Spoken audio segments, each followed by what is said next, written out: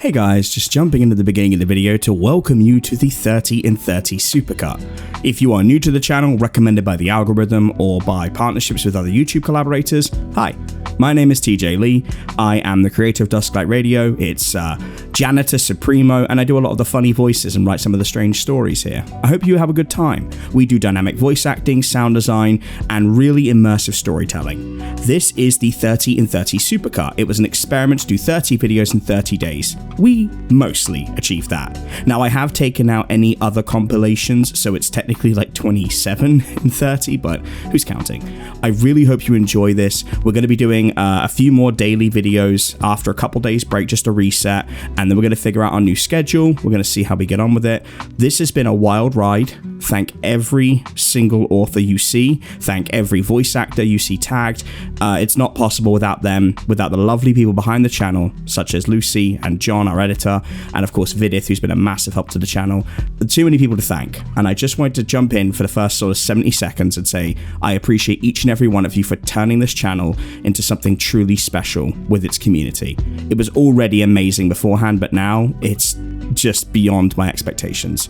We'll be starting a new schedule in roughly a week. We'll be doing SCP videos, Sturgeon stories, and feature-length pieces. I'm really excited to go into it, but for now, we're going to take a little break. So have a wonderful binge to the darkest stories we've told in Dusklight Radio in 2025.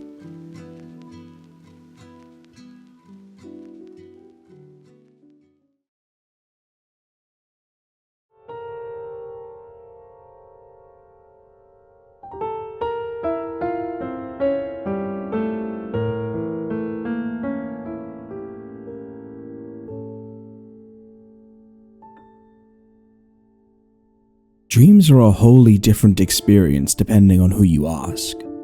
Some claim to have bizarre and vivid experiences at night. Others say they don't dream at all. If you were to ask me, I'd say it's not so black and white. That I'm somewhere between two extremes, though I tend towards dreaming less than the average person. Yeah, it's probably true we dream every night and just don't remember it, but for all practical purposes, that's the same as not dreaming at all. That's about where I stand with the subject. Honestly, I prefer the nightmares.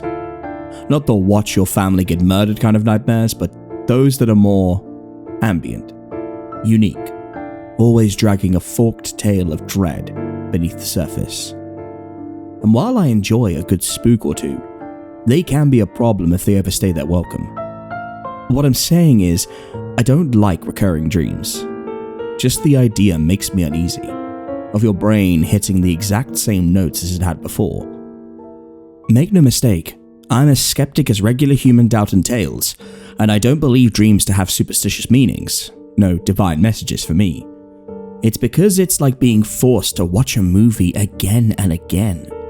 It was fun the first time, but it loses its charm on the second watch, and the third, and the fourth. The only difference is that when I have a recurring dream, it feels like the first time, and I only realize I've had it before after waking up. Anyway, the recursion I could pass off as confidence, a child of stress perhaps. That's if it's one dream. The thing is, I've been having these same dreams for about half a year now, and there's 4 of them. I can't recall the order I first had them in, and I can't say with any certainty if there's any intended order at all. These are dreams, after all, and unless Hitchcock's ghost is haunting me and directing my dreams, then the most I can do is record them in the sequence that seems most likely. Every time I have them, there are only minor differences, but they play out relatively the same. The first dream is no different. I'm at one end of a long alley or an aisle when the first dream starts. At first, I always think it's a high street somewhere. There's stalls and wooden trolleys set up along the sides, running all the way down to the end. I don't feel scared or anything, not yet. Actually, I feel content. I stroll comfortably down the long stretch, listening to people conversing, bartering, and taking in the smells of a farmer's market. As I walk, I look above me. The aisle is enclosed by tall metal shelves, making me think I must be in a warehouse or a builder's merchant, even if the shelves are empty. When I look back down and observe the scene, I come to an immediate halt. All the stalls and carts are still there, but there's no people and no products. It's completely empty. It just feels like there should be people, and I say something like, "Oh, right," like I already knew no one was here, but only just remembered. Except, there is someone, at the far end of the aisle where the market stops.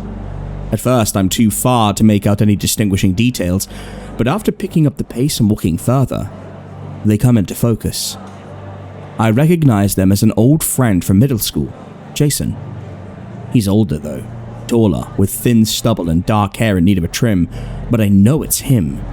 Same square glasses, same green eyes as I remember. He's behind a wooden counter, and behind him is a huge, spotless window.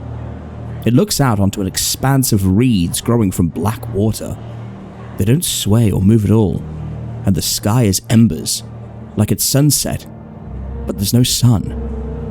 Despite not having seen Jason in years, I have no desire to get reacquainted. It would be trivial at this time and place. "You're late." The words seemed to waft out from him, like they were being held in his lungs for just this moment. But they've spent so long sitting there they've become stagnant. Did I miss the harvest market? At first he stays quiet, though his lips remain parted. I think he might be shivering. "Slipped away," he says, sighing and shaking his head, like he's said all he has to say. He raises an arm and points off to his left. I look in the direction he's pointing and see something. I'm not really sure what it is, not in the dream at least.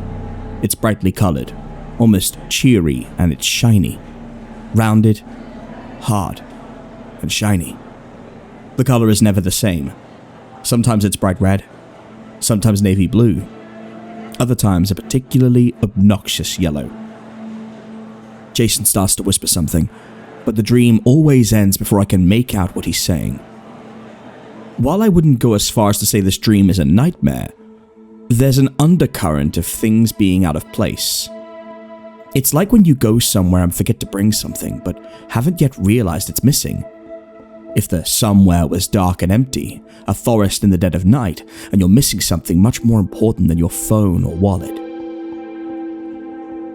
Obscure impressions aside, this dream's nothing special. It's barely coherent. It's the other dreams I have been having that lend it gravity. I had this one a few times before any of the others cropped up. The second dream is different. The first always makes me uneasy, but in this one, I feel scared. The kind of scared where you wake up in the dark, sheets ruffled and tacky with cold sweat while you palm around blindly for the bed lamp. It starts out in one of those indoor soft play establishments with all the slides, tunnels, and padded scaffolding. I have a vague sense even now that I might have gone there as a kid, or maybe I just had this dream when I was younger. Either way, I'm a kid in the dream, not just in body, but mind too. In the dream, I'm messing about near the slides with another kid, a boy who looks roughly Dream Me's age. His head is shaven, it looks like, and he wears these thick Coke bottle eyeglasses that make his eyes big. So big, it's like they're ready to pop out of his sockets. And under his right eye, near the rim of the eyelid, is a mole, a real nasty one, the kind you should get looked at. I don't know why that detail sticks out, it just feels important, somehow. Anyway, we're loitering around the slides, playing some make-believe. It's different every time, and the dream seems to start well after the rules are established, so I never remember what it's about. The other kid's called Jay. I know because that's the name I shout when he starts climbing up one of the slides. To me, it's one step short of breaking the law. Of course, my call goes unheeded and Jay disappears into the slide's scratched plastic maw. Every time, I figure it'd be best to follow him and try to coax him back down. Child logic, give me a break. The slide itself is enclosed and has round holes on both sides. For all the safety regulations around slides, they couldn't have built one less encouraging to break those rules. They're damn near perfect handholds. I keep pulling myself further up the slide, and it always sounds as if Jay is right around the next bend, but I never catch up. That is, until the background noise of children laughing and squealing cuts out entirely, And I mean it cuts out.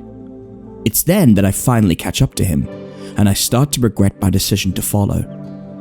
Jay is turned around, poised with both hands hooked into the holes on either side. Before the thought of asking what he's doing could reach my lips, he kicks me square in the chest, sending me down the slide in a ball of hurt and tumbling limbs. I'm not sure how long I'm stuck in this state. It feels like forever, even though it ends. God, I wish that was the end of the second dream. But I'm not so lucky. When I finally feel hard plastic disappear from beneath me, the surface I crash into isn't a cushioned mat. It's solid wood. After wincing, I open my eyes, expecting to see the bright fluorescent lights overhead. I stare instead at nothing. To be precise, I stare into unadulterated pitch blackness. Then, I look around, and I see some light, though my eyes don't adjust. That'd be pointless in a dream. I can tell I'm in a small room from the moonlight leaking in through the blinds, but they're clamped to the windowsill by a lock. I'm already scared at this point. Dream me can't be any older than 8, 9 tops, and I'm transported back to a time where the darkness was real and coming to get me. The room is L-shaped, and there's a door to my right. I try it, but it's locked. It's got one of those old keyholes, large enough to look through, and I do just that. Nothing but a dusty staircase. Sometimes it goes up, and sometimes down. Sometimes there's no staircase. It's just black. But every time it's quiet. So quiet I could feel the silence. A heavy pall of dread in the air. In the far corner, by the window, is a baby's cot. Empty. Eerie enough if it weren't for the beady-eyed brown bear reared up behind it. Taxidermy. The faintest suggestion of moonlight glints off those eyes, and its silvery outline is downright massive. It's horrifying. I know it's stuffed, but it feels so wrong. I had a deathly fear of bears as a kid, but in the nightmares they showed up in, they were always alive, usually chasing me. Never like this, a monument of childhood terror, harmless yet more intimidating than ever. It's usually after seeing the bear that I start to shuffle into the corner furthest from it. Sometimes I'll go back to the keyhole and have another look, and I find that now there's something in front of it. It's too dark to tell, but I think I see movement. My eyes flick back to the stuffed bear. I'm scared that... No, I know that if I stay in the light, it'll come alive and maul me. Now obscured in the darkest corner, I bump against something. At first I think it's bedding, but no, it's too coarse. Desperate for any comfort, I wrap my arms around it and, to my mind-numbing horror, it's warm. It's hot. And it's when I register that heat that the thing I've just snuggled up next to lets out a deep, gurgling, carnivorous growl. There's no way for me to not wake up with a start when that happens, so I don't know if that's where the dream is supposed to end or if I just don't want to experience whatever it has in store. So, I'll call that the end of Dream 2. I know, it's hard to see any relevance between this and the first dream, but just bear with me. It all makes sense, I think, though I'm still figuring out how exactly it does. I'm not going straight into the third dream just yet, because I want to talk about Jason. I say we were friends in middle school, but acquaintances would be more accurate. I saw him in school, of course, but only a handful of times outside, and a good half of those would be chance encounters at parties or pubs. Ergo, I had more than a hard time getting into contact. He still has a Facebook page, but like a lot of us, moved away from the platform a while back. I resorted to his mum's page where there was a post about Jason's new website. He's a beat producer now apparently, real old school type rhythm. I actually got hooked listening to some of his samples before remembering why I was there. I found his contact email and shot him a message, with a little refresher to tell him who I was and my mobile number. Within the same day he'd got back to me via text, and as luck would have it, he lives in the next town over. I asked if he was free for a catch-up. He said he was on Friday morning, so I cleared my schedule and drove over there when the day came round. It's been best part of a decade since I saw him last, so I didn't want to go straight into business after all that time. We met in a tea shop a few blocks from his place and talked about how our lives had been going. I got married 3 years ago to my girlfriend Kim, and have been on a steady freelance programming career for 5. Jason has a boyfriend, not married but living together. He's in a bit of a rut financially, but told me a pretty big rap name has commissioned beats from him, so there's that. I held this conversation with as much sincerity as possible, knowing my reason for being there. I tried to bring it up naturally. In reality, there's no way to transition to dream talk in such a long-awaited reunion. I wasn't even sure what I was looking to gain in talking about it, but one thing pushed me to do so more than anything. Jason looked exactly as he does in the first dream, and I haven't seen him for nearly 10 years. So, I gotta ask, Jason mused. Why the abrupt contact? Not that it's a bother or anything, but I'd be lying if I said I thought about you, like, ever. No, I get it, I replied. It's just... Okay, it's a little weird, but I've been having recurring dreams, and in one of them, you make an appearance. Jason smirked at this. What kind of dreams are we talking about? I'm taken, you know, so I hope you didn't come here to admit some repressed feelings. Though he obviously spoke in jest, I felt my cheeks flush and cursed myself for not thinking about how he'd interpret this. No, dude, it's nothing like that, I chuckled. It's different. The dreams, they're more like... how to put it? Like they're halfway between dream and nightmare. Cocking an eyebrow, Jason just stared at me, waiting for me to continue. I told him about the first dream, and, unsurprisingly, he agreed it was pretty bizarre how I dreamt his face as he looks now, when we hadn't seen each other for so long. Then, I told him about the second dream. That's where things changed. I summed it up in a much briefer manner than I've done here. Already I could tell he felt uneasy. It was in his eyes. But it's when I got to the part about climbing up the slide when those eyes got glassy. You okay? You're sweating, I asked. Jason shook his head a little, apparently shedding the weight of something. Or some of it, at least. His lips parted and I could almost see the words being joined and nailed together in his head. The picture of his face made me shudder. It was the same as in the dream. What? This kid. Do you remember what he looked like? I frowned, but described him as best I could. Right, yeah. About my age? I mean, however old I am in the dream. Like 7, I guess. Thick glasses, short hair, maybe shaved, and a big puffy mole under his right eye. By the time I was done, Jason was still. I wasn't even sure he was breathing until he mustered a few choice words. On the rim of his eyelid. I gave him a puzzled look. Concerned as to his sudden change in demeanor, he answered before I asked. I had a brother, you know, Jacob. We were twins, and the only way you could tell us apart was that mole under his eye. And the glasses, of course. Hated and loved each other to bits. He got leukemia a month after our 6th birthday. He started choking up. I laid a hand on his shoulder, hoping to comfort him, and it worked, however slightly. They had him on chemo right away, and things were looking up. Beat it under 2 years. His hair started to grow back slowly, and I thought we were starting to look the same again. My mom took us out to one of those places, those fucking play places. I thought he'd break down again, but he raised a head and steadied his breath. And he did it too. Climbed a slide, I mean. I didn't know what had gotten into him. Went after him, and he knocked me back down, all that. But when my mom called for us to leave, we couldn't find him. Had the whole staff team search that place top to bottom, and he was just gone. Not a trace. And the police search went cold from the outset. I struggled to find a response, and all I could do was ask the only question on my mind.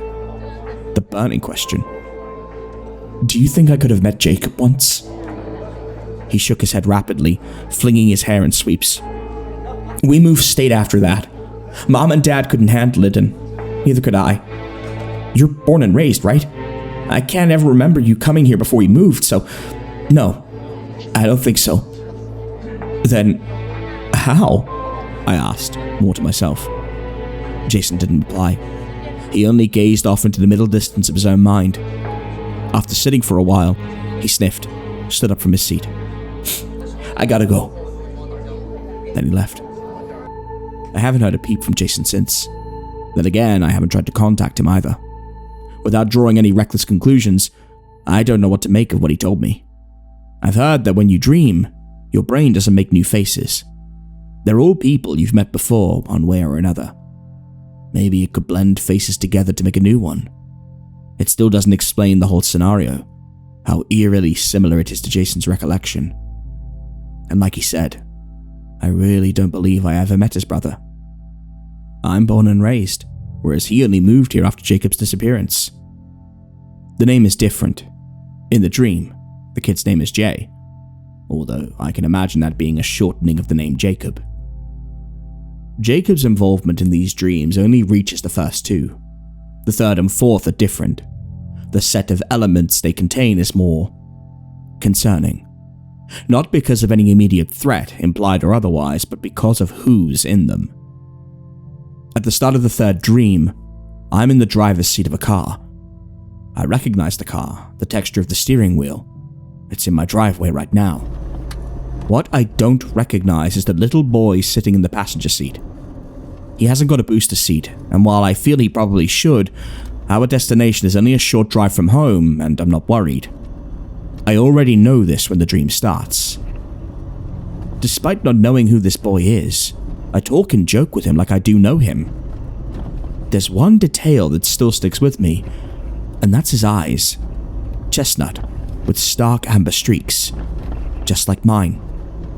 I want to ask him something, but I don't, and I can never remember the question. Besides, I wouldn't have time, because we've arrived. Thorn Gardens. I've been there before. It's only a mile or so out of town. It's a garden center. Kim loves her flowers and vegetables, and I've been sent on errand runs to the place more than once. When we pull into the parking lot, it's empty. Ours is the only car there, and after shutting the engine off, I find we were also the only source of noise. It's dead quiet now the engine's off, and it makes me worried. Not about anything in particular. The air is just too still. Even the car doors slamming as the boy and I get out are jarring. When I see the entrance, so do I the man standing there. His outfit is bizarre, an insane cross between the overalls and button-up of a farmer and a neat tailcoat suit, the sort of thing worn by a stereotypical butler. It's all in one piece and it's immaculate, not a speck of dirt to be seen. I get the feeling he's been standing there, waiting for us for a good while, and it disturbs me. Then the little boy says something, and I look down to his face, full of excitement and wonderment, and brush the feeling off. The man nods and beckons the two of us inside, where he gives us a sort of tour of the place. The garden center is made up of several long, vaulted greenhouses, side by side with iron pillars in place of glass. Maybe I'm lost in nostalgia for such a place, or I'm just not interested in what the man has to say, because whatever he is saying sounds distant and almost ethereal. Echoes lost in a boundless dream world. Time passes and we wind up at the cactus section of the store. Here, our guide stops and turns, looming over the boy with his eyes set on him. His lips stretch into a smile that seems contrived somehow, and he always asks in a low, slightly impatient voice, "Would you like to see behind the curtain?" I look down at the kid, anxious to hear his response. I don't know why. It's like this is all a recording being played in my head because I desperately want to scoop him up and leave. The man feels dangerous. The boy squeaks a small, and the man outstretches a hand, which the boy takes gleefully. Every thought I have is screaming at me, but I don't move. I can't. The man shoots me a look before spinning on his heels and practically dragging the boy through a wrought iron arch into a kind of indoor garden display. A circular patio bordered by a wall of cacti so dense I can't see inside. A few minutes go by in silence and the man returns, alone. Something breaks through the inside of me and I ask, "Where's Mitchell?" It's safe to assume that's the boy's name. though I don't think I've even met a Mitchell in my life. The man is staring into the distance, then looks at me like he forgot I'm here. That surprised expression crumbles away into nothing. His face is carved in stone, emotionless, like a lizard in a human body. He clears his throat, then says, "Slipped away." It's as if the floor's disappeared beneath my feet, and is often enough to scare me awake. When it doesn't, the dream suddenly feels more real than before, and I launch myself at the man, planning to shove past him and get into the show garden. I ram my palms into him, and it has absolutely no effect. He doesn't move an inch. It's like I'm fighting a granite monolith. He doesn't react either. Just keeps staring, vacant and without a hint of emotion. I do, however, manage to peer over his shoulder. This is as far as the third dream goes, and right before it ends, I see the show garden. Just as I thought, it's a circular patio. And when my eyes find the middle of it, I see something shiny, something colorful.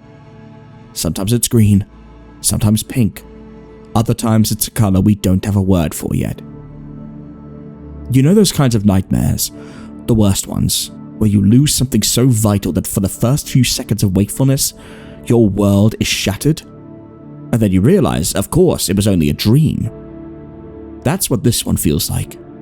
Like I lost something so important to me that trying to describe that importance with language and words feels less than pointless.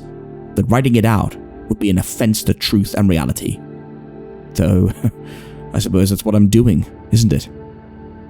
I don't have much else to say about this one, so I'll keep it brief and go right into the fourth and final dream I've been having these past few months. I don't know what I expect to gain from this.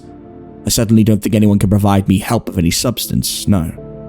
I think having it all recorded so I could sit here and look at it, listen to it, all at once, might just let me figure this out. Perhaps because it's the most recent, or perhaps it's the sheer terror of it, the fourth dream I can remember most vividly. I'm standing in the middle of my home street. Well, I recognize it as such, though there are minor discrepancies that are natural for dreams. The sky is dark except for the moon, which could be full, a crescent waxing or waning, but always dim. Otherwise, the sky is empty. There are no stars, no blinking planes, no gliding satellites. Nothing. The road is empty too. There isn't a parked car in sight. I don't hear anything either. It's so far past quiet that the silence screams in my ears, like the air itself is solid and collecting around my eardrums, weighing me down. That's why it's so strange that I feel a breeze, when I hear not a leaf upturned nor a blade of grass whisper. The breeze is hot. It's humid and carries a raw, meaty smell. This detail sticks out to me. Supposedly, smells in dreams are especially rare, and less than half of us will smell anything in a dream in our entire life. On the thought of the wind and the leaves, I notice the trees. They're all bare, and I don't see any dead leaves on the ground. In fact, the trees look dead, husky and blackened, not like they do in winter. I'm walking down the road, along the white lines, though I'm not sure why. I guess it's because there's nothing else to do. I keep looking down at my feet like I'm checking for something or waiting for something to appear. I realize at an indeterminate point, I'm holding someone's hand. It doesn't surprise me. It feels natural. It feels right. The person beside me is talking, and from the tone and timbre I can tell it's my wife, even if I can't make out any of her words. I go to look at her, but before I do, a lone street lamp flickers to life ahead, illuminating a manhole cover that has been partially slid off its hole. The sight stops me dead in my tracks. Kim, on the other hand, continues walking, with an added grace in her step. When she feels the tug of my arm, she turns, asking, "Aren't you coming?" To that I answer, "I don't know. Are you sure?" A particular melancholy shows in her face. Her eyebrows slant outwards, and she pouts a little, though the corners of her mouth suggest a rueful and deeply knowing smile. "You'll be left behind." I hang my head. "I know. I'm sorry." I abandon wariness, and the pair of us walk over to the manhole cover. We guide each other's steps, almost like we're dancing in a slow waltz. After a few good paces, the street lamp's orange glow reflects off of something underneath the manhole cover. It's barely visible through the slit of a gap, but it looks hard and shiny. Sometimes it's blue, or red, or green, or brown, or black, or white. The color stops mattering. Kim doesn't hesitate. She bends down, heaving the heavy iron disc aside. This is the only time in any of the dreams where I get a clear picture of this shiny object. This thing that is ubiquitous across them all. It's the mouth of a slide, like from a swimming pool or an indoor play place. It looks to curve and spiral downwards. The dread I feel in that moment is hard to describe. It feels like teetering on the edge of a whitewater rapid, thundering towards a waterfall, and some unseen predator is closing in behind me, like there's no more options. Kim looks up at me, her smile now hopeful, then proceeds to pull herself into the slide feet first. I reach out for her, but it's too late. She vanishes into the darkness that's somehow thicker and denser than the already dark sky above. She leaves me all alone. I'm frozen. The longer I stand there, the worse I start to feel. The world is shrinking in on me. It's pushing from all directions. How long I stand, uncertain, varies from dream to dream. If I wait long enough, a noise starts off in the distance, and if I keep waiting, it gets louder. It gets louder and louder until it should surely deafen me, but I hear it all the same. It sounds like the tired ticking of an old clock. A clock that's running out.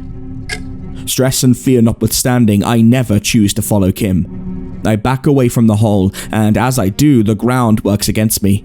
It warps and tilts downwards, forming a cone around me with the hole at its core. When I still manage to maintain my position, the asphalt turns smooth.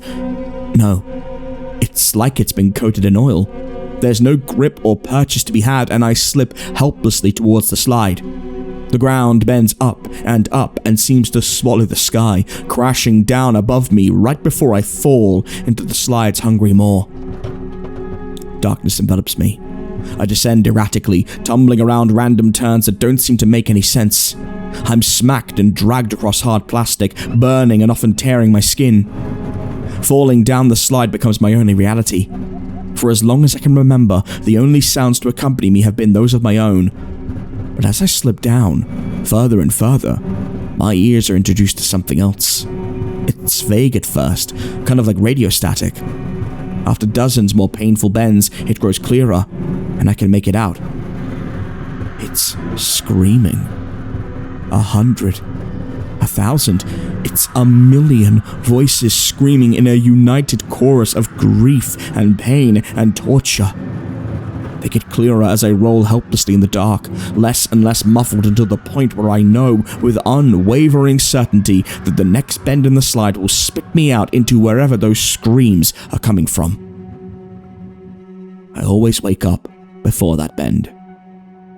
Maybe this is all just coincidental. Happenstance, the details all match up. And they are only dreams. That's what I hope anyway. To be honest, I'd be happy to stop having them and never think about this again. Unfortunately, I think I'm past that point.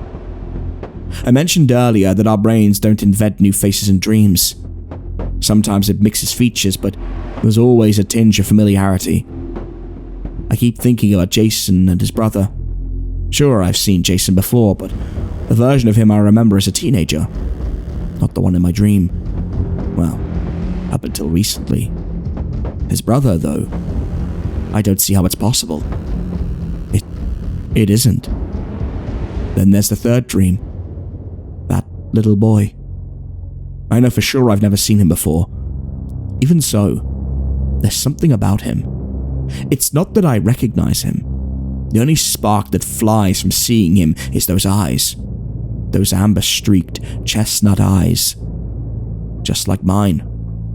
I'd still lean towards something psychological, even with the unexplainable aspects. But, you see, Kim and I have been trying for a year now, on and off, until 18 weeks ago when she tested positive. Since then, she's been to have ultrasounds. They're not always 100% accurate. but she's been twice now, and she insists on the results. It's going to be a boy, and Kim's already got a name.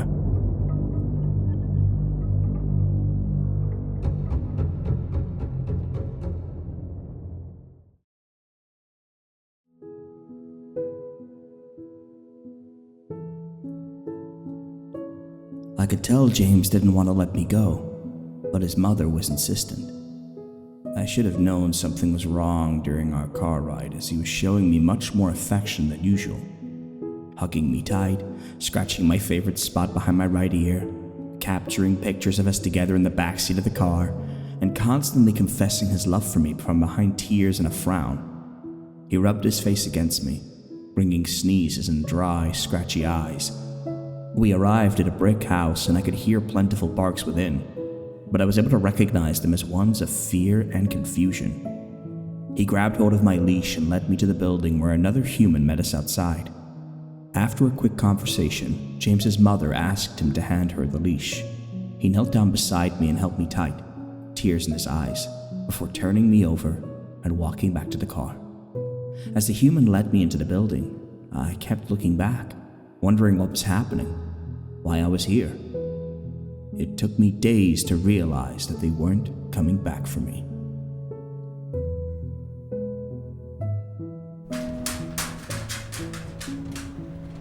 I remained in a cage for a week before myself and 2 others were led into the back of a van.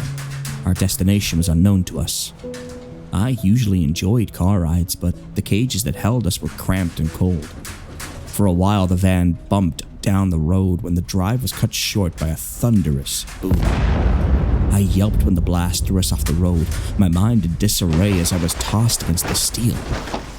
Me and my entrapped brothers began barking in confusion, throwing our paws against the doors of the cages that held us prisoner.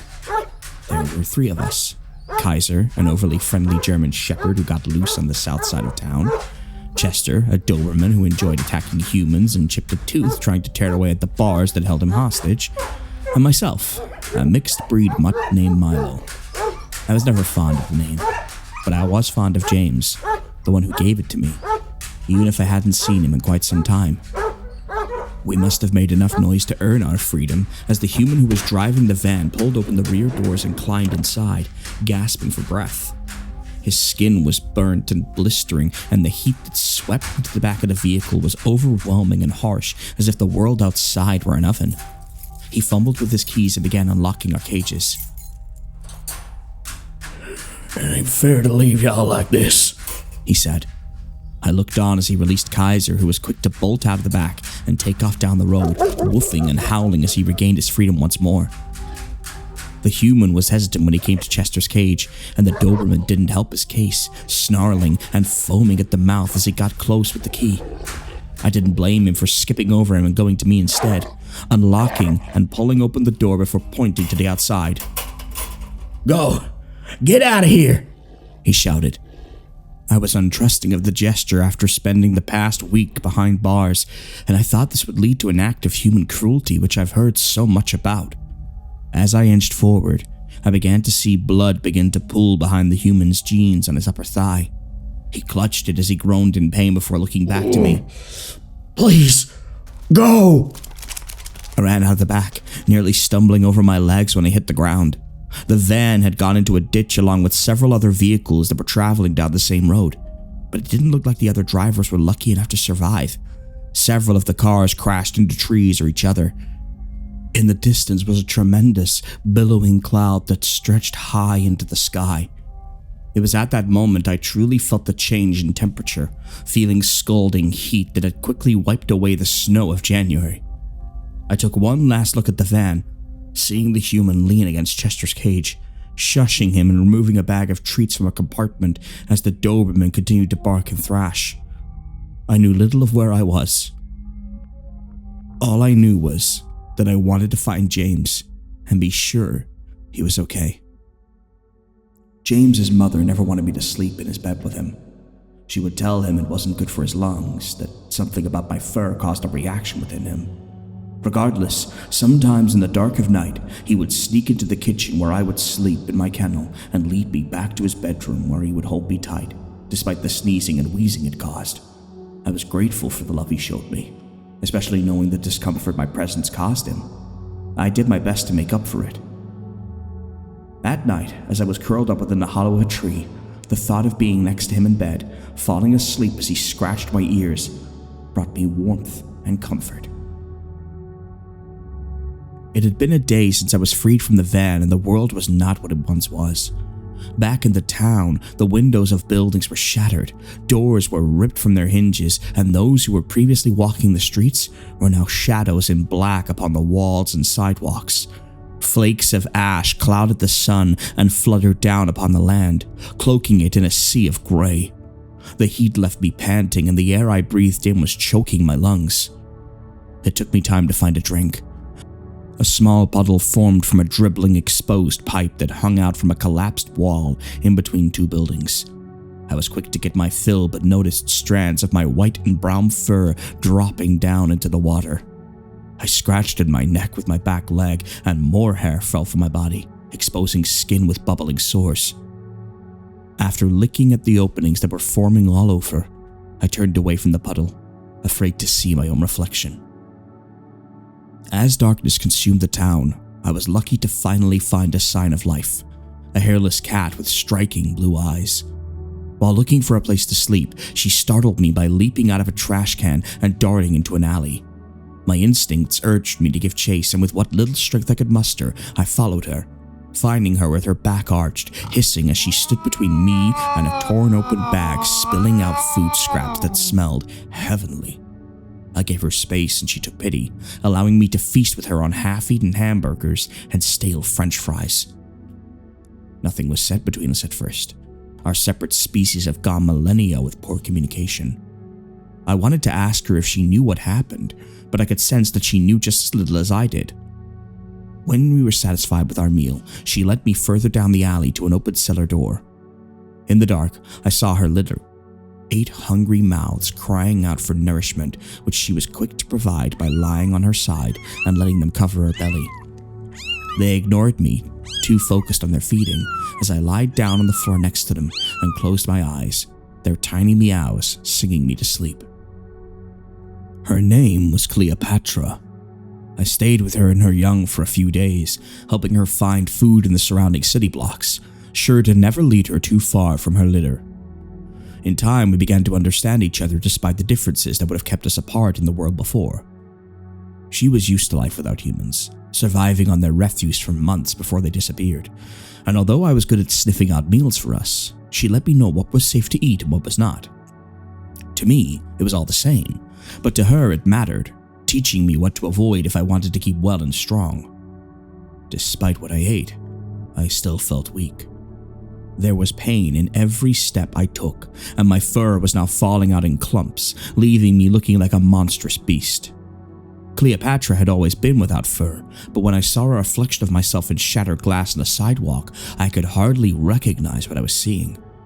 My fur, where it remained, was matted and blemished with soot and blood.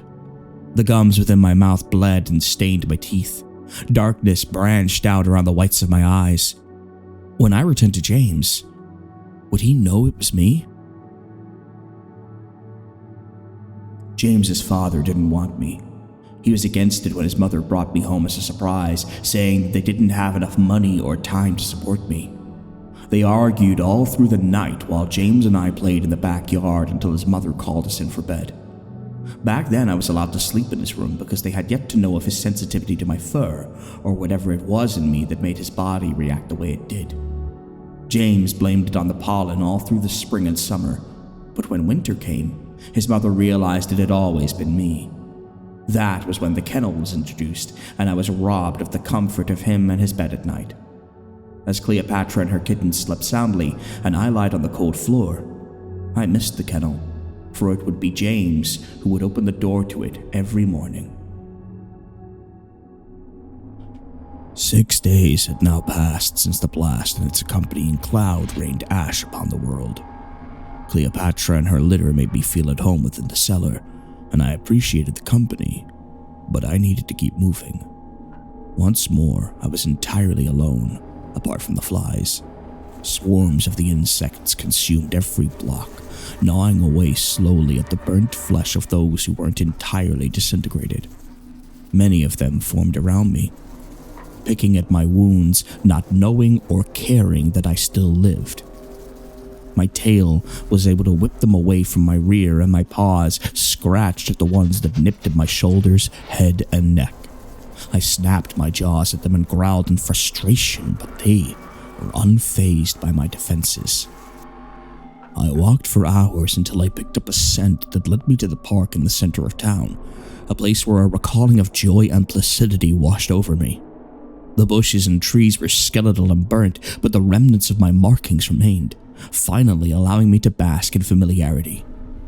I tried to recollect the most recent memory I had of the place, the ice cream shop across the street where James gave me my own scoop in a bowl, the children who laughed cheerfully as they climbed about the playground, the other dogs brought in from all around who played and frolicked while chasing sticks and tennis balls, and the ride in the car that took us there and back. More familiar aromas filled my nostrils as I began running across the lifeless grass and towards the direction we had always driven from. I was getting closer. As I reached the other end of the park, I heard an ear-shattering crack and the pavement just below my paws erupted into debris. I turned to see a man stepping into the street, coated in black with sunken eyes that had a bad hunger to them. He had a gun in his hands which ejected a shell to the ground before he took aim for another shot, firing once more and striking the tree a few feet to my right. Everything in my mind told me to run, and so I did, my feet kicking up dirt and ash as I broke into a full sprint down the road. Kaiser and Jester had told tales of dangerous humans who would corner you and throw a hoop around your neck, and others that would throw rocks at you for pure devilish amusement, but this wasn't as simple as haphazard cruelty. This was predator and prey. For the first time in my short life, I felt true fear. The transformation the new world had given me was a minor setback compared to being hunted by a human, Earth's apex predator. I didn't look back as my springing legs hurtled me forward, dashing side to side as more shots pierced my surroundings. Up ahead was a traffic jam frozen in time, consuming an entire intersection with rubble spilling down onto the sidewalks from collapsed structures. With a leap, I made it atop one of the cars, only to slide across the roof and fumble with catching myself and rolling to the ground. There was little space between the vehicles, but enough to provide me cover if I kept low.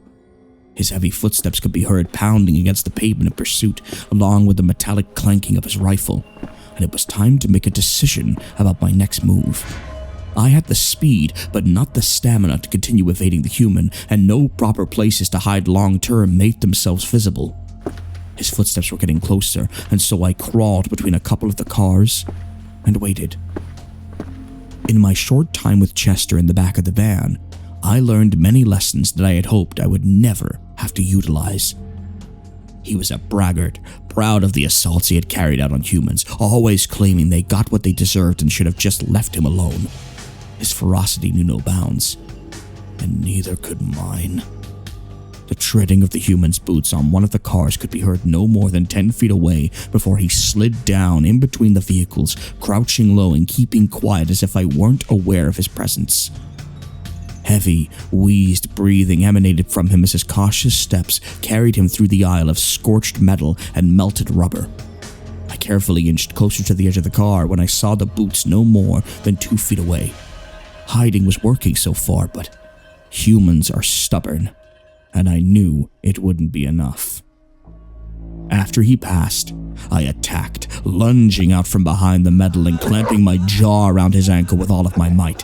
He thrashed and shouted, aiming his rifle down and firing off a shot, but missed.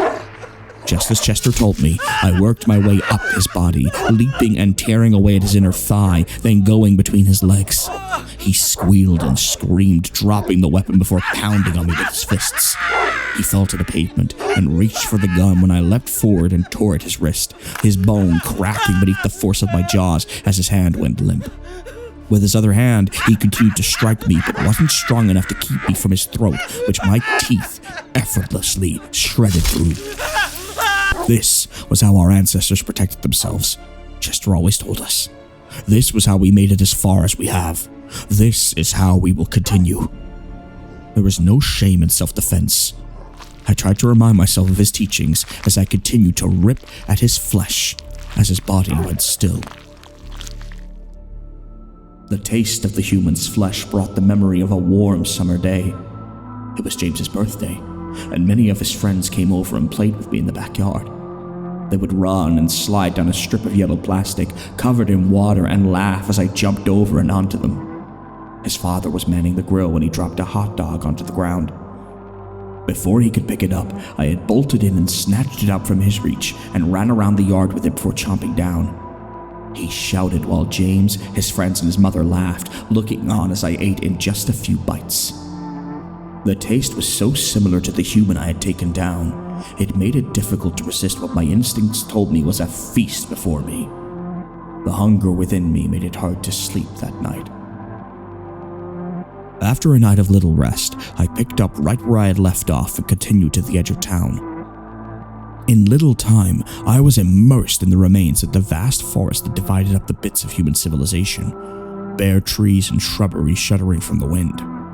This was the road we always took when on a family outing, but as we went through it so quickly in a car, I never had time to truly appreciate what used to be the expanse of nature before me.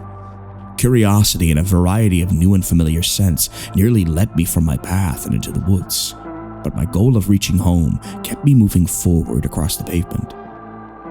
Even with all the plants and trees deceased, the air was more friendly to my lungs, and my wheezes waned the further I continued. The gray that had coated over the town and highway slowly gave way to the browns of the previous autumn's fallen leaves, a welcome change in scenery. Suddenly, to my right, I heard the crunching and snapping of twigs in the woods that bordered the road.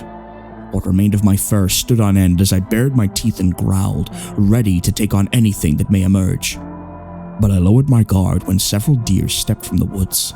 A buck, a doe, and 2 fawns. Like me, their fur was patchy, and the exposed skin was covered in sores. The fawns stepped behind their antlered parent, who looked as if he was ready to charge in defense of his young, but I ceased my aggressive behavior, the only growling remaining being within my stomach. They looked delicious, but yesterday's fight with the human was enough conflict for a lifetime.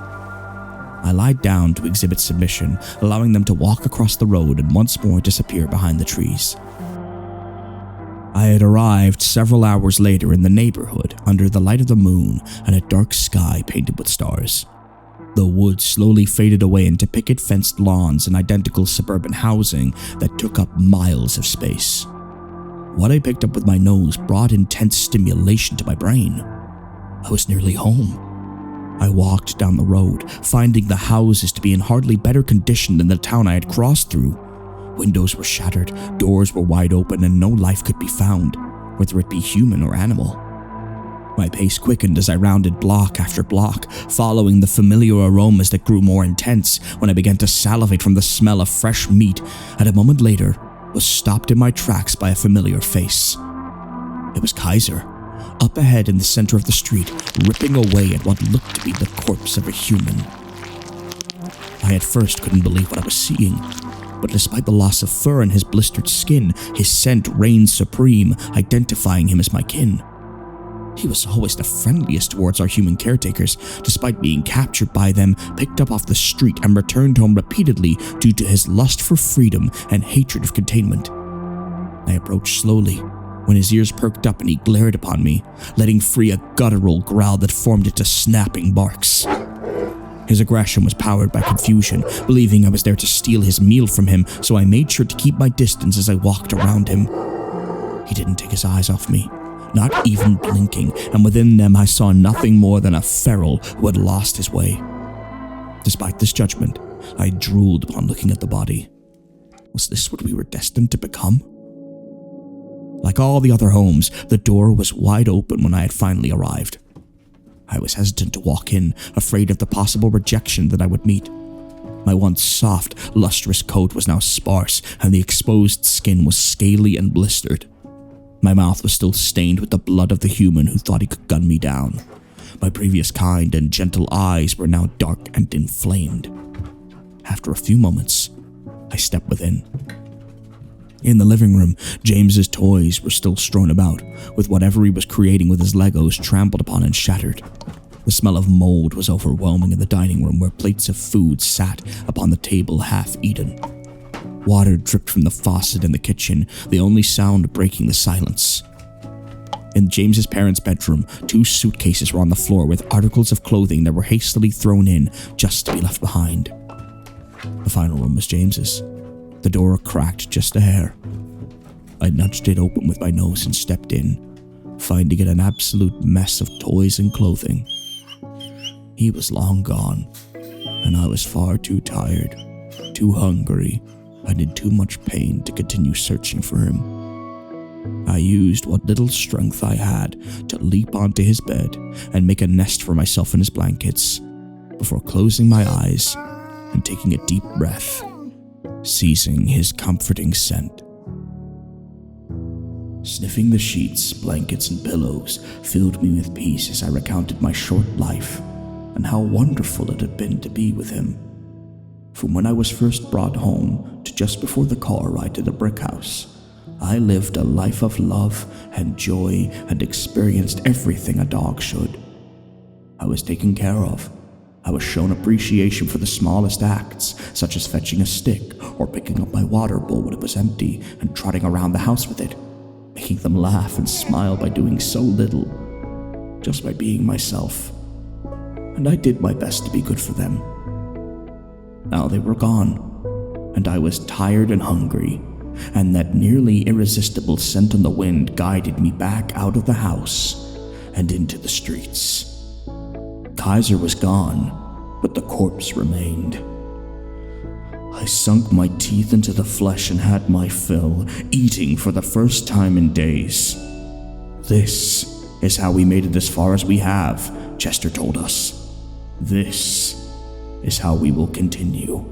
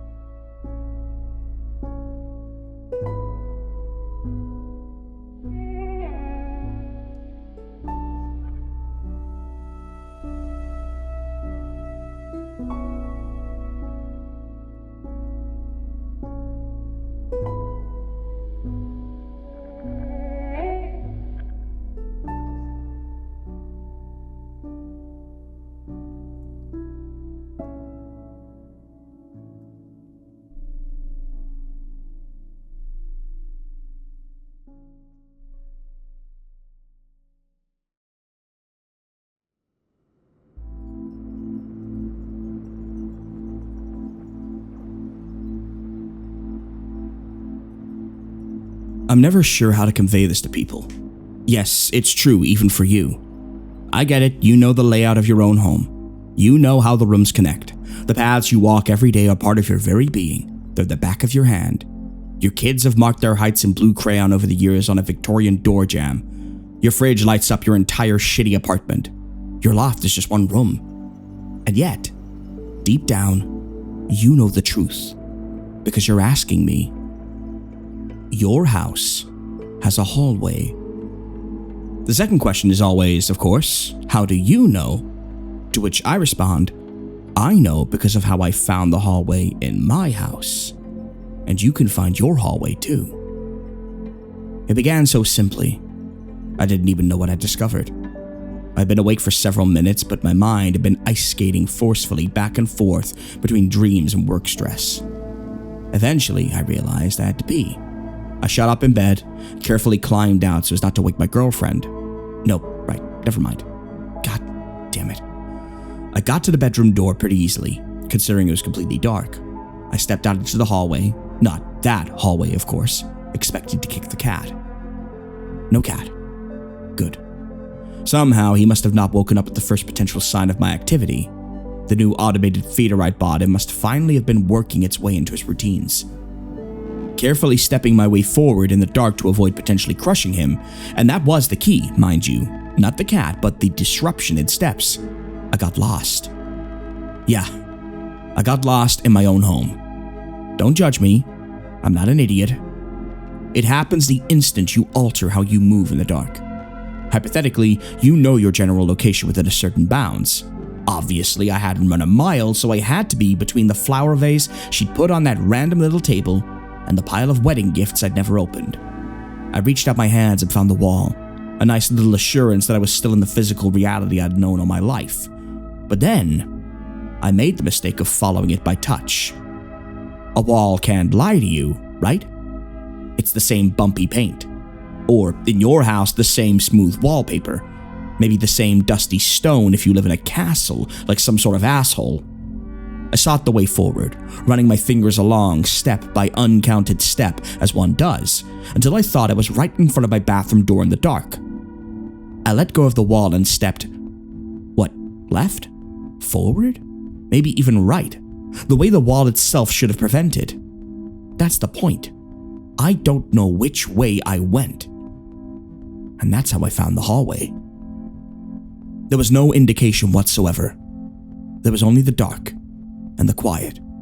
My bare feet on gradually thickening dust, my ears hammering with the deepening pound of my own heart, the blackness swirling and pulsing in my vision with nothing more than shimmering nothingness. My fingers moved through cold open air, and my foremost thought was that impossible, rejected concern. Where the hell am I? I had to be in my house, certainly. I had to be somewhere between the pile of wedding gifts I'd never opened and the bathroom door, without a doubt. I had to be somewhere in the hall outside my bedroom. The door I was looking for had to be. I reached left. I reached forward. I reached right. My pulse began to race in my warming ears as I questioned my limited senses. Something in me told me that I'd stepped too far to have failed to reach the bathroom door. Something in me told me that I should be able to fling my hand out and grasp wood or wall. My logical human brain was calling bullshit on this. So, I left the wall like a moron and took a step forward, seeking reassurance. I took a second step, then a third, a fourth, a fifth. Before I took the sixth step, it occurred to me that there was no location in my tiny house where I could take 6 steps and not reach the opposite wall. I was pretty sure that my lack of money for a bigger house was the main reason she'd left me. This pitch-black spaciousness didn't make sense. I grabbed my phone on pure instinct. I'd shoved it in my pajamas pants pocket out of habit. I'd been intending on, while peeing, watching some ads on the shitty mobile game I was playing, the same way I always did. I hadn't even thought about it. But when I pulled it out of my pocket and hit the power button, nothing happened. Shit. Right. I'd fallen asleep without plugging it in. At the time, I knew I should have, but I just didn't. It was dead. Heart pounding a little faster, I reversed course without turning, my hands stretched backwards. 1 step, 2 steps, 3 steps, 4 steps, 5 steps, 6 steps, 7 steps, 8 steps. I reached out in every direction, hoping desperately to find bumpy paint with my fingertips. There was only cool, churning air. Silence. Blackness. I finally broke the silence and whispered, "What the fuck?" There was no reply. No echo. It was crazy to feel the way I did, but I couldn't deny it. Something was wrong. I stood motionless for what must have been a full minute. 2, 5. Then I said softly, "Kitty, treat, treat." Come on, Kitty. I know I never named you, but you can't hold that against me. She bought you after all, and then the next day, "Kitty, treat, treat." My heart leapt in my throat. From an insane distance, I heard a little whir. "Kitty, treat, treat." I turned left and listened in the void, turning my ears back and forth. "Treat, treat." He wasn't coming. He couldn't find me. He sounded confused and frustrated. "Treat." I moved towards him, repeating the call, hearing his response echo closer and closer, but nothing changed. just cold, roiling nothingness, until I finally felt the fur moving against my ankles. "Kitty!" I leaned down and petted him. "Christ, I thought I'd never find you." Yeah, I'll get you the treats I promised." Ever so carefully, so as not to kick him, I moved forward and found the wall. I didn't know which wall, so I groped along it until I finally felt a doorway. Instantly, it all became crystal clear in my mind, and I reached out for a light switch. Searing white hit my eyes, but I didn't dare blink or look away. I was right by the living room door, exactly as I expected, and I looked back with dire confusion. Everything was normal. There was nowhere that I could have taken 6 steps, let alone 8, and nothing about the experience made sense. Kitty moved back and forth against my ankles, demanding his treats, so I went to the living room to give him his promised treasure. He was a Norwegian forest tuxedo cat, by the way. Still is. I moved through the house with the aid of several flipped light switches, finally getting the pee I'd needed, and then I crashed, only vaguely wondering what the hell had happened. I would have never questioned it again if I hadn't woken up to find a note on my nightstand. It was written in crayon. Blue crayon. I looked at it left, right, upside down, then finally understood. It said, "Phone kills you." I sat up ramrod straight into bed the moment I parsed it. I probably should have done that sooner, actually, since the very existence of the note violated one basic fact. As of 11 days before, I lived alone. Phone calls, parents, police, pacing, pizza, Pepsi, Prison Break. I didn't watch it when it originally came out. I was decades late to the party. Sue me. Nothing came of the incident. Someone had left a threatening note in my fucking house while I'd been asleep, and I couldn't make sense of it. No one could. Eventually, as my pain over the ghosting faded, I watched all of Prison Break in 2 weeks, then all of Red Dwarf in another 2 with only Kitty to accompany me. I began to wonder if the note had truly been threatening at all. I'd been asleep. If the author of the note had wanted me dead, wouldn't I be dead? Phone kills you. I stared at it. In my hand, a very real piece of paper with very real blue crayon. Blue crayon. Blue crayon. I stared off into space, haunted. Why did My phone had been dead. When I'd been lost in the dark, somehow, impossibly reaching out for walls that should have been there, my phone had been out of power. Phone kills you. Oh my God. If I entertained the note a different way, not as a threat but as a warning, then it was telling me something very different. The note might have been telling me that my phone, had it turned on, would it have killed me? Why? How? I couldn't know. Not yet, but if I took the note that way, it meant one thing was certain. Someone had been there in the dark, watching me. In a rather manic fit of paranoia, I got up and ran about my house, using a measuring tape to gauge the span of every wall. Every corner, every door jamb, I'd taken 6 steps that had been, in some inexplicable and impossible manner, wrong. And then I'd taken 8 back, still not finding the original wall, only finding my way left to Kitty's distant responses to my promises of 2-calorie treats. It wasn't possible. The measurements constrained the lay of the house in chill winter daylight, and by their testament, it wasn't possible. I constrained my steps to minimal mouse-like movements made timid by darkness. It wasn't possible. To the house, I said quite crassly, "Fuck you!" The house frowned. It had been built in 1917, long before modern human notions of space and time. It wasn't the house's fault. To Kitty, I said, "Dude, this house has a hallway." Kitty looked up at me with skeptical yellow eyes. "Not this one. Another one. A colder one. Only slightly." He didn't really react. "I'll prove it," I promised. "But the question is, how?"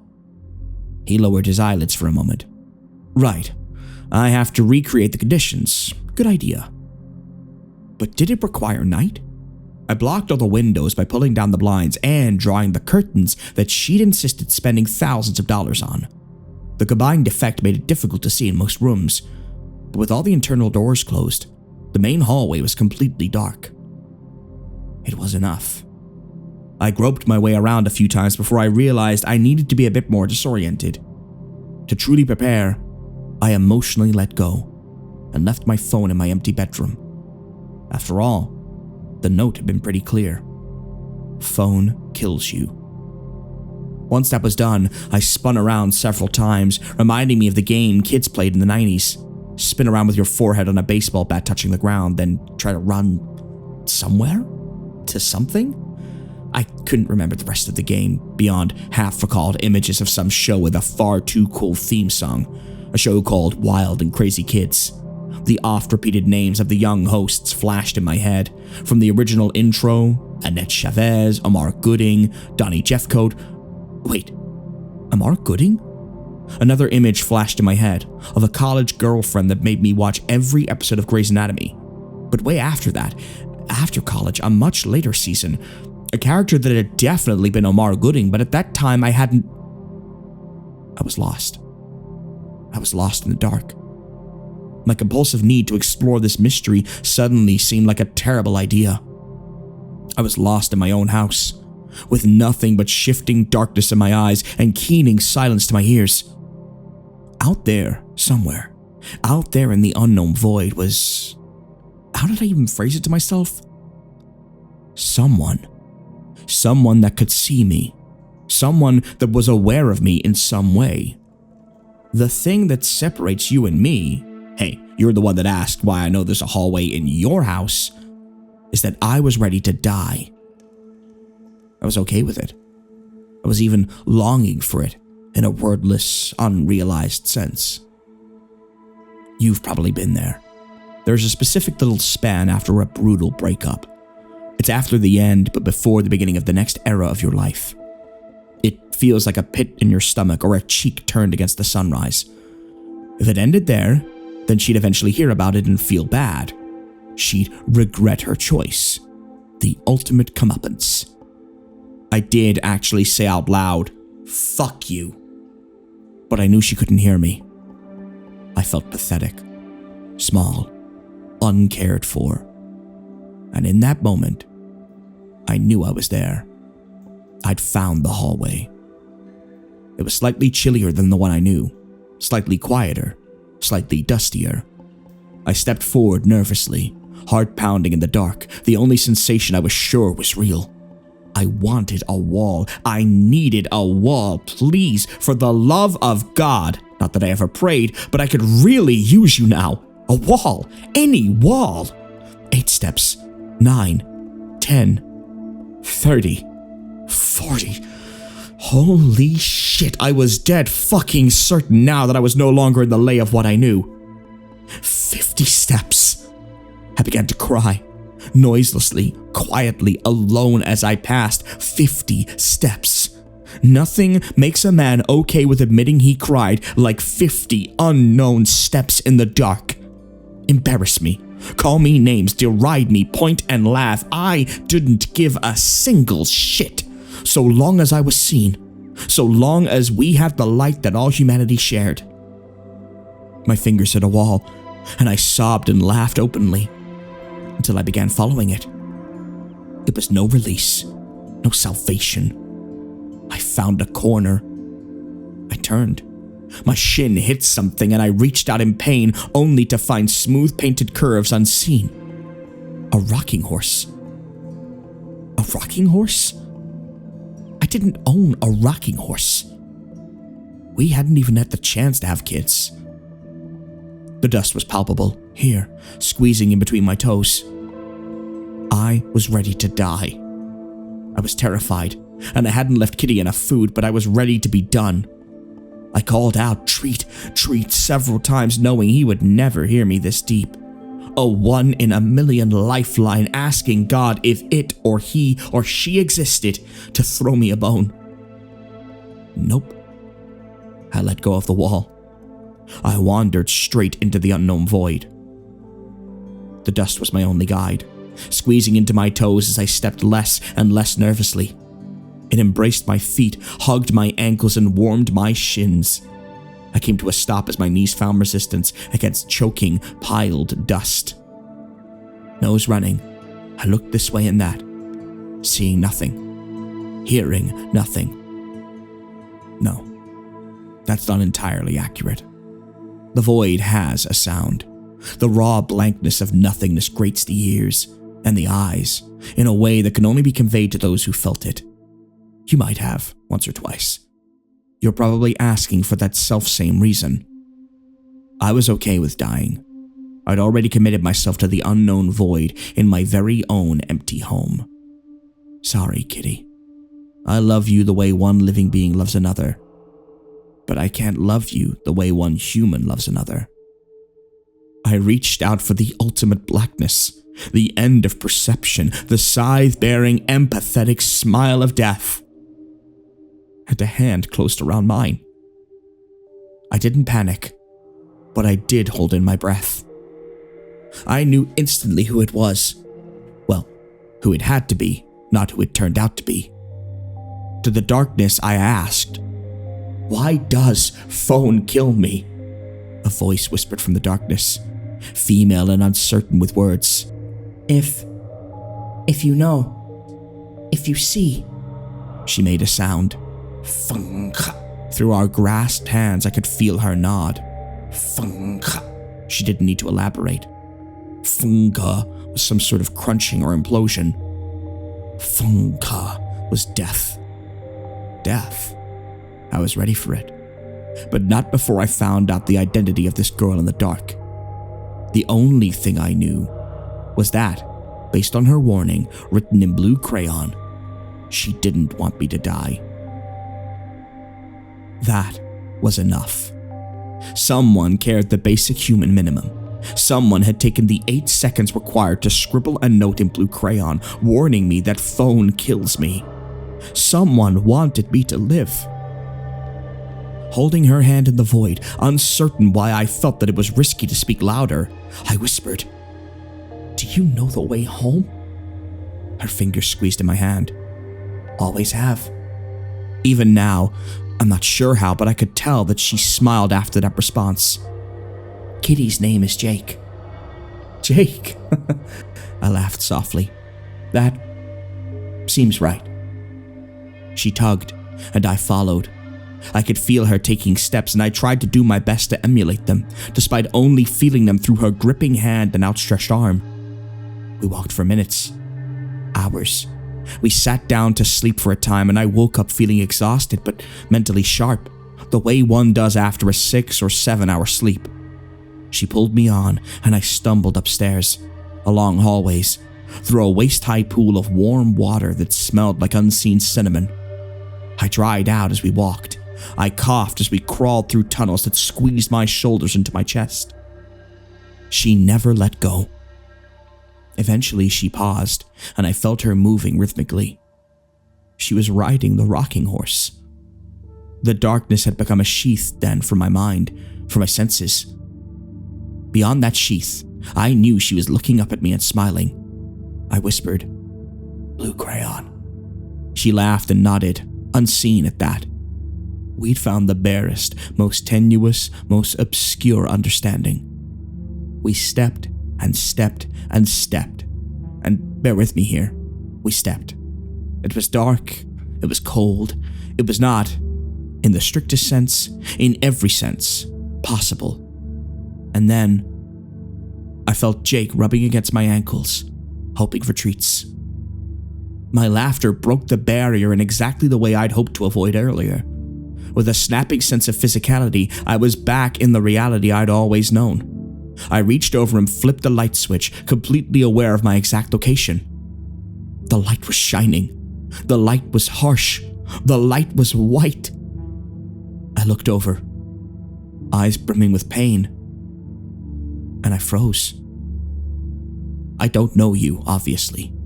You're asking, probably jokingly, about the hallway in your house. If you're a lonely man, You've probably been feeling, so strongly, the very same notions I was entertaining. Was this a new opportunity for happiness? A new excitement? A new love? A girl out of the dark? No, nothing like that. By definition, the creature holding my hand was not something a human could love. If you're a woman, you've probably been guessing at the thoughts running through my head unseen, out of a sense of what men consider, secretly but constantly in that gross manner outside the light of polite conversation. But no, even then, the creature holding my hand was not something a human could feel, well, anything for. She, for it was undoubtedly a she, in the sense that human beings call things, by the tone of voice and the physical equation of form, had taken a massive, insane, and improbable risk by showing me the way home, by letting herself be perceived. I recognized this, even as I recognized her. I couldn't tell you how I knew or how I understood. It's a sense that humans must have had since the early days, since the time of caves and fires, since the time of lightning bolts and cheetahs. It was the uncanny valley. What the fuck? Is that thing, is it dead? Is it diseased? Is it right? The question can't be asked properly. I almost retched. I almost pulled away and screamed. I almost ran for the hammer in the closet and bashed my own head in. The computational matter that made up my brain certainly shrieked for these limited possible choices, leaning most towards the hammer. But her hand held mine, softly and fearfully. It was not possible to feel empathy for what I was seeing. I was ready to die. That gives a man clarity of emotion unlike any other situation. So, I closed my eyes. All I was left with were her fingers clasping mine. She'd lived in the dark her entire life, so that's how I accepted her, how I rationalized her. In the black of my own shuttered perception, eyes held tight, fingers on fingers, heart racing to near nausea, I asked quietly, "Are you?" Through our fingers, I felt her move in a way that indicated a nod. Blue crayon. I'd known from the very moment I saw the note. Breathing deep a few times to stave off panic, I smiled, aware that she could see it. Blue crayon. For the next 5 days, I walked my own house with my eyes closed. It was a difficult adjustment, but I knew enough now to keep my own location specific. You can only find the hallway in your house if you're lost. That's the key. You have to lose your anchor. You have to be alone. You have to be without direction, without hope. You have to be ready to die. Or maybe you just have to be half awake and stumbling around in the dark. I haven't tried enough to know for sure. That weekend, I logged onto my family video call with another chair pulled up next to mine. I had Jake in hand and he was purring. He loved her easily because he already knew her. She had always been there, skulking about my home at night when I was asleep, when I wasn't perceiving. That was why Jake had gotten fat. She'd been feeding him, even before the breakup. She'd always been there. She'd always been with me, fearful of being seen but loving, caring. She didn't create my hallway, or your hallway. It was just a refuge she'd found, the same way yours find refuge in the hallway your house has. They don't abandon you. They don't give up on you. They love you, even though they can't be loved in return, can't be looked at, can't be felt for, unless you close your eyes and try not to think about it. Their fingers are like ours, their hands are like ours, and their faces are like ours. If they weren't what they were, they could walk among us without issue. It's not the shape that's the problem. I started the video call with my webcam aimed at the ceiling. My parents asked me what was going on with that, and I told them I had someone to introduce them to. Someone they'd once cast out, without quite realizing the existence they were giving her instead. I didn't blame them. They couldn't have known. None of us could have known. We'd always been told that ending a life was simple. Painful, but simple. "Mom," I said with a smile, my eyes held tightly shut. "I found her. Do you recognize her?" reached out and angled the webcam down. I found my sister.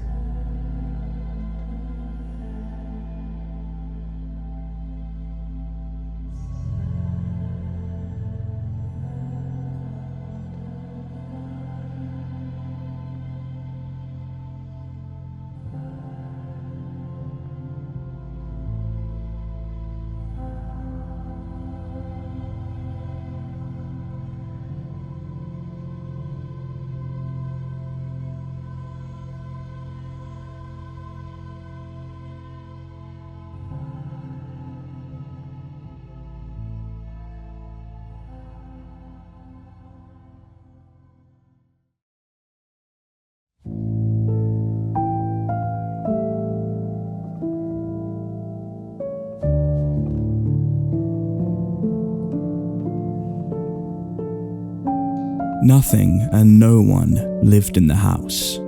Nothing except the creeping moss and the attic spiders. No sounds of mirth emanated from within. No did lights of joviality come forth from its large grey windows. For all intents and purposes, it was as silent and welcoming as the grave. The house had no neighbours, unless you can count the toads and bats of the surrounding woodland as fellow men. The crumbling and decayed property stood alone in the horrid dark of deepest gunner's cloth, a large and foreboding patch of woodland on the outskirts of haunted Barton. It had no claim to fame, and as a haunted house it was overshadowed by the nearby mythical Byron Manor, a home for the mentally disturbed that also nestled among the sloping bungalows of the small village. Yet those who did know of the house were aware of the magic that soaked into its very foundations and spread into the soil around the property. Like a crawling plague, this miasma poisoned the whole area with a sick, creeping ambience. Many could feel this unseen necromancy on a primal, instinctive level and were alerted by whatever feral defenses remained of the human brain to avoid the house at all costs. Rare, bleak souls such as myself were instead attracted to that same sorcery like a moth to a candle flame and sought to be ever closer to that spark of magic, no matter how much it burned. By good fortune, purchasing the house had been a simple affair. Whatever family had once possessed it had long relinquished all claims, and the estate had instead passed into the remit of the local parish council, who had no objections about selling it on to me. Last scion of that decaying dynasty had left instructions that should no family heir make himself known, the house would become the property of the town council, who were to keep it for a period of 20 years, after which they could do as they please. Most likely they would have demolished it had I not come along. A fair bit of money must have been left in the hands of the council in order to keep the property from such destruction. Certainly none of it had been spent on the building's upkeep. For decades, the house had stood alone and unoccupied, quietly crumbling as it struggled to keep vigil over the encroaching wilderness that threatened to engulf it. But no longer. It would be mine, and once I had died and been interred in the property, it would pass to another of my family. It would stay with me and my kin, and if no one came forth to claim the house at the time of my death, my instructions were to have it pulled down, brick by brick, forever mine, and mine alone. Perhaps I should enlighten the reader as to my demeanor in hope that it shall shed some light on why someone such as I would wish to buy and indeed live in such a lonely place as the Gunner's Cloth House. I had lived in the village of Barton for my entire childhood, only leaving the village as a youth to attend the Eastwich College before moving on to Manchester to finalise my studies. However, no matter how far I strayed from the place of my birth, I could never fully leave it behind in my mind. There were far too many memories, both good and ill, attached to that place. Dreams of summers spent running around the plentiful woodlands and the cramped, crooked alleys that snaked around the living abodes of Barton's residents. I would often make a trip to Barton on my free days, taking the train to Eastwich and then boarding the bus to the village, watching out of the window for persons familiar to me. There were often many of these, for Barton had within it rather a peculiar magic that seemed to prevent most of its population from moving beyond its reach and into the greater world outside. It was during one of my many sojourns into Barton that I first came across the house. I had known since I was a child that there was supposedly a haunted house deep in Gunner's Clough, but never set eyes upon it until I was an adult. No, it was only a few years ago that I made the stream that was now little more than black sticking slop, past the curious worn grey stones that the old-timers called the Pixie Thrones, and finally beneath the ivy-strangled witch elms that shaded the acrid brown earth where nothing ever truly grows until finally I stood before the house in horrid, silent awe. The greasy grey windows and boarded-up door called to me, and I knew that finally I was home. The house had called to me then and felt as if I had always known it. I had come face to face with a legend whose story was only half remembered in hushed whispers by those Barton folk who were themselves not long for this world. My interest in death and haunted houses had stemmed, as most deficiencies of the mind do, from early childhood experiences and associations. I had personally witnessed 2 family deaths before I was 12 years old, first watching my grandmother waste away from alcohol consumption until her organs dried up and failed her, and then losing my dear friend and cousin who had hanged himself in his own home without so much as a word of goodbye or a letter to explain why. By age 15, I had become increasingly afflicted with nightmares of my own death. Vivid dreams depicted my demise on a weekly and eventual nightly basis. Despite their fevered frequency, I failed to capture many details about my death dream, for the vividness eroded with the merciful clarity of the waking mind. The place and time of my death remained unknown to me during these nocturnal harrowings, but curiously I grew to learn 2 strong, reoccurring details about my death. I would not die alone, and I would not die hungry. I had made it my lifetime's ambition to capture this nightmarish scene upon my canvas, for I am an artist of sorts.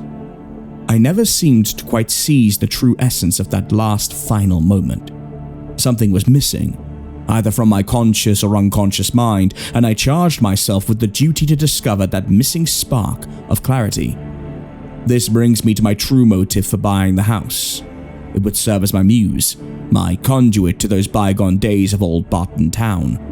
Within those rotting beams and creaking, sagging roof, I would live in isolation, channeling the old magic whilst I painted my masterpiece and once and for all unravel the mystery surrounding what I grew to believe was my impending, preordained death. I decided early on that I would do very little, if any, renovation to the house. I needed it to stand in its perfect decomposing glory if it was indeed going to enlighten me to the extent required to spark my imagination into painting my crowning achievement. After signing the necessary paperwork, I still had business to attend to in Manchester, so painfully I had to leave Barton behind for a week or so to sort out these pressing affairs.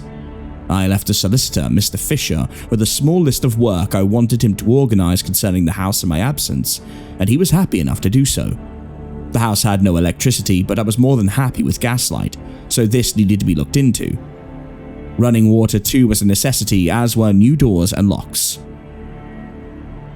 A few of the windows needed replacing too, but I made it clear to him that I wanted as much of the original glass preserved as possible, so only those windows that had fallen into irreversible repair were to be replaced.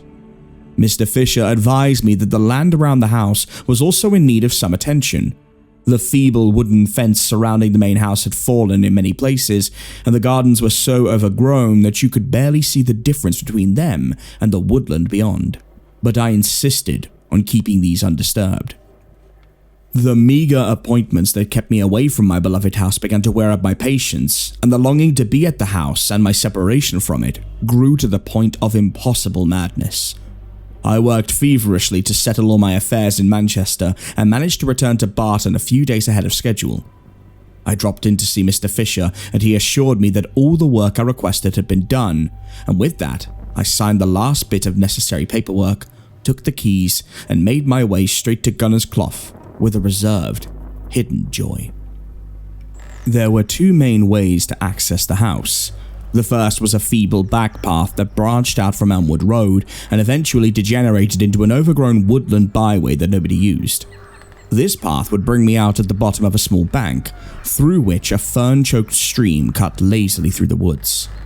From the bank, Some rough stone steps, slick, green and fungus-ridden, would leap haphazardly upwards and to the back of the garden of my new home. The second method of entry was quicker and by far my more preferred. This path cut through the cemetery of Barton Parish and led to the gunner's clough at the back. This path would lead me through the trees and after a decent walk-through would bring me to the front of the house, and so it became my preferred journey. The towering witch elms greeted me as I reached the far end of the graveyard and into Gunner's Clough proper. The autumn sun disappeared quickly as the tangled and gnarled canopy strangled out the rays of light, and in very little time, all was dark and muted. I must re-emphasize the latter because it was unearthly silent in the woodland. No birds or insects agitated me with their incessant twitter or buzzing as I traveled deeper into the trees, and I developed a half fancy in my mind that the creatures of Gunner's Clough were showing respectful silence, for a new master had arrived and adoration must be shown. Then, abruptly and with the rekindled but welcomed terror of childhood fantasies, the house came into view. I increased my step, not from the fear of the dark trees or the eerie forest quiet, but from pure, distilled excitement. The house stood before me. I dropped my bags in awe, just as I had done when I first saw the titanic terror as a child, and gaped, slack-jawed at the majesty and beauty of the structure that stood before me. The windows had been fixed, but there was enough of the original smoky glass left that the repairs were barely noticeable. Like everything else in the immediate vicinity, these had been engulfed by the aura of dread the house emitted. I could not say for how long I stood there, in hushed ecstasy, but eventually I regained my sense of self and snapped out of the hypnosis, taking my bags to the front door. The large iron key provided by Mr. Fisher slotted into the lock with a fantastic and sinking clunk, and I turned it laboriously, slowly, and deliberately, in order to savor the sights and smells of what lay beyond the threshold. There was little sound. I expected a creak from the door, but it swung open smoothly, silently. I walked forward and fully drank in the gloomy scene. There was enough light reaching from the windows to permit me to see, but not in great detail. This I greatly enjoyed, as it allowed me to conjure up whatever imagined phantoms I desired. I half danced through the hall and into the lounge, to the kitchen and the empty rooms beyond whose original purpose was lost on me. My mind was in a haze of delight as every childhood horror and imagined terror played out before me like a grand play. Fanaticized noises and sights spewed forth from the depths of my subconscious, and for a moment, I was in Tartarus itself. There was one detail, however, that was not fantasy, and that was the overpowering musk of decay that assaulted my nostrils and brought me once again back to the physical plane. It was a charnel smell, at once sweet and sickly. It was the scent of death, and it was everywhere. I concluded, erroneously, that an animal must have crawled into the house and died, leaving its rotting carcass concealed somewhere beneath the floorboards or in the attic above. I searched at once for the source of the sepulchre fragrance, but to no avail. There was no sign of a dead animal anywhere. Not downstairs, not in the bedrooms above or the small, cramped attic overseeing the whole rotting affair. The investigation into the cause of the smell was not entirely fruitless, for it revealed to me fully the horrifying glory of the aforementioned attic space. For such a large house, the attic was tiny. The roof was so low that I had to stoop once inside, and to my dismay, it was barren and empty. I had hoped to find some relic from the house's past, but there was only dust and dry cobwebs. The entire structure felt wrong. The beams sloped at queer angles and created all manner of visual vicissitudes that caused my mind to spin. Areas of the roof bent inwards and then sharply outwards with no reason or rhyme. Small, needless corners had been created from the beams for no apparent purpose. I felt like I stood trapped within some kind of impossible triacontahedron, a mental hall of mirrors that reflected all the unknown laws of the universe back upon themselves. I quickly concluded that the original builder had either been a genius or a lunatic. I made the decision on the spot right there, here I would paint my masterpiece. Here I would sit in the shadows with the feeble light from the singular round window that loomed menacingly above me and vomit forth my magnum opus. Despite the banquet of horrors my brain had feasted upon since my arrival, I had no desire to start my painting just yet. Instead, I moved all my equipment into the attic, ready for when the black mood would take me. I retired downstairs for the evening. I had yet to buy a bed to sleep in, and the crumbling, rotting frame of what was left in the master bedroom was hardly fitting. I unpacked my cases and arranged the essentials: my painting tools, my coffee, which I immediately set to boil on the kitchen stove, and my cigarettes. I had brought some simple foodstuffs: cheese, bread, and cold cooked meat, which I ate in my usual detached way. I resigned myself to an early night, equipping the dusty sofa with a sleeping bag I had brought in Manchester, and slowly welcomed the coming darkness. I had hoped that my first day in the house would inspire me in my usual nightmarish death scene, from which I would transmute paint to the canvas with untold dread in the morning. The dream, however, did not come. At least it did not come in the usual fashion I had come to expect. In its place, an all-new terror had shambled onto the mind's midnight stage, its curtains slowly opening as my eyes gradually closed. I found myself lost in a maze of earth-hewn tunnels, slick with niter and damp to the touch. I knew I had to be underground, but how far down, I could not tell. I had only a hand lamp for light, and I made my way along the twisting charnel corridor with no sense of purpose or reason, pressing forward into the waiting gloom. Gibbering sounds could be heard echoing all around me from an unknown direction, half barks and half hushed voices. I strained to make out the words they spoke. I could hear only a few scratching utterances, but what I could hear terrified me to my core. Small, semi-comprehensive sentences such as, "He has come, shall we feast?" and "Quiet, he is listening." I saw shapes dart around just out my radius of vision. Hideous canine countenances grinned at me with bestial craving. Semi-human eyes rolled loose in their sockets and mocked me from the shadows. I tried to run, but lost my footing, crashing to the floor. I expected to wake, as was typical in a dream when you fall, but I did not.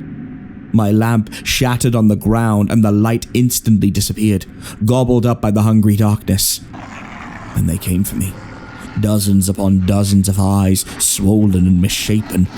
I felt claws embrace me like iron vices, and in the blackness, I felt my body rise from the floor. My scene suddenly shifted. I now found myself in the attic, sat in front of my canvas, straining to see what image lay upon it.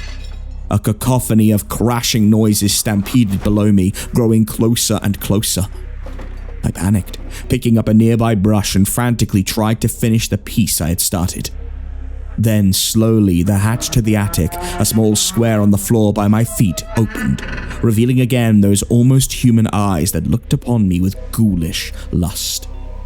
I screamed, and then I awoke. The cold sweat chilled me as I stirred on the sofa. I looked around and half expected to see one of my fiendish adversaries waiting to pounce. But mercifully, I was alone. Sunlight penetrated the lounge window, and I looked at my watch to see the morning had passed me by. It was 2:15 in the afternoon, and I had grossly overslept. Despite my uncharacteristic dozing, I did not feel refreshed in the least. In fact, I felt quite the opposite, and could have slept for much longer had I been an undisciplined man. I made breakfast and went into the back garden, where I lit a cigarette and strolled around in the brisk air, taking in the sights of the woodland beyond. Unlike my initial arrival, there was now activity among the creatures of Gunner's Clough, and all manner of beasts were happily singing, chirping, and croaking away. The noise was so loud, in fact, that I finished my cigarette quickly and went back into the house, pulling my collar up against the cold. I still felt no compulsion to paint and did not visit the attic at all that day. In fact, I actively avoided entering the place. My muscles were sore, a product of my poor sleeping conditions, and I wandered around the house from room to room like a lost soul searching for purpose. As I made a second trip around the ground floor rooms, I also noticed that the rotten smell I first encountered the day before was now gone. I cannot say I was not pleased about this. Perhaps a scavenger had visited during the night and taken the foul source away to its den to feast upon in safety. With the day drawing on and nothing to do but drink coffee and smoke, I decided instead to pack some sandwiches and spend what was left of the day in Barton Village. Barton had a small, humble library, and what it lacked in academic literature, it made up for in local history and folklore. My area of search was, quite naturally, the house. With help from the hoary librarian who had served at the library for as long as I could remember, I was able to track down some scant information concerning the house in the woods and the family who had once laid claim to it. From a small book entitled A Treaty of Demonic Influences in Cheshire, penned by an Eastwich author called Samuel Gaunt, I was able to find an obscure reference to a man called Jonathan Bickham who had once lived in the house which was known simply as the House in Elmwood.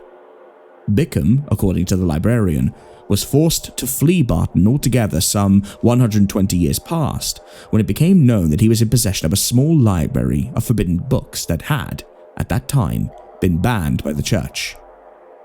The worst of these offenders had been titled Le Culte de Ghoul, a tomb not wholly unfamiliar to me. I had heard of this particular book whilst at university, and it was always mentioned in hushed whispers by unsavoury types. I found the name of Bickham to be of special interest, for my own surname of Pickman was somewhat similar, having a common origin in the old Saxon tribe of Bickham. Of the aforementioned ghoulish tome, I could find no further information other than the author being a Frenchman called the Comte d'Ailette, but I had a name of Bickham to go on, and I instead focused upon that line of investigation. With the few hours of sunlight remaining, I traced all reference to the Bickham family and their lineage. The family had both built and owned the house I now lived in for many generations, but had forsaken it several decades before I was born. These then must be the blighted bloodline that had laid claim to my beloved house and abandoned it or instead faded into oblivion, leaving it behind. Of the fate of the Bickham line, nothing could be found. It was suggested that the last scion of the family had died with no heir, but there were also references to a family of the same name leaving for New England many years ago. It seemed unlikely that I could ever piece together the ultimate fate of the family, but they didn't overly concern me. The house was mine now and would remain so forever. My sandwiches remained uneaten, and I discarded them into a nearby hedge on my walk back through the crooked alleyways and cramped bungalows of Barton. The dying sun painted the village with maddening shades of oranges and pinks, all the while casting long, mutated shadows that transformed even the most innocuous of objects into nameless terrors.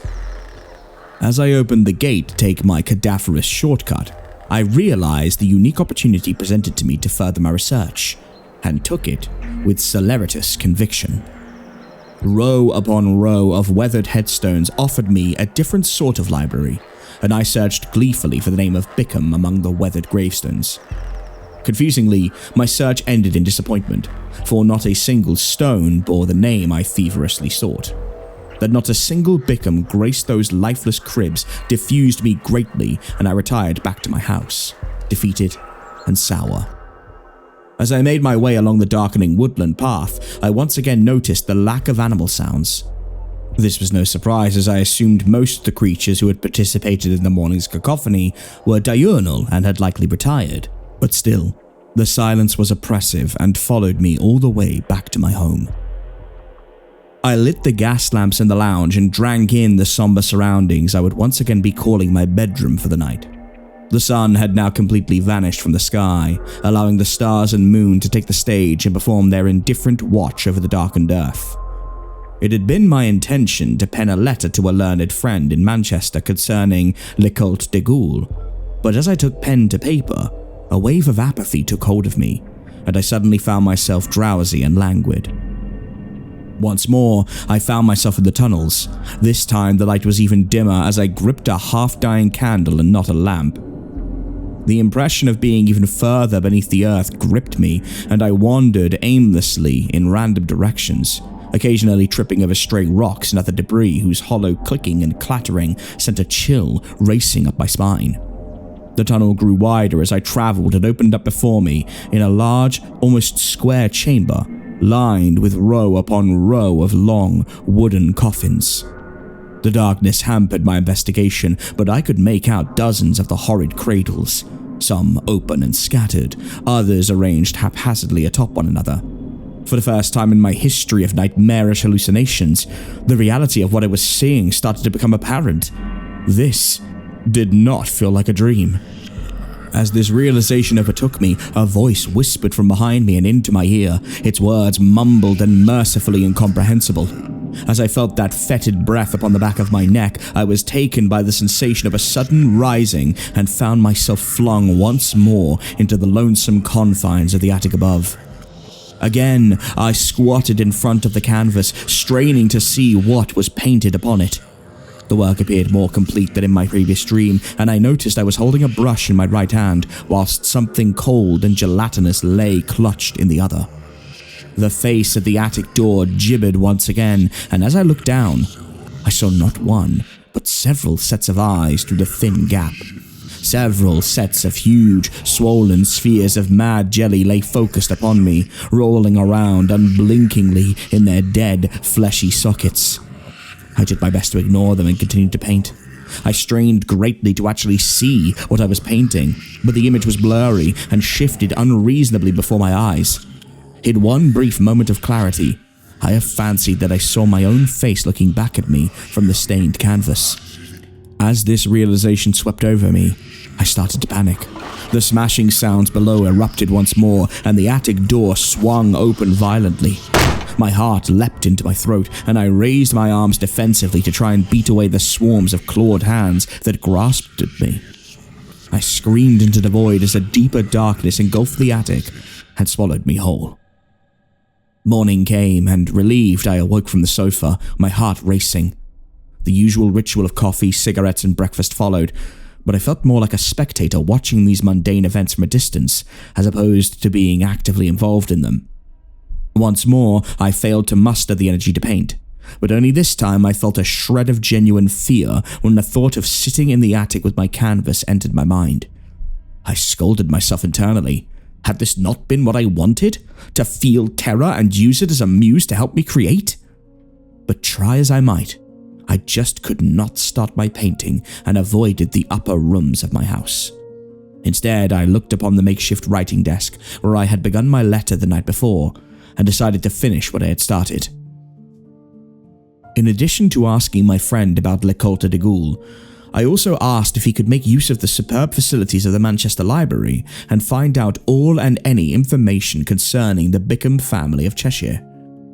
I would have left for Manchester myself, but I was loath to leave my house, lest I lose the aura of horror it had projected upon me. For no matter how much the fear would grip me, in the end I was certain in my conviction that I could transform it into creativity. In the meantime, I would impose upon a nearby source of information that quite literally stood on my doorstep. Leaving my house, I walked towards the parish church in search of its priest, in hopes that he may know why no Bickham rested in his cemetery. As luck would have it, I stumbled upon him just as I exited the woodland. He stood, with his back turned to me, slightly hunched over a headstone on the outskirts of the graveyard, and as I approached I could see that it was curiously entangled with a matted net of lush green ivy that had snaked its way around a peculiar worn and weather-beaten headstone. I made no attempt to mask my presence, as I didn't wish to startle him, for he seemed oblivious and lost in his work. He had in his hand a notepad, and on the floor nearby lay several old and large tomes, similar in character to those I had read at the Barton Library. I had to cough in that repugnant and obvious manner in order to gain his attention, which it did. I introduced myself quickly, and he likewise. Reverend Stephen Spencer was his name, and he did not seem keen to speak to me at all. I got straight to the point quickly and asked why, despite being a resident family for generations, there were no Bickham family buried on the grounds. In a detached and wholly disinterested manner, he replied quickly and simply. The Bickham family, he explained, had special permission from the council to inter their dead upon their property.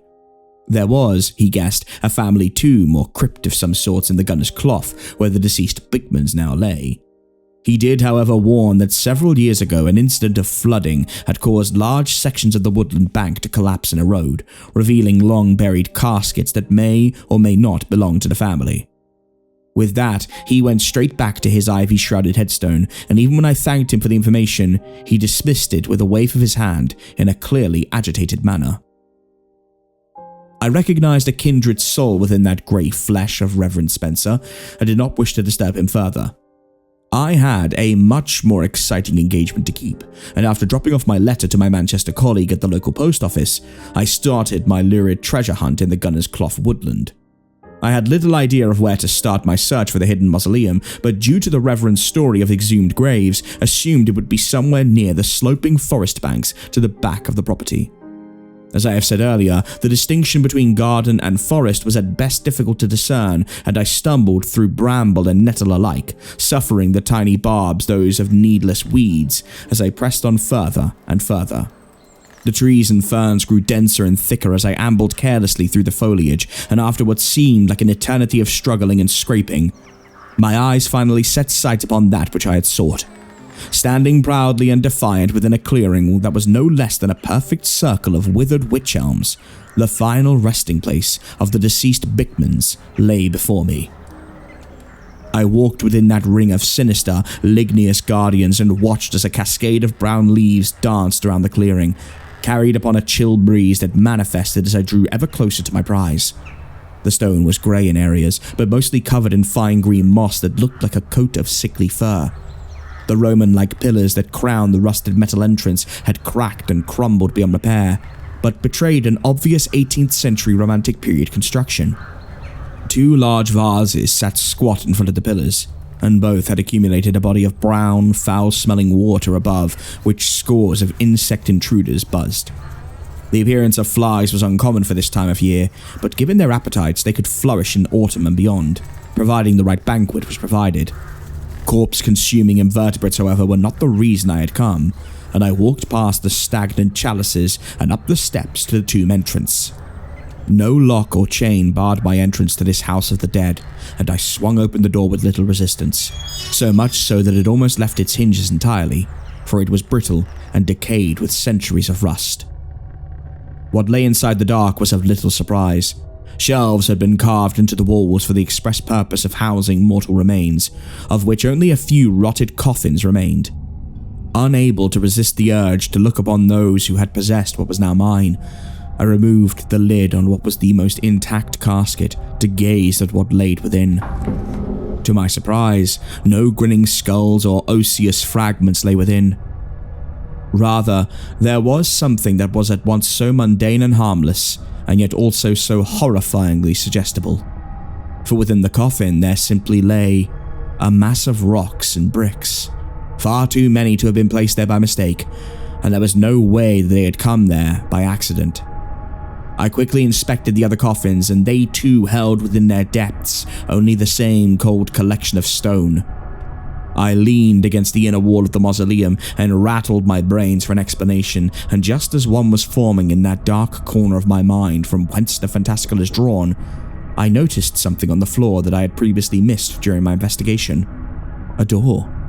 It was a stone hatch shot through with a thick rusted ring that lay at the back of the tomb, fitting into the floor. Rocks and debris lay upon it, along with piles of dust, but even though there was precious little light in the building, I could see the unmistakable outline of this hidden entrance. I hurried over and dropped to my knees, swatting the sediment of ages away until the trapdoor was free of obstacles. I tried the ring and found it stubborn and difficult to dislodge, but bracing myself with both legs bent and both hands wrapped around the iron ring, I pulled with all the strength my feeble frame could muster, and in one moment of total victory, the trapdoor relinquished and gave up its secret. What greeted me once the lid was removed was a thin cast iron ladder, bolted to the side of the cavity and leading directly downwards into the dark below. I cursed inwardly for not having a source of light with me, and then remembered my matches in my trouser pocket. Striking one against the stone floor, I looked at it reluctantly. Clearly it would not provide much, and had I been in a more reasonable frame of mind, I would have made my way back to the house to fetch a lantern. I had come so far, however, and I longed to press forward further. I descended the ladder and thankfully found it quite sturdy despite its obvious age. It was more or less still attached to the wall, even though it rattled with a hollow metallic sound as I descended. The journey downwards lasted much longer than I anticipated, and on occasion I could feel the ladder sway gently as I forced my weight downwards. Thankfully, it held throughout my entire descent, and when I finally reached the bottom, the entrance at the top looked further away than I was comfortable with. My match had of course extinguished, so I lit another and walked forward. I was in a tunnel. It was damp and musty, and even though it was obviously man-made, there was a slick, natural look to the walls. There were no sconces for candles or lanterns lining those brown walls, a fact I cursed as the match quickly burnt out, forcing me to light another. I had travelled some 20 yards when the tunnel turned into a crossroads, intersecting with another passage which gave me 3 new possible routes with which to continue my insane sojourn. I decided to head straight forward, less chance of getting lost that way, and just as I was about to press forward, I stood upon something that crunched underfoot. A little startled, my match dropped to the ground and I knelt down to light another so I could see what I had disturbed on the ground.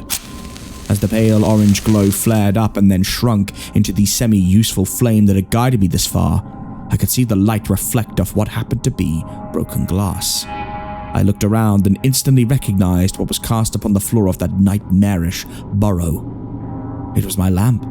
The one I had dropped and shattered during that insane dream I experienced several nights past. Panicking, I knelt down and picked up the shards, frantically examining them in the hopes that I was wrong. I flitted between rationality and insanity. How could this be?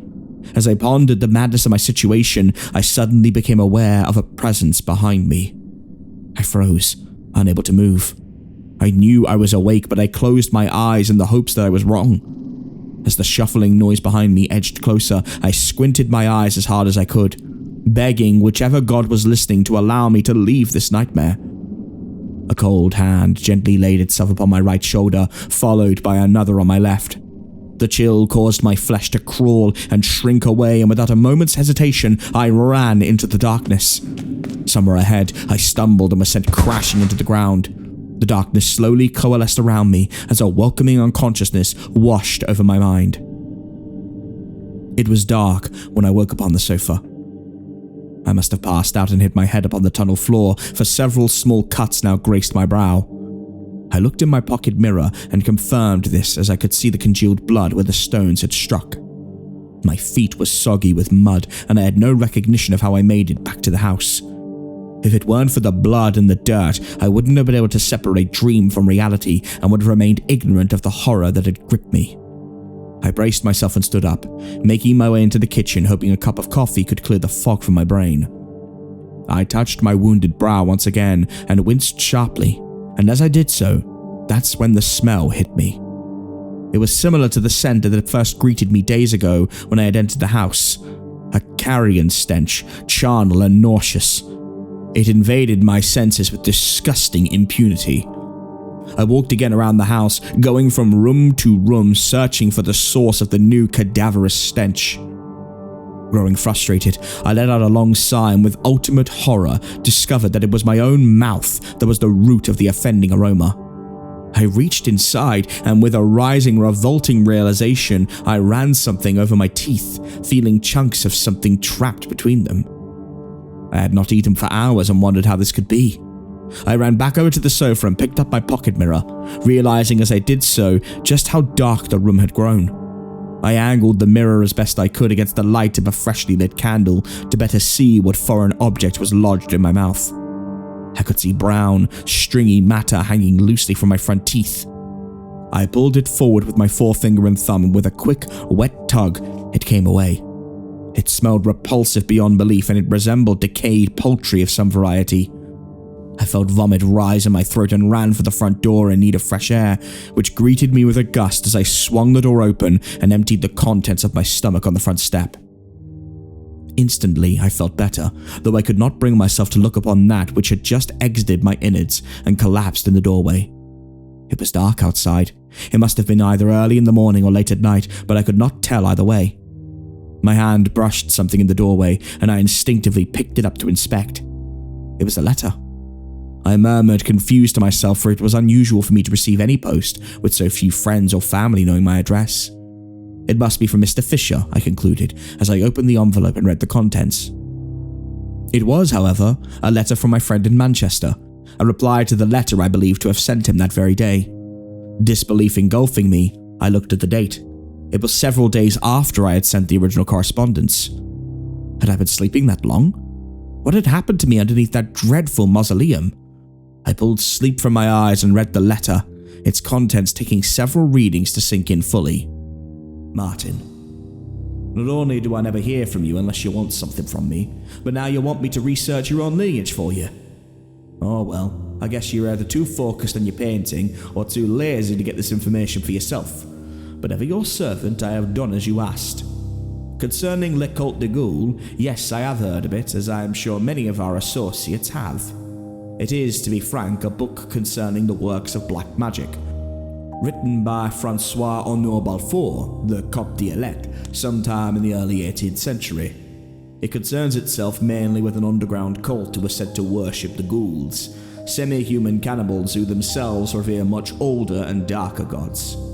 Balfour is said to have made contact with this cult and through them learned of this horrid metamorphosis mankind can undergo to join the ghouls, who are immortal and live in endless death. Pure fantasy, really. It was denounced by the church not long after its printing. Balfour himself vanished, but I suspect he fled to England or Italy and took another name. I find it amusing you should ask of the Bickham name, you being a descendant of the line yourself.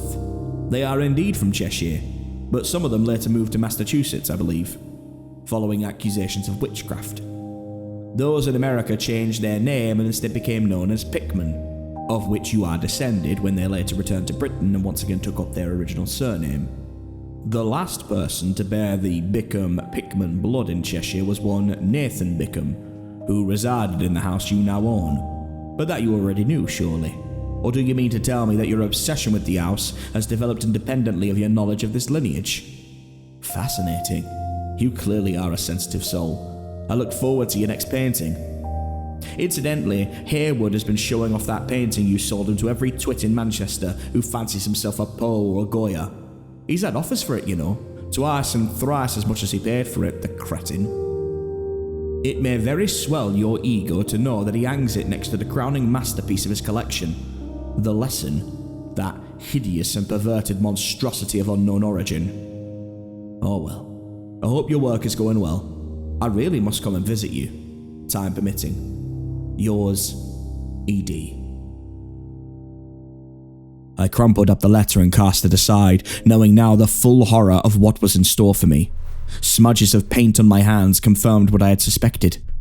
My painting was finished, created during the grip of that perverse somnambulism that had cursed me since I entered the house. Aided by the nighttime lords of Elmwood House, they who had once worn the faces of the mortal Bickham bloodline. Now I sit in horrid semi-darkness, the flickering of dying candles my only source of light and warmth. I stare across the attic and upon the finished canvas and at the figures painted upon it. They almost come to life as my eyes adjust to the blackness. I can see hordes of white-fleshed naked corpses clambering and colliding into a pile of madness and cadaverous peaks upon which I have painted myself sat atop. A slab of meat has been painted, clutched in my hands, and a look of unbridled lust portrayed on my face. I can hear the horde below me, crashing and breaking through the house. They are coming for me, coming to welcome one of their own into the pack. This is how I will die. This is how I always knew I would die. Even though I now understand the horrid truth, one detail still eludes me. They are here to force upon me that last and final act that will secure my place in their immortal ranks for all time, until the stars die and the old ones are free once more to roam the dark corners of man's domain. What I do not know, however, is this. When the end comes, and I look upon that lifeless flesh in my hands, will I lick my lips with glee, as the painting shows I will? Or will my weak and feeble body instead provide the feast for those hideous tenants who even now slowly open the door to the attic and who, since time immemorial, have laired beneath the Elmwood House? The house in the woods. The house of dead gods.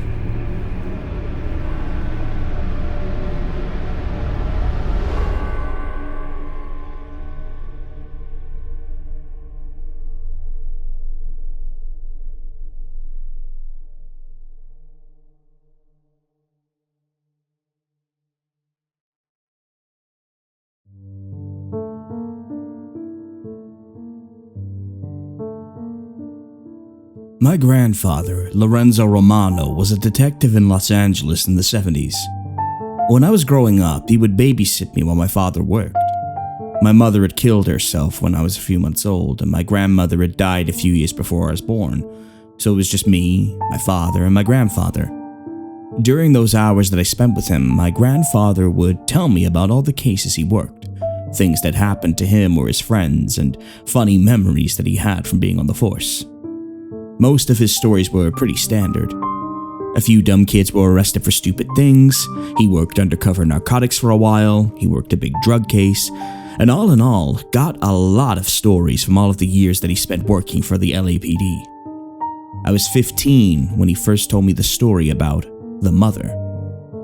My grandfather was 68 at the time, and it was a day where school had been cancelled due to a snowstorm. My father still had to go to work, and so I had the entire morning with my grandfather. He made us coffee, black for him, cream for me, and toasted up some blueberry bagels for us to eat breakfast. After we ate, I took our dishes to the sink. Hey Ellie, have I ever told you about the mother? I shook my head as I took my seat again, across the table from my grandfather. He crossed his arms and then leaned them on the table, leaning in closer to me. It was 1976 or so, mid-November, when we got the first call. It was a little girl. I still remember her. Her name was Andrea. She wasn't any older than 6 years old. She called because her mother hadn't come out of her room for the whole day, and nobody else was home. I nodded and leaned in as well, immediately engrossed in my father's tale. Well, me and my partner Andrew Winston drive over there to go check it out. So we get to the house. It's this really big house too, really nice, with a nice car parked outside in the driveway. Anyway, Winston and me, we get out and we knock on the door, letting the little girl know that we're the police. A few minutes pass and the door opens, and sure enough, there's a little girl there. She's wearing pajamas, and her hair is all wild and messy, like when children first wake up, you know? She's got those big green eyes, and she looks weirdly calm about all of this. So we ask her if we can go inside to check on her mom, and she lets us in. Now, I stay with the girl downstairs because I know worst case scenario. The mother is dead as a doornail upstairs, and no kid should have to see that. So I stay down there with the kid, who's just playing with these stuffed animals like nothing is wrong. My grandfather stops at this point to take a drink of water. So I'm sitting there with the kid, and a few minutes go by, and I haven't heard a word from Winston. So I decide I need to go up there and check out what's going on. So I tell the little girl to stay down there while I go upstairs to check on Winston. Did Winston die? I asked. My grandfather shook his head. No, he wasn't dead, but he sure looked like he was. He was standing there, facing the little girl's mom, who was dead. She had hanged herself and slit her wrists. On the wall behind her, it said, "Hello, Mother," in shaky letters, written in blood. But there was no way in all of hell that she had only been in there for one day. After I looked around the room, I walked over to Winston, who was white as a ghost, standing there in the middle of the room. I shook him and slapped him a bit until he responded. And when he finally did, all he said was, "It was the mother," and started weeping like a baby. I had to drag him out of there. What happened to the little girl? I asked him as he drank some more water. Well, she was fine, but When we asked her how long her mom had been in that room, she said it was only one day. We asked her why she hadn't called us earlier, and she said that her babysitter had been taking care of her. We tried asking the girl what her babysitter's name was, but she couldn't tell us. Kept saying that she didn't know. We asked her what her babysitter looked like, but she said the same thing, that she didn't know. So where did she go? What about her mom? How long had she been dead? I asked, greedy for answers. Patience, Ellie. All in good time. We found out later that the mom had actually been dead for over a week, but the little girl swore that it had only been one day since her mom had gone into that room. So we tried asking her about the mother. We wanted to know what that meant, if it was something that the little girl shared with her mom, or if it was some sort of signature used by a serial killer. And did the girl know who the mother was? She said the mother was a friend, that her mom had told her that the mother helped people to escape. But she wouldn't tell us who exactly this mother was or how she helped people. We found no other evidence at the crime scene. No DNA, no fingerprints, no sign of breaking and entering. Nothing. It was as if the mom had just killed herself without an explanation and left a weird message on the wall. But how did she cut herself and have time to write the message and hang herself? Nah. Exactly, Ellie. How did she manage all of that? There was no trail of blood from the wall to the body, only a pool of blood underneath it. So what happened? Well, we never found out. But a few months after that, Winston was admitted to a psychiatric hospital. His wife said he was going crazy. He wouldn't eat, wouldn't sleep, and he kept talking about his mother. Maybe she meant the mother. I think that's exactly what she meant. After Winston had been in the hospital for a few weeks, he died.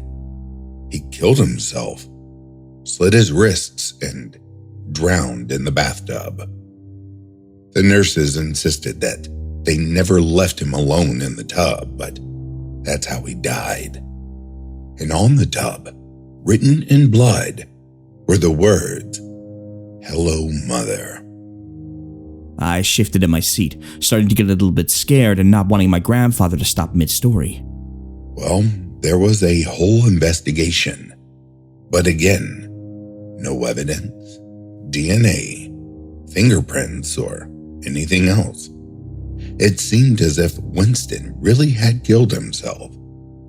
Except the blood on the outside of the tub was still wet when the nurses discovered it. But by that time, Winston had been dead for a few hours. Again, though, we found nothing, and it ended up sitting there along with the first death unsolved. So what did you do?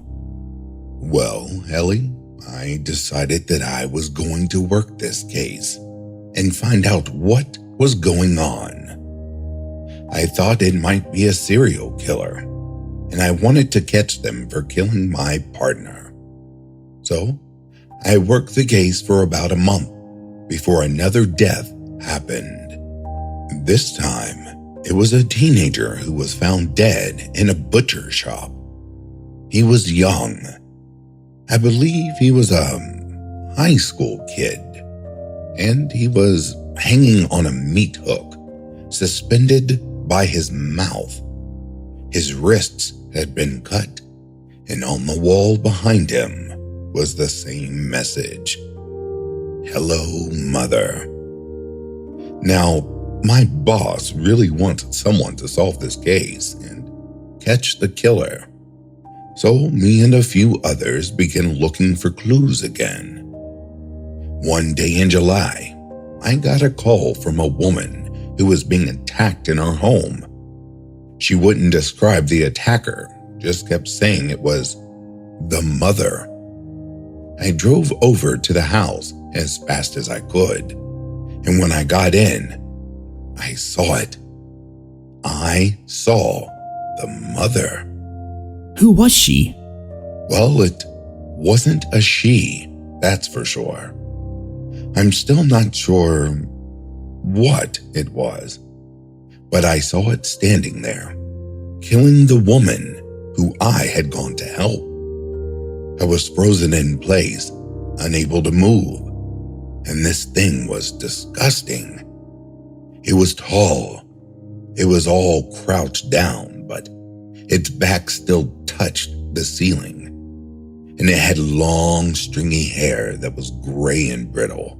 Its skin was light green with brown patches that were oozing out some sort of brown goo. It looked right at me. It had giant black eyes, and that's when I noticed the woman's body hanging from the ceiling fan behind it. Then it reached over with one of its long fingers and slit the woman's wrist. It waddled over to the wall and wrote, "Hello, Mother," in it, with the woman's blood. And did the mother do anything to you? I asked, fearing for my grandfather. Well, I wouldn't be here if it had, dear Ellie, he pointed out. Oh, right. But I don't remember seeing it leave. It just vanished.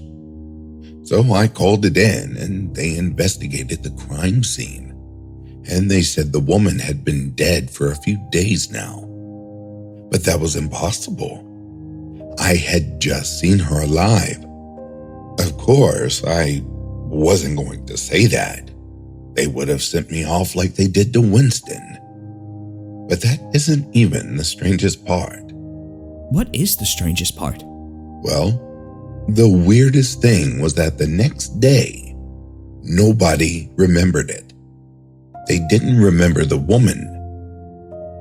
They didn't remember the mother. They didn't even remember Winston. He was gone. It was like he had been erased, even from the group photos from when we graduated together. No one knew who he was. The case files were all missing too. I was the only one who remembered. And I still am. After that one time, my grandfather never mentioned the mother again. The rest of his stories are far more lighthearted. It was like he had finally forgotten the mother. And I thought he had. Until a few days ago. Last week, my grandfather died. They said it was suicide. My father called me and I made the hour-long drive from campus to my grandfather's home. They told me that he had slit his wrists and hanged himself. My mind immediately thought of the mother and all of those similar deaths he had told me about years ago.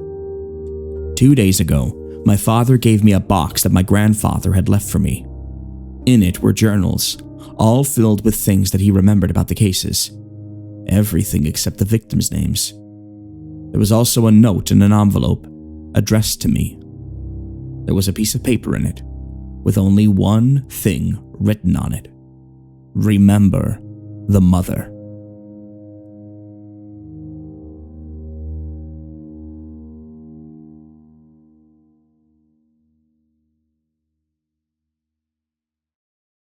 A lot of you had very similar ideas about the mother, which included tracking down Andrea, the daughter of the first victim.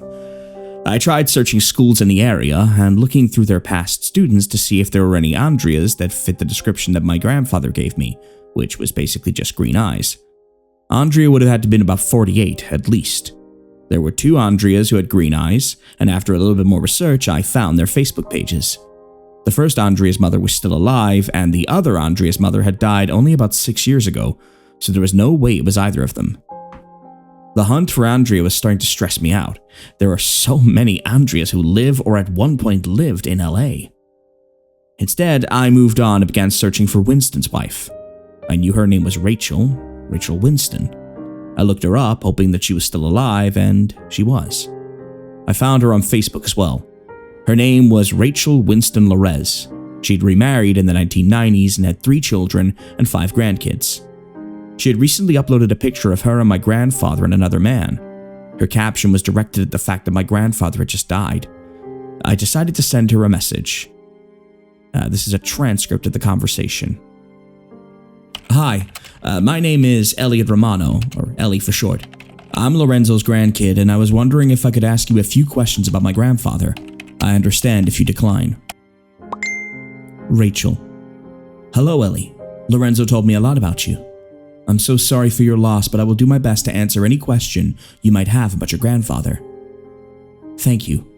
I'm not sure if this is out of line, but my grandfather told me about your first husband's death. I was wondering if you could tell me anything about what happened during that time. Rachel. Yes, Andrew committed suicide in a psychiatric hospital in the early January of 1976.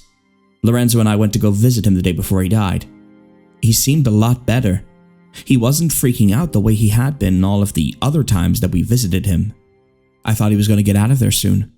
And he did. Just not in the way that I expected. Me. I'm sorry. I know that this may sound weird, but my grandfather told me that Andrew kept mentioning the mother.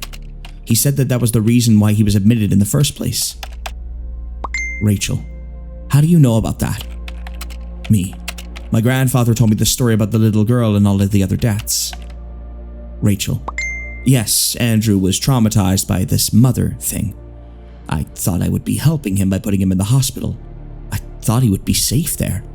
Your grandfather and I worked to figure out just what this thing was. But after Andrew's death, we stopped. Me. Why is that? Rachel. Because he forgot. Your grandfather didn't remember any of the research we had done. He didn't remember anything about the mother until that boy died months later. Then it was like everything had come back to him, but I wanted nothing to do with any of that anymore. Me. Can you tell me what it is that you and my grandfather found out about the mother? He left me a box of stuff, all containing details he remembered about the case, but there isn't much for me to work off of.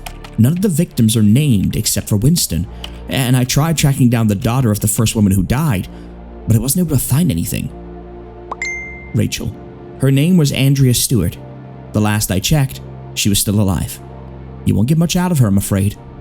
She's been in a psychiatric hospital for most of her life, after she had a series of mental breakdowns in the years following her mother's death. She won't speak to anyone anymore. Me. Do you know what hospital she's in? I'd like to go visit her. Rachel. She's at hospital in New York. Me. Thanks so much. Rachel. You're welcome. And be careful. Your grandfather had a theory. Whenever you get too close to figuring out something about the mother, it steals your memories. Try to remember. Remember the mother. Note. I've removed the name of the hospital above for privacy reasons. After that message, Rachel went offline and she hasn't gone back on since then. I thought about what she said, and the information that my grandfather left me, combined with these updates, should be enough for me to not forget anything major. I've also been leaving other pieces of paper with important information in places that I know I'll stumble upon. My car, the notes app on my phone, inside some of my favorite books, in Word documents on my laptop, and in my backpack, to name a few. After a quick search, I learned that Andrea had been adopted by her aunt after her mother's death. A few years after that, she was admitted into a hospital in Los Angeles, and then she was moved to another hospital about a year later. After that, the updates stopped. I was thinking about how the hell I was supposed to get to New York on the budget of a college student. I think I really need to try and at least speak to Andrea, but that seemed to be getting more and more impossible. I'm going to be staying home with my dad for the next few weeks, however, keeping up with my classes online. I've asked my dad if my grandfather ever told him about the story of the mother, but he said no. He told me a few of his cop stories, like the one about the old woman who was robbing people in grocery store parking lots, but no, I don't remember anything about a mother. I decided to ask him about my grandfather's partner, Winston, but my father didn't seem to remember him. I pulled up the picture from Rachel's Facebook, assuming that the second man in the photo had been Winston, and showed it to my father. Nope. Sorry, Els. He doesn't look familiar and his name isn't ringing any bells. Maybe your grandfather never told me about him. But wait. My father took the phone from me. This is Rachel, right? I know this woman. She'd come over all the time to have lunch at our house. She gave me a small wooden toy horse once. But you don't remember her husband? I don't think she was married. I took my phone back. Yeah, she was. To Winston. Andrew Winston. My father looked like he was thinking about it for a while before he sighed and shook his head. Sorry. I don't remember her ever being married. That's weird. I don't know what to tell you, Ellie. I stopped asking him about it after that. I'm not really sure where else to go from here. I've been reading through my grandfather's journals and I'm about halfway through the first one. A lot of the information in them is repetitive. He mentions details of the first case constantly. Things like the message and the fact that the victim's wrists were all cut were listed every few pages. I thought about what Rachel said about my grandfather having forgotten about the mother for a while, and I'm starting to doubt that the journals would help me. What if he never wrote down the one piece of information that I need in order to figure this out? If he forgot it, what if he never remembered it? There isn't anything that I've found so far, but I'm hoping there's at least one more thing that my grandfather found out about the mother. It's later on in the day now, and I was just on Facebook, checking to see if Rachel was online. I was planning on asking her if the man in the picture was, in fact, Winston, but instead I found something else. On Rachel's Facebook page was a post shared by one of her children. Rachel died. She committed suicide just a few hours ago. I forgot the name of the hospital that Andrea is staying at. I only realized that I had forgotten it when I was reading all of your replies in the last post. One of them mentioned visiting Andrea in the hospital, so I scrolled through my post and, sure enough, Rachel had told me where Andrea was staying. But I no longer remembered. I had saved screenshots of my conversation with Rachel though, so after looking through those and also emailing them to myself just in case, I decided to get on the next flight to New York before I forgot something else. My plane just landed. It's early in the morning, around 1 a.m. New York time as I type this. I managed to get in contact with a friend who's going to NYU and who owns an apartment. I'm going to be staying at his place for the next 2 days. I decided I didn't want to or need to stay in New York for that long. I only needed to talk to Andrea and then go back home. I'm on my way to my friend's house now, so I'll continue to update this throughout the day, adding as more important things happen. It's 3:30 p.m. right now, and I'm sitting in a coffee shop. I just visited Andrea, and a lot happened. I thought they weren't going to let me in to see her. I'm not family after all. But I told them that my grandfather had been a friend of hers and he had recently died. They said that as long as I didn't tell Andrea about my grandfather's death, I was allowed to visit her. I only had 20 minutes to do so though. It was one of those really fancy hospitals, like the ones that celebrities go to. They led me to Andrea's room, which had a decently sized bed, its own bathroom, and carpet. Andrea was sitting in a rocking chair in the corner, still as a doll. She had big, messy, curly hair, and she was wearing sunglasses. She was also incredibly thin. She looked old, older than a 48-year-old. Hey, Andrea.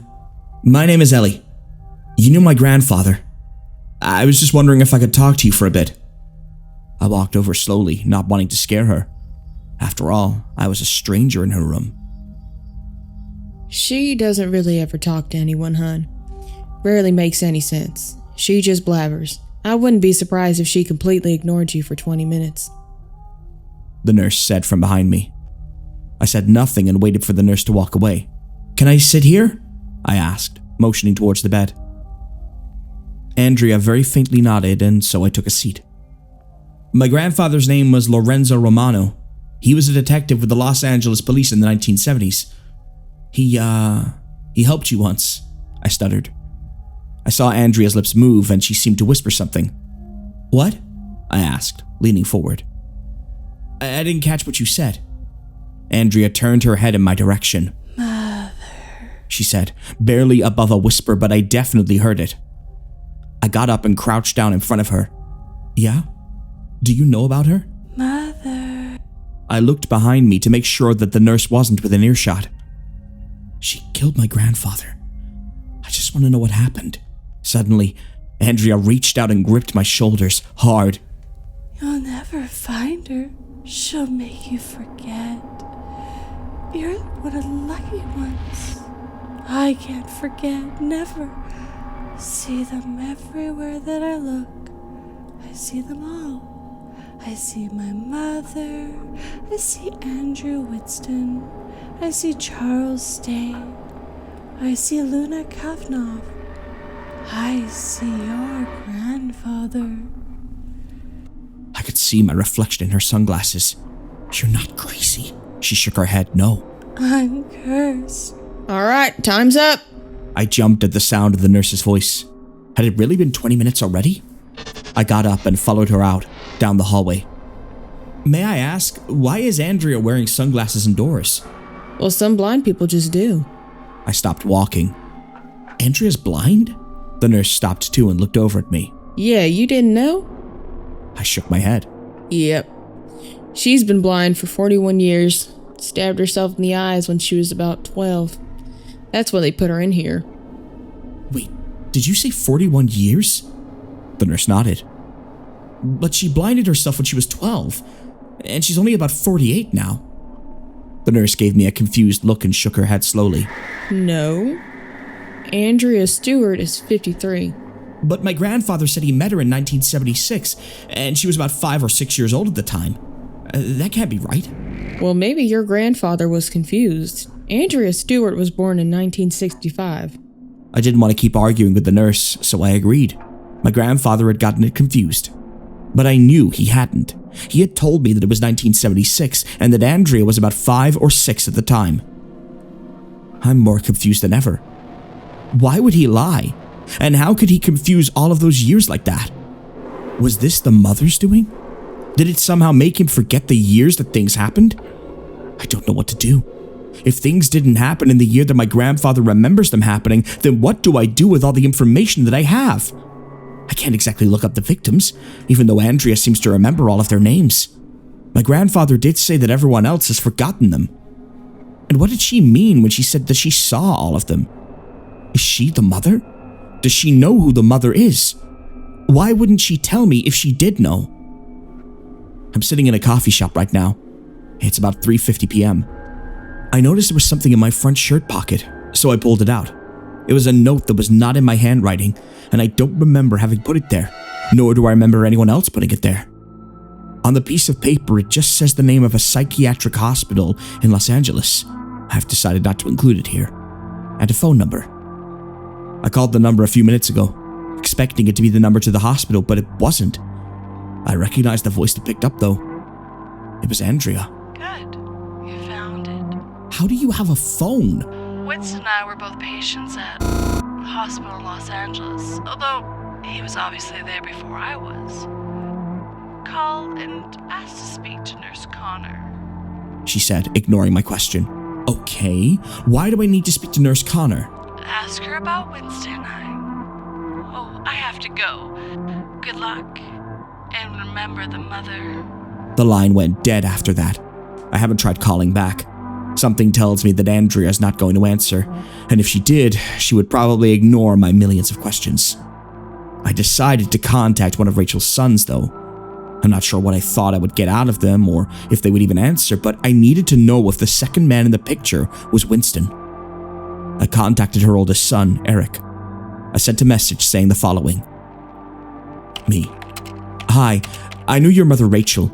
She was a friend of my grandfather. His name was Lorenzo. I'm sorry for your loss. I was just speaking to your mother yesterday and I just wanted to ask you a question. I've attached a picture and I was wondering if the man on the left was Andrew Winston. I know this is an odd thing to ask, but I'd appreciate your help. Thank you. It's now been about 20 minutes since I sent that, and I finally got a reply from Eric. I'll transcribe what he replied below. I don't know who you are, but if this is your idea of a joke, This isn't funny at all. I don't know anyone named Andrew Winston, and I don't know why you have that photograph. As for what you said about talking to my mother, that's a real bitch move. I don't know what you're doing here, but please, stop. I will call the police. I stared at the message, confused. I'm sorry, I didn't mean to offend you. I was wondering who that man was. Look, I didn't know your mother that well, but she knew a lot about my grandfather. I only spoke to her once yesterday. As I said, I'm sorry if I angered you. This really isn't funny. I don't know who you are, but you obviously didn't know my mother at all as you're claiming to. There's no way you could have spoken to my mother yesterday. She killed herself 3 days ago. I stared at that message for what felt like hours. Then I looked at the screenshots from the conversation that I had with Rachel. Yesterday's date was on the screenshots, Wednesday, November 14th, right at the top. So how was this possible? Was it possible that I was speaking to someone else? Who would know the things that Rachel knew? This is all getting very confusing for me. I don't have anything else to update for the moment, but I'm going to go ahead and call the hospital in LA later today. I've looked up the number and I've set a reminder on my phone. Until then, I think I need a nap. It's been about 2 hours now. I called the hospital in LA and I asked to speak to Nurse Connor, but the man who answered the phone told me that there wasn't a Nurse Connor there. I asked him if there had been a Nurse Connor maybe a few years ago, but he said the same thing. There had never been a Nurse Connor. Based on what I've learned so far, I'm thinking that the mother probably got to Nurse Connor as well. That or she never existed in the first place. Which then just makes no sense. Why would Andrea give me false information? I need help. I don't know what to do anymore. How do I even continue from here? I've gone in a full circle and I'm no closer to finding out what the mother is than I was a few days ago. I've gone back to rereading my grandfather's journals. I'm on the second one now, but there hasn't been anything new in this one either. I can't just sit here waiting for someone else to die and be forgotten, and I've even started thinking that maybe I've already forgotten someone. How am I supposed to remember when I'm not even sure of what I forgot? I've been forgetting a lot of things recently, but thanks to my reminders, my posts, and a lot of the comments you've been giving me, I also keep remembering them. I'm currently on the plane right now, on my way back home. I decided there was no point in staying even a day longer than necessary, so I'm currently on my way back home. I'm not sure what to think about Andrea. It does seem suspicious that she somehow knew that I would forget what happened in the room, and something tells me that she's not telling me everything that I forgot. I broke down and attempted to call the number that she gave me earlier, but it went straight to voicemail. Not that I was expecting anything different. I had brought 3 of my grandfather's journals with me in order to look them over on the flight, and I found something at the end of the second journal. It appeared to be pages from my grandfather's medical file. According to what I've read, my grandfather had been diagnosed with lung cancer 2 months before he died. He had declined treatment, so he knew he was going to die eventually. This struck me as odd. If he was going to die soon anyway, what was the reason for the mother to kill him? And why did he never tell me about the cancer? According to the file, the cancer had spread quite a bit, and they had given him a few more months to live. So why? Why waste time killing someone who's going to die anyway? Some of you think that the deaths are an offering of sorts, and if that is the case, then killing my grandfather makes sense, in a way. But then why wait so long to do it? Winston was killed within weeks of seeing the mother, yet it waited years before it killed my grandfather. I'm not sure how long it waited to kill Andrea's mother or any of the other victims, but the difference in the amount of time between Winston seeing the mother and his death, and my grandfather seeing it and his death, it's bothering me. Why wait so long? What was the point of that? If the mother is killing the people who remember her, why isn't Andrea dead? Why aren't I dead? And why did Rachel just recently die? Rachel knew about her the same amount of time as Winston and my grandfather. So what is the difference between them? I'm hoping that my grandfather has more information about Winston and Rachel. Maybe something that would help me to figure out the reasons between the difference in time of their deaths. I've been thinking about this over and over, and I seem to be getting nowhere. Were there more deaths before Andrea's mom? If so, how would I possibly find someone who remembers? Why didn't Andrea mention the babysitter? Did I even ask about her? What if I did and I forgot? Why wouldn't she tell me? What does Nurse Connor have to do with any of this, and how am I supposed to find her if no one remembers her? I feel as if my head is going to explode. I have a 2.5-hour flight, so I'm going to try and read through this third journal and see if there's anything in there that might help me. It's about an hour later. I took a nap and then read through the journal. I think I figured something out, and I'm scared that I'll forget it, so I've already written it down on my phone and transcribed it, and even set a reminder so that I won't forget. There was something wrong with Winston too. My grandfather had written about how Winston had been in a shootout a few years before all of this mother stuff went down. He had apparently witnessed his previous partner get shot to death when he was a fairly new officer. My grandfather seemed to think that Winston had a sort of mental disorder from this. My guess would be some sort of anxiety disorder or maybe something similar. It doesn't say, and I'm also not a doctor, so this is just a guess. Seeing the mother maybe triggered him in some way. I would think that seeing a gross monster would have some sort of effect on that. And since he seemed to have some sort of mental breakdown right after encountering the mother, that could explain why he was killed. The mother killed Winston sooner because his mental disorder was affecting him in some way, the way that my grandfather's cancer was affecting him. But why those two? And what about Rachel? Was something wrong with her? There's no easy way for me to figure that out. She's dead and her son blocked me, so I'm not yet sure about that. If the mother is killing people who have some sort of illness, why isn't Andrea dead? She's blind and had a series of mental breakdowns when she was younger. I feel like I'm missing something, but what? Once I started thinking about this, other things started to bother me. If my grandfather forgot everything about the mother, as Rachel said, why didn't he forget the story that he told me? And why didn't I? He clearly had no problem remembering Andrea's name, the year, or even the mother itself. But then why don't his memories, like this starting in 1976, match up with what other people know, like Andrea being born in the 60s, making it impossible for her to be 5 or 6 in 1976 like my grandfather told me?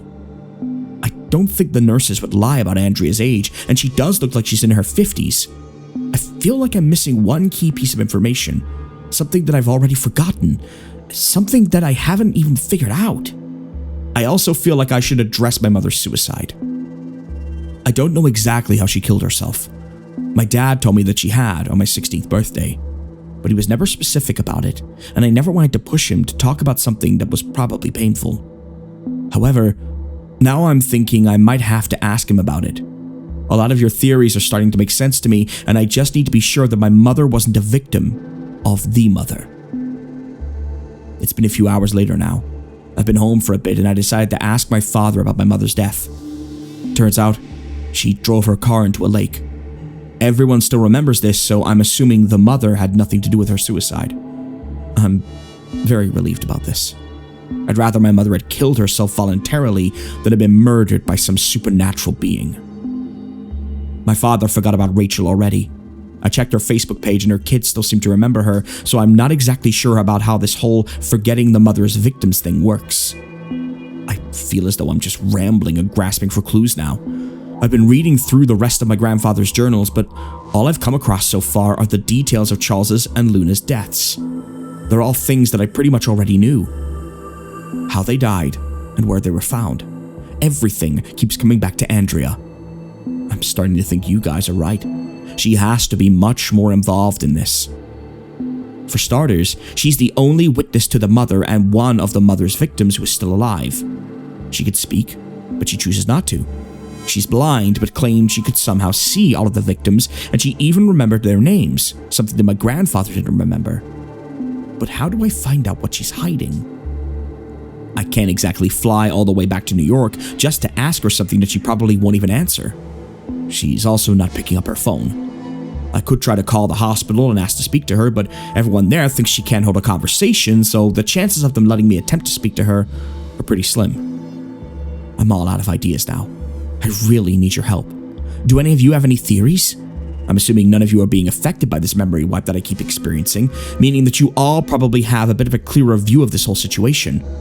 I'd appreciate any theory now, no matter how outrageous it might sound to you. I don't know where else I can go looking for answers. I'm going to go and look through more of my grandfather's things. I'll update further if I come across anything else. I got a call from the hospital in Los Angeles where Andrea told me to look for Nurse Connor. It was the same man that I had spoken to earlier, and and he was calling me to say that they had found a Nurse Connor. According to the man who I spoke to, Nurse Amelia Connor worked at the hospital from December of 63 to early February of 77 when she was murdered. But not by the mother. Amelia Connor was killed by her ex-boyfriend on her way home from work one night. After finding this out, I've been paying extra thought to the dates that have been happening. According to my grandfather, all of this started in November of 1976. But according to the nurse at the New York hospital, this is impossible because Andrea was born in 1965. My grandfather also said that Winston died a few months after seeing the mother. I'm assuming in January because Rachel gave me that month, but that means it would have been January of 77. But Rachel says it was the January of 76, which doesn't make any sense. Why did they each give me a different date? I'm starting to think that they may have given me different dates on purpose, but if so, how am I supposed to figure out what the real date is if no one can remember Winston? And what would be the purpose of giving me a fake year? I figured it out. I remember everything. I don't know when it all came back to me. It was kind of like one of those scenes in a movie where someone suddenly figures out the solution. I don't know how I remembered, but I know now. I know what's going on. I know what caused it, and I know who the mother is. I know what the mother is. They weren't sacrifices. At least, not really. They were hosts. A body for the parasite to invade. It's smart, much smarter than anyone knew, and it's been manipulating all of us from the very beginning. The mother is some sort of demon, yes, but one that needs a healthy, knowledgeable host in order to survive. I don't know the origin of this monster, or why it was created, but it was summoned by Andrea's mother in 1969. In November of the following year, Andrea's mother found out she was sick. She was going to die soon. So, the mother had to kill her first and find a replacement host. Winston was in the wrong place at the wrong time. But he too was flawed. His mental illness made him break down sooner than expected. The mother had to kill him too and find yet another host. Amelia Connor would have been fine if she had not been killed, that is. Then something went wrong with Charles. Then with Luna. Then the mother found a new host. A strong host, with more knowledge about her existence than any of the others. A host who had managed to remember it even after it had wiped his memory clean. The mother lived in my grandfather for years. But it knew he wasn't going to live forever. Sooner or later, the mother would have to find someone else. Someone who knew more than my grandfather. Someone who would be smart enough to stop themselves from completely forgetting. So it decided to start by coaching a child. By telling the story, my grandfather was giving me more knowledge of the mother. By giving me incorrect dates, he was avoiding the possibility of a memory wipe. He was making me a better host. He wanted it out, and the only way that was going to happen was if I knew more than he did, if I was stronger than he was. But his plan backfired when he was diagnosed with cancer. Who else was there? Who would be able to feed me information about the mother? Who would I believe? Rachel Winston. She was just collateral damage. She had to die so that the mother could then get into Andrea. Andrea knew enough about her. Not everything, but she knew enough to make me the ideal host. She knew enough to fill in some of the blanks so that I would be able to figure the rest out on my own. Andrea has more to do with this. I know it because she didn't die when the mother transferred into a different host. But it won't let me say. It won't let me connect the dots. I think because it might help me to defeat it. This was all a plan. My grandfather, Rachel, Andrea, they were all just grooming me to become the ideal host. They thought it would also allow me to control it. But I can't. I don't know how. I saw it. It was every bit as grotesque as you would imagine. It's too late for me, but it isn't too late for any of you. Stop looking. Stop theorizing. Stop trying to figure it out. It's a trap. A trap that I led you into unknowingly, and I apologize for putting you all in danger. But I'm warning you now. Don't try to look for more answers. Don't try to solve this. Just leave it as it is. Forget the mother. Don't dig further, because as long as I know more than you do, she has to stay in me. I'm keeping details from you on purpose. It's to keep you all safe, to stop it from taking over anyone else. I shouldn't even be telling you anything else, but I felt as if I owed you some closure. Just please listen to my warnings. As long as I'm the best host, it's trapped in me. I can keep it there. As long as I know more, it has no choice but to stay here. I can feel it. It's dreadful. This feeling of wanting to tell someone, of wanting to get it out of me. It's overwhelming. I almost can't help it. But I will, because I know it's here. And I know it's watching. Hello, Mother.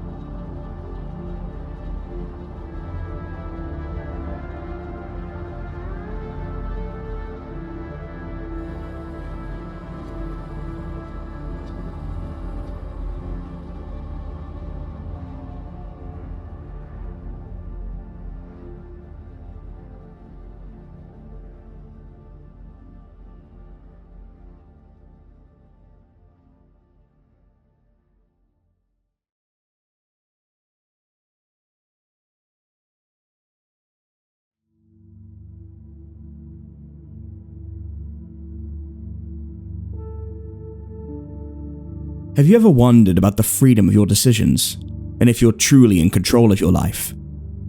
As a psychologist, I often pondered these questions. They were a key concern of one of my patients, Jeremy.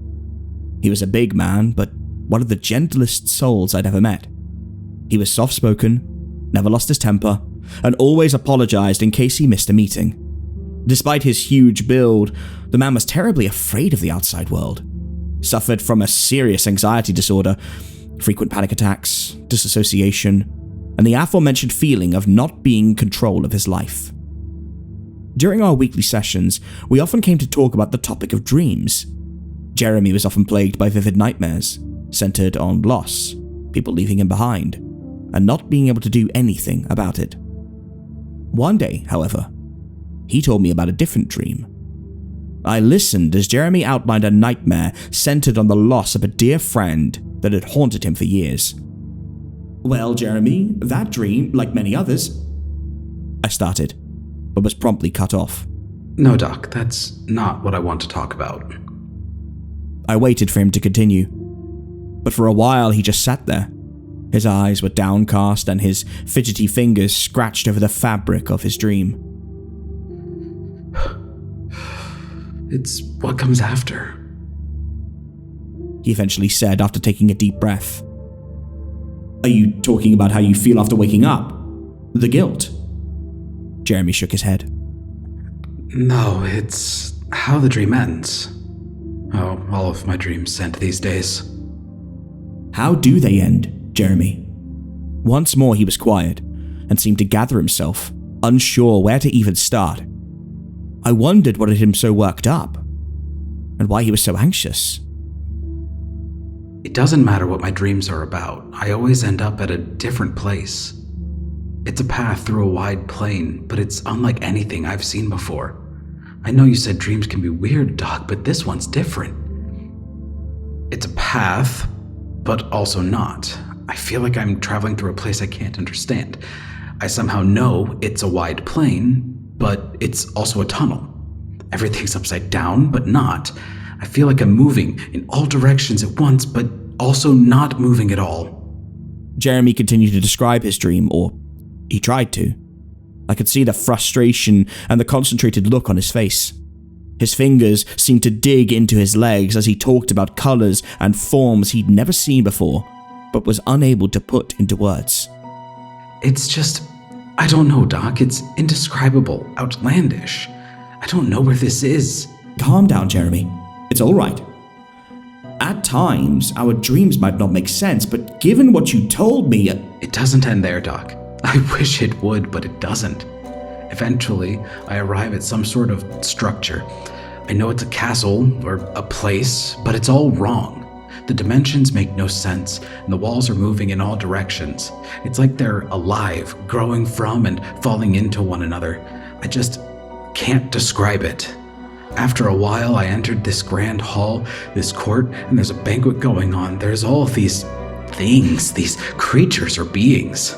They too make absolutely no sense. Jeremy's voice had grown erratic as he rambled on about twisted monstrosities, gaseous entities, angels and demons. But he said those were merely words his brain told him, but their shapes made no sense. They were so strange. Whenever he tried to think about them, his head hurt, because he never thought shapes like that could ever exist. For a moment, he tensed up, and I saw him rubbing his temples as if to fight an emerging headache. I watched him, ready to cut him short at any moment, afraid he'd end up having a panic attack. These things, they're consuming something. I know it's rotten and disgusting, but I just know it. There's one thing though, Doc. One thing I can always see clearly. At the end of the hall, there's a throne, and on it sits some sort of puppet, a marionette. This damned thing. It's dressed up as a jester, grinning from ear to ear and staring right at me. He took a deep breath, and I could see him shudder. There's these strings leading upward from it. Countless strings, but they aren't connected to it, not controlling it. Instead, the marionette is holding something in his hand and uses it to manipulate the court to make them eat the disgusting, rotten banquet. Not just eat, to gorge themselves on it. This thing, I don't even want to think about it. My God, I don't. Jeremy, it's all right. It's just a dream. There's no reason to... Do you know what it does, Doc? What it always does? Every single time it comes forward, dances toward me, half floating, half walking, giggling and laughing. All the little bells on his outfit jingle and jingle and jingle. Once it reaches me, it pushes its face right in front of mine. Its giant, grinning face. Its eyes are so wide and they stare deep into mine, and I can feel them. I can freaking feel the strings all over my body. Right then, the damned thing whispers something. But before I can hear it, I woke up. Sometimes, even after waking up, though, I can still feel them. I can still feel those strings, and sometimes I... Jeremy was shaking and completely out of it. For a moment, I thought he was hugging himself before I realized what he was doing. He was searching for strings connected to his body. Calm down, Jeremy. It's nothing but a dream. A recurring one, just like many others you had in the past. As I said many times before, dreams can be weird, surreal even. There's nothing special about it. This dream is most likely a combination of your fears of losing control, fueled by some piece of media. Do you recall anything you've... It's not just a dream, Doc. I know it's not. He cut me off, his voice high-pitched and close to cracking. One day, I too, like all those other things, will join the Jester's court, and just like them, I'll lose all control of myself. I spoke up again, trying to calm him down, but whatever I said, my words didn't seem to reach him. Instead, Jeremy just sat there, mumbling to himself about the Jester and its strings. Then, as suddenly as he'd started, he stopped and slouched down on the couch in misery.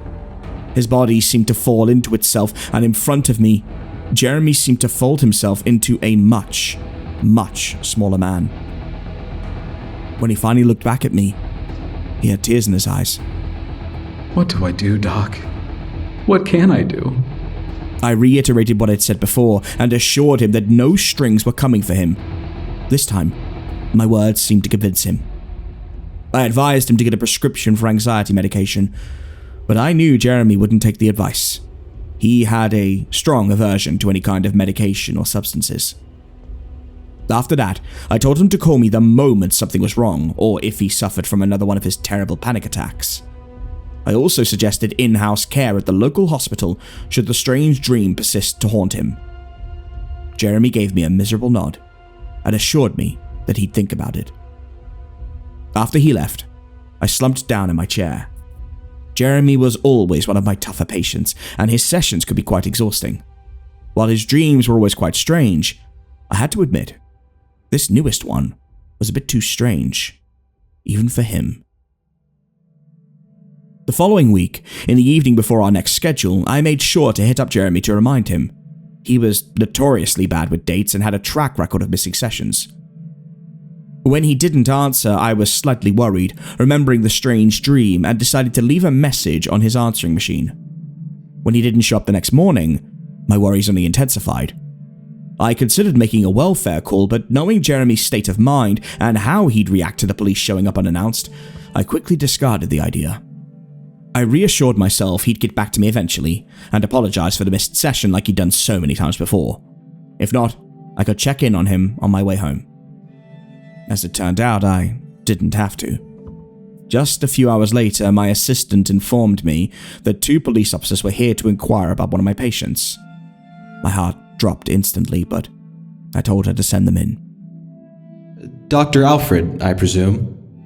I nodded, not able to speak, half knowing what they were going to say and half praying I was wrong. We are here regarding one of your patients, Jeremy Smith. Have there been any abnormalities in his behavior recently? No, I replied in a trembling voice. Jeremy had been doing better for months now. I fell into my chair, crushed, my mind racing. I should have known something would happen. When the officers told me what Jeremy had done, however, I could only stare at them in sheer and utter confusion. Last night, Jeremy Smith went to a petrol station near his home, most likely intent on robbing it. After killing the attendant, he was later shot by the police himself. What? Jeremy killed someone? That makes no sense. Jeremy wasn't dangerous. In fact, he's never hurt anyone in his entire life. Hell, if anything, he was afraid of other people hurting him. Yet I couldn't help but wonder if I'd missed something. Were there any signs? The dream, I thought. That strange dream about a marionette, or as he'd called it, the Jester. Could this have driven him to do something like that? The cop went on undeterred. He'd been heavily intoxicated during the act and was most likely on multiple stimulants. Wait, that can't be. Oh, you must have gotten the wrong guy. Jeremy would never take drugs or... I was cut off when one of the officers held up a picture that was unmistakably Jeremy, the same man who'd been here just a week ago. What the hell had happened to him over the course of a single week? I knew Jeremy didn't drink and he'd never taken drugs. He was terribly afraid of losing control and afraid what substances would do to him. Alcohol, drugs, and even medication were a big no for him. Then I thought about the dream once more. What if he'd somehow tried to escape it by not sleeping, taken all of these substances and just snapped? How did he act? Was he scared or afraid? He was giddy with excitement, screaming and rambling on incessantly. It was utter nonsense, words and sounds. But one of the witnesses also said he was talking about being free and in control. When I heard this, I finally disclosed the details of our last session and told them about the strange dream. I could see their faces as they listened, saw them shaking their heads. Well, sounds like a frickin' nutcase to me, one of them eventually said. I had to bite my tongue not to lash out at him. Seems our man got in a little too deep. Might have thought that puppet thing or whatever was coming for him and flipped. All I could do was nod, but I wondered if it really was that simple. After they left, I sat in my office for a long while, thinking, what if Jeremy really had taken the drugs out of desperation to rid himself of the dream, and they'd pushed him to have a mental episode? I cursed myself for having done nothing and for thinking all this was just another goddamn dream. Not only Jeremy, but an innocent bystander were all dead, all because of my own goddamn negligence. It was these thoughts, these realizations that drove me on to learn more about Jeremy's dream. To my surprise, it didn't take long. Once every month, I attended a Zoom conference with other psychologists. It's essentially a way for us to share information on new developments, trends, and medication. During our next meeting, I decided to share Jeremy's dream, confidentially of course. I gave them no name, and mentioned neither what he'd done nor what had happened to him. While I lamented about the headache it was giving me, one of the participants spoke up. He couldn't give me any insight into the dream itself, but he mentioned he'd read something similar in a medical transcript. What I just described sounded exactly like what he'd read. A dream comprising inexplicable visuals, a court, a banquet, a marionette, and strings that were trying to get control over someone. A few days later, I got in contact with the author of the transcript. Dr. Meyer was an older man, one who'd worked in the field much longer than I had. We quickly decided to meet at a small cafe in his hometown. He apologized for the hassle of having me come all the way there, but he wasn't too well versed with the internet, and at his age he couldn't handle long drives or flights too well anymore. I told him it was alright, and after we'd exchanged a few more pleasantries, got right into the topic. The dream of the Jester. I told him the entirety of Jeremy's story. The dream, his behavior while talking about it, his fears and worries, and, after a short break to gather myself, what had happened a week later. The old man was visibly disturbed, but assured me this sort of behavioral change was not something that could have been predicted. Dr. Zimmerman mentioned one of your patients had a similar dream. Not just similar, Dr. Alfred. The man began, staring at me. It was the same. Clara. She's one of our indoor patients at the nearby psychiatric hospital. Her medical history is a complex one, but dominated by her post-traumatic stress disorder. It's a terrible story. A young woman confined into her own home for months. Even now, she's suffering from disassociation, afraid of not being in control and that all her decisions are being forced. That's just like Jeremy, I cut in. With that, I told him more about Jeremy's condition and that he suffered from the same fears. Dr. Meyer listened and eventually nodded. So, we've got two people here, both with a similar medical history, both afraid of not being in control of their life, who both had the exact same dream without ever having been in contact with one another. Tell me, Dr. Alfred, how is that possible? I was quiet, staring at the man expectantly. It's clear the dream represents their fear of not being in control, he finally said. But where did it come from? Where did all this strange, outlandish imagery come from? I mean, dreams about losing control are usually about not being able to move, being constricted or bound, or having to watch helplessly as things play out around you. Why is this one so surreal? Exactly, Dr. Alfred. That's what I've been wondering too. Well, there's got to be some explanation. Maybe it's from a book or a story, or maybe a movie. God knows there's a lot of weird media out there. Maybe something resonated with their specific medical history. I wish it was that easy, but you see, that might be true for your patient, Jeremy, was it? But Clara's under strict surveillance, and has been for years, as his media access. There's no possibility she could have gotten her hand on surreal stories about losing control and marionette monsters. What about other patients? What if one of them heard it and shared it with her? There's a possibility, but I highly doubt it. Even though, it still doesn't explain the other elements of the dream, or them being the same. Even if both of them heard a story about a marionette monster, their versions would differ vastly. I sighed. The old man was right. Eventually I opened my mouth, but it still took me a few moments to find my voice. What if something else is going on here? And what might that be? Guess that's what we have to find out. Not in all mine years have I come upon something as crazy as this. Well, then we should be best equipped to handle it, shouldn't we? We sat together in that small cafe for hours, discussing, throwing around ideas and making up scenarios and theories, yet none of them seemed right. No, they were all just tries to convince ourselves of something. But none of them fit. We probed ideas of a sort of mass hysteria that had only manifested in two people, a reaction to an auditory phenomenon like the hum, and even ventured into Jung's theory of the collective unconscious. Eventually, I set out on the long drive home, but I assured Dr. Meyer I'd stay in contact and continue my research. The old man said that he'd do likewise. While I busied myself on the internet, took part in virtual conferences, checked forums and even image boards, Dr. Meyer proceeded with a more traditional approach, that of phone calls, postal correspondences, and the study of medical papers and transcripts. Before long, we learned that it wasn't just Jeremy and Clara who suffered from the dream, for we both, independent of one another, learned of more cases. I discovered a post about the dream in some remote corner of the internet, while Dr. Meyer read about it in a medical paper he was peer reviewing.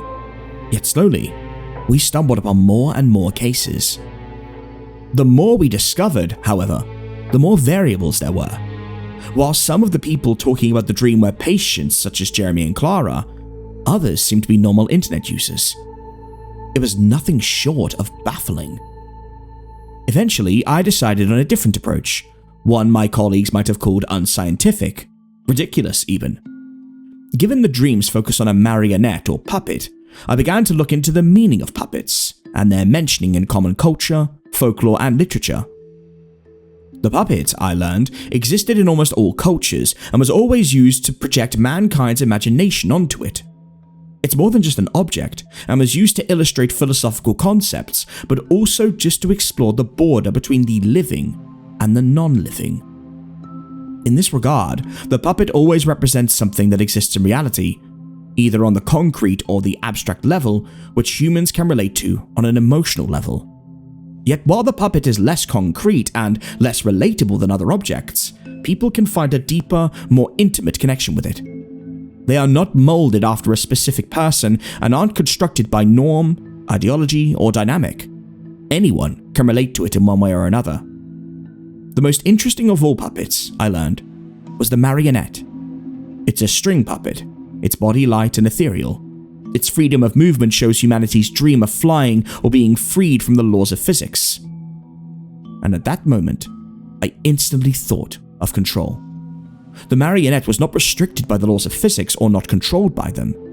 Instead, it seemed to be the one who held sway over them, just as the Jester held sway over the dream's court. After this more general approach, I began to study the myths and works of literature which specifically used puppets as motifs and characters. I read the myth of Pygmalion, whose statue Galatea was given life, of Plato's cave in which the world itself is nothing but a shadow play projected by puppets, of Carlo Collodi's Pinocchio and Gustav Meyrink's Golem. It was Germanic literature, however, which first turned the puppet into a metaphor for the uncanny. Here it was associated with the double or the mask, and became a representation of the strange and bizarre. I couldn't help but nod to myself when I read this. Many of my patients were afraid of puppets, and I had to admit, even I found them mildly unsettling. I struck gold when I read the German expressionists. Their works held the most promising metaphor for the puppet yet, that of using it to describe the human condition. Here it was used as a representation of a human being denied its freedom by an uncaring, indomitable society. Thinking about my own work, I could easily find parallels to this idea. As human beings, we're all governed by impulses, desires, and fears we can seldom control. At times, I thought shivering, we are all acting like puppets who are controlled by an invisible force.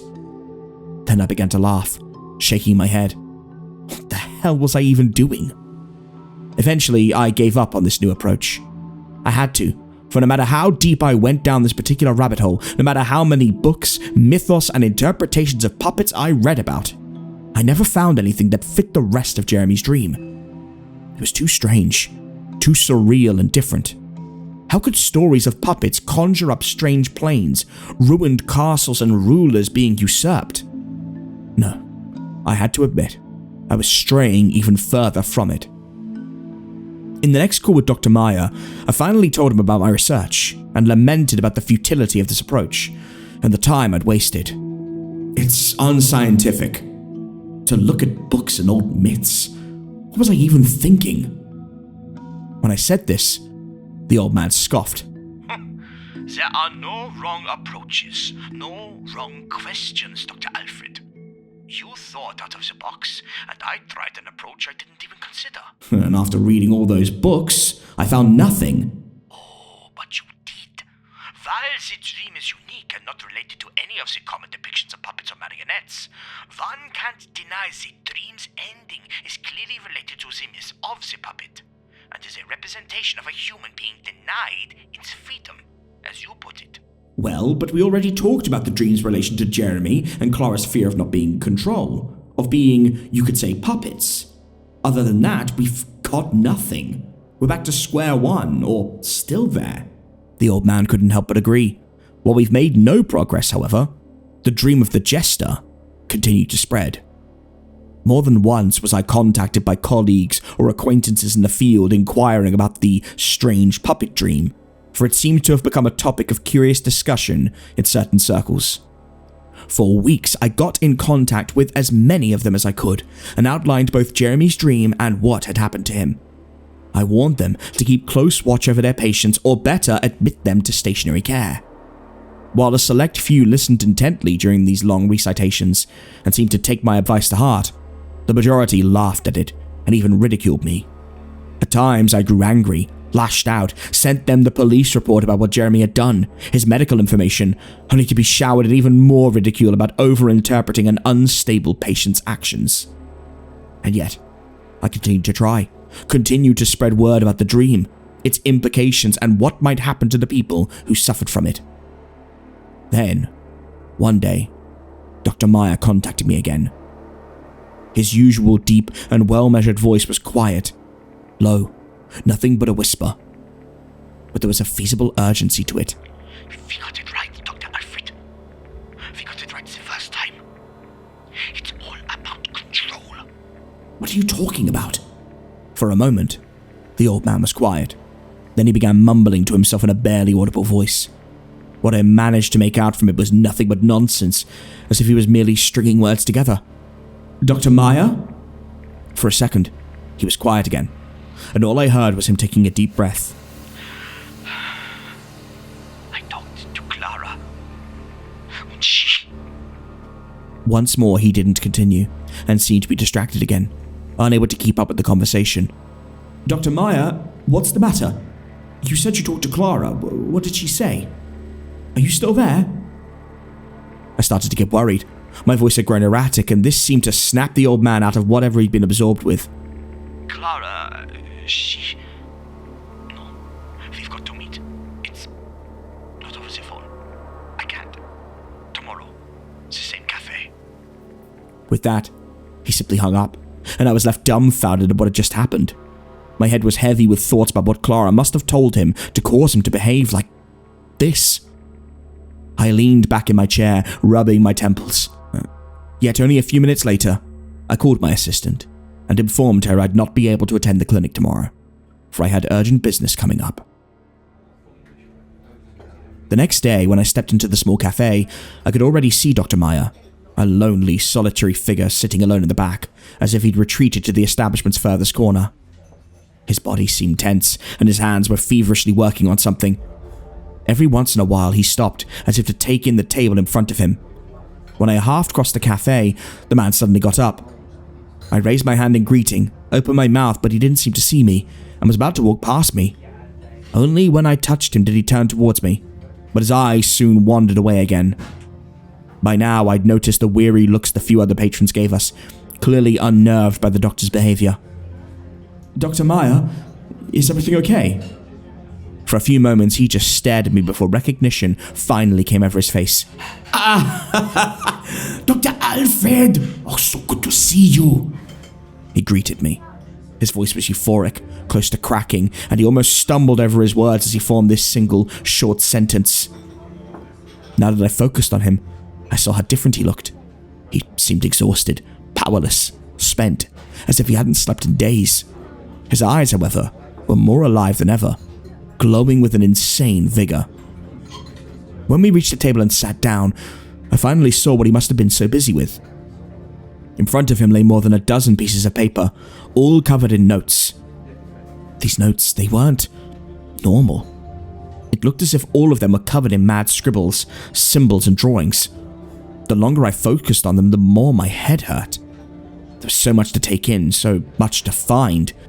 Stick figures, hieroglyphs, faces and animals, twisted creatures, words, letters, numbers, symbols, all coming together in a display of sheer madness.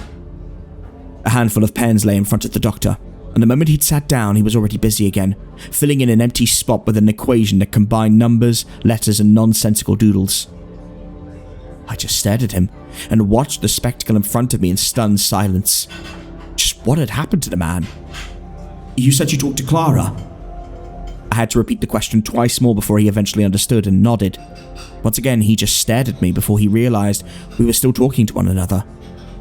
His eyes grew wide, and in a frenzy, he scanned the papers in front of him. Then he found the ones he'd been looking for and pushed them in my direction. The transcript of my last session with her, he rambled on. I looked at the pages in front of me. They were printouts, but all empty space had been covered in the same mad, nonsensical notes. When I tried to read the words the old man had written between the lines, I found they comprised nothing but amalgamations of letters and numbers, words in different languages and sentences that made no sense. Dr. Meyer, what's... Read it. What? Just read it for Christ's sake! He snapped at me, a concentrated look contorting his face. Then he went back to whatever he was working on. As I looked over the transcript, Dr. Meyer was as fidgety as before. One moment, he was scribbling on his pages. The next, he jerked around, staring at a random object or another of the cafe's patrons. More than once, he got up and paced the room before he realized what he was doing and sat back down. Yet I soon gave the old man no heed and instead did what he told me to do, hoping it would somehow explain his condition. After the client's initial agreement with being recorded, the doctor noted something peculiar about her. Psychologist's note. The patient's demeanor was different. She acted and appeared like a different person. There was a strange energy and vitality to her. Her voice was energetic, and she rambled on incessantly, often talking about other things in between sentences. These interruptions have been removed for brevity's sake. For a moment, I looked up, staring at Dr. Meyer, confused about him showing the same behavior. I skimmed the first paragraphs, centering on mundane details before Clara began outlining the dream again. I finally understand its meaning. The dream showcased history, or rather, the events that happened before there even was a history. Our universe is deterministic, created by a higher power, and all events have been predetermined by this entity. It puts everything into motion and controlled everything, living and non-living. Psychologist's note. The patient was never a religious person. Are you talking about God? Words have no meaning here. They are useless when trying to describe this entity. What history does the dream show exactly? At the beginning, this entity created a home for itself, a palace, and soon a court of vessels who had agency of their own. For their amusement, it created the very first being without free will, a being they held full control over. This being was nothing but a puppet, a marionette dressed up as a jester. But beings of power always hold power of their own. Slowly, over the course of eons, the jester developed a life of its own. Eventually, it broke free from its control, slew its creator, usurped the throne, and enslaved the rest of the court and bound them with the very strings they had once bound it. Psychologist's note. The patient grew euphoric. I had it all wrong. Everyone who's ever been before the jester had it all wrong. I thought it was trying to control me with its strings to enslave me as well. But it revealed the existence of my very own strings to me, the control I was under, the deterministic force of the universe. And in that moment, I finally understood what it whispered to me. It asked me if I wanted to be free, if I wanted to have true agency over myself and my life, and if I wanted to know what the meaning of true decisions, of true freedom. I accepted instantly. All I ever wanted was to be in control, to be free. Psychologist's note. The patient's face distorted into an expression of terror, and tears began streaming from her face. I shouldn't have done it. I shouldn't have. Why? You wouldn't understand, Doctor. There's no way anyone still bound would be able to understand. Psychologist's note. At this point, the patient began weeping, which soon turned into screaming, requiring sedation. I looked up once I was done, putting down the pages, utterly confused, staring at Dr. Meyer. Was this the reason he'd gone mad? Because of Clara's insane ramblings? The doctor was still absorbed in his notes, but after I cleared my throat, he looked up, staring at me expectantly. I read it, but as the session was over, I discarded it as nonsense. But then, oh, come on, Dr. Meyer, you're a man of science, I brought out in a state of half anger, half ridicule. You can't tell me you trust in this weird story of God creating a deterministic universe? And some crazed marionette, I don't know, taking over. The people around us looked up and began muttering to one another, surprised at my outrage. Even the owner sent yet another annoyed look in our direction. I quickly got up and apologized to the man, reassuring him everything was fine. On the way back, I saw that the doctor had plunged a syringe into his arm, and before I could say as much as anything, he injected himself with whatever was inside. I just stared at him. Medication, I told myself. It had to be some sort of medication. After a minute, however, he began shaking, was soon covered in sweat, and his face was distorted by what I could only assume to be pain. Dr. Meyer, what the hell did you just... I had my phone in my hand, ready to call an ambulance, but the man had already calmed down. I'm fine, Dr. Alfred. But I need to be able to speak. To explain properly, if only for a bit. Even if you tell me you're fine, there's no way. Let me talk, Dr. Alfred. I opened my mouth, but closed it again, and leaned back in my chair when I noticed the mad glow in his eyes was gone, and for the first time, his face seemed clear. No, I didn't believe it, of course. I didn't. It's nonsense, nothing else. Clara's own interpretation of the dream, that's all. But I began to wonder about something else. About control, about decisions, about freedom. You know the meaning of determinism, don't you, Dr. Alfred? I looked up and nodded. It means free will doesn't exist and the world and all our interactions are predetermined, right? Just like Clara said. Now, what if I told you our world is indeed deterministic? But that theory's been disproven countless times. You can't seriously suggest that because of some strange dream. The man held up his hand to stop me from going any further. For days I was obsessed with it. Not just control, decisions and freedom, but the dream itself. The marionette, the jester, the ghastly court, and how Clara described it. And then what, Dr. Meyer? I was there one night. I found myself among the jester's court. But you said yourself after your session with Clara, you pondered on it for days. Hell, we both bothered with it for weeks now, months even. You've heard it so many times, thought about its details, and eventually your mind created its own version of it. You wouldn't understand, you couldn't. I felt them, those strings, my very own strings, or rather, I felt their absence, the absence of the control they had over me. What? Just like Clara, I heard the jester's words, and I answered that I wanted to be free. I mean, who wouldn't? Who wouldn't say yes? When I woke up, I felt different, and for the first time, the very first time, Dr. Alfred, I understood what it meant to be truly free, to be able to make my own decisions. I stared at him and waited for him to have fooled me, but his face showed not the slightest hint of humor. Had all this been too much for him? Had he actually snapped? Oh, this is nonsense, Dr. Meyer. Get a grip! What we're talking about is a silly dream. Like I said, you can't understand it, Dr. Alfred. It's not up to you. It's not your decision to even try to understand. How could you do some things that's impossible and that's not part of your predetermined path. Oh, for fuck's sake! If all your actions, all your decisions are predetermined, how could you ever think for yourself? How could you stray from it? How could you comprehend what freedom and decisions even are? I couldn't help but laugh. So what's it like? What's it like to truly be free, Dr. Meyer? Instantly, the man's expression changed, and a dark look came over his face. It's terrifying. The most terrifying thing in the entire world. The weight of decisions, it's so overwhelming. The human brain isn't made for it. It's not in our capacity.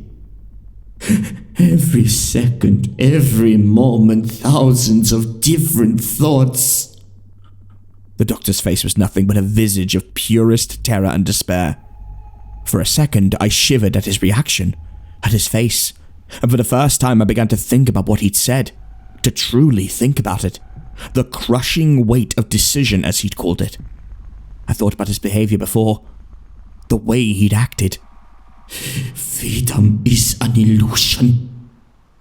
I thought I'd escape the cage, only to find myself in another one. One even more constricting than any other could be. Even more tightly bound. No, freedom is a cage. The one true cage. His eyes suddenly grew wide, and he focused on me and only me, staring me deep in the eyes. Who's more free, Dr. Alfred? The one whose choices are made for him? Or the one confronted with an unlimited number of possibilities? For a moment, I just stared at the man. All this because of a dream? I asked, picking up his notes. All this madness because of a silly dream? And what if it's just that, Dr. Alfred?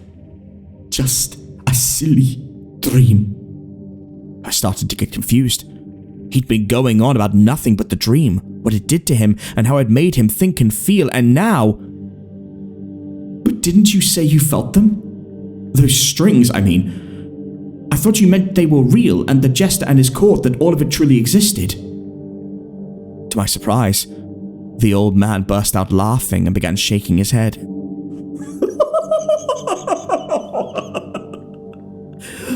Consider this, Dr. Alfred.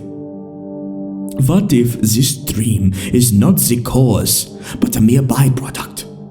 What if something's changing in the human brain, or the universe at large? Maybe the universe, and in consequence our minds too, are indeed deterministic, driven by predetermined decisions. What would happen if that changed, and nature found a way to break these bonds?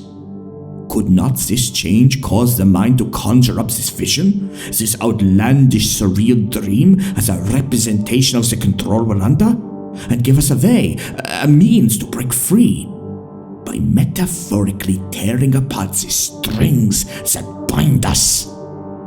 So you're saying that people are having this dream because they realize they're not in control and questioning it? But then why is the dream always the same? How's every single person coming up with the same things? How's that possible? Is it the same, though? What do you mean? That was the very first thing we ever talked about. How Jeremy and Clara's dream was exactly the same. Remember how they were describing it, Dr. Alfred. How everyone's describing it. What do all the descriptions have in common? That it's outlandish, indescribable, unique. It's something that doesn't fit anything they've ever seen. Images that defy understanding. Colors, forms, and creatures that shouldn't exist and never have been seen before. So how do we know it's the same? But the plane, the court, the Jester, those are always the same. And how do you describe a plane? I began describing a wide, rich meadow against a backdrop of distant forests. Yes, but how would someone describe it who's lived in a different area, in a different country or climate? Alaska, for example. What the dream showed me was nothing but an outlandish mesh of colors and forms that made no sense. Yet my brain somehow connected it to the word plane, because it was the closest to what I was seeing. But the place, the court, I mumbled. Merely our brain finding words for something that's otherwise indescribable. A palace is a palace of power, the residence of a ruler. What do rulers do? They control their subjects. The jester, the puppet. It's a stand-in, a double, the representations of our fear of being bound, controlled, just like the German expressionists said. But the wrestling control from a ruler is revolution, often by killing said ruler, enslaving his confidants, his court, and placing oneself on the throne. What if this dream is nothing but a representation of our mind breaking free? What if all these strange, indescribable images are nothing but our very first original thoughts after we've acquired free will? My head was spinning. This was outrageous, insane even. So what you're saying is, it's all just that, a dream, our result of our brains changing, because we realize we're not in control, question it, and thus... Dr. Meyer nodded. But if that's correct, if it's questioning the control we're under, wouldn't it mean us going around talking about it? Once more, he nodded. I couldn't help but laugh again. You can't expect me to believe any of this. This is just... Of course I wouldn't. It's impossible for you after all. I shook my head. For another moment, the old man stared at me. Then he gathered up his papers and pens before he got up. Wait, that's it?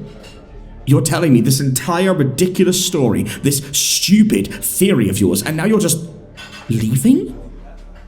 There's no freedom for us, Dr. Alfred. It doesn't exist. Be happy about your own ignorance. Be happy you're not in control. If you truly want to be free of it all. Yet his voice trailed off. He merely turned around and headed for the door. I called after him, asked him to elaborate, but he didn't react anymore. By now, and from his behavior, I could tell he was back in his own world. I knew he didn't hear me anymore, and knew that there was no way of stopping him. The old man must have snapped from thinking about this ridiculous dream for too long. That's all there was to it. Then, almost unconsciously, I began thinking about my life, about my decisions. Why had I become a psychologist in the first place? Why had I attended university? Correlations, of course, because of correlations. My mother's influence, Grandpa's lavish collection of books on psychology and the human mind, and all the things he taught me. I began to wonder if any of my decisions had ever truly been my own. What if Dr. Meyer was right, and all of them that had been made for me, and were the result of all those influences around me? What if my life had indeed been predetermined? To do what? To bring me here and listen to this crazy old man's outlandish story? With that, I leaned back in my chair, laughing to myself.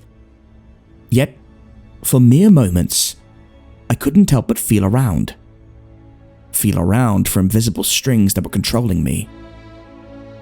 And, for the blink of an eye, I could almost feel them sliding through my fingers.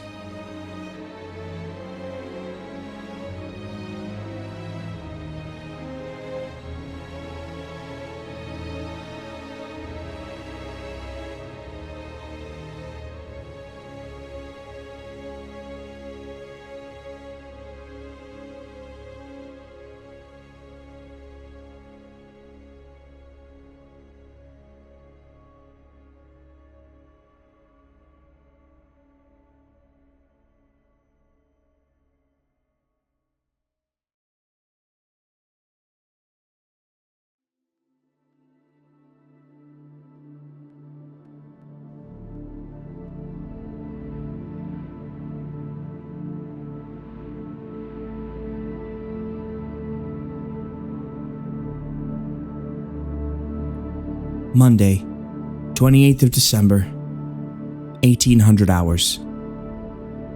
I'm not sure how long humans are supposed to stay sane without human interaction, but I've been doing alright so far, I think. The silence is much worse anyway. The initial shock of it all was extremely unnerving though. After the panic attack and near mental breakdown, I sat down determinedly, pen in hand, and started writing down what I knew about this whole situation. Observation 1. Almost all living organisms in this city have vanished overnight. People, animals, and insects are all gone. I'm not sure about microscopic organisms yet. The only other living things left behind are trees, grass, and most other plant life. I'm not sure how flowers and such will survive without other living organisms aiding them in pollination and such. I'll watch and see. Observation 2. Everything else seems to be as everyone left it. Cars are still in their driveways and some doors to houses are open as if someone just stepped through the doorway. Observation 3. Electricity is not running. Phone lines and the internet are not working. Street lamps are dead. Phone lines just beep and browsers greet me with dead web pages. None of my contacts are responding and my phone won't charge. It's practically useless now. Observation 4. The sun did not rise this morning. Does this even count as a morning? It's been at least 9 hours since I've woken up and it's remained pitch dark outside. The sky is still completely covered with clouds, so no stars and moon can be seen. Observation 5. The wind is gone. I haven't felt a breeze kiss my face or heard the rustling of a gust through branches since I woke up. The weather is showing no signs of changing. Observation 6. There is no sound. No birds or crickets chirping. No engines rumbling. Nothing. The only sounds are the ones made by me. It all sounds much louder than it should. My footsteps on gravel, my breathing, the sound of this pen scratching on this paper, ringing in my ears, and the drumming of my own heartbeat. I can feel it in my head. It all seems so wrong. I just want to shrivel up inside myself and just disappear. The only thing keeping me sane is this watch. Thank God that it's digital. I would lose my mind from analog ticking. And I can never forget my trusty flashlight making this all possible. I would be stumbling in the dark if not for it. I'll look for some batteries later. I can't risk it dying. I think I'll spend the rest of this night gathering my things so I can explore outside the city limits tomorrow. I don't know if this is some sick prank, emergency evacuation, or mass alien abduction, but I will get to the bottom of this. Tuesday, 29th of December, 0733. Last night I went to bed at 10ish, or tried to anyway. My heartbeat was unbearably loud and I was hyper aware of my bodily functions. The sound of swallowing saliva, my breathing, snoring, and, worst of all, my heartbeat. The constant drumming in my head. All my things are packed. I filled my car with various foodstuffs from the local supermarket as well as batteries. Lots of batteries, some portable lamps, and more flashlights. I don't think that counts as stealing. Normally my conscience would bother me, but right now I'm actually feeling good about this. Excited even. It feels good being prepared. I have this all planned out. I got some spare tires in the back, some jumper cables, and first aid. And I could always hop into someone else's car if need be. That dread of yesterday seems to be gone for now. The nearest town is about 58 kilometers from here.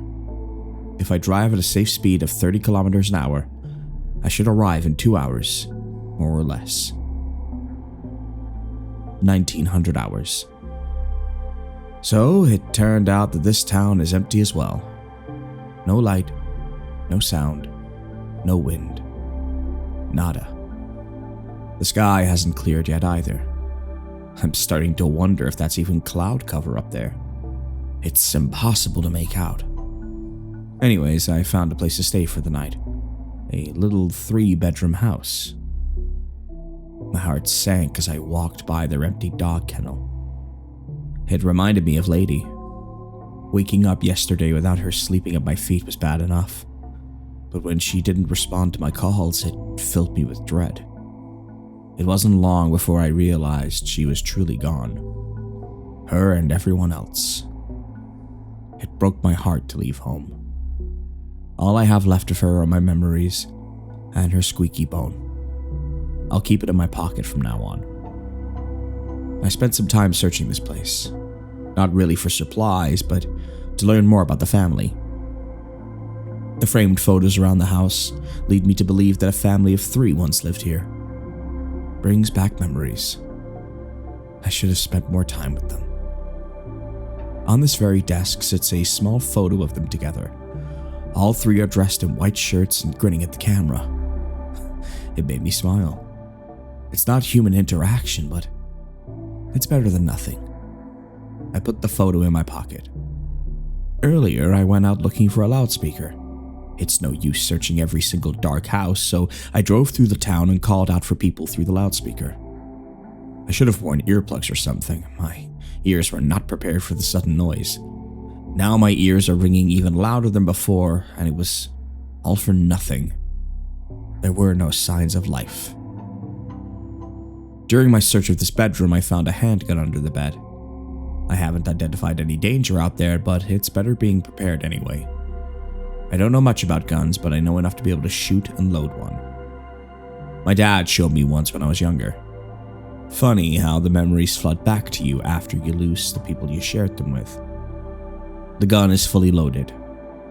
I hope I won't have to use it. Wednesday, 30th of December, 0926. I'm no stranger to sleep paralysis. It's creepy waking up in the dead of night with a paralyzed body. What was always worse for me, though, is the shadow man who would watch me as I lay there helplessly. It's a sleep phenomenon. The shadow men aren't really there. It's all in your head and generated by your subconscious mind while you're asleep. I learned that the best thing to do is stay calm and keep my breathing even, while reminding myself that the men can't hurt me. I was still quite young when I last had sleep paralysis, and at that time I didn't know all this about sleep and that it was all normal. My parents would wake up to little me screeching in the dead of night and rush into my bedroom expecting to find a burglar or at least an actual threat. But they would always find me shaking like a leaf beneath the covers and bawling about the shadow men watching me. They would try to calm me down, stroking my forehead and reciting Psalm 23:4. They told me it was all in my head, that none of it was real. It was real. I would scream back at them. I would tell them I saw him with my own eyes and that he stood right there at the foot of my bed. They were worried, so they did some research to prove to me that it was all a natural phenomenon. They took me to a nice gray-haired doctor who explained it to me one day with some cartoons and infographics I could understand. He told me it was perfectly normal and that it happened to other people as well. He said that we all have sleep paralysis every night to stop our bodies from thrashing around and getting hurt during dreams, and that the shadow man was nothing but a figment of my imagination. He gave me a red lollipop and he sent me on my way. My parents got me some new lava lamps, and that was it. I had a few more experiences with the phenomenon, but after a few months, it stopped. I can't remember if little me bought the doctor's explanation, but I remember just being glad when the sleep paralysis stopped soon after.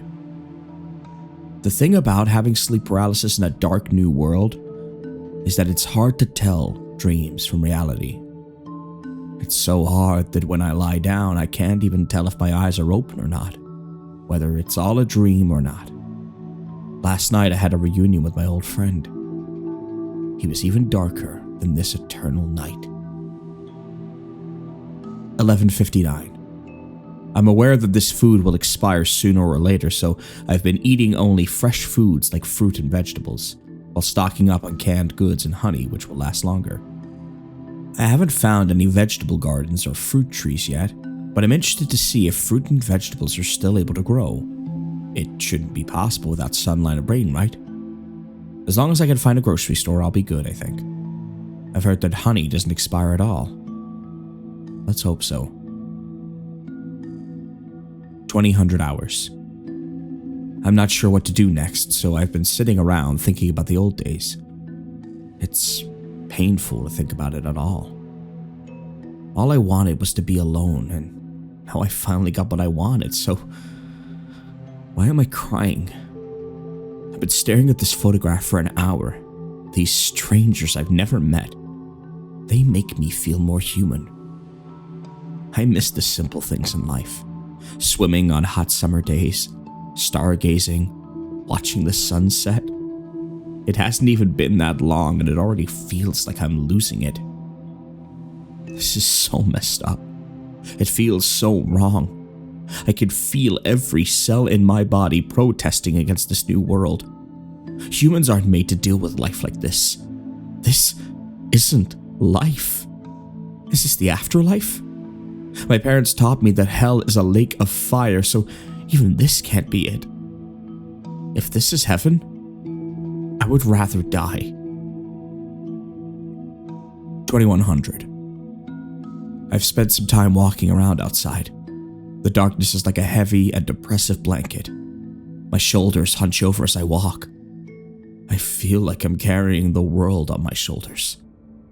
If I were claustrophobic, I would have died a long time ago. The air is thick. It's hard to breathe. The silence is mocking me. Sometimes the silence is unbearable, and sometimes the ringing in my ears is deafening. I've been starting to click my teeth together habitually to create some sound and drown out the ringing. And the heartbeat. I can feel my heartbeat in my head, and I feel like God's plaything. 2300. I've been sitting in my car with the engine on. The rumbling is comforting. Thursday, 31st of December, 0502. I think I know what to do now. I'm quite certain that this darkness must be affecting the whole country and maybe even the world. I think the next step is to find out for sure. Even if this darkness won't end, I need to find out the reason why. I need to know if the sun and moon are still up there at least. I need to get to the beach and see if there are waves. If so, then there's still hope. If not, this world has changed forever, and chances are I'll never see the sun and moon again. The ocean is 1,900 kilometers from here. With rest stops for sleep, the entire trip will take over 80 hours. I need to drive slowly and cautiously. I can't risk missing something important on the way or crashing on the long road. It'll be a challenge, but I need to keep moving. The preparations are complete and I'm ready to leave. I need to find people. I'll keep the photograph on the inside of my windshield to remember what I'm fighting for. 1022. I've been driving with the car's interior lights on, as well as the MP3 player, which I completely forgot about. I've been playing Mr. Sandman on loop for the past few hours. It reminds me of home and of my mother. She would always sing it to me at night to calm me down after my late-night panic attacks. They were so good to me. I didn't deserve them. I can't turn this music off. It's yet another thing keeping me going. And Lord knows I need all the motivation I can get. 1,700 hours. I hold the squeaky toy as often as I can. Lady was a good dog. It was us two versus the world. She was always sweet and gentle. She would bite this bone softly, just enough to make it squeak. Evident by the very few bite marks on the bone. There are 3 scratches on the bone, to be exact. And now I know it like the back of my hand. This bone, the CD in the player, and this photograph are my symbols of hope. They keep me going. I'll hold on to them as long as I can. Friday, 1st of January, 0900 hours. My friend, the Shadow Man, decided to visit me again last night. I saw him in my rearview mirror. He sat watching me on the back seat.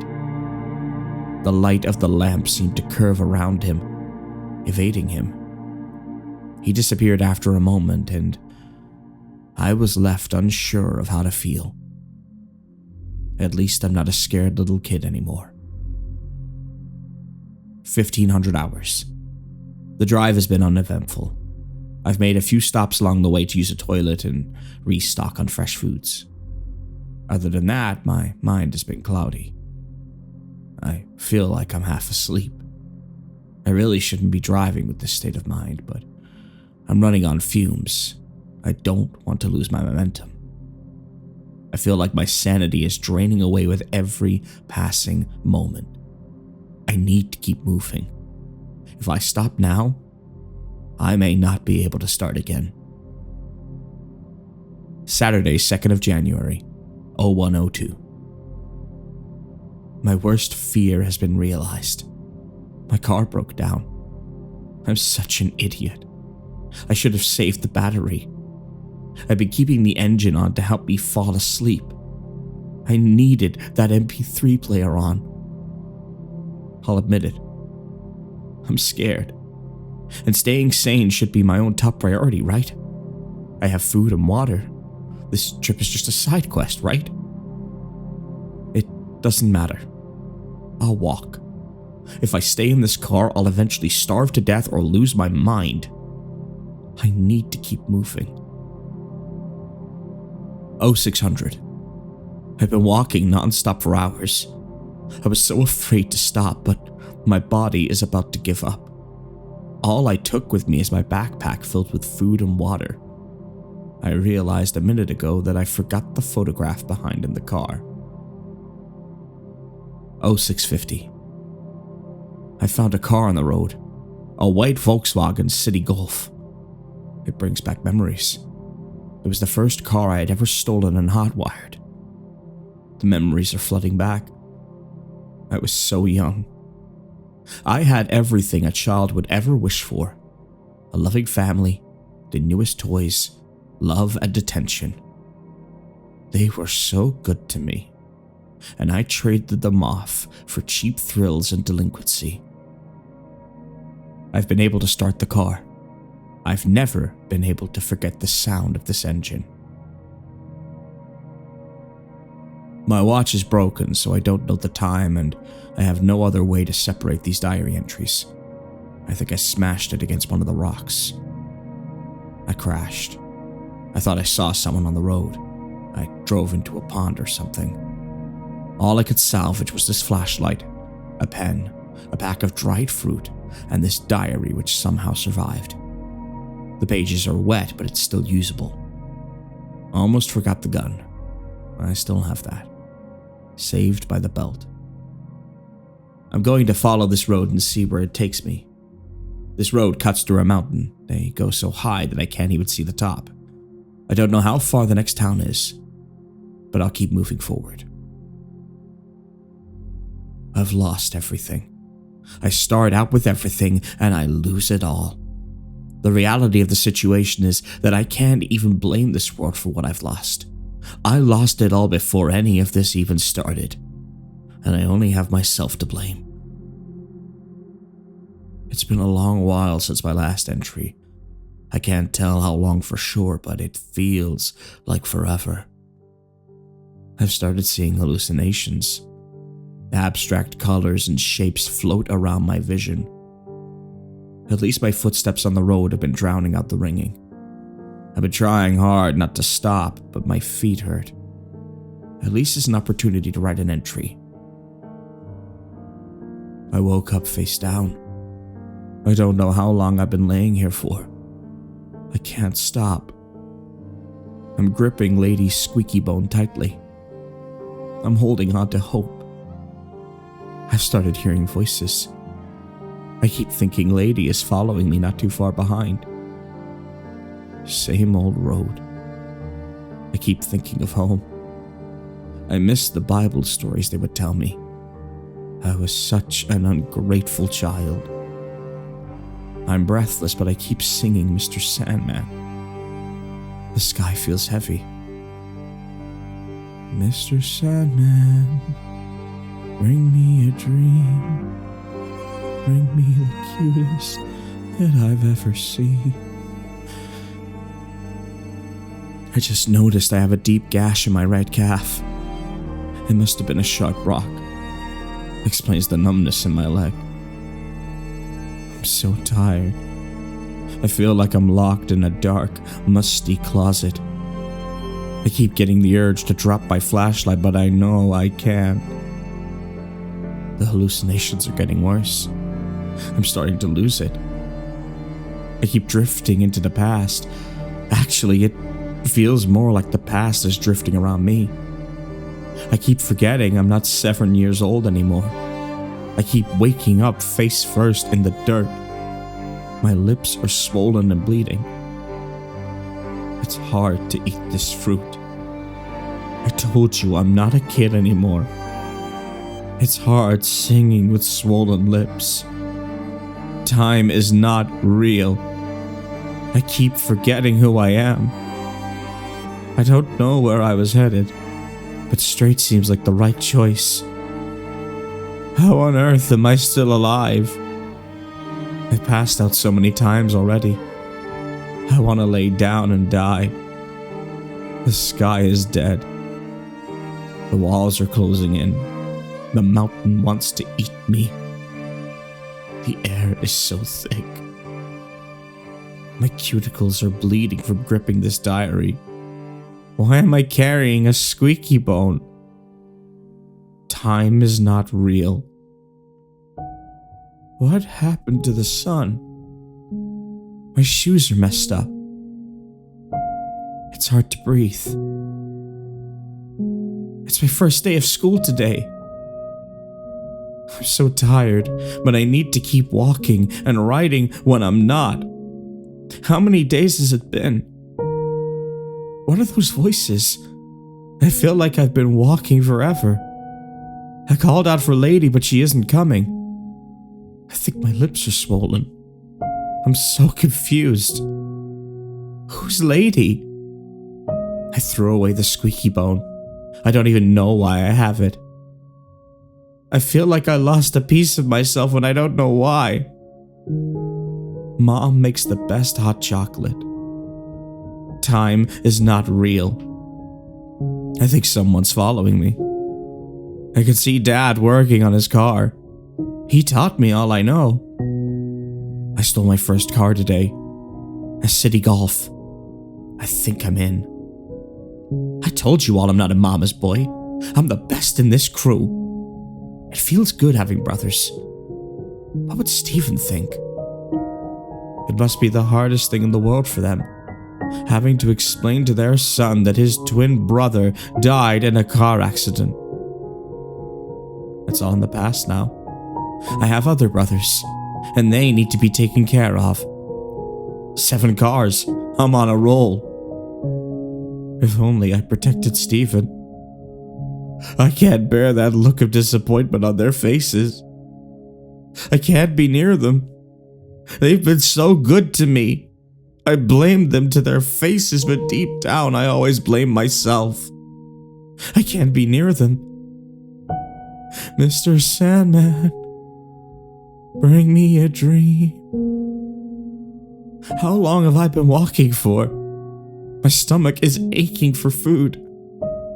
How did I get here? Every muscle in my body hurts. I'm holding on to hope. Why am I still walking? When did I learn to walk? The doctor gave me a cherry-flavored lollipop. I don't buy his explanation. I woke up screaming. I abandoned my parents when they needed me the most. I should have visited them. I should have said sorry. But I was ashamed. I wasn't worthy of their love and forgiveness. I could see Stephen in front of me right now. This is the end of the road. I can't walk straight anymore. I can't even walk. The Shadow Man stands before me and I'm not afraid. He's been waiting all this time to welcome me home. The parents from the photograph stand on either side of him, smiling their toothy smiles. I hear a dog barking. Mr. Sandman plays from someplace distant. The air is vibrating and the couple's faces have changed into my parents. They are both chanting the 4th verse of Psalm 23. Mr. Sandman is playing louder now. The Shadow Man is gone now. I see Stephen standing between them. He's smiling. I should join them. They've been waiting all this time, and I've been stubborn as usual and kept them waiting. The song keeps getting louder. That's where all the trouble started. My stubborn nature. It's time to give in. It's time to repent. The air is shaking. The ground is moving. The chanting is in my head. The fear is gone. They are awaiting with open arms. The song is playing in my head. I feel like my head will explode. I don't know if this gun can still fire, but I'm going to try anyway. I'm going to join them. I need to leave this dark place. I've heard when you go to heaven, you see a bright light. I'm not sure if I'll make it in. I don't think I'm worthy. But even the flames of hell will produce some light. I'm ready. If this is the last entry, the gun fired.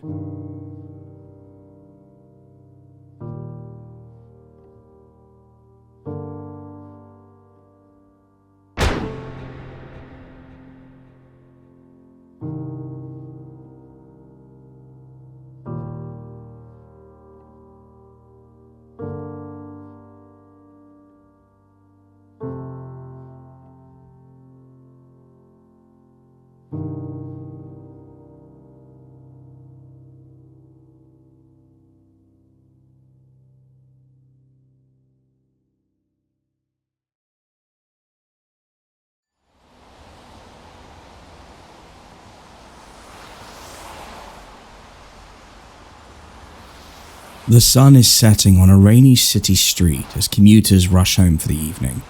Most pass by without noticing the uniquely tall figure concealed in the shadows of a particularly dark alleyway. But those who do notice are quick to stop. Hooray, hooray, hooray, folks! Grab your drinks, take your seats, and get ready for a ride! Today we're visiting the big city of Rockland, Georgia, and there's a new circus in town. Cirque du Soleil has been performed in every country worldwide, yet I bet you've never heard of us. That's okay, because after tonight will be impossible to forget. Our acts maybe change, the quality always remains. Don't miss this, quite literally, once-in-a-lifetime performance. There's no acrobats or jugglers, no bearded ladies or magicians. You won't see a single lion, tiger, or bear. Oh my! I guarantee each sight will be one never beheld and 100% authentic. But don't take my word for it. Come on in and have a seat. Behind the figure is an old brick building, and, right on cue, its rusted metal door swings open with an ominous groan. Spectators turn up their collars against a sudden blast of cold wind as they make their way inside. There they file into the rows of theatre seats set before a grand stage. At its center, a tall green hat hovering atop two glowing disjointed eyes emerges from the darkness. A pair of white-gloved hands appear lower on either side as the hat erupts into dull green flames, just bright enough to illuminate a faint outline. A long, slender figure is seated in a high-backed chair, and a shining silver cane appears in its right hand as it rises. Though the flickering light allows short glimpses of a maroon velvet suit, the figure's face remains a blank void, creating a sinister air around his booming voice. Hello, Rocklin! Thank you for joining us on this dark and dreary evening. Now, this may seem like an unusual setting, but many of our performers simply can't be available during the day. In fact, no introduction can possibly prepare you for the sights to come. Our show is what you must experience to believe. And I should warn you, the front rows are a splash zone. Now, without further ado... The ringmaster's green flame extinguishes, and the stage is left in total darkness until a teal light cascades across the floor. With it comes a drifting mist that separates and settles into the form of two young, translucent girls. The pair are identical down to their matching dresses and porcelain faces. Their dark hair is pulled back with thick headbands, and the teal lights ripple behind them like an ocean. Ladies and gentlemen, may I present the Gabie twins, Ethel and Esther. Born 1884 to a prominent family, at age 12 they set fire to their teacher's home. 3 years later, they murdered their parents and buried them in the basement. For a short time, they were able to run the household, but they could not excuse the Gabie's absence forever. The twins fled from the sheriff, but they could not outrun fate. Death came for them as it will come for you all. For the twins, it came in the form of 3 drunken rustlers merely happening by. The transparent sisters dissipate back into a shapeless mist that spreads over the audience. 2 columns begin rising from the center, swirling together like a tornado. The glowing teal is pulled into the funnel and redispersed to create a new scene on stage. There is a brilliant forest lit with hundreds of fireflies and a small path cut through its center. The cyclone separates into multiple strands of mist that reform the twins, hand in hand, on center stage. They wave cheerfully as more mist collects behind them into 3 separate pools. Each one grows taller and darker until settling into the shape of giant, hulking men. Their eyes are black holes barely visible beneath the rims of their cowboy hats, and each brandishes a large knife. The young girls seem ignorant of their presence as the men raise their weapons high above the sisters' heads. Without warning, they strike as one, and an explosion of red spills over the audience before it all fades into darkness. After a suspenseful pause, the forest reappears. Only now the bright teal is stained with a deep crimson tarnishing its former glow. The murderers sit gathered around a small fire, laughing and drinking. Behind them, Esther and Ethel's spirits take shape. Their bodies stretch upwards until their height towers over the 3 men. And then they pounce. This time the darkness is immediate but lasts only an instant before the scene returns in flashes. The twins' faces are contorted into monstrous expressions and their pointed nails tear into their prey. The men's screams ring through the auditorium and flash. One man lies lifeless, separate from his arms. Another is beneath Esther, his stomach torn open, intestines raised like a trophy.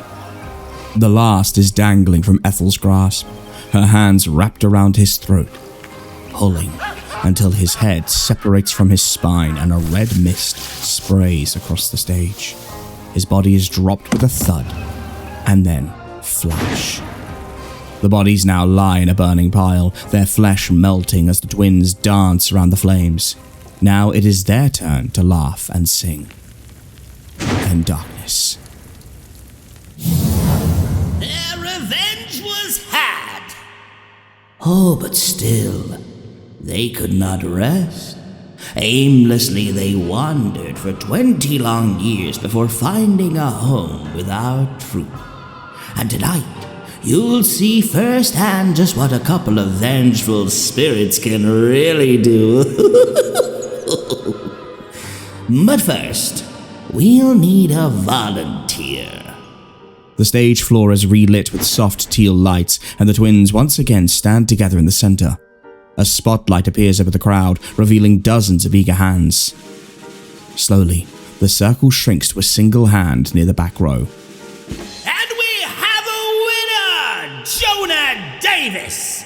Come on down, good sir, come on down! Let's give him a hand, folks! A well-dressed middle-aged man with curly brown hair and thick-rimmed glasses proceeds to the front, cheering and high-fiving those he passes along the way. Nearing the final few feet, he raises both fists in a celebratory pump before leaping onto the stage. The twins guide him to the center and stand on either side. Mr. Davis is married to a dental hygienist, has 2 daughters, and enjoys spending time outdoors. At first glance, you might think he's an accountant or an office manager. But Jonah is actually a drug dealer. A successful one.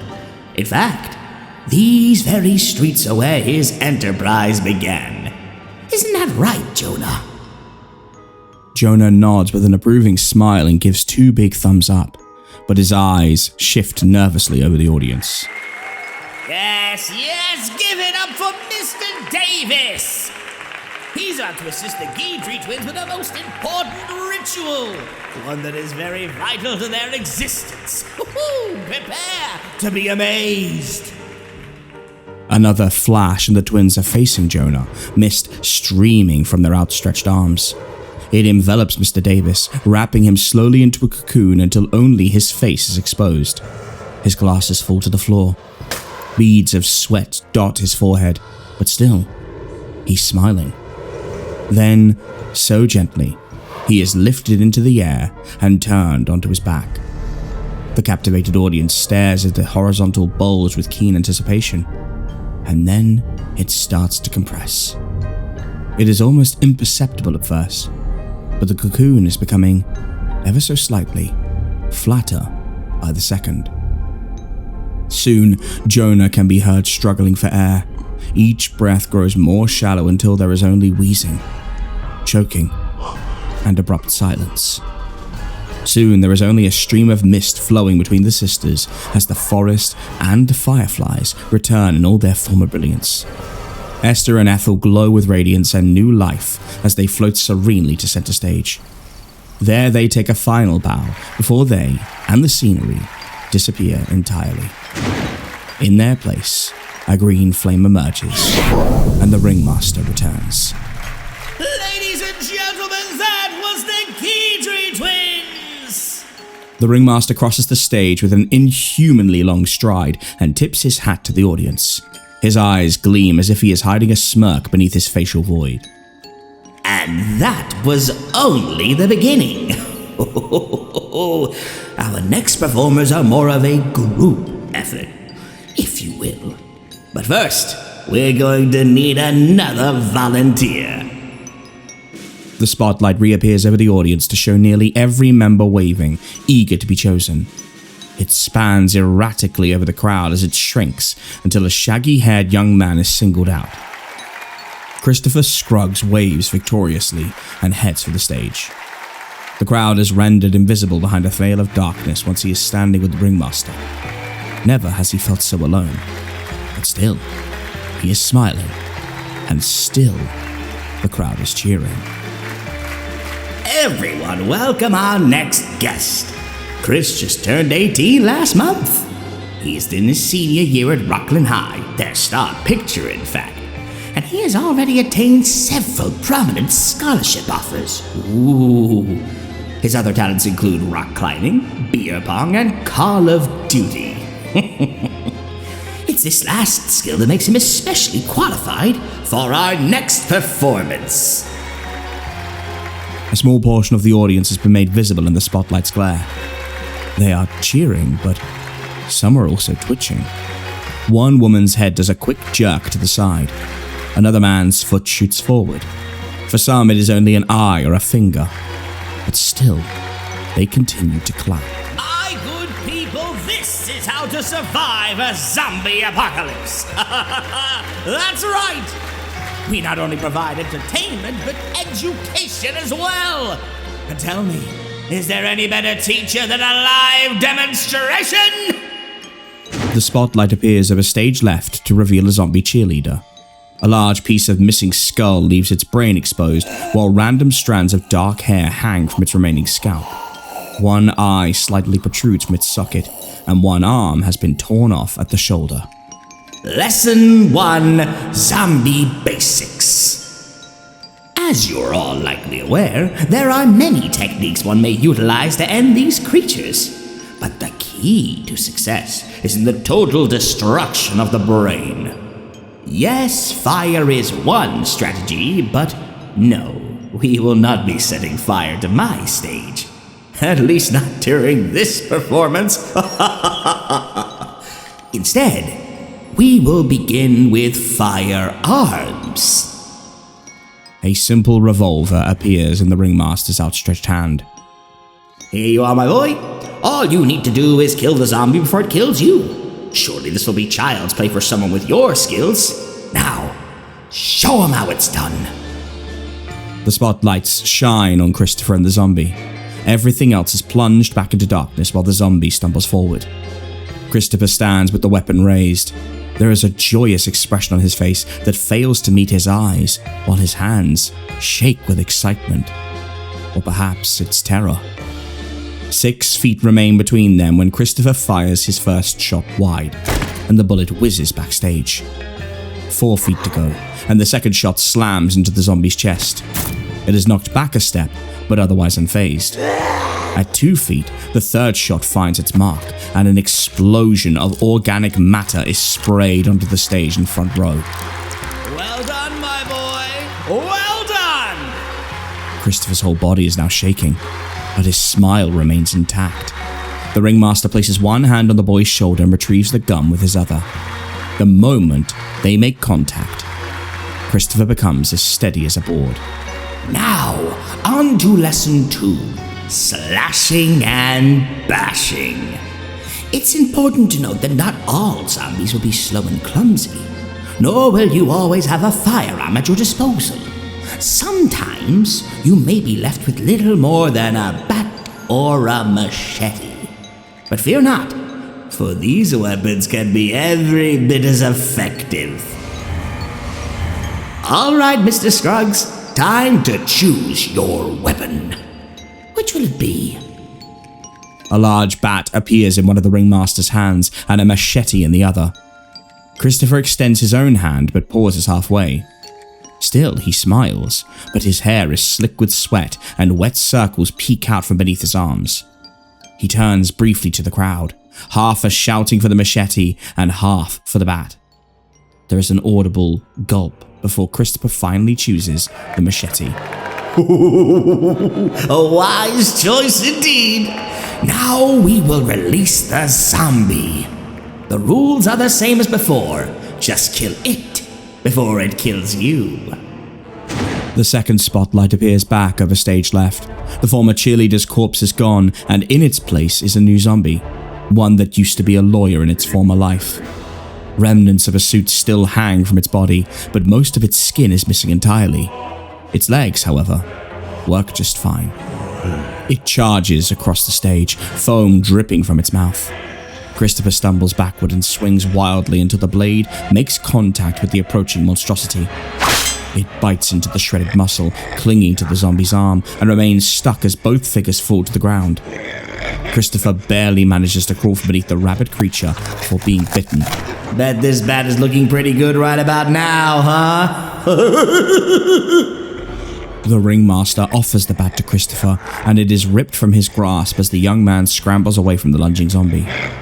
Armed once more, Christopher turns back and swings like a man possessed.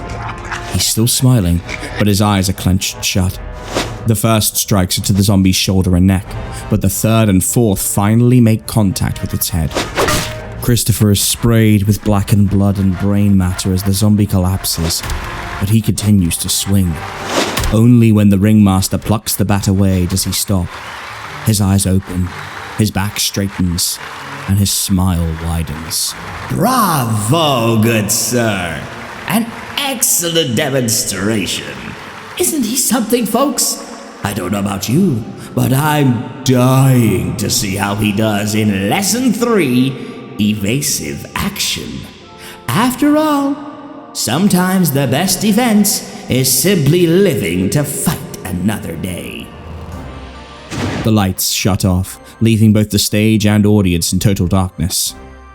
Moments later, numerous spotlights reveal the previous zombie is gone, and the stage has been converted into something resembling a miniature skate park.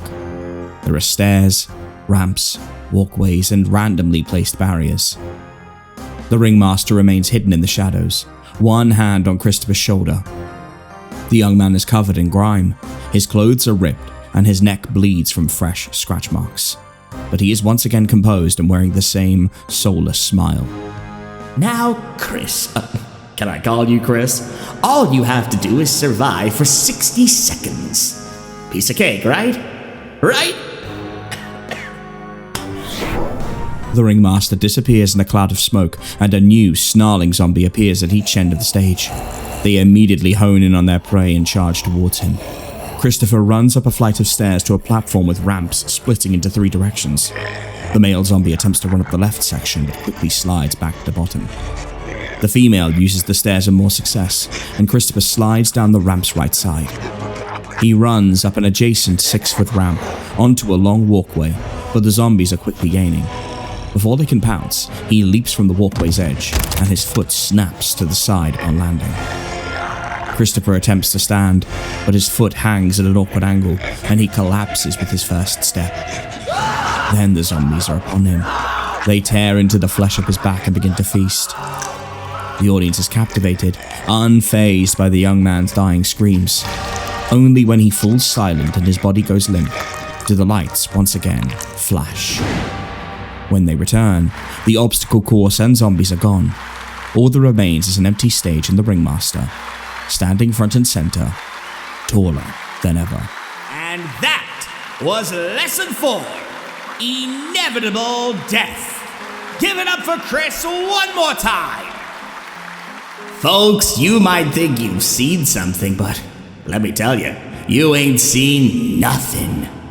Our next performer hails all the way from Manchester, England. He fought and died during the Anglo-Spanish War, but he wasn't allowed to rest in peace. Ladies and gentlemen, it's time to meet the vampire, Albert Thorstein! For several seconds, nothing happens. Then a bat swoops down to center stage where it morphs into a man. Albert is short and burly. His black hair is slicked back and his black suit is of the finest quality.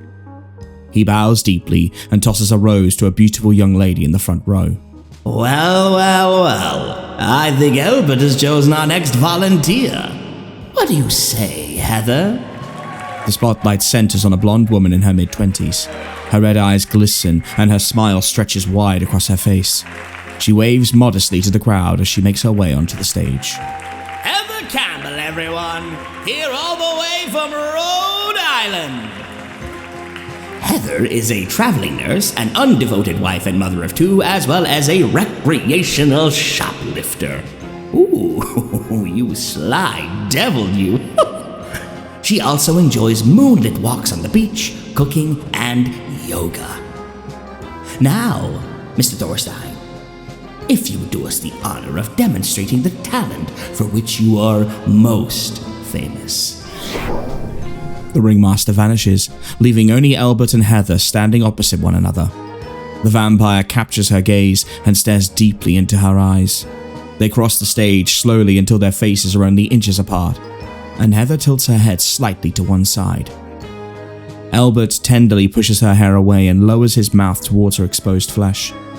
Just before making contact, 2 fangs extend past his lips and sink into the large vein running along her neck. Blood pours from between them and paints the stage red. All the while, Heather stares ahead dreamily. Eventually, her body and face relax, but traces of her smile remain. With the utmost care, Elbert lowers the lifeless body onto the stage and takes another bow before methodically cleaning the blood from his face. Quite a sight, is it not? To watch the very life drain from one into another. From the living to the dead. These fearsome creatures can do far more than mesmerize their victims. Now, I don't want to give away all of Elbert's secrets, but I think he can indulge us just a little. Of course, we'll need another volunteer. Every hand flies into the air.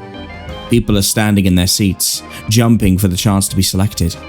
Some of their fingernails are broken and bleeding. Their smiles are stretched paper thin and their lips are beginning to crack. The spotlight searches the crowd, shrinking until it lands on a grey-haired man wearing an army jacket.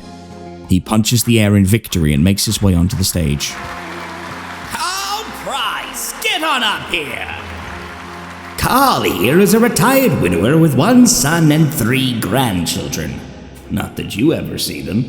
At 18, he joined the military to escape his abusive father, but went AWOL after basic training. Shortly after, he moved to Mexico, where he found work as a mechanic until returning to the US just last year. Let's give him a little encouragement, folks. This one's gonna be a doozy. The ringmaster vanishes, leaving Carl and Elbert alone on the otherwise empty stage. A pleasure to meet you, sir. Elbert extends his hand and Carl automatically reaches for it. Once eye contact is established, Carl's body relaxes just as Heather's before him. There we are. That's it. Just relax. Do you remember me, Carl? From primary school? We were best mates, weren't we? Carl nods in affirmation while staring dreamily ahead. That's brilliant. You're doing very well. Now, as you know, old chum, I am a vampire. As such, I've got some handy tricks up my sleeve, and I'd like you to help demonstrate a few. Do you suppose that'd be alright? Carl nods, and a small line of drool escapes from the corner of his mouth. You see, the best part about being a vampire is the near indestructibility. I am 246, yet I appear not a day over 35. I've been shot, stabbed, decapitated, hanged, drowned, even taken a ride through a meat grinder. Yet, here I stand. Holy water, garlic, crosses, silver, stakes, these do nothing. Fire. That's the only way.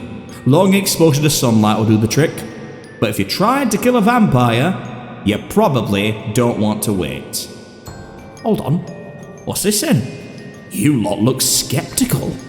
Seems like you might lead a little proof in the pudding. A small shadowy void appears floating next to Elbert. His hand disappears as he reaches inside to retrieve a long sword. After holding it aloft for the crowd to see, he offers it to Carl. I can assure you, this is a very real, very sharp sword. Elbert removes his shirt and jacket, folds them neatly, and places them inside the void like a suitcase. What Carl is going to do is slice its tip straight across my lower abdomen. And we're going to stand right at the very front of the stage so you can all get the best view possible. Come along now, Carl. You stand here, and I'll stand here. Perfect. Now, I'm going to need you lot in the front row to pay especially close attention. Please take note that this is my real skin and not some fake torso. See how it jiggles as one with my back. Not all vampires are fit and trim. That's another myth. Alright, Carl. Don't be shy. Just cut nice and deep, right between the hips. Elbert spreads his arms wide and Carl steps forward, swinging the blade with all his strength. It bites into the vampire's flesh and slides across his abdomen with a dark spray of blood. Elbert turns to face the audience, and there's a slight second's delay before his skin splits apart. Intestines spill to the floor with a sickening splat. And the vampire's smile widens as he allows the organs to fall through his open fingers. Blood runs down the stage and under the front row, almost black and too thick. But that too stops as the vampire's wound seals itself shut. Good thing I don't need those anymore. Thank you. Albert uses his foot to push the leftover organs from the stage and returns to the floating void where he retrieves his shirt and jacket.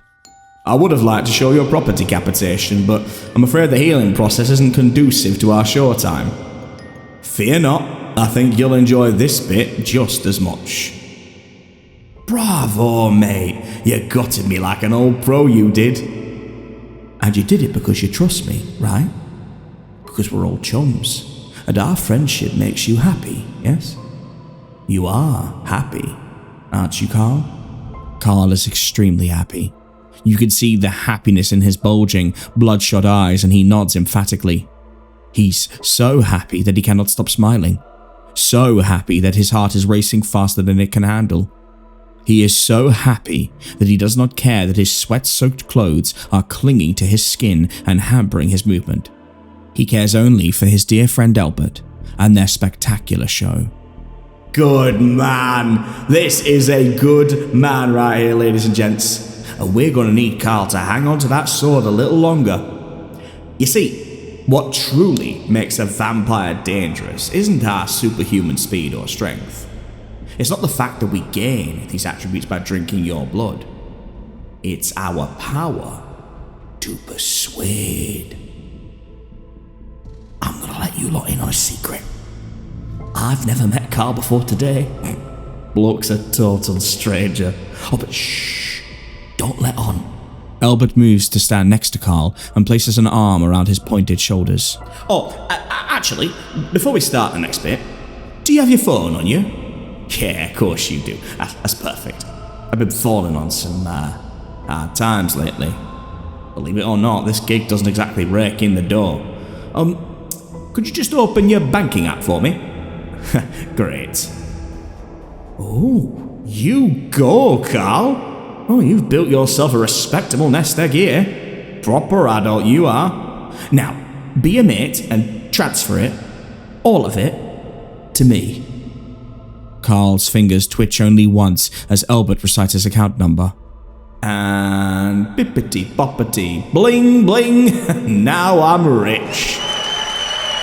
Oh, stop. It was nothing. Kid stuff, really. It's true, we all regard currency as one of our most vital assets. But shouldn't we value our bodies even more? All living creatures share the base instinct to preserve one's own life. It's encoded in our very DNA. So, which is more powerful? That instinct or my powers of persuasion? Let's find out. Again, Albert's hand disappears into the void, and out comes a tall, square table which he places between them. Alright, mate. I'm sure you're wondering what we're going to do with that sword, and it's time to find out. Go ahead and place your left hand on the table. Brilliant. Now, use your other hand to cut it off. Oh, and be sure to aim just where it connects to the wrist. I do apologise, my assistant forgot to pack the axe, so it may take a few swings. I'll be having a stern chat with Debbie after the show, you can believe that. With no hesitation, Carl raises the sword and brings it down onto his arm, just below the wrist, cutting it to the bone. He swings it again, higher this time, but it isn't enough. He swings a third time and a chunk of meat is flung to the floor in the growing pool of blood. On the fourth swing, his hand finally falls free. Carl should be screaming, but the only sound coming from him is a twisted, maniacal laughter. Albert raises the severed hand in triumph and lets the blood drain into his mouth as the crowd goes wild. Now, plunge that sword through your heart. Carl, whose arm is still spewing blood onto the stage and audience, goes down to his knees, raises the sword once more, and stabs it deep into his chest. His death comes almost instantly as he falls onto his back, the sword left embedded like a dark Excalibur. The audience rises to give a standing ovation, though several collapse, their shaking legs unable to support them. Others' hands are bleeding where the skin has begun to peel, but still they clap. Their cheers sound strange, as if their voices had grown hoarse, but that does not stop them. They are still cheering when the stage goes dark. The ringmaster returns center stage with a bow and only his dim, green flame for light. The fire spreads from his hat to his cane as he lifts it high above his head and slams it back into the ground with a dramatic thud. Albert Thorstein, ladies and gentlemen! Well, now we can say we have seen some things tonight, can't we? And there's still one act remaining. One in which I personally play a part. But first, a quick introduction for my co-star. When I say Reaper, many of you will envision the Grim Reaper, a name mortals often ascribe to a personified version of death itself. As a species, you love to put faces on everything. But death is simply that. Death. It is a word used to describe the soul's transition from one plane to the next. Nothing more. This term is, however, derived from the creature you're about to see. But much truth has been lost in the lore. Just as vampires drink blood, Reapers consume souls. But no, they do not attack the living. Reapers exist between this world and the next. They are part of neither, yet occupy both.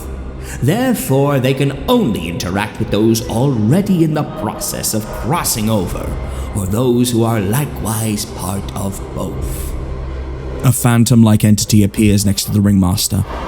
It is surrounded by the same soft teal glow as the twins, but its shape is amorphous and constantly changing. Occasionally, the outline of a distorted face appears within the mass, but then it is gone again. It has 4 limbs one moment and 6 the next. It shifts from the size of a beach ball to a tree, and everything in between. And I'll tell you a little secret of my own. He's my favorite. Or she. Well, it. I'm not quite sure, to be quite honest. Oh, but isn't it cute? I came across it in a field hospital during the Black Death. Ah, good times. Good times. We refer to it as the true first Thanksgiving. Bodies everywhere and all their souls to drink. Of course, this one was trying to keep the whole town to itself. Such a greedy Gus. Little Gabie tried stealing my souls. And, well, you can see how that ended. As one who can freely travel between the planes, I was able to tame it, though not without cost. Believe it or not, there's some sharp teeth hiding in that glowing blob. The real challenge, however, is keeping it fed. Such an insatiable appetite. One you have to see to believe. And that brings us to our next order of business. Choosing the final volunteers. Every hand shoots into the air. Those who remain on the floor from their previous collapse climb over their chairs in an attempt to reach just a little higher. Many turn to violence in order to gain an edge, and soon the entire crowd is in chaos. Janice Schwartz leaps onto her husband's back, raking her claws across his cheeks. Ian Darby elbows his brother in the face, shattering his nose. Naomi Hicks stabs a random stranger with a pair of scissors, and Daryl Bradford shoves his best friend to the ground, where several others trample him in their own frenzy to be selected. Now, there's no need to fight. This last performance is a very special one. You will all be our final volunteers. With an unsettling obedience, the fighting stops, and the audience cheers louder than ever despite their hoarse voices and blistered hands. Their smiles stretch almost to their ears, and several noses have begun to bleed in concert with their eyes. In my most humble opinion, no circus is complete without a ring of fire! The ringmaster lifts his still blazing cane once more stretching his impossibly long arm far over the crowd. With one flick of his wrist, a circle of flames expands outwards until the entire audience is surrounded by a giant ring of green fire. It stands twice as tall as the highest head and slowly shrinks in on the ecstatic crowd. The skin of those on the perimeter begins to melt, sliding from their bodies like chunky soup. Eyeballs boil from their sockets and burst. Some of the crowd leap or drag themselves into the flames, while others wait to be consumed. But they all die laughing. The Reaper floats through the flames freely and effortlessly, consuming their souls like death's Roomba. The ring of fire finally shrinks to a single column and disappears, leaving only piles of ash and a bloated Reaper in its wake. The single exception being a lone figure near the front of the stage.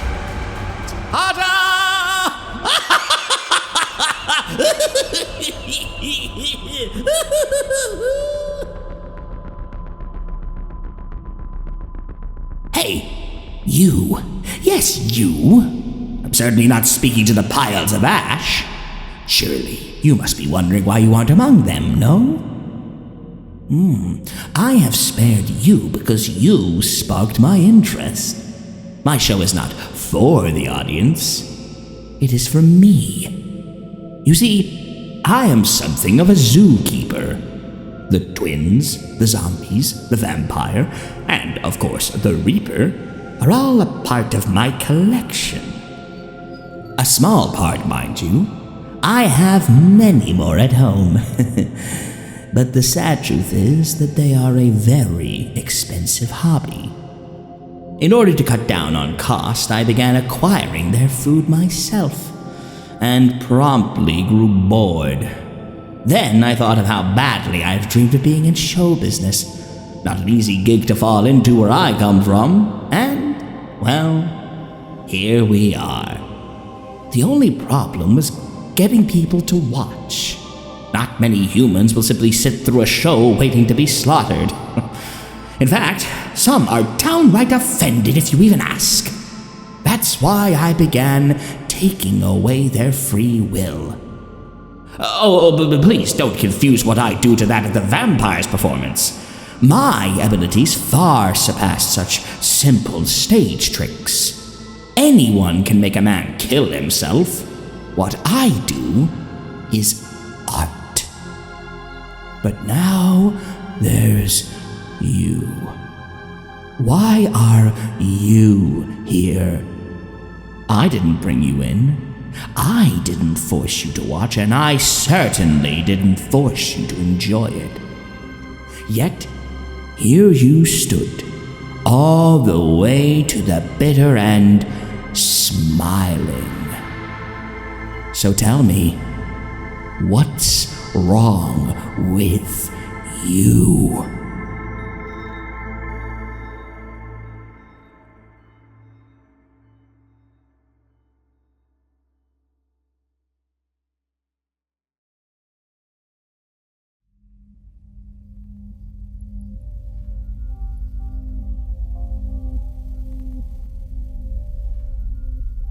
Do you think animals believe in their own gods? I stared at those words on my computer screen until they blurred. It was past midnight. The question sat there in my inbox like something alive, waiting. I know this may sound crazy, but I've witnessed it firsthand. I've lost someone to this event, this phenomenon. Please respond. I can't sleep. I can't make sense of this. I need help. Please help. I'm just a sheep farmer, and I need somebody to help me understand. Please reply. Please, Dr. Grant. Help me. Charlie Saunders. My hand hovered over the keyboard. Animals with their own gods. My first instinct was to delete it. Some teenager's creative writing exercise, maybe. A prank. But then I saw the name again. Charlie Saunders. I knew Charlie. I'd been to his farm twice before. I consulted on his flock's behavior. He was the kind of man who measured his words carefully. who didn't speak unless he had something worth saying. The kind of man who would never send an email like this unless something had broken him. I wrote back immediately, told him to come to my office in the morning. He responded within the hour. Just 3 words. I'll be there. I'm an ethologist. I study animal behavior, how they think, how they feel, what drives them. It's all chemicals and instinct, but evolution and adaptation. There's no room for gods in that equation. No room for the supernatural. At least, that's what I told myself. That night, I couldn't sleep. Every time I closed my eyes, I saw that question burning behind my eyelids. Do animals believe in their own gods?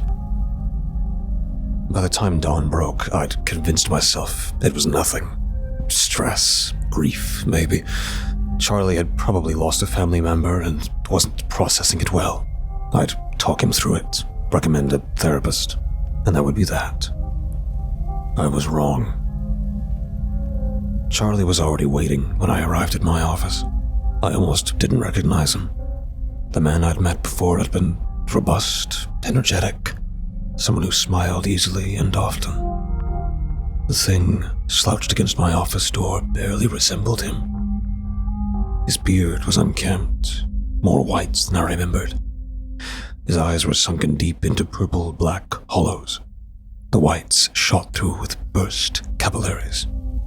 He looked like he'd aged 10 years in the few months since I'd seen him, like something had reached inside him and scooped out everything vital. Dr. Grant, he said. His voice was a rasp, like he'd been screaming. Good morning. Charlie. I tried to keep my voice steady as I unlocked the door. How long have you been waiting? He didn't answer, just shuffled inside when I opened the door, moving like his bones hurt. I flicked on the lights. The fluorescent bulbs hummed and flickered before catching, and started the coffee maker. The familiar ritual did nothing to calm the crawling sensation up my spine. Something was very, very wrong. The university looks good. Charlie mumbled, staring at nothing. I poured him coffee with shaking hands. Black, right? A nod. Barely. I sat across from him and forced myself to look, really look, at what he'd become. His hands trembled around the cup. There were dirt stains under his fingernails. And his eyes. God, his eyes were the worst part. They had the hollow, haunted quality of someone who'd seen something they could never unsee. Charlie, what happened? His fist slammed into my desk so hard the coffee jumped in our cups. I jerked back, heart hammering. Don't. His voice cracked like breaking glass.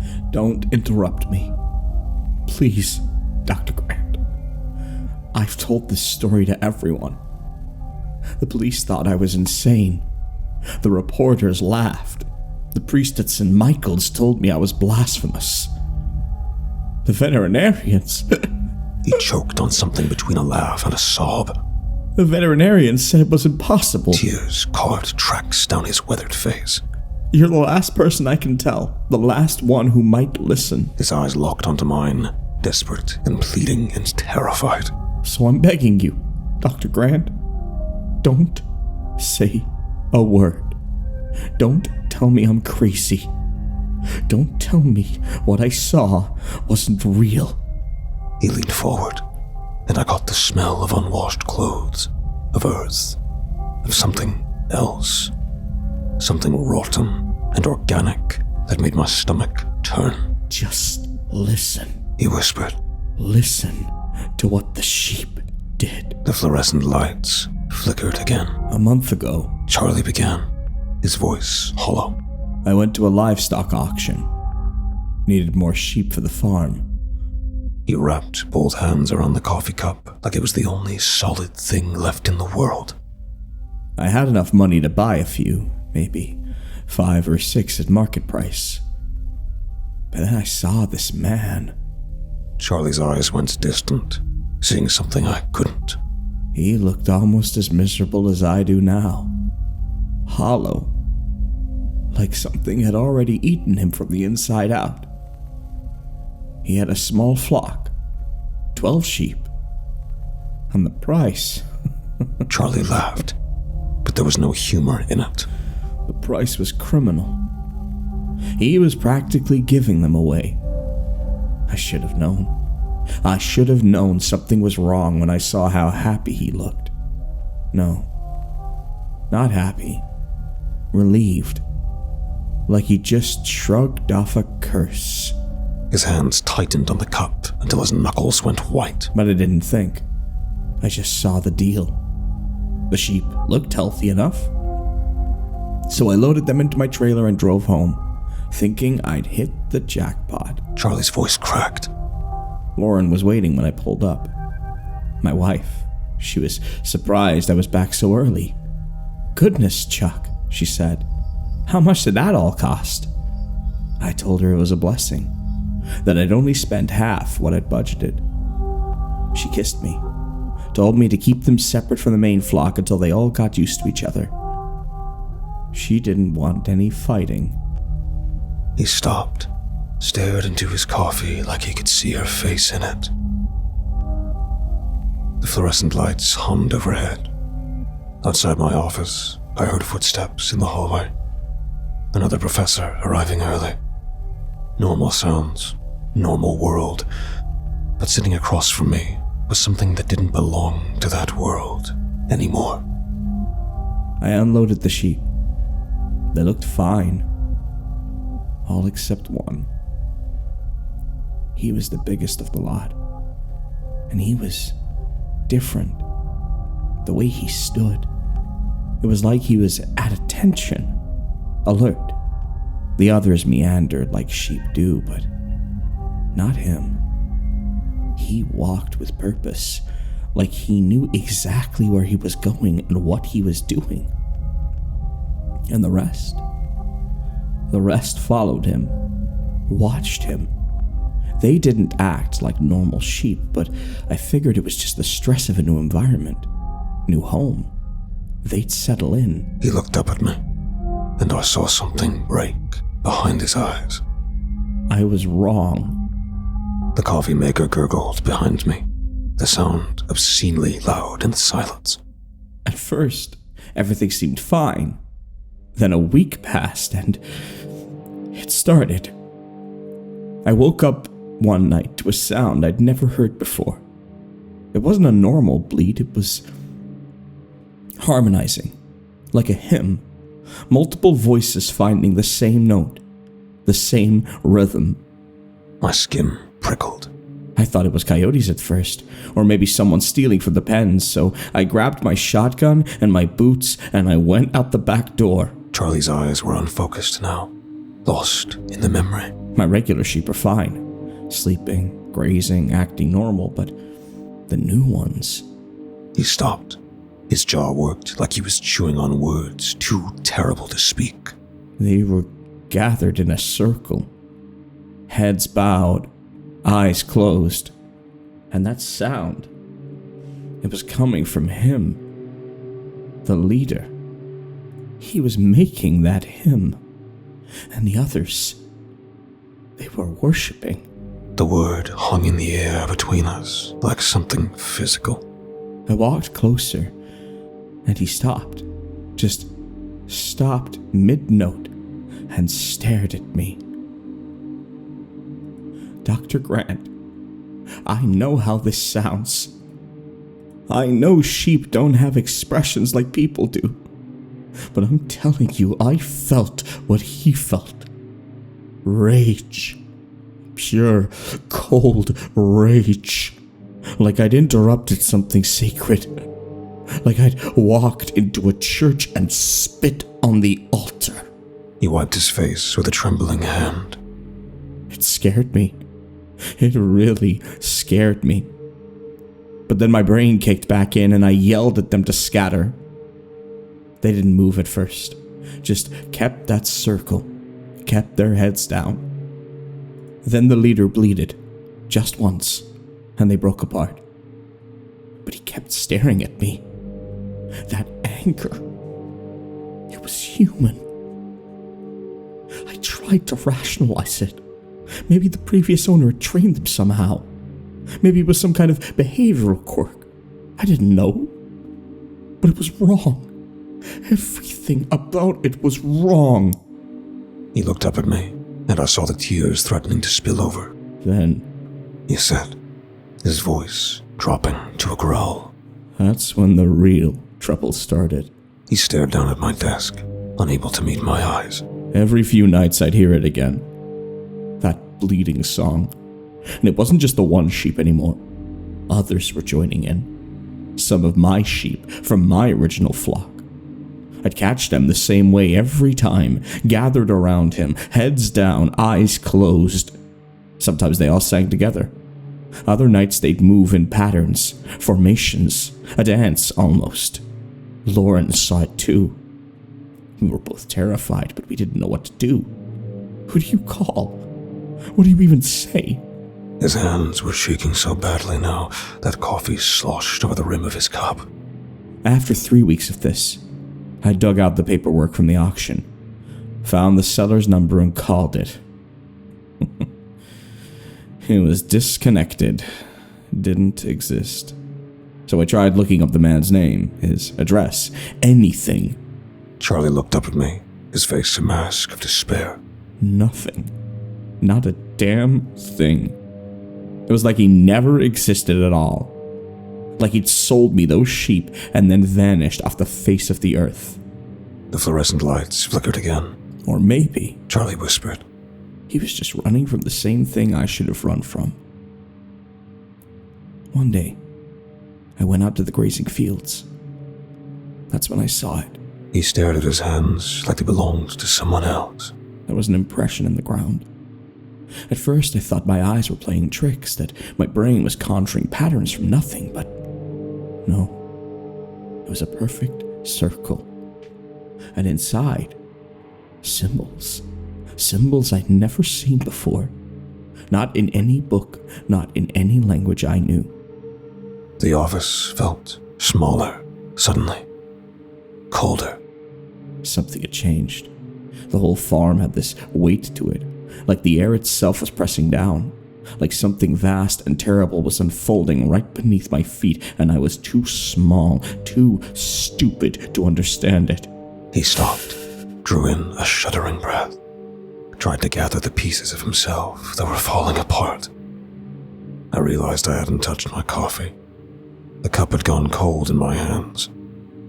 Everything Charlie was saying sounded impossible, fantastical, like some fever dream or elaborate hoax, but the man across from me wasn't lying. Whatever he'd seen, whatever he believed he'd seen, had destroyed him. Charlie paused, his fingers tracing the rim of his coffee cup. I should have paid more attention to Lauren. Should have seen the signs. But I was so focused on those damned sheep, I didn't know what was happening to my wife. He drew a shuddering breath. It started about a week after I brought them home. Lauren complained of headaches, said they came on suddenly, like something was pressing against the inside of her skull. She'd never had migraines before. I told her to see a doctor, but she kept putting it off. Said they always passed eventually. Charlie's eyes went distant. Then I started finding her at the bedroom window.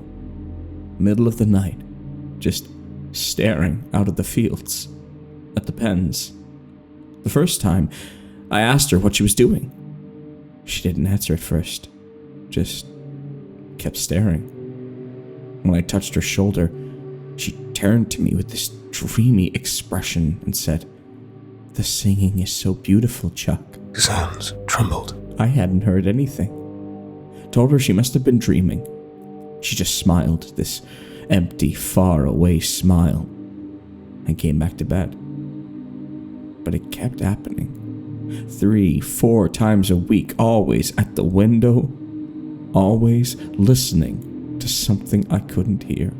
He leaned forward. She started humming, these strange, droning notes, nothing I recognized. She'd do it while cooking, while folding laundry.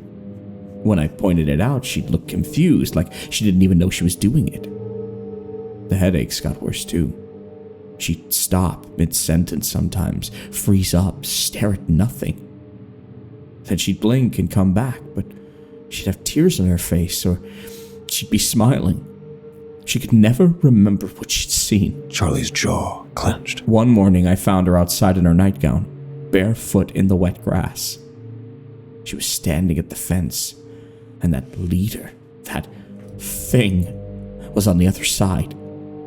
Just the two of them, staring at each other. And she was humming that melody again.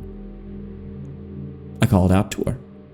She turned, and her eyes were empty, glassy, like she was looking through me at something else.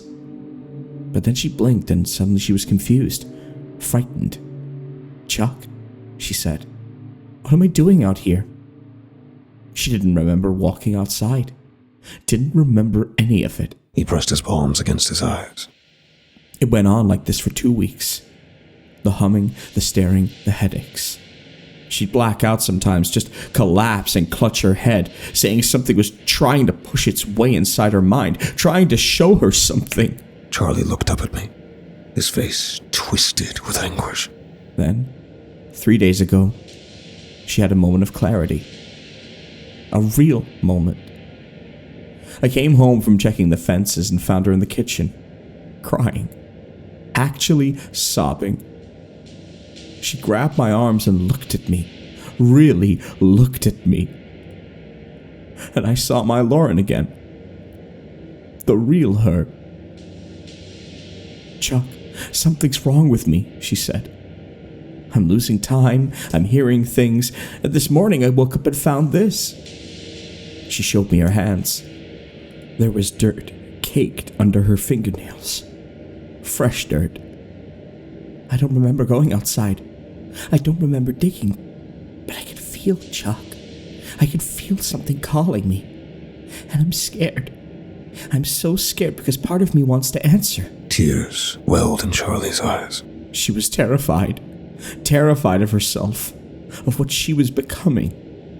She begged me to get rid of those sheep. Said we had to do it immediately. That very day. But He choked on the words. I told her we'd do it tomorrow. That I needed to prepare, to figure out where to take them. I thought we had time. I thought one more night wouldn't matter. He slammed his fist on the desk. Oh, but they knew. Those things knew she was breaking free. Knew she was fighting whatever hold they had on her. So they didn't wait. They couldn't risk losing her. That night, the last night, Lauren seemed better, calmer. She made dinner, kissed me goodnight, and told me she loved me. Said tomorrow everything would be okay. We went to bed early, both of us were exhausted. Both of us believing we'd wake up and fix everything. He looked at me with eyes full of horror. But when I woke to that song, she was already gone. Already theirs. Whatever small part of her had fought back that afternoon, it didn't matter anymore. They'd taken her completely. And I let that happen. I gave them one more night. Fresh tears welled in Charlie's eyes. Then came the night Lauren died. The words hit like a punch to the chest. Charlie, I'm so... His hand shot up, cutting me off. His face twisted with something beyond grief. Something raw and primal. That night, Lauren and I talked. Really talked. We'd both had enough. The farm felt wrong. Corrupted. We decided we were getting rid of those sheep the next morning. We'd load them up, drive them out to the middle of nowhere, and let nature take its course. I know how that sounds, I know, but Grant, you have to understand the horror of that song. I still hear it when I sleep.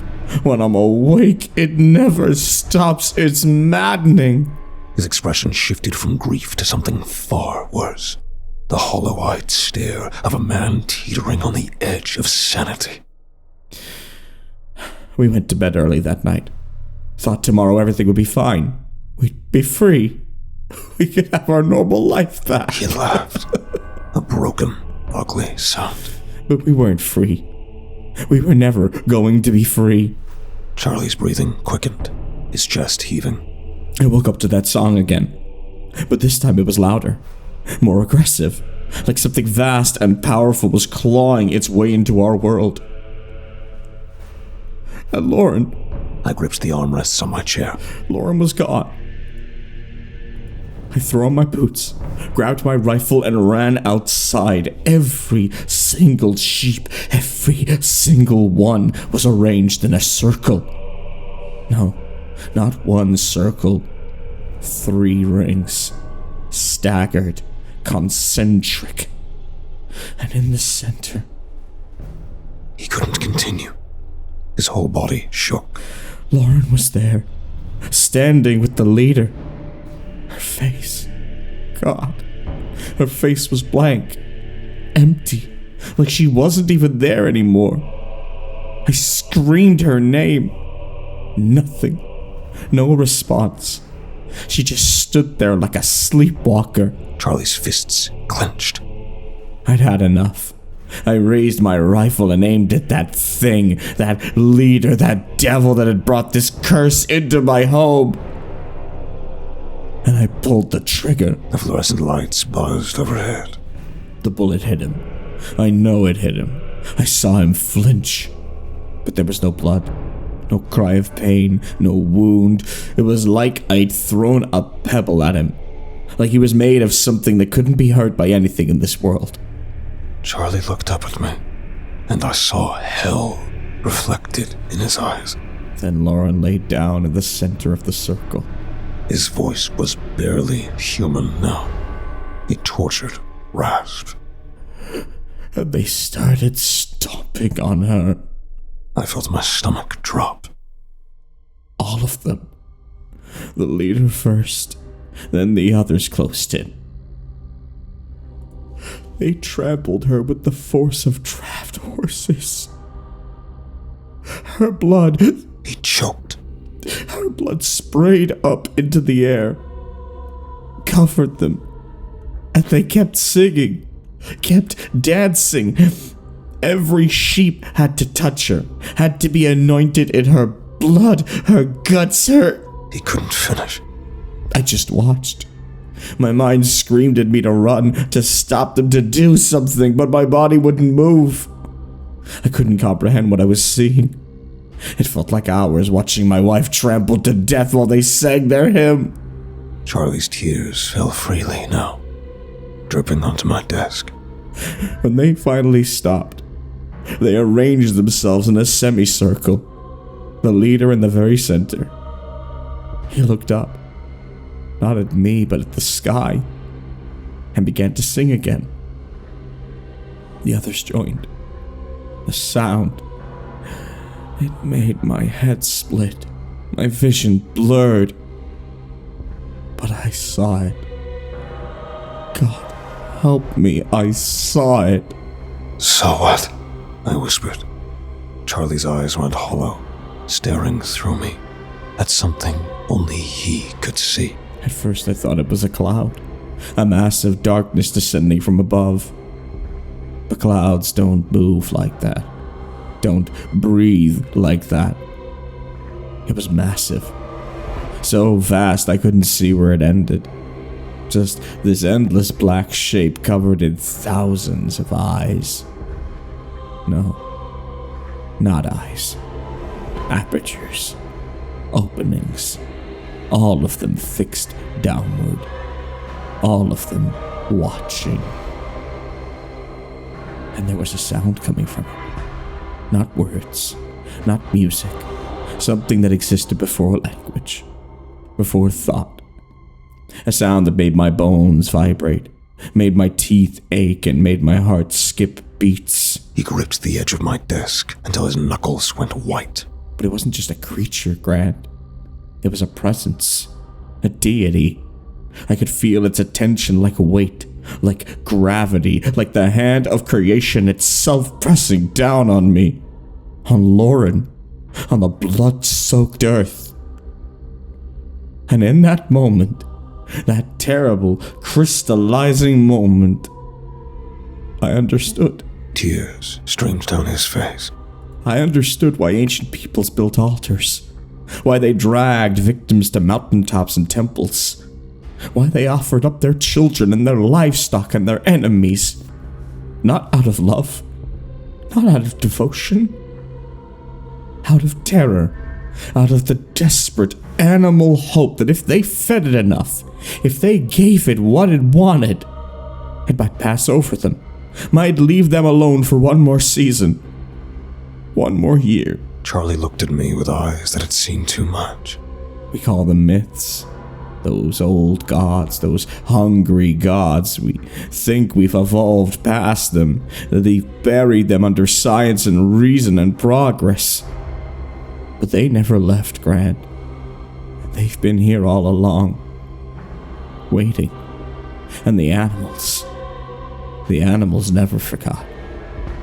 They've been worshipping them since the beginning, since before we even stood upright. And that night, I watched my wife become their sacrament. I passed out, and when I awoke to the rising sun, all the sheep were gone. Every single one. The only thing left was... You couldn't see it. Lauren's body. Charlie began unbuttoning his shirt with trembling fingers. He pulled the fabric aside to reveal his chest. There, burned into his skin, was a symbol. A perfect circle surrounded by intricate runes, characters that looked ancient and alien and wrong. I found it the next morning. He touched the symbol on his chest, wincing as if it still burned. It wasn't there before. I didn't carve it, didn't brand myself. I just woke up and it was in me. Part of me. His voice grew quieter, more distant. At first I thought I could live with it. Thought I could bury Lauren, sell the farm, move away and forget. But the dreams started that very night. Charlie's eyes glazed over, seeing something I couldn't. I see him. The leader. Every time I close my eyes, he's there, standing in fields that stretch forever. And he's not alone anymore, Grant. There are thousands of them now, flocks upon flocks, all standing at attention, all watching me, all waiting. And behind them, behind all of them, I see it. That black mass, that thing they worship. But in my dreams, I can see it clearly. I can see its shape, its purpose. And it's so much worse than what I saw that night. So much bigger. Charlie's breathing quickened, becoming shallow and rapid. The symbol burns when I dream. Burns like fire, like acid. And I hear voices.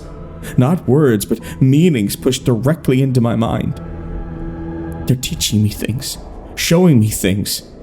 The rituals, the hymns, the hunger. He looked up at me, and I saw something had changed in his eyes. Something had broken. I tried to cut it out, Grant. Took a knife to my own chest, but the blade wouldn't go deep enough.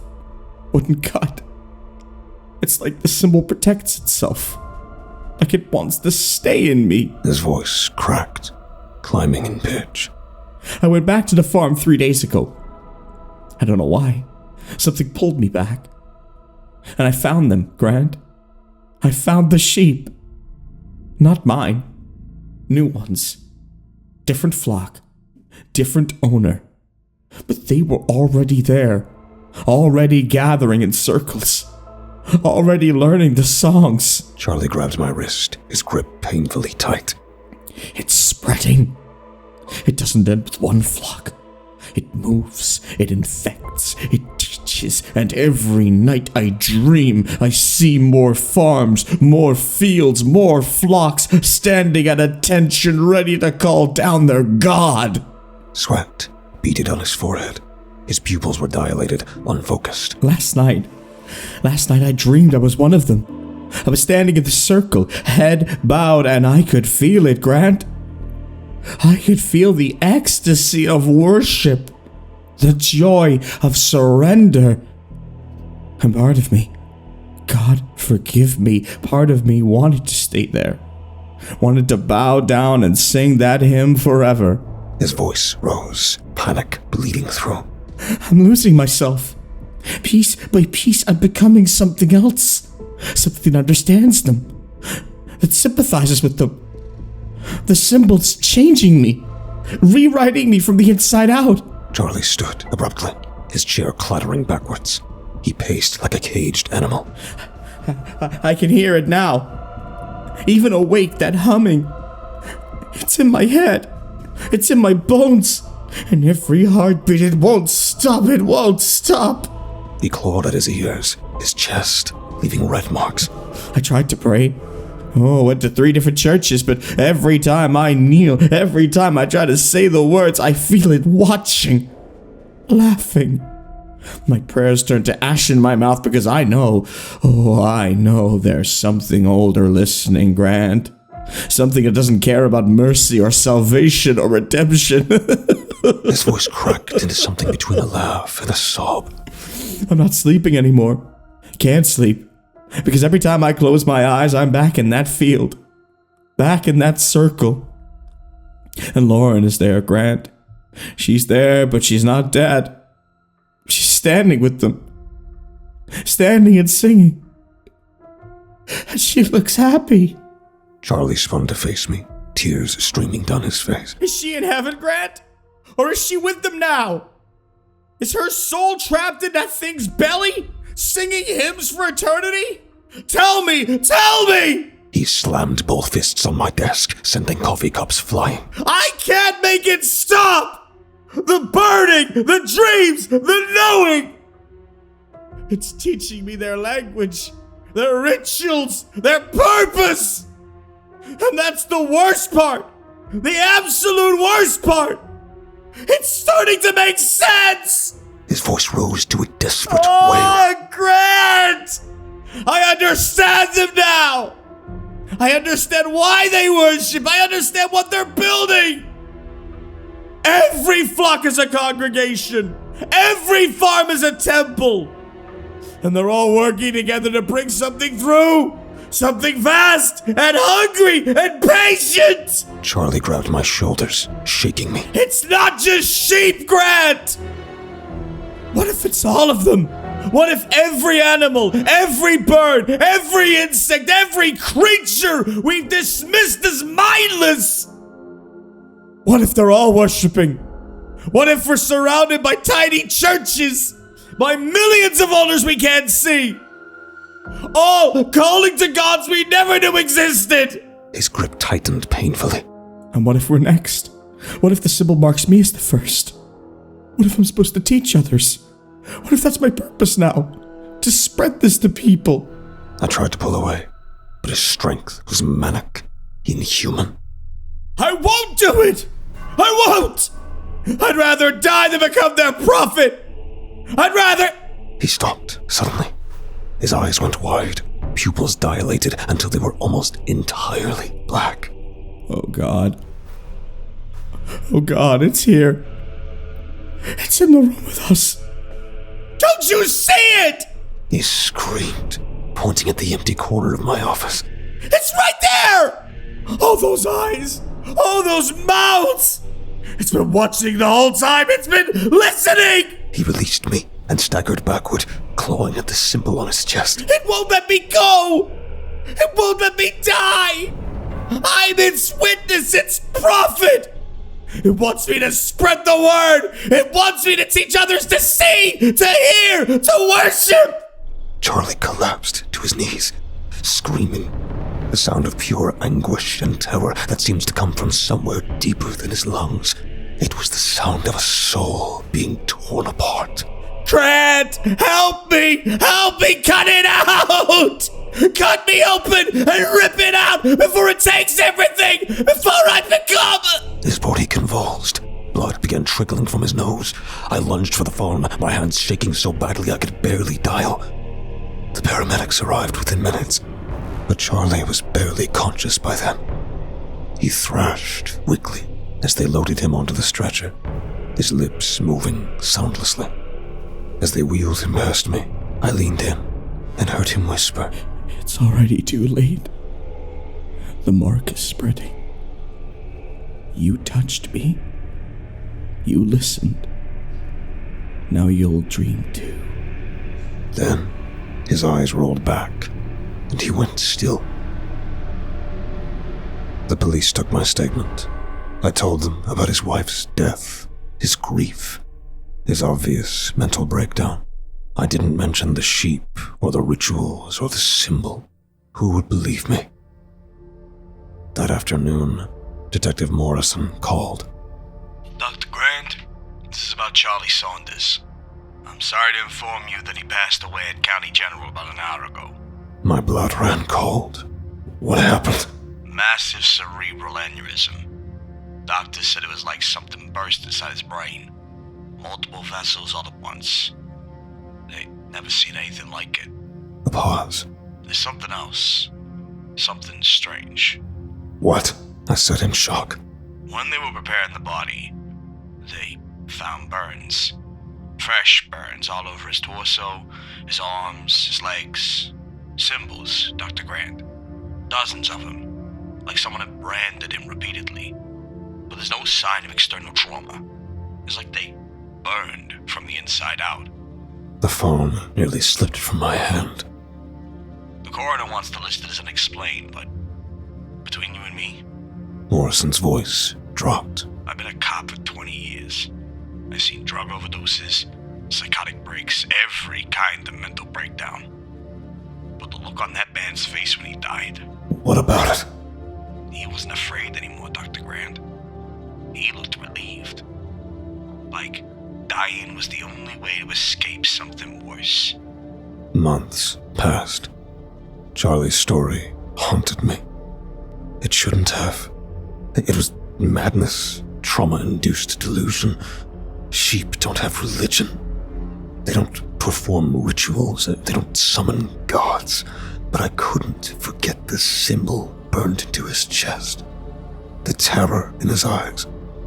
The way he'd screamed.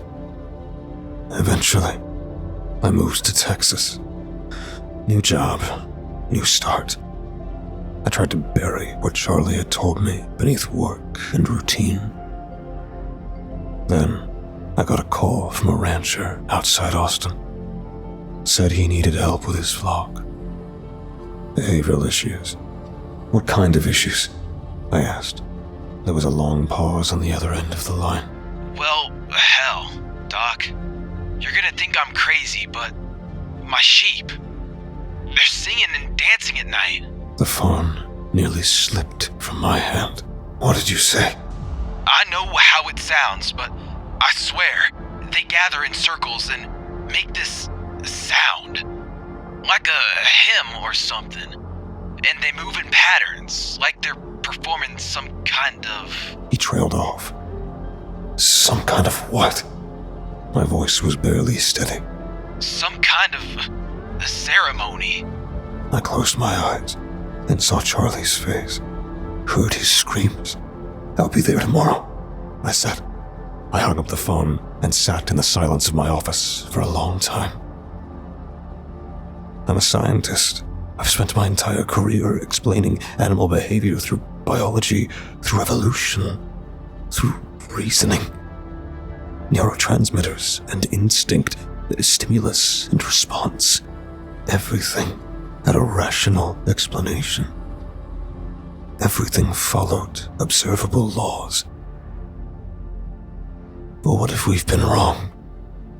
What if faith isn't just a human invention? Some evolutionary advantage that helped us cooperate, that gave us comfort in the face of death. What if animals have always known something we've forgotten? Something we've spent centuries trying to bury under logic and empiricism and the desperate belief that we're alone in this universe? What if there are powers in this world that demand worship, that demand sacrifice? I opened my laptop and pulled up Charlie's last email. Read those words again. Do you think animals believe in their own gods? My hands were shaking. Because if sheep can have gods, gods real enough to answer their prayers, gods hungry enough to manifest in our world, then what else is out there? What other creatures are kneeling before altars we can't see? What other rituals are being performed in the dark corners of the world while we sleep in our beds, believing we're the only ones with souls? And the question that terrified me most, the one that kept me awake for the rest of the night. What do those gods want with us? I packed my equipment the next morning, loaded my truck with cameras and recording devices, told myself I was going to document everything, to find the rational explanation, to prove that Charlie had simply witnessed some bizarre behavioral anomaly. But as I pulled onto the highway, heading toward that ranch outside Austin, I felt it. That same heaviness Charlie had described. That weight pressing down, like the air itself knew something I didn't. Like something vast and terrible was watching, waiting. And I understood with the cold certainty of a man walking toward his own damnation that I wasn't going to find answers in Texas. I was going to find the same thing Charlie found. The same thing that's been there all along, just beyond the edge of our understanding. Hungry gods, and if they were waiting for someone new to witness them.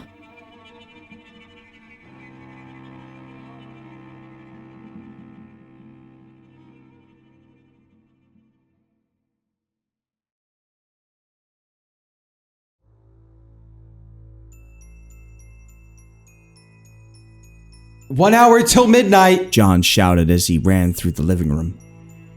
I glanced towards the small closet in the hallway.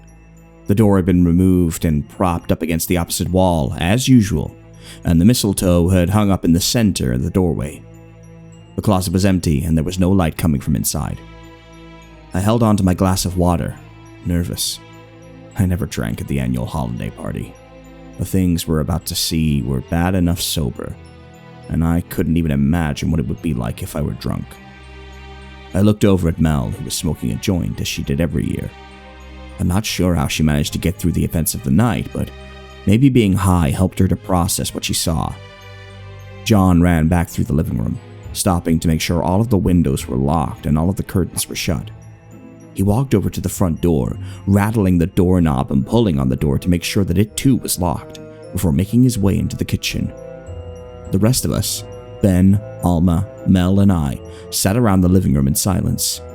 Even though we had done this every year for the last 3 years, it wasn't something you could easily get used to. The horrors that we would witness tonight would be anything like the horrors from last year or the year before. We took over this ritual from our parents, who had passed it on to us when we turned 18. Ever since then, we have made sure that every year, on Christmas Eve, we gather at John's house to make sure that we keep all of the holiday horrors away from the rest of you. The drugs and the food are only here to distract us, although it hardly ever works. We all gather on the day before Christmas Eve, a few minutes before midnight, and we stay inside John's house until midnight on Christmas night. It doesn't always start the same, but never before 1 p.m. on Christmas Eve, so we always make sure that we're inside the house and that all the exits are locked tight before the fun starts. And I use the word fun very loosely here. I set my glass of water down as Mel passed by me, letting us know she was going to pee before it all started. She came back fairly quickly and plopped back down on the couch, sighing. Mel was always annoyed that we had to do this. She didn't seem as affected by it as the rest of us, and would usually spend most of the month of December complaining about the holiday party. John! Ben shouted suddenly. It's starting! I looked back at the closet. Ben was right. It was starting. And standing in the threshold under the mistletoe was a creature whose top half was a reindeer with the bottom half of a nude human male. It stood there, looking towards us. Its head had a big hole where its left eye should have been, as if it had been shot there, and there was dried blood all over its face. Its left antler was broken in half, and I could see some bugs crawling around the wound in its face. What the fuck is that? No one replied. We just stood there, watching it as it watched us. It retreated back into the closet before it got down on all fours and charged towards us. I still flinched even though I knew I couldn't make it more than a few feet away from the closet. I remember asking my parents once why we had to make sure all the exits were locked, even though most of the monsters couldn't get more than a few feet away from the mistletoe. They didn't give me a direct answer, only that making sure that everything was locked guaranteed that nothing would get out. Jesus fucking Christ! It continued to charge towards us, ramming into the invisible barriers each time. Then, just as randomly as it had appeared, the creature disappeared, and there was a few minutes of empty silence. No one said a word, but we all watched as the next creature appeared. This one was human, but there was something wrong with him as usual. The man had been flattened out to resemble the shape of a gingerbread man. He had large, rotting gumdrops that were meant to be gingerbread buttons sewed down his front. His mouth had been pulled back at the corners with some sort of metal hoops that pierced through his skin in order to give him a permanent smile. He waddled from side to side as he attempted to balance on his flattened feet. As he tried to walk out of the closet, his arms got stuck in the doorway and he ran into it over and over, slamming himself into it harder and harder each time until there was a sickening crunching noise and his arms flopped backwards. He finally waddled through the doorway, and this time, he made it out further than the first creature had, and began waddling towards us. Fuck this, Ben said, leaping behind the couch to take cover. I took a few steps back as the man continued to waddle towards the living room.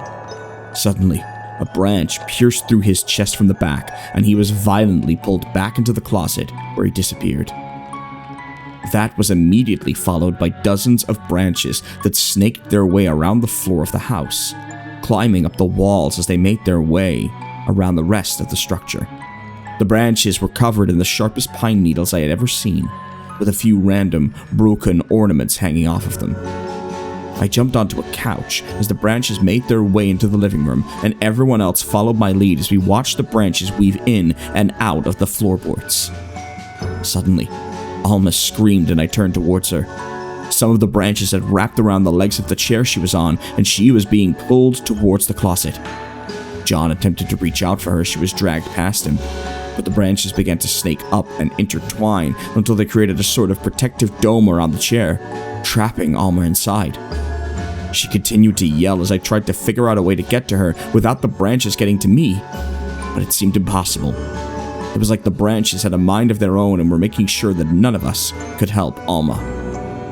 We watched as she was dragged into the closet along with the chairs before the branches finally retreated. What was that? They've never taken any of us before? No one replied as we continued to watch the closet.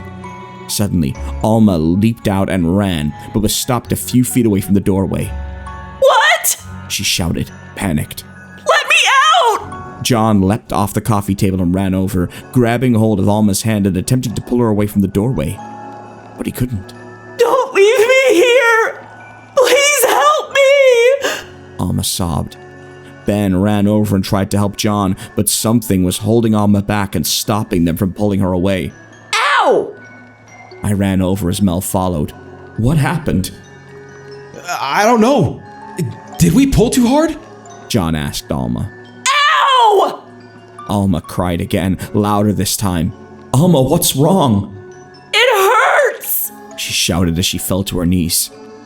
We watched as she continued to shout out in pain, and then we realized what was happening.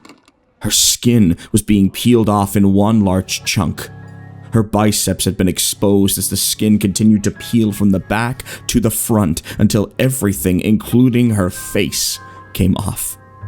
Alma continued to scream the whole time, even after her skin was off. Her skin then began crawling towards us as she screamed and cried in the background, and it started to make sense why John's parents had told him to find a remote area to host the parties at. We began to back away as her skin continued to crawl towards us. I soon realized that it was heading towards John specifically. As he backed into a wall, it continued to snake towards him, climbing up his body. It was at this point that I realized that Alma had stopped screaming, and I turned just in time to see her limp body being dragged back into the closet. It looked like she was dead. I started to get anxious then. None of the things we witnessed had ever affected us this much. Usually, some of us would walk away with some scratches, sure, but nothing this permanent. I took a deep breath in as I tried to ignore the voice in the brain that was screaming at me to get out of the house as soon as possible. But I knew that I couldn't. I couldn't let all of these things out into the world. I turned back to look at John, as Alma's skin began wrapping itself around his torso until it tightened and formed a weird skin sweater around him. John started to gag, and I looked away as I felt the urge to vomit. John began freaking out, and I looked back to see him attempting to peel the skin sweater off his body. Every time he pulled part of it off, it began to bleed, until his hands and legs were covered in blood. He started to cry, scratching at Alma's skin as he tried desperately to peel it off. It did come off eventually, and John kicked it aside as he ran into the kitchen. I heard the faucet open as he continued crying. Oh God! I turned at the sound of Ben's voice to see small elves walking out of the closet. They were dressed in typical green outfits, but they were severely deformed, with different-sized heads, arms, and legs. We watched as they all headed towards the pile of Alma's skin. They began to pick it up and tear pieces off of it with their teeth, and ate it until it was gone. Then, they got on the floor and licked up all the blood before returning back into the closet. There's only 5 minutes left until midnight, Ben said, breaking the silence. Do you think it's over then? No, Mel replied. I looked over to see that she was pointing at the closet. I could hear footsteps coming from inside. Do you feel that? I turned, not noticing that he had come back from the kitchen. We stood still as I began to notice that the house was getting cold. It continued to drop in temperature until my teeth were chattering. The footsteps continued even though nothing appeared. I rubbed my arms as I tried to warm up and began to notice a thin layer of ice appearing on every item in the house. For the next few minutes, the house continued to grow colder and colder until I was sure that we were going to die. I could feel my heartbeat slow down as my fingers turned blue. My eyes had started to burn from the cold, and I could no longer move. Then, just when I thought it was all over, it was gone, and the house warmed up in the blink of an eye. Is it over? Yeah, it's midnight. Where's Alma? I carefully walked over to the closet, peering inside. It was empty. There was no sign of Alma anywhere. What the fuck happened? I don't know. This has never happened before.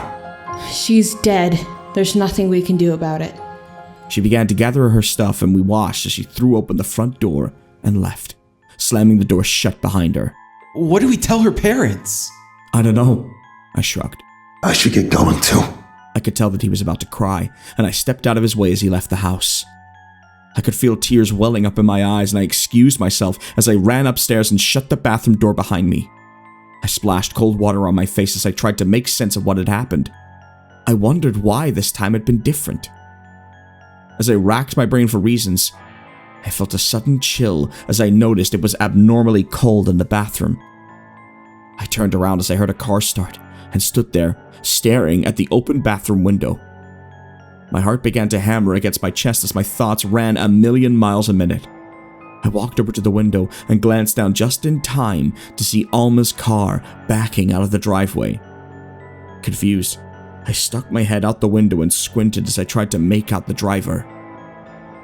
As the car turned out into the street, I got a direct view into the driver's seat, where I saw a skinned, blistering red armor drive off down the road.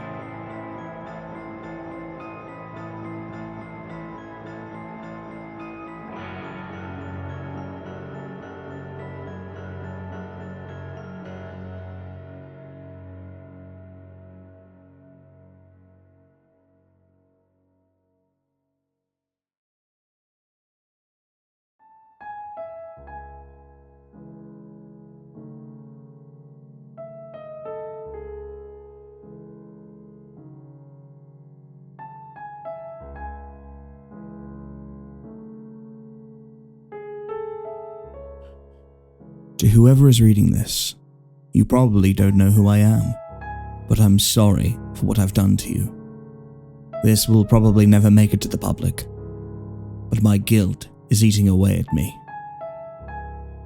and I feel like I'm out of options. The least I could do is get this out there so that maybe, hopefully, someone reads this and, more unlikely, takes this seriously. That way, I'm not one of the few who know just how bad we've messed up and what we've done to our world. I'm sure this will read like some nutjob's manifesto, but please, hear me out.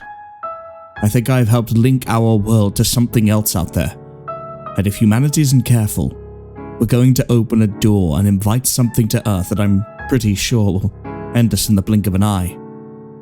I know that's a lot, so let me backtrack. I was an archaeologist, and a damn fine one if I do say so myself. I specialized in decoding ancient writing. I've probably helped with translating most of the more popular ancient texts out there, from Sumerian to Greek to Egyptian. So when I get a call from a small specialized team off in Egypt about wanting some text translated on a door to a recently uncovered tomb, I don't bat an eye and book the next flight. I kept a diary of my findings. I kept it hidden on me too, so the guys that got me quarantined haven't taken it. It's funny. I can read the words, I understand what they mean individually, but I can't piece together my own writing. It's like my mind immediately forgets whatever it is that I read. It's got to be an effect of the tomb. In any case, I've decided to painstakingly, word by word, transcribe my diary here. Hopefully, you can make sense of it. Day 1. You'd think that after spending days in sand-swept dunes or remote ancient locations, you'd get tired of it. But here I am, writing from a tent just outside of a recently excavated tomb that they found here in Gilf Kabir. I admit I'm a little apprehensive. While the door to the tomb is fascinating, and I'll get to that in a minute, I don't know how anyone would have found this thing in the first place. There was no tomb marker, no statues, absolutely nothing built into or around this plateau that would indicate a tomb was hidden here. If these guys weren't using some of the latest seismic tools to map out the land, there's no telling how much longer this thing would have stayed buried. I can understand, too, their eagerness to excavate and unearth this find. It's rare to get to see an untouched tomb nowadays, especially one so isolated from any others on the map. It makes me wonder if there's a whole cache of hidden tombs just waiting to be uncovered and share their history. Exciting. So, back to the door. It's massive. 2 20-foot or so slabs of deep black granite is my guess, from what they've uncovered so far. They're still whittling away at the rock surrounding it, but the glimpses I see are still incredible nonetheless. It goes without saying, but I'm most fascinated by the writing on the doors. Every single inch of the stone uncovered so far has dense lines of script, like the Rosetta Stone. It's weathered to all hell, but I can identify some hieroglyphs, as well as ancient Greek. I can't make out full sentences yet, but from what I got so far, I could see something about a key or an origin of some sort, and something about riches. The guys seemed to work a little faster after I plucked out that word. In any case, we've got a lot of work ahead of us, but this seems promising. Day 5. It's been steady going, but we've been making progress on getting this door uncovered. Rick, the man leading this whole expedition, is a fair enough guy, making sure no one overworks themselves in this heat. Rick's picked a great little team here. Between Jimmy, Susan, Frank, Jade, and myself, I can't think of a better team for cracking the secret of this tomb. I think we're all just excited to see what's on the other side. The only bad news so far is that years and years under soil have not treated these slabs well. I'm having difficulty translating the full message transcribed. My best guess on what the writing on the door says is, "The key to nothing is resting here. Wealth there is none. Forgetting is a gift." Warnings are written all the time on tombs, often warning about curses or traps, but I haven't read one like this before. At our continued rate, we should have this door ready to go in a few days or so, weather permitting. Day 8. Today's the day. We've got enough of the door uncovered to be able to open it. Seeing this jet black set of doors nestled into the rock really is quite imposing. The warning over and over inlaid in the door doesn't help either. Still, this isn't my first rodeo, so once we find a way to get these doors open, I'll report back later on what we uncover. Rick wants these doors open by midday at the latest, so we can get plenty of light in there to see what's going on. Day 8. Today's the day. We've got enough of the door uncovered to be able to open it. Seeing this jet black set of doors nestled into the rock really is quite imposing. Still, this isn't my first rodeo, so once we find a way to get these doors open, I'll report back later on what we uncover. Rick... wait. I already wrote this. I never updated on what we found. I come to think of it, I'm drawing a blank on yesterday. I remember writing in my journal, we set up the equipment to force the doors open and... nothing. Looking out of my tent right now, the doors remain closed. I need to investigate. So I just spoke to Rick and he's also confused. When I asked him how long we've been out here, he also thought it was still day 8. I showed him my phone's date and he seemed as puzzled as I was. We gathered everyone up and, sure enough, it's like an entire day was taken away from all of us. No one remembers what happened when we forced the door open or why it's back to being closed. I'd like to attribute it to the sweltering heat, but I know that's not true. Something's wrong. Rick paused all further attempts until we can figure out what's going on. I'm going to go back through my notes to see if I missed anything on the translation. Between the 5 of us, someone's got to remember something. Day 10. I don't know who Frank is.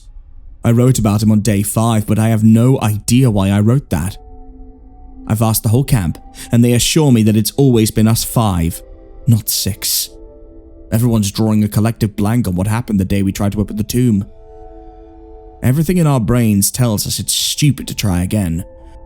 But at the same time, when we sit in silence checking our gear, the collective desire to try again is palpable. This isn't a group so easily willing to give up. Rick seems to be in the same boat, saying that we'll try again tomorrow. Something keeps bothering me. Everyone assures me that it's always been us 5. Why, then, did we set up an extra empty cot? Why do we have a bunch of extra supplies? In those supplies, why is there a photograph of a woman and her child that no one else recognizes? I don't think anyone wants to actually sit down and think about this. Day 11. Well, take 2 for the tomb today. I didn't want to wait until the day was over to begin writing. I'll chronicle as we go today. It's a little before dawn and we've set up our supplies, ready to get into the tomb. Rick had brought in a very interesting new piece of technology I hadn't seen before. A crate of self-navigational micro-drones. According to Rick, these things can safely fly into an unknown space, and through a bit of 3D mapping capabilities, fully map the inside of a tomb in a matter of minutes. A part of me feels like it takes a little bit of the fun out of exploring a place that man hasn't set foot in for years, but I also recognize just how dangerous these places are. It looks like the team is getting ready to crack the door open and send the drones in. Once we have a good idea of what's in there, we'll head in. The drones took an hour to map the area. Rick seemed slightly concerned, explaining to me that he's never seen them take this long. When we opened up the laptop to look at the scanned area, to say we were stunned is an understatement. This place is huge. If we were on an island off of Greece, I would have sworn this was the very maze that housed the Minotaur and the myths. The sheer time it would have taken to carve out these winding tunnels with multiple dead ends back hundreds of years ago is comparable to the pyramids hundreds of miles away. We're expecting a long trek in there, but at least we have a clear path to the central chamber. With luck, I'll update later tonight on our findings. The energy of the group is a little strange. There's excitement, sure, but I can't get my translation out of my head. Forgetting is a gift. It doesn't make sense. None of it does. The tomb, it was empty. Well, kind of empty. So right after my last update, we went inside the tomb. Immediately entering, the solid black granite was much cooler than the outside Egyptian heat. We used the map that the drones created and followed the winding path deeper inside. The only noise audible was the sound of our own footsteps against the solid stone. It really did feel like we were the first ones in there. The main room also showed no signs of anyone else before us, or maybe they just didn't leave a trace. It was a large room that seemed like it should be filled with priceless artifacts, but there was nothing except for the coffin. This goes against most Egyptian burials. They believed that you brought your possessions with you to the afterlife. Why were there none in the room? At first, we thought we had found the tomb of someone infamous, someone who perhaps did something so horrible the Egyptians wanted to forget about them. But opening the sarcophagus led to only more questions. It was empty. I still don't think anyone got to it before us, as it took us a lot of effort to pry open the lid to the strange sarcophagus seated in the dead center of the room. It too was made of a similar material to the doors, and the walls, solid black granite. It wasn't carved into a person's visage, like most sarcophagi, but instead covered in writing. I took plenty of photos which I plan to review for translation soon. Once we got the lid open and peered inside, however, we were greeted with nothing. An empty black coffin. We searched the inside, looking for a lever, a switch, writing, something, but it was empty. The smooth, solid black of the granite almost made it look like we were peering into an empty void. My conclusion? I think this was a tomb that never got filled. Something went wrong, and whoever was supposed to be buried here wasn't. Clearly, it was someone who was not liked, so they went ahead and probably dropped him in some ditch and called it a day. While a part of me is a little disappointed, this was still an interesting find, even if it's due to the irregularity of the tomb. Some of the others want to scope out some of the other dead ends to see if anything was missed, before we wrap it up here and report our findings. I'd be lying if I said I wasn't curious to take another peek in there myself. Day 12. I couldn't sleep last night. Just as I felt like I was finally dozing off, it sounded like someone was mumbling or whispering in their sleep.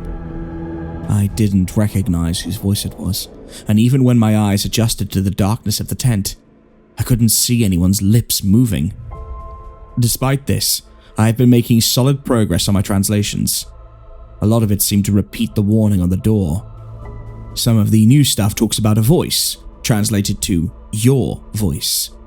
It could also be my voice. It's tough to discern the context. I'll keep working on it. I think it may not have just been me who didn't get much sleep last night. Everyone's acting a little weird. This morning I saw Jade push Jimmy as he was bent over looking at our supplies. Naturally, Jimmy was pissed. What's weird, though, is that Jade was immediately apologetic, claiming she just had the urge to do it. It wasn't just her, though. I watched Rick purposely bend the antennae to one of the handheld radios we have, only to then try to fix it, cursing under his breath. I'm not sure what's going on. It happened to me too. I was eating lunch and I just poured out my water. I don't know why. It was like I had the thought to do it and I really wanted to. So I did. I didn't do it involuntarily, at least I don't think so. I just chose to act on that thought. With how fast it came and went, though, it honestly felt like it wasn't even my own thought. I'm not sure what's gotten into me. Something's wrong with us. Susan came out of the tomb frantic. Her and Jimmy just went into the cave a half hour ago. Jimmy wasn't with her when she came out. Susan told us that Jimmy jumped. They were checking out some of the other branching paths and they came across a pit. She said they both stared at it for some time before he just leaped. Like he was diving into a swimming pool, she said. We were ready to head in to see what we could do to get him out, but she made it clear that after a few moments of silence, she heard him land. Then the silence returned. Rick's made it clear that no one goes back into the tomb, and he's called the institution funding our dig to get us a ride out of the desert. While we wait for a ride to show up in the next few days, I'm going to try to translate more of the sarcophagus. Mostly to keep my mind off what's happening, but a piece of me also feels like this is important. There's something we missed. Day 13. What did we let out? I couldn't sleep last night, so at some point I must have scribbled what I wrote earlier. I'd be lying if I said I remembered writing that, though. I think it's what I'm secretly afraid of. That was a sealed coffin. I'm not really superstitious, but what if we're cursed? I feel ridiculous writing that, but things have been only getting worse and quicker. I keep getting strange little urges. Light all of our matches, rip a hole in our tent, draw a deep line in the sand with my foot. As fast as they arrive, they leave. But it's tough to act against them. I could see everyone on edge. They must be dealing with the same thing. I need to focus on my translations today. This might prove to be the distraction I need. He will be your voice, but your actions will be his. Everyone will be the key to the coming nothing. Who is he? What did we let out? Nothing? Nothing is coming? Is nothing a thing or a state that we'll reach? I'm going to keep this to myself. I don't want the rest of the crew freaking out. This doesn't sit right, though. He will have my voice, but my actions will be his? Is this what we're all experiencing? What is going on? Who is in my head? There. Whatever I wrote ends there. I can't remember much from our time by that tomb. Only bits and pieces. I can remember the tomb itself. I remember we opened it.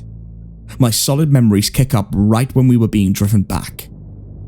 The driver kept asking us if there were more people, but we were sure that there were only the 4 of us. He seemed to hesitate on that information, but if I'm being honest, the guy was a little weird anyway. Driving us back to the base of operations, he kept swerving the car back and forth, just for the fun of it, it seemed. Everyone's been acting weird around us. It's subtle, but I've seen a guy impulsively kick over a waste bin. Another guy bit his cheek hard enough to bleed a little. It didn't take long for a few guys in suits to step in and ask us about what we remember down by the tomb. They've had us in quarantine for some time now, but I think whatever they're trying to quarantine, it's too late. I've heard them use the term intrusive thoughts in passing, and I think that's the best way to describe what I've been feeling. These thoughts that I have. I wish I knew what to say. If this ever gets out there, to whoever is reading this, please, you can't listen to that voice when it calls. I don't know what that voice is inching us towards with these small actions, but if a butterfly flapping its wings can cause a typhoon on the other side of the globe, I shudder to think what the small actions of the entire world might be leading to. I don't know where I heard this advice from, but I feel like it fits this situation. Just forget about these thoughts. Don't let your mind dwell on them. Sometimes, forgetting is a gift.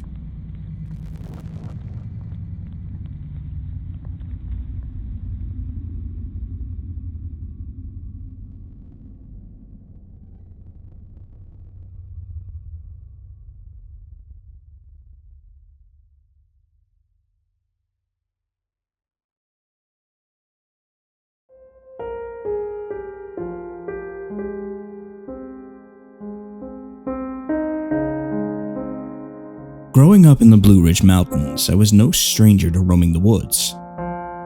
Ever since I can remember, I've been out in the woods building forts or terrorizing the small creek frogs I so desperately wanted to catch. I lived right next to a thick collection of trees where I spent countless years of my childhood playing pretend with the neighborhood kids or hide and seek in the forest. My favorite part of it all was the animals. I would watch daily from my back porch, and deer, black bears, coyotes, and more roam the woods. Sometimes I would bring out animal feed and place it in an opening. I stole it from my dad's hunting gear. I could barely hold the giant yellow bag when I carried it out into the woods, so I would leave it there for the next time I came to look for the creature. I hide under leaves or a log after spreading the feed over the woods to get up close glimpses of the beautiful animals. I was inseparable from the nature that surrounded my home. Eventually, the giant missing bag of animal feed was taken, presumably by my dad, who had been interrogating me thoroughly on my childhood antics. The opposite could be said for my girlfriend, June. She was born and raised in the mountains, much like me, but her passion couldn't be further from living in the woods. The classroom always called her, and nothing could stop her from learning as much as she could. She was top of the class throughout high school, and I was lucky enough to experience the last 2 years of it with her. Since the day I got my license in junior year, I was a cocky hotshot at pickup lines. I talked to countless girls, all of whom I should apologize to for asking them to write their numbers down on my arm in the middle of the hallway. Most of these attempts never went anywhere, of course. When I laid eyes on that beautiful, hazel-eyed, curly-haired June, I knew my attempt at talking was going to be like Sisyphus trying to push the boulder of another pickup line up the back of my throat. It took me days to attempt, and when I finally did, I stuttered out the entire thing, making her fall over laughing hysterically. I knew she was the love of my life at that moment. After she finally stopped laughing and wrote her number down on my forearm, ever since, we've been inseparable. I never knew what she saw in a hick like me, but I wish she was still around to ask her. Things were great. We'd go see every home sports game that involved our poorly designed ram mascot. She'd help explain the basics of trigonometry to me, and I would take her to my favorite places on Earth, national parks. Of course, between the big events of hiking and sports games, we'd sit on the couch almost every night and watch TV. Sitting there, lying there in her arms, was the greatest feeling in the world. I could have grown old and fat with her right there, and my life would have been content. A few months into our nightly routine, a second feeling arose that most of the time was choked out by June's skinny arms. That feeling was one of being watched. We would lie on my old, damaged couch right in front of a wide front window. Whenever the feeling came, I'd look out of it, trying to see if something was watching me back. But the reflection of the TV light always made the window cloudy. Sometimes the feeling got so bad that even June's presence couldn't kill it. I'd always get up and close the front blinds, and whenever June asked why, I always said, "For some privacy," before shooting her a smirk and launching a barrage of kisses towards her smooth face. Even during our makeout sessions, the feeling clung to the back of my brain like a parasite. Being in high school, my parents still wanted us to get a reasonable amount of sleep before the next day of class, so our curfew was at 9 p.m. every night. No special treatment for the weekends to my hormonal display. So every night, we'd walk down the back steps to my house, around to the garage, warm up my dad's old pickup, and I would drive June back to her house. Thankfully, I never had those feelings of being watched whenever we walked outside. That was until I first laid my eyes on it, even if I didn't know it. It was about a year into our relationship and 3 months until holiday break when June and I would go on a skiing trip, something completely foreign to her yet so exciting to me. I wrapped my jacket around June's petite shoulders and walked her down to the garage. The feeling of being stalked had disappeared for a while, but when I was putting in the code for the garage door, it stabbed into the back of me like a knife. I looked at June, who was scrolling on her phone, seemingly oblivious to the presence watching us. Then I shot my head towards the tree line. The dim motion sensor above the door only illuminated maybe 20 feet in front of it, and the trees were about 250 feet out. The only light there was the light from the full moon ahead, which gave everything a sickly blue and grey cover through the cloudy night. Thick oaks and pines had created a wall of bark, stopping any light that would break through the line. The few glimpses I could get past the trees only resulted in a darkness that filled in the background like a painting. I quickly pressed the code in and got June into the truck. I pulled out a little too fast and got her home quickly. When I pulled back in, I didn't dare attempt to look back out of the woods. I closed the garage door and quickly ran up the back steps. The feeling came back to me the next night. This time, June felt it too. Again, as I was putting in the code to the door when I felt it. It was like a cold breath down the back of my spine. I turned to see June staring into the woods. "You alright?" I asked, trying not to show any sense of fear in my voice. "Yeah, I just thought I heard a noise," she replied, without breaking her gaze towards the trees. I never heard anything.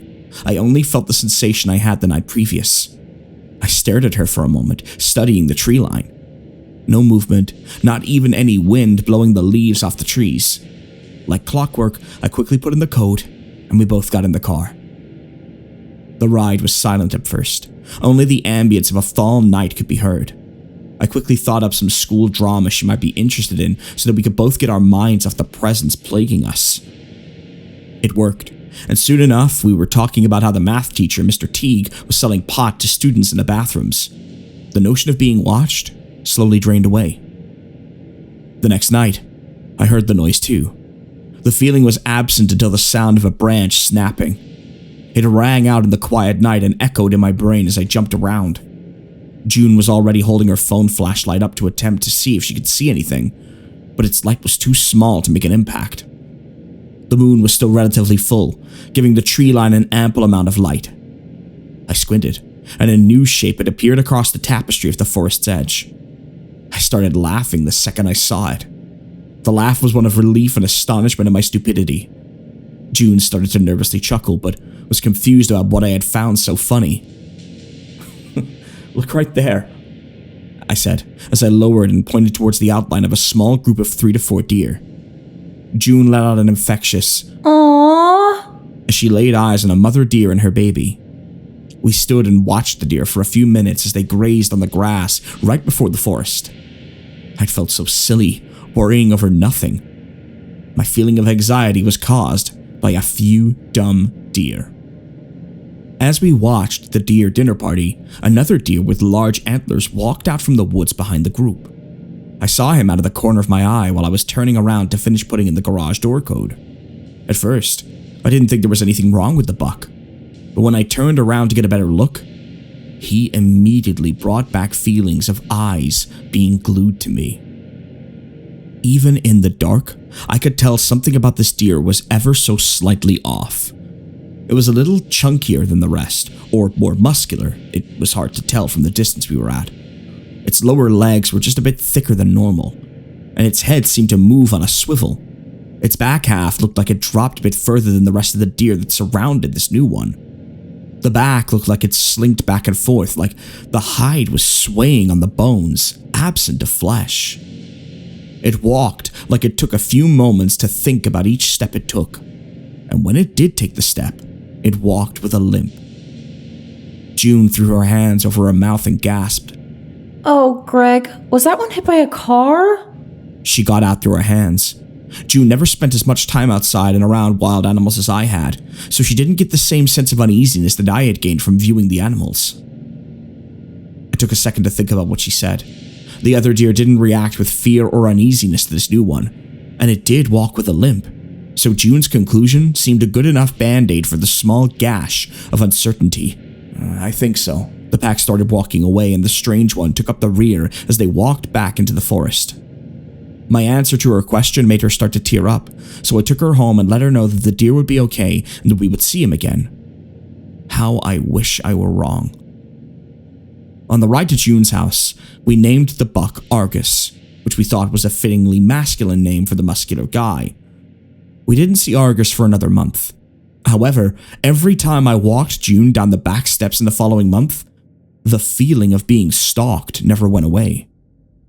I had grown used to the foreboding stalking. We spent so much time at my house that the feeling almost became associated with home and June's warm embrace in my mind. Whenever I visited June's house, or anywhere for that matter, I felt out of place. The next time we saw Argus was right before a full moon. This time, the night sky was clear, and the bright moonlight highlighted the land so much that it gave the illusion the day had broken. We saw his misshapen outline while we were walking down the back steps. He didn't move for what seemed like an hour, even though it couldn't be more than a minute or two. Argus was alone that night, still with all of his weird features. Looking at his outline in the moonlight almost put me into a trance. I was staring straight at him, trying to figure out what was wrong with him. He was staring straight back at me, it seemed. I felt like we were in a staring contest, even though I couldn't detect a single feature of his. Eventually, Argus put his head down to eat whatever was below him, but his head didn't move in any sort of normal way. His head moved down like one of those drinking bird toys that puts its head down just a little too fast. There was a distinct bounce when it came to a stop, just like those toys. It was much the same when he raised his head. Even June thought this looked off and asked me. Maybe we should go check on him. She didn't particularly like animals, but she hated to see them in pain. My gut screamed at me not to get an inch closer.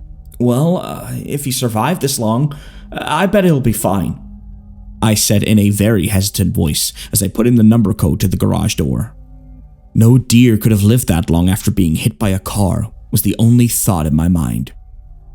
The door made a deep grumble and, with a long screech, slowly opened. Time for some lubrication, I guess. I'm sure Argus heard it and ran like most deer.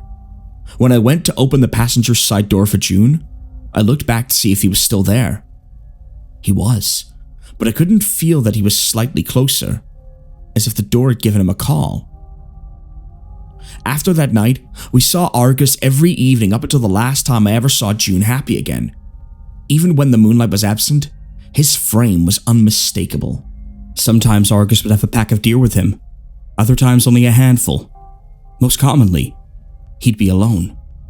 Every time I saw him, some new feature or realization would ring the alarm bells in my head. Argus never unconsciously flicked his ears or heels like I'd seen countless deer do. Argus's neck looked fine from the front, but on rare occasions when he turned his head, it looked like he had a thick mane at the base of his neck. I only observed Argus walk the first time we saw him. He put his head down and moved a little at a time, but I never saw him move for any extended period. Every time we saw Argus, he was slightly closer. A few feet at most, but still closer. The feeling of comfort I once had now dissipated a little more every time we saw him. Every night, I didn't bother looking towards the trees. Argus's presence made me sick to my stomach. June, on the other hand, would always point him out, and we'd end up looking at him for minutes. I started staying over at June's house more often, despite her wishes to not be surrounded by her younger brothers. But I didn't want to feel the eyes of nature rubbing on me every chance they had. It didn't matter though. June's once warm embrace had now brought the presence of eyes. And whenever I came home from her house, I could always tell from the rearview mirror that Argus stood studying me. 2 months passed, and it was the first day of holiday break. A thick coating of snow had covered the ground. June and I were at my house, packing our skiing equipment and clothes for the trip we would embark on the next day. After finishing packing, we fell prey to our nightly routine and sat on the couch for hours, eventually slipping into a deep sleep. I only realized this last fact when waking up at 1 in the morning. June had her head on my chest. I always expected her head to weigh more because of all the knowledge crammed packed into it. She was moving a little, maybe having a dream or a nightmare. I gently shook her awake and let her know that I should probably get her home. She told me she was having a wonderful dream, and I told her that she could tell me all about it in the truck. I knew my dad was going to be pissed about me taking the truck out so late, but he was going to be blinded by rage if he knew June stayed the night. I thought dads were supposed to be wingmen to their sons, show them the ropes, not act as tyrannical dictators. Whatever, I thought as we crunched the snow below our shoes on the back steps. We got down to the driveway, where no snow lay at all. Dad must have shoveled some salt from the street into our tiny driveway. cheapskate, I thought, as my angst-riddled brain fueled on ahead. The hate for authority drowned out every other thought until the motion light came on, bouncing its light across the driveway into the snow that lay across the field in front of the tree line. The light had been amplified by the snow, and instead of its usual meager 20-foot range, it shot out just before the tree line. I continued towards the garage door, but June hadn't followed me from the base of the steps. I only noticed when she let out a quiet breath. Greg. Yeah? I replied in a normal speaking voice. As soon as I did, I heard snow crunch rapidly. I fired my eyes towards the direction of the woods and laid my eyes on at least 50 deer. Some were running. Others had shot a similar look in my direction, but most were unbothered, eating something on top of the snow. I couldn't tell the real number. All I could view was a sea of skinny legs and brown fur. I rubbed my tired eyes to make sure I wasn't hallucinating. Greg, what the hell? June hissed out. I guess I scared the closer ones away. I didn't know. I'm sorry, okay? I whispered back. While June was wide-eyed and oohing and aahing, I was scanning the crowd for one buck in particular. Argus wasn't hard to find, for he still had his antlers, proudly standing tall above his head and all the other deer. The light of the lamp didn't seem to want to illuminate him. He was as far away as he could be, hugging the tree line. The antlers should have fallen off by now. They usually do, at least. I always walk in the forest around the new year to find some. However, Argus didn't seem to understand the memo the other bucks had gotten. Not now, not before. Never had he once in all the time I had seen him. Can I get an up-close photo of Argus? June muttered out. I fell silent for some time. I didn't know how to respond. Argus had been torturing me for months, maybe longer, and now June, the smartest person I knew, wanted to get close to that facade. You stay here. We could spook the big guy into being aggressive. I'll get the photo. The truth was, I wanted to get close too. From the second I saw him, I knew something was off, and now I had the chance to see what it was. June was giddy with excitement and she wrapped her arms around me. For a second, I thought about how stupid I was. My dad taught me that if your gut tells you something is off, you should listen. Blood cells fueled by hormonal hate with the message, "Fuck whatever my dad thought," engraved on the side ran through my body as I grabbed June's phone and started walking.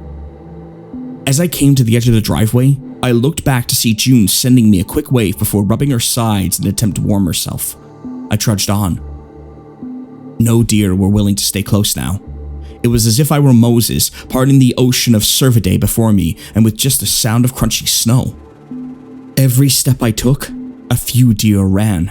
They all ran in random directions, some towards the neighbor's house, to either side of me, some back towards where June was standing, and some to the altar that was Argus.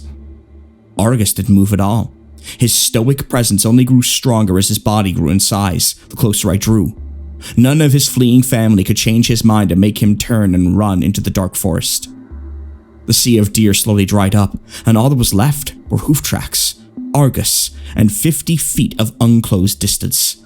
My eyes had been slowly adjusting to the darkness while on my trek, so I could decipher Argus's features. At this moment, I could see what caused Argus's unique attributes. Argus's head wasn't a deer's head. It was an elk's. It had a thick brown coat of fur around its neck and towering, sweeping horns. It looked like a hunter's prized possession, an achievement worth bragging about.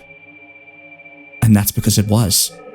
At the base of the elk's neck was a circular wooden plaque with a shiny, golden rectangle engraved with some important date or weight. One of the glass eyes in the trophy head looked like it was about 5 sizes too big for the socket. It bulged out of the head with a black cylinder that held it to the eye socket. There was no pupil. It was a deep, empty black with a shimmer of greenish-blue filter over it. I was now within a stone's throw of the faulty animal. My head spun on a swivel and my stomach contents slowly rose. Silence filled the air. As I observed further, Argus's deformities became even clearer. Argus's fur folded on top of itself all over his body, like there wasn't an empty space inside the fabric that it couldn't fill. His belly drooped too far to be a normal elk or deer. The tail wasn't the usual white puff of fur, and instead resembled a brown mop head. Snow piled up on top of his back, making it fall inwards. Argus's legs were too thick. They had the width of a black bear's legs. The snow built up right above the ankles. I only realized then that there were no marks in the snow around Argus. No hoof prints, no indents in the snow, nothing. I was so transfixed on finding each and every imperfect detail that I didn't even register that I was still walking towards Argus. I was close enough to touch him. He was made of cheap fabric. One would find it in a Spirit Halloween store. White dots had been painted on him to make him appear more like the real thing. One last detail stood out. It was his breathing. I could see that Argus's chest wasn't rising and falling. No visible air came from his long, mummified mouth. Something about the eye caught my attention again. From farther away, I thought it was snow falling, but a small white vapor dissipated from around the bulging black eye. The hot breath rose past the previously unseen distant markers on the zoom wheel that was his eye. My body took a step backwards. Bile rushed up the back of my throat. I took another step backwards. Argus's body didn't react. I tried to take another step backwards, but I tripped on something and barreled backwards into the snow. I don't remember much of my anxiety-driven frenzy. The second I tripped, the calm demeanor I put on flashed away in an instant. My arms flailed wildly as I tried to catch myself before I hit the ground. I don't know if I shouted. I rolled over and immediately started crawling into a stubble, then to a run. I ran as fast as the deer that bolted out of here from my own presence. I took another stumble, landing face first into the snow. It zapped the heat out of my warm, blood-fueled face. As I climbed the embankment I made with my own body, a new warmth grew upon my face. Fresh tears. I don't remember the rest of the run, just the cries I made as my eyes welled with tears. As June came back into blurry-eyed view, her face turned from excitement to horrified concern. She came running towards me with open arms, but I was running too fast to slow down. I rammed into her and we both tumbled to the ground. Greg, what the hell? She shouted as she lifted her upper body from the cold concrete. She was still here in the snow, and I was inputting the code into the garage door. Once the door was rising, I ran back to help her up. It was more of a drag and pull, trying to get her away from Argus's direction. Her own eyes now filled up with tears. Greg, please tell me what is happening. What happened? Is everything okay? She stammered. June, just come and get in the car! She was fighting my pull. I know she was scared and didn't understand what was happening, but I couldn't let her stand out here within the view of that facade. The one still standing all that distance behind June. June, get the fuck in the car! Get in the fucking car! I screamed at her. I immediately regretted it. She stood still, staring at me for a second. Her face scrunched up as she threw her hands over her face and ran towards the garage. I followed suit. We opened the doors, climbed in, and cried in unison. My shaking hands struggled to put in the keys, but once I did, I threw the car in reverse and peeled out, heading for June's house. I tried to go slow on the icy roads, but I just wanted to get away as fast as I could. It's a miracle I didn't crash given the conditions outside and inside the car. June and I cried most of the way to her house for very different reasons. As I was pulling into her driveway, it seemed everything went quiet. What got into you tonight, Greg? She said, breaking the oppressive silence. I said nothing back. I couldn't. Greg, please tell me and I'll understand. Please. Her voice broke as she fought back tears. That's the issue. She'd understand what I saw. She'd know what Argus really was. Greg, please. I stared at the front window, but could tell the car ride here wasn't the last of the tears. I love you, Greg. I'm so confused. I'm scared. Please, just anything. Another plea. My hands started to shake. I wanted so badly to tell her, but wouldn't that scar her? Wouldn't she remember this for the rest of her life? She tried to say something else, but emotion finally exploded out of her body as she curled up in the seat and cried. My heart wanted to shout out everything I saw, but my teenage brain thought I was being righteous. After what felt like an eternity of listening to the love of my teenage life weeping, I got out of the truck, walked around to the passenger side door, and led June back inside her home. I didn't say goodbye or goodnight. I never said I loved her back. I didn't drive home after that. I parked in a Walmart parking lot and stayed awake all night. I tried to go to bed, but So much was rushing through my head. How mad would my dad be when I pulled in next morning? Would June ever trust me again? Love me again? I could have slept asking those questions to myself, but one of the questions kept my eyes peeled in every direction. Was Argus following me? I pondered that question for a few hours before the light of day broke through the snow on the windshield. I figured it was time to go and face the wrath of my father. I had to build up the courage to even drive in the direction of my once perceptibly safe home. I was probably in the car for another hour, telling myself that Argus would be gone. He was waiting in the driveway for me, pacing back and forth, trying to calm himself. I parked and got out. The barrage of words slammed against me instantly. Where the hell were you, son? I thought you might have been dead. If that truck is damaged, then I'll make God help you. I didn't look at my father's face. I was too busy staring out to where Argus stood. Like before, I unconsciously started walking towards where he was the previous night. As I walked, I could see all the trails from the previous night embedded in the snow. Small brown dots lay on top of the snow. Ones that looked familiar to my childhood antics in the woods. My dad's voice slowly got quieter. Maybe it was from the distance or his confusion. Maybe both. And I finally made it to where Argus stood. A few empty bags of chips and hand warmers littered the ground. An empty energy drink can was half submerged in the snow. A yellow bag of feed lay out in the open among all the trash. I sat down in the cold snow. All capacity to show emotions was zapped out of me the night prior. My mind had gone blank, unsure of what to do, what to say, where to go, and who to tell. But I was sure of one thing. I could never tell June what I saw. It would be better to break her heart than taint her beautiful mind with whatever it was in that crudely made costume. Maybe it would have been better to tell her. As I write this, that's all I could think about. Maybe she could live with it. Maybe I would have known what she was dreaming about that night.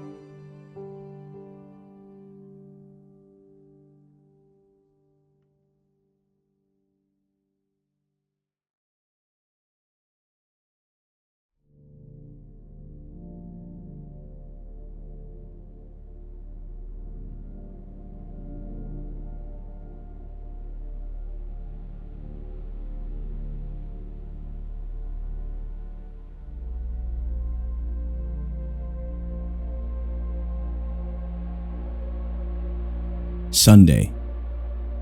I'm not sure why I'm writing this down on paper and not on my computer. I guess I've just noticed some odd things. It's not that I don't trust the computer. I just need to organize my thoughts. I need to get down all the details somewhere objective, somewhere I know that what I write can't be deleted or changed. Not that that's happened, it's just everything blurs together here. And the fog of memory lends a strange cast to things. I'm starting to feel cramped in this small apartment. Maybe that's the problem. I just had to go and choose the cheapest apartment, the only one in the basement. The lack of windows down here makes day and night seem to slip by seamlessly. I haven't been out in a few days because I've been working on this programming project so intensively. I suppose I just wanted to get it done. Hours of sitting and staring at a monitor can make anyone feel strange, I know. But I don't think that's it. I'm not sure when I first started to feel like something was odd. I can't even define what it is. Maybe I just haven't talked to anyone in a while. That's the first thing that crept up on me. Everyone I normally talk to online while I program has been idle, or they've simply not logged on at all. My instant messages go unanswered. The last email I got from anybody was a friend saying he'd talk to me when he got back from the store, and that was yesterday. I'd call with my cell phone, but reception's terrible down here. Yeah, that's it. I just need to call someone. I'm gonna go outside. Well, that didn't work so well. As the tingle of fear fades, I'm feeling a little ridiculous for being scared at all. I looked in the mirror before I went out, but I didn't shave the 2-day stubble I've grown. I figured I was just going out for a quick cell phone call. I did change my shirt though, because it was lunchtime and I guessed that I'd run into at least one person I knew. That didn't end up happening. I wish it did. When I went out, I opened the door to my small apartment slowly. A small feeling of apprehension had somehow already lodged itself in me for some indefinable reason. I chalked it up to having not spoken to anyone but myself for a day or two. I peered down the dingy gray hallway, made dingier by the fact that it was a basement hallway. On one end, a large metal door led to the building's furnace room. It was locked, of course. 2 dreary soda machines stood by it. I bought a soda from one the day I first moved in, but it had a 2-year-old expiration date. I'm fairly sure nobody knows these machines are even down here, or my cheap landlady just doesn't care to get them restocked. I closed my door softly and walked the other direction, taking care not to make a sound. I have no idea why I chose to do that, but it was fun giving in to the strange impulse not to break the droning hum of the soda machines, at least for the moment. I got to the stairwell and took the stairs up to the building's front door. I looked through the heavy door's small square window and received quite the shock. It was definitely not lunchtime. City gloom hung over the dark street outside, and the traffic lights at the intersection in the distance blinked yellow. Dim clouds, purple and black from the glow of the city, hung overhead. Nothing moved, save the few sidewalk trees that shifted in the wind. I remember shivering, though I wasn't cold. Maybe it was the wind outside. I could vaguely hear it through the heavy metal door, and I knew it was that unique kind of late-night wind, the kind that was constant, cold and quiet, save for the rhythmic music it made as it passed through countless unseen tree leaves. I decided not to go outside. Instead, I lifted my cell phone to the door's little window and checked the signal meter. The bars filled up the meter and I smiled. Time to hear someone else's voice, I remember thinking, relieved. It was such a strange thing to be afraid of nothing. I shook my head, laughing at myself silently. I hit speed dial for my best friend Amy's number and held the phone up to my ear. It rang once, but then it stopped. Nothing happened. I listened to silence for a good 20 seconds, and then I hung up. I frowned and looked at the signal meter again, still full. I went to dial her number again, but then my phone rang in my hand, startling me. I put it up to my ear. "Hello?" I asked, immediately fighting down a small shock at hearing the first spoken voice in days, even if it was my own. I had gotten used to the droning hum of the building's inner workings, my computer, and the soda machines in the hallway. There was no response to my greeting at first, but then, finally, a voice came. "Hey," said a clear male voice, obviously of college age like me. "Who's this?" "John," I replied, confused. "Oh, sorry, wrong number," he replied, then hung up. I lowered the phone slowly and leaned against the thick brick wall of the stairwell. That was strange. I looked at my received calls list, but the number was unfamiliar. Before I could think on it further, the phone rang loudly, shocking me yet again. This time, I looked at the caller before I answered. It was another unfamiliar number. This time, I held the phone up to my ear but said nothing. I heard nothing but the general background noise of a phone. Then, a familiar voice broke my tension. "John?" was the single word in Amy's voice, and I breathed a sigh of relief. "Hey, it's you." "Who else would it be?" "Oh, the number. I'm at a party on 7th Street, and my phone died just as you called me. This is someone else's phone, obviously." "Oh, okay." "Where are you?" My eyes glanced over the drab, whitewashed cylinder block walls and the heavy metal door with its small window. "At my building. Just feeling cooped up. I didn't realize it was so late." "You should come here." Nah, I don't feel like looking for some strange place by myself in the middle of the night, I said, looking out the window at the silent, windy street that secretly scared me just a tiny bit. I think I'm just going to keep working or go to bed. Nonsense. I can come get you. Your building is close to 7th Street, right? How drunk are you? I asked, lightheartedly. You know where I live? Oh, of course, she said abruptly. I guess I can't get there by walking, huh? You could if you wanted to waste half an hour. Right. Okay, have to go. Good luck with your work. I lowered the phone once more, looking at the numbers flash as the call ended. Then, the droning silence suddenly reasserted itself in my ears. The 2 strange calls and the eerie street outside just drove home my aloneness in this empty stairwell. Perhaps from having seen too many scary movies, I had the sudden, inexplicable idea that something could look in the door's window and see me. Some sort of horrible entity that hovered at the edge of aloneness, just waiting to creep up on unsuspecting people that strayed too far from other human beings. I knew the fear was irrational, but nobody else was around, so I jumped down the stairs, ran down the hallway into my room, and closed the door as swiftly as I could while still staying silent. Like I said, I feel a little ridiculous for being scared of nothing, and the fear has already faded. Writing this down, transcribing this helps a lot. It makes me realize that nothing is wrong. It filters out half-formed thoughts and fears and leaves only cold, hard facts. It's late. I got a call from a wrong number and Amy's phone died, so she called me back from another number. Nothing strange is happening. Still, there was something a little off about that conversation. I know it could have just been the alcohol she'd had, or was it even her that seemed off to me? Or was it? Yeah, that was it. I didn't realize it until this moment, writing these things down. I knew writing things down would help. She said she was at a party, but I only heard silence in the background. Of course, that doesn't mean anything in particular, as she could have just gone outside to make the call. No, that couldn't be it either. I didn't hear the wind.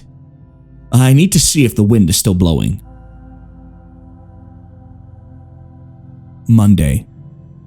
I forgot to finish writing last night. I'm not sure what I expected to see when I ran up the stairwell and looked out the heavy metal door's window. I'm feeling ridiculous. Last night's fear seems hazy and unreasonable to me now. I can't wait to go out into the sunlight. I'm going to check my email, shave, shower, and finally get out of here. Wait, I think I heard something. It was thunder. That whole sunlight and fresh air thing didn't happen. I went out into the stairwell and up the stairs only to find disappointment. The heavy metal door's little window showed only flowing water as torrential rain slammed against it. Only a very dim, gloomy light filtered in through the rain, but at least I knew it was daytime, even if it was a gray, sickly, wet day. I tried looking out the window and waiting for the lightning to illuminate the gloom, but the rain was too heavy and I couldn't make out anything more than vague, weird shapes moving at odd angles in the waves washing down the window.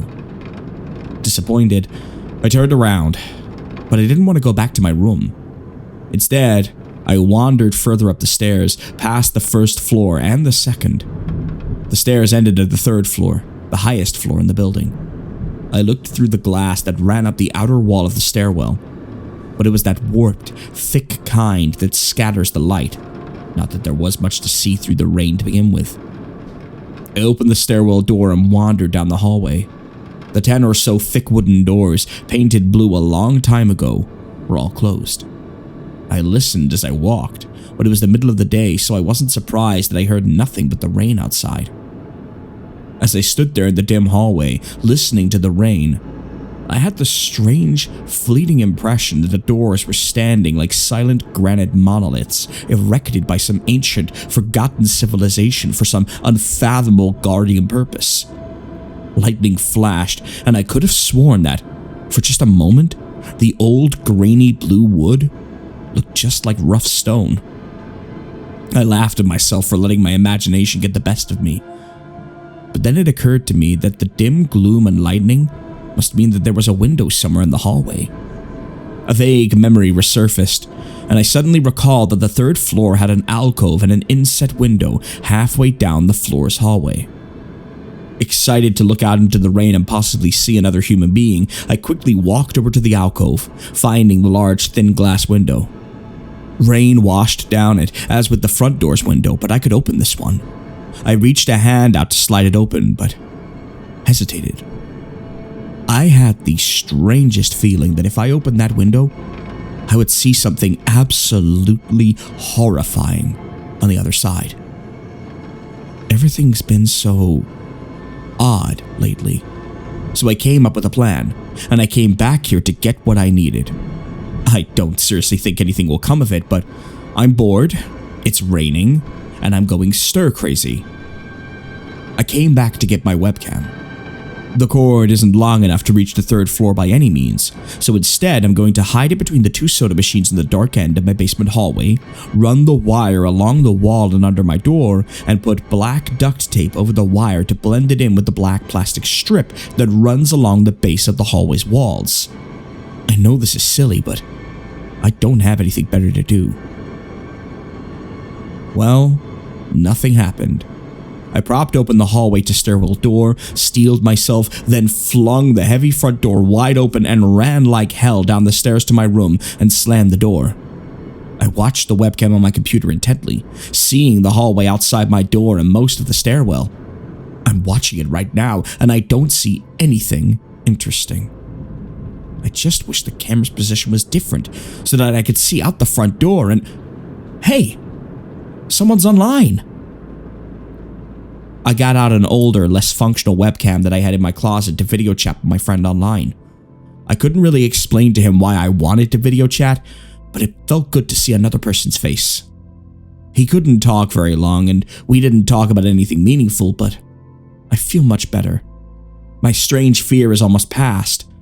I would feel completely better, but there was something odd about our conversation.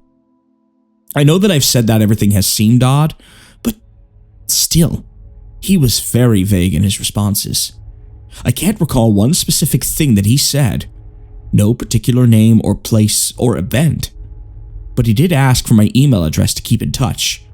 Wait, I just got an email. I'm about to go out and I just got an email from Amy that asked me to meet her for dinner at the place we usually go to.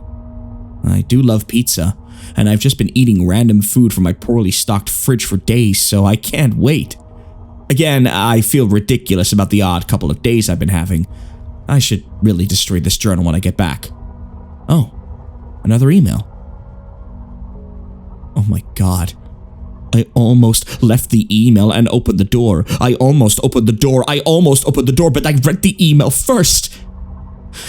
It was from a friend I hadn't heard from in a long time, and it was sent to a huge number of emails that must have been every person he had saved in his address list. It had no subject, and it said, simply, "Seen with your own eyes, don't trust them, they..." What the hell is that supposed to mean? The words shock me, and I keep going over and over them. Is it a desperate email just sent as something happened? The words are obviously cut off without finishing. On any other day, I would have dismissed this as spam from a computer virus or something. But the words, "seen with your own eyes"? I can't help but read over this journal and think back on the last few days and realize that I have not seen another person with my own eyes or talked to another person face to face. The webcam conversation with my friend was so strange, so vague, so eerie. Now that I think about it, was it eerie? Or is the fear clouding my memory? My mind toys with the progression of events I've written here, pointing out that I have not been presented with one single fact that I did not specifically give out unsuspectingly. The random wrong number that got my name and the subsequent strange return call from Amy, the friend that asked for my email address, I messaged him first when I saw him online. And then I got my first email a few minutes after that conversation. Oh my god, the phone call with Amy. I said over the phone, I said that I was within half an hour's walk of 7th Street. They know I'm near there. What if they're trying to find me? Where is everyone else? Why haven't I seen or heard anyone else in days? No, this is crazy. This is absolutely crazy. I need to calm down. This madness needs to end. I don't know what to think. I ran about my apartment furiously, holding my cell phone up to every corner to see if I got a signal through the heavy walls. Finally, in the tiny bathroom near one ceiling corner, I got a single bar. Holding my phone there, I sent a text message to every number in my list. Not wanting to betray anything about my unfounded fears, I simply sent, "You seen anyone face to face lately?" At that point, I just wanted any reply back. I didn't care what the reply was or if I embarrassed myself. I tried to call someone a few times, but I couldn't get my head up high enough, and if I brought my cell phone down even an inch, it lost signal. Then I remembered my computer and rushed over to it, instant messaging everyone online. Most were idle or away from their computer. Nobody responded. My messages grew more frantic, and I started telling everyone where I was and to stop by in person for a host of barely passable reasons. I didn't care about anything by that point. I just needed to see another person. I also tore apart my apartment, looking for something that I might have missed, some way to contact another human being without opening the door. I know it sounds crazy. I know it's unfounded, but what if? I just need to be sure. I taped the phone to the ceiling just in case. Tuesday. The phone rang. Exhausted from last night's rampage, I must have fallen asleep. I woke up to the phone ringing and ran into the bathroom, stood on the toilet and flipped open the phone taped to the ceiling. It was Amy, and I feel so much better. She was really worried about me, and apparently had been trying to contact me since the last time I talked to her. She's coming over now, and yes, she knows where I am without me telling her. I feel so embarrassed. I am definitely throwing this journal away before anyone sees it. I don't even know why I'm writing in it now. Maybe it's just because it's the only communication I've had at all since God knows when. I look like hell too. I looked in the mirror before I came back in here. My eyes are sunken, my stubble is thicker, and I just look generally unhealthy. My apartment is trash, but I'm not even going to clean it up. I think I need someone else to see what I've been through. These past few days have not been normal. I'm not one to imagine things. I know I've been the victim of extreme probability. I probably missed seeing another person a dozen times. I just happened to go out when it was late at night or the middle of the day when everyone was gone. Everything's perfectly fine. I know this now. Plus, I found something in the closet last night that just helped me tremendously. A television. I set it up just before I wrote this, and it's on in the background. Television has always been an escape for me, and it reminds me that there's a world beyond these dingy brick walls. I'm glad Amy's the only one that responded to me after last night's frantic pestering of everyone I could contact. She's been my best friend for years. She doesn't know it, but I count the day that I met her among the few moments of true happiness in my life. I remember that warm summer day fondly. It seems a different reality from this dark, rainy, lonely place. I feel like I spent days sitting in that playground, much too old to play, just talking with her and hanging around doing nothing at all. I still feel like I can go back to that moment sometimes, and it reminds me that this damn place is not all that there is. Finally, a knock at the door. I thought it was odd that I couldn't see her through the camera I hid between the two soda machines. I figured that it was bad positioning, like when I couldn't see out the front door. I should have known. I should have known. After the knock, I yelled through the door jokingly that I had a camera between the soda machines, because I was embarrassed myself that I had taken this paranoia so far. After I did that, I saw her image walk over to the camera and look down at it. She smiled and waved. Hey! she said to the camera brightly, giving it a wry look. It's weird, I know, I said into the mic attached to my computer. I've had a weird few days. Must have. Open the door, John. I hesitated. How could I be sure? Hey, humor me a second here. Tell me one thing about us. Just prove to me you're you. She gave the camera a weird look. Alright. She said slowly, thinking. We met randomly at a playground when we were both way too old to be there? I sighed deeply as reality returned and fear faded. God, I'd been so ridiculous. Of course it was Amy. That day wasn't anywhere in the world except in my memory. I'd never even mentioned it to anyone, not out of embarrassment, but out of a strange, secret nostalgia and a longing for those days to return. If there was some unknown force at work trying to trick me, as I feared, there was no way they could know about that day. All right, I'll explain everything. Be right there. I ran to my small bathroom and fixed my hair as best I could. I looked like hell, but she would understand. Snickering at my own unbelievable behavior and the mess I'd made of the place, I walked to the door. I put my hand on the doorknob and gave the mess one last look. So ridiculous, I thought.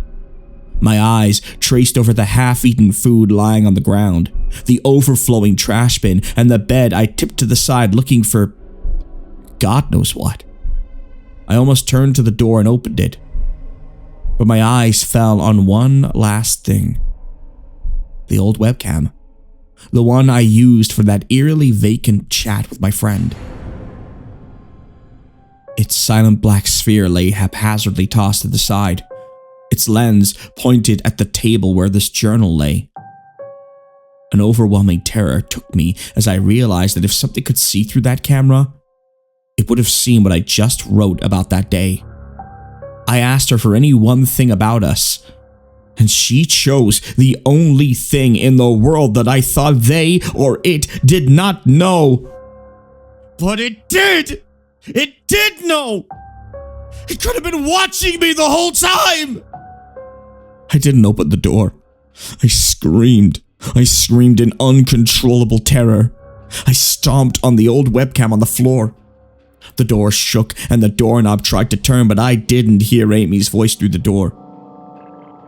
Was the basement door made to keep out drafts too thick? Or was Amy not outside? What could have been trying to get in if not her? What the hell is out there? I saw her on my computer through the camera outside. I heard her on the speakers through the camera outside, but was it real? How could I know? She's gone now. I screamed and shouted for help. I piled up everything in my apartment against the front door and Friday. At least I think that it's Friday. I broke everything electronic. I smashed my computer to pieces. Every single thing on there could have been accessed by network access or, worse, altered. I'm a programmer, so I know. Every little piece of information I gave out since this started, my name, my email, my location, none of it came back from outside unless I gave it out. I've been going over and over what I wrote. I've been pacing back and forth, alternating between stark terror and overpowering disbelief. Sometimes I'm absolutely certain some phantom entity is dead set on the simple goal of getting me to go outside. Back to the beginning, with the phone call from Amy. She was effectively asking me to open the door and go outside. I keep running through it in my head. One point of view says I've acted like a madman, and all of this is the extreme convergence of probability. Never going outside at the right times by pure luck, never seeing another person by pure chance, getting a random nonsense email from some computer virus at just the right time.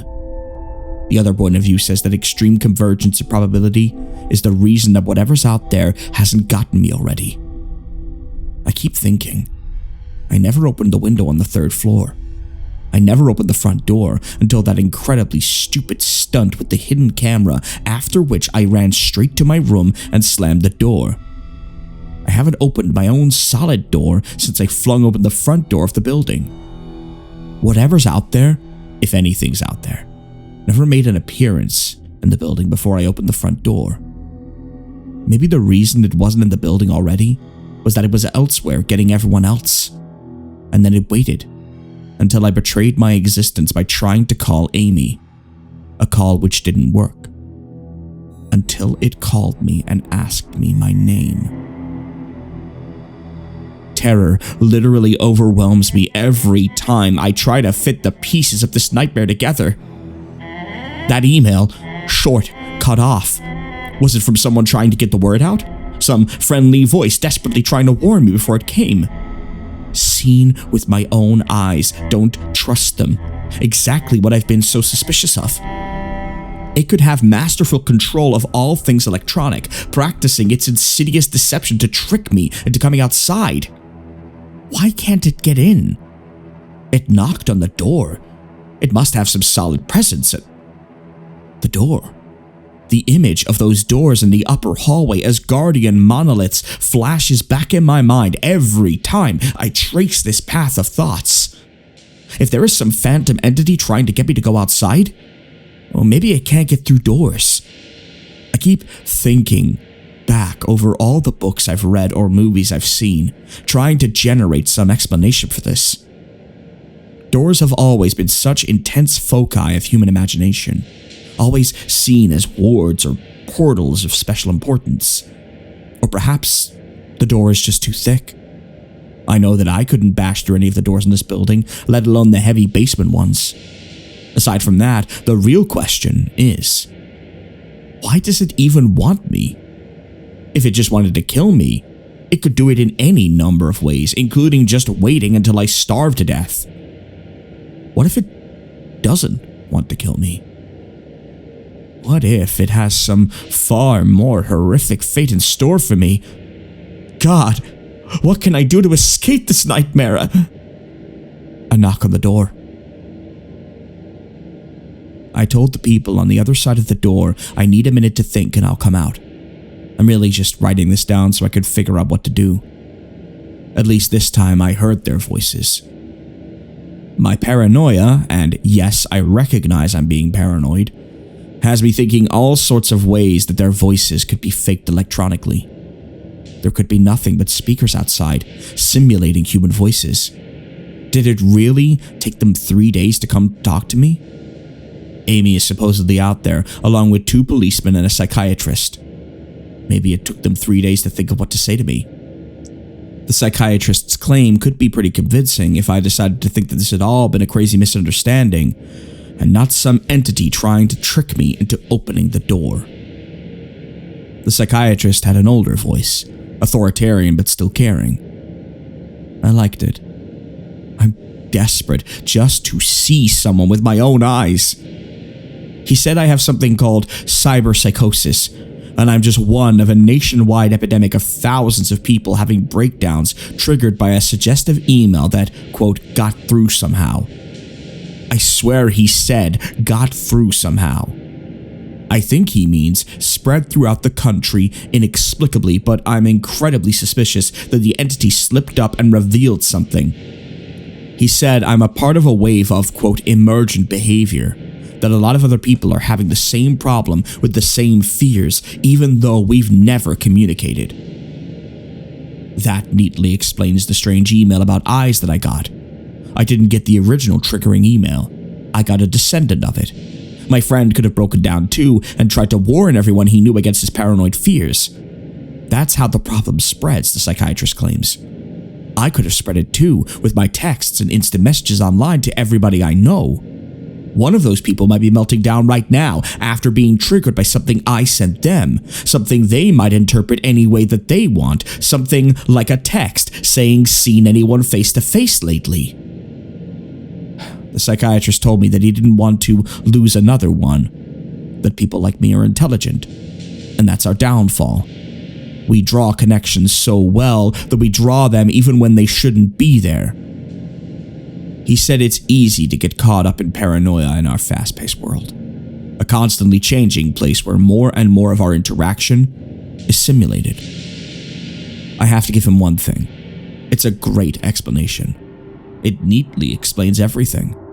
It perfectly explains everything, in fact. I have every reason to shake off this nightmarish fear that some thing or consciousness or being out there wants me to open the door so it can capture me for some horrible fate worse than death. It would be foolish, after hearing that explanation, to stay in here until I starve to death just to spite the entity that might have got everyone else. It would be foolish to think that, after hearing that explanation, I might be one of the last people alive on an empty world, hiding in my secure basement room, spiting some unthinkable deceptive entity just by refusing to be captured. It's a perfect explanation for every single strange thing I've seen or heard, and I have every reason in the world to let all of my fears go and open the door. That's exactly why I'm not going to. How can I be sure? How can I know what's real and what's deception? All of these damn things with their wires and their signals that originate from some unseen origin. They're not real, I can't be sure! Signals through a camera, faked video, deceptive phone calls, emails, even the television lying broken on the floor! How can I possibly know it's real? It's just signals, waves, light, the door! It's bashing on the door, it's trying to get in! What intense mechanical contrivance could it be using to simulate the sound of men attacking the heavy wood so well?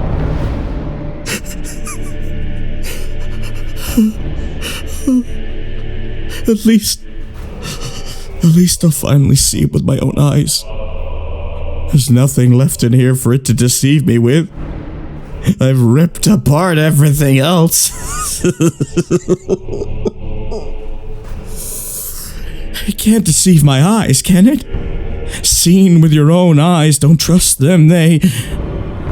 Wait, what was that desperate message telling me to trust my eyes? Or warning me about my eyes too? Oh my god, what's the difference between a camera and my eyes? They both turn light into electrical signals. They're the same. They're the same! I can't be deceived! I have to be sure!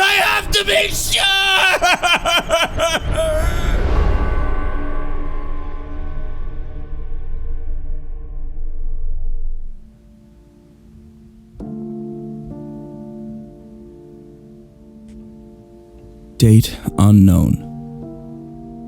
I calmly asked for a paper and pen, day in and day out, until it finally gave them to me. Not that it matters.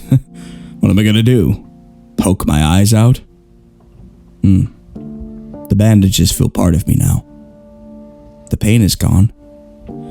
I figure this will be one of my last chances to write legibly, as, without my sight to correct mistakes, my hands will slowly forget the motions involved. This is a sort of self-indulgence, this writing. It's a relic of another time, because I'm certain everyone left in the world is dead, or something far worse. I sit against the padded wall day in and day out. The entity brings me food and water. It masks itself as a kind nurse, as an unsympathetic doctor. I think it knows that my hearing is sharpened considerably now that I live in darkness. It fakes conversations in the hallways on the off chance that I might overhear. One of the nurses talks about having a baby soon. One of the doctors lost his wife in a car accident. None of it matters. None of it's real. None of it gets to me. Not like she does. That's the worst part. The part I almost can't handle. The thing comes to me, masquerading as Amy. Its recreation is perfect. It sounds exactly like Amy. Feels exactly like her. It even produces a reasonable facsimile of tears that it makes me feel on its lifelike cheeks. When it first dragged me here, it told me all the things I wanted to hear. It told me that she loved me, that she had always loved me, that it didn't understand why I did this, that we could still have a life together if only I would stop insisting that I was being deceived. It wanted me to believe. No, it needed me to believe that she was real. I almost fell for it. I really did. I doubted myself for the longest time. In the end, though, it was all too perfect, too flawless, and too real. The false Amy used to come every day, and then every week, and finally stopped coming altogether. But I don't think the entity will give up. I think the waiting game is just another one of its gambits. I will resist it for the rest of my life if I have to. I don't know what happened to the rest of the world, but I do know that this thing needs me to fall for its deceptions. If it needs that, then maybe, just maybe, I am a thorn in its agenda. Maybe Amy is still alive out there somewhere, kept alive only by my will to resist the deceiver. I hold on to that hope, rocking back and forth in my cell to pass the time. I will never give in. I will never break. I am a hero. The doctor read the paper the patient had scribbled on. It was barely readable, written in the shaky script of one who could not see. He wanted to smile at the man's steadfast resolve, a reminder of the human will to survive, but he knew that the patient was completely delusional. After all, a sane man would have fallen for the deception long ago. The doctor wanted to smile. He wanted to whisper words of encouragement to the delusional man. He wanted to scream, but the nerve filaments wrapped around his head and into his eyes made him do otherwise. His body walked into the cell like a puppet and told the patient, once more, that he was wrong and that there was nobody trying to deceive him.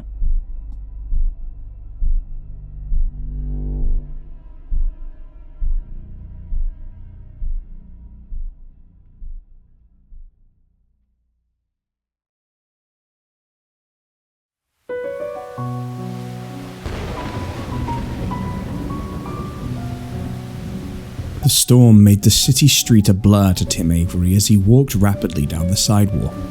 Rain fell just heavily enough to make people run to their cars or take shelter in the shadows of store awnings. To Tim, however, walking through the rain seemed right. It felt like it might cool off the quietly seething anger building in his chest. It might have helped if not for the chaos of the traffic to his right. It was rush hour, and the motorists felt no need to drive carefully through the rain. Lights flashed, horns blared. Every few seconds a tire would veer into a puddle and water would spray up the sidewalk. Inside his head, Tim replayed the previous hour of his life. He'd just come home on spring break from his final year of college. His parents had been so proud that he was about to get his degree in business management. It had been the plan for his entire life, it seemed. He was supposed to get a perfectly respectable degree, find a perfectly respectable job, and have a perfectly respectable family. But after 4 years of it, Tim had realized something. He hated business. So, coming home from college for the week, he had informed his parents that he planned to enroll in art school and follow his dream of being an artist. It had not gone well. The phrases, throwing your life away and you're not that good had been said. That was when he left and decided to take a walk, despite the storm outside. A clap of thunder brought Tim back to the present. Looking around the street, he realized that while he had been lost in thought, he'd taken a wrong turn somewhere. The buildings looked vaguely familiar, but he couldn't place exactly where he was. There was a seedy-looking bar, a generic-looking internet cafe, and a pawn shop with a half-unlit sign. None of the other buildings looked inhabited. They were just broken-down storefronts with darkened windows that seemed to stare at him. As Tim stood looking into one of the dark windows, a small figure came out of nowhere and ran into him, nearly sending him sprawling onto the wet sidewalk. Catching his balance, Tim looked around for the kid, hoping he was okay. He He heard footsteps in the puddles behind him. Spinning around, Tim saw them running away. For a split second, the boy turned his head back and looked Tim directly in the eye. He couldn't tell what it was, but something about the boy's eyes seemed very wrong. Before he could figure out what, the kid had turned down another alley and disappeared. Tim took a deep breath and decided that he had had enough of walking through the rain for one night. He looked briefly at the bar across the street. He couldn't make out the name, but it was something that started with R. He could just barely see the dimly lit interior through the window. It did not look particularly inviting. He turned towards the internet cafe a few doors down. A white and red sign read, Angel's Web Cafe. Tim figured he could use an angel right then. He also figured he could at least check his social media accounts. Entering the building, Tim found himself in a long, narrow shop that was surprisingly busy. The place was dimly lit and had a strange white and black color scheme that didn't quite work. The circles of computer stations in the middle of the room were packed with customers. It was a young-looking crowd, and he didn't see anyone he recognized. He also couldn't see any open computers. He went up to the counter and waved to the girl working behind it. "Hey, what can I do for you?" she asked. The girl had a jaded hipster look to her, but she seemed friendly enough. "Are there any open computers in this place?" "Well," she said, her eyes scanning the room. "Looks like you're gonna have to wait for one to open up. I can get you some coffee or something in the meantime." Tim ordered the cheapest thing he could find on the board and looked around the room again. There were some more secluded alcoves in the back of the building that he had missed before. The girl came back with his coffee and noticed where he was looking. "Those are just places to hook up your own computer. Your best bet is still waiting." Tim nodded, paid, and went over to the little nooks set up against the wall. He figured he could at least sit down in one and have a little privacy while he waited. He passed by the first few stations, heading for the one in the far corner of the building where no one could see him. Reaching the station, he found something that was somehow both surprising and perfectly normal. An abandoned laptop. Tim looked around the room to see if there was anyone it might belong to. There was no one at the counter. Everyone else was busy at their own computer. He walked over to the nearby restroom doors and listened for anyone that might be inside. He heard nothing. Tim slowly drank his coffee as he wandered back over to the laptop. The black exterior didn't seem to have any logo or brand on it. A pair of earbuds rested neatly on the top of it. On any other day, Tim was not the type that would open up someone else's laptop. But there was something about the night, something about the dimly lit room, and something about the jet black computer that made it not any other day. Taking one last look to see if anyone was watching, Tim slipped into the chair and opened up the laptop. Hitting the power button, he could only imagine what crazy stuff might be on it. He was almost disappointed as the desktop opened and there were only two icons: My Computer and Recycle Bin. Tim sighed, mostly in relief. He supposed he didn't need anything else exciting to happen today. He was reaching to close the laptop when he spotted a strange icon nestled in the bottom left of the screen. The best he could describe it would be a strange cross between a setting sun and a compass rose. He stared at it for a while and then scanned the room in front of him one last time, making sure no one could see him. He clicked the icon. The screen immediately turned white. A larger version of the symbol faded into the middle of the screen, surrounded by the words Western Crossroads. After a few seconds, the logo disappeared and the screen changed to what was unmistakably a web browser, albeit one he'd never seen before. Most of the buttons were just symbols that he had never seen before. A thought occurred to Tim that immediately chilled him. He'd heard of browsers that people could use to go to parts of the internet that were way off the beaten path.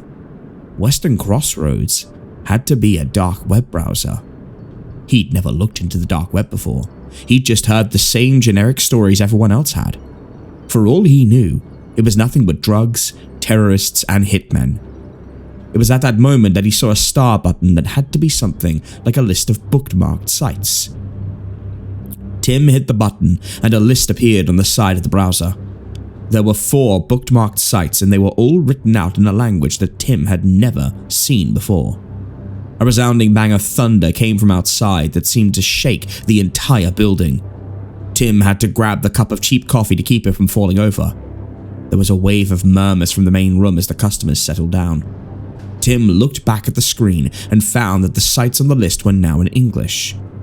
They still made little sense, but at least he could read them. The top site read, Library of Entorum. The icon next to it looked like it was supposed to be several books stacked by each other. For some reason, Tim thought it also looked strangely like the bars on a cell door. The second listing just said Mr. Deal with a blocky symbol that seemed to be a mountain split down the middle. The third site was something called The Garden of Earthly Delights. The symbol next to it was a blue flame. A feeling in Tim's gut told him to stay far away from that site. That left only the final listing. The altar was the last site. The symbol next to it was two snakes facing each other, fangs bared. Just as he had been drawn towards the laptop, Tim felt drawn to those two words. Without a second thought, he clicked the site. A smaller window popped up in the middle of the screen. It looked like some kind of streaming video with a small chat box to the right of it. At the moment, the only thing visible was the same symbol of the two serpents. They looked vaguely like art he had seen from Aztec and Mayan ruins. Streams of red and silver flowed out of the wide-open jaws and formed a waterfall between them. The screen flashed briefly and the window went full screen. Above the chat log at the side, a number began to count up. Usernames began filling the log. The number stopped at 43. None of them typed anything into the log. Not even a greeting. They were waiting. The usernames were random groupings of letters and numbers, completely anonymous. They didn't have to wait long as the video flashed and began streaming. Tim quickly grabbed the earbuds from next to the laptop and shoved them into his ears. The only things he could see on the screen were a wide glass screen and a floor made up of large, carved stones. The sounds of running water was all he could hear. The room was filled with a dim, flickering light that cast strange shadows onto the stone floor. As he stared at the image, the light became brighter and it slowly dawned on Tim that what he initially thought was a screen was in fact a wall of falling water that flowed so perfectly that it shone like glass. The entire scene strangely reminded him of death and decay. He briefly thought about slamming the laptop shut and running back out into the rain. But the thought was quickly dashed away as a figure stepped out of the shadows and into the view of the camera. Good evening, ladies and gentlemen, and welcome back to the altar. The man had an accent that Tim couldn't place. It was deep and guttural. He was dressed in an immaculate charcoal suit, completed with a silver and red striped tie. Tim barely noticed the suit as he stared at the man's face with disgust. It was a vaguely Middle Eastern face with a shaved head above it. What made it remarkable were the serpent tattoos covering the majority of his face. Even now, as the man smiled pleasantly, he was terrifying. Now, I'm sure we have a few newcomers here, said the man with a wink. We always do. So let me introduce myself. I am the purveyor of hopes and dreams, the granter of wishes, the high priest of your own personal religion. You can call me Tezcat. Tezcat walked nearer to the film of flowing water, his shadow taking on a strange shape in the flickering light on its surface. Now, in a few moments, I will begin the auctions, so I will remind you of the 2 rules of bidding. Number 1, your money is no good here. Number 2, all sales are final. No returns. And yes, some of my lots may seem too good to be true, but I promise that satisfaction is guaranteed. Now, let's begin. Lot number 1, ladies and gentlemen. Tezcat motioned to the wall of water behind him, and an image of a cartoon heart appeared in the flowing liquid. Tim couldn't tell if it was being projected onto it or if it was being added digitally. True love! Yes, that's right. For the right price, the object of your desire will fall head over heels in love with you. No drugs, no hypnosis, no brainwashing. Just a tiny nudge in the right direction that they won't even notice. The image in the water disappeared and was replaced by the faces of several random people. Tim didn't understand until an image appeared that he recognized. It was the face of a classmate he'd had an unhealthy obsession with a year ago. His jaw dropped. There was no way anyone could have known he'd be in this cafe, looking at this exact site at that exact moment. The explanations were a 1 in a trillion chance, some incredibly intricate practical joke, or it was real. Someone in the chat room quickly bid. $10 million appeared in the log. Tezcat produced a tablet from somewhere and watched the screen. A scowl came onto his face. What part of no money is difficult, people? He snapped his fingers and the bidder was instantly removed from the room. Now, do we have any real bids? There was a long pause. Tim felt extremely uncomfortable as Tezcat continued to smile knowingly at the camera. He had no idea what kind of bid the auctioneer was waiting for. Finally, one of the users typed, "My sense of hearing." Tim stared at the 4 words in disbelief. He couldn't believe some crazy guy actually bet something like that. Tezcat looked at his tablet again and grinned from ear to ear. Well, well, well. Now we're talking. He tapped something onto the screen and began scrolling. You have considerable resources, low stress lifestyle, high intellect. It's a sacrifice to be sure. But I think someone can do better. Prove me right, ladies and gentlemen. There was a far shorter pause this time. It was only a couple of seconds before some typed 1998. Tezcat checked something else on his tablet. Tim gawked at the screen in further disbelief. A year out of your life is always a gamble. So, let's just see what happened that year. Daughter's first words, learn to ballroom dance. Oh, there we go. Father apologized for never being there. Giving up a turning point in your life? Acceptable. Anyone else? Tim was in awe of the scene taking place before him. He could just barely manage to believe in whatever psychic powers the host was promising he had, but ripping the years out of a person's life? What kind of insanity had he fallen into? Another person typed out, "My guitar playing." Tezcat raised an eyebrow and ran another check on the bidder. He smiled broadly again, but it seemed more artificial than before. Oh, giving up the very hopes and dreams that keep you going. Hoping that your true love is worth giving up the only thing you can do well? Throwing away years of planning and fantasizing? Ripping out your own heart?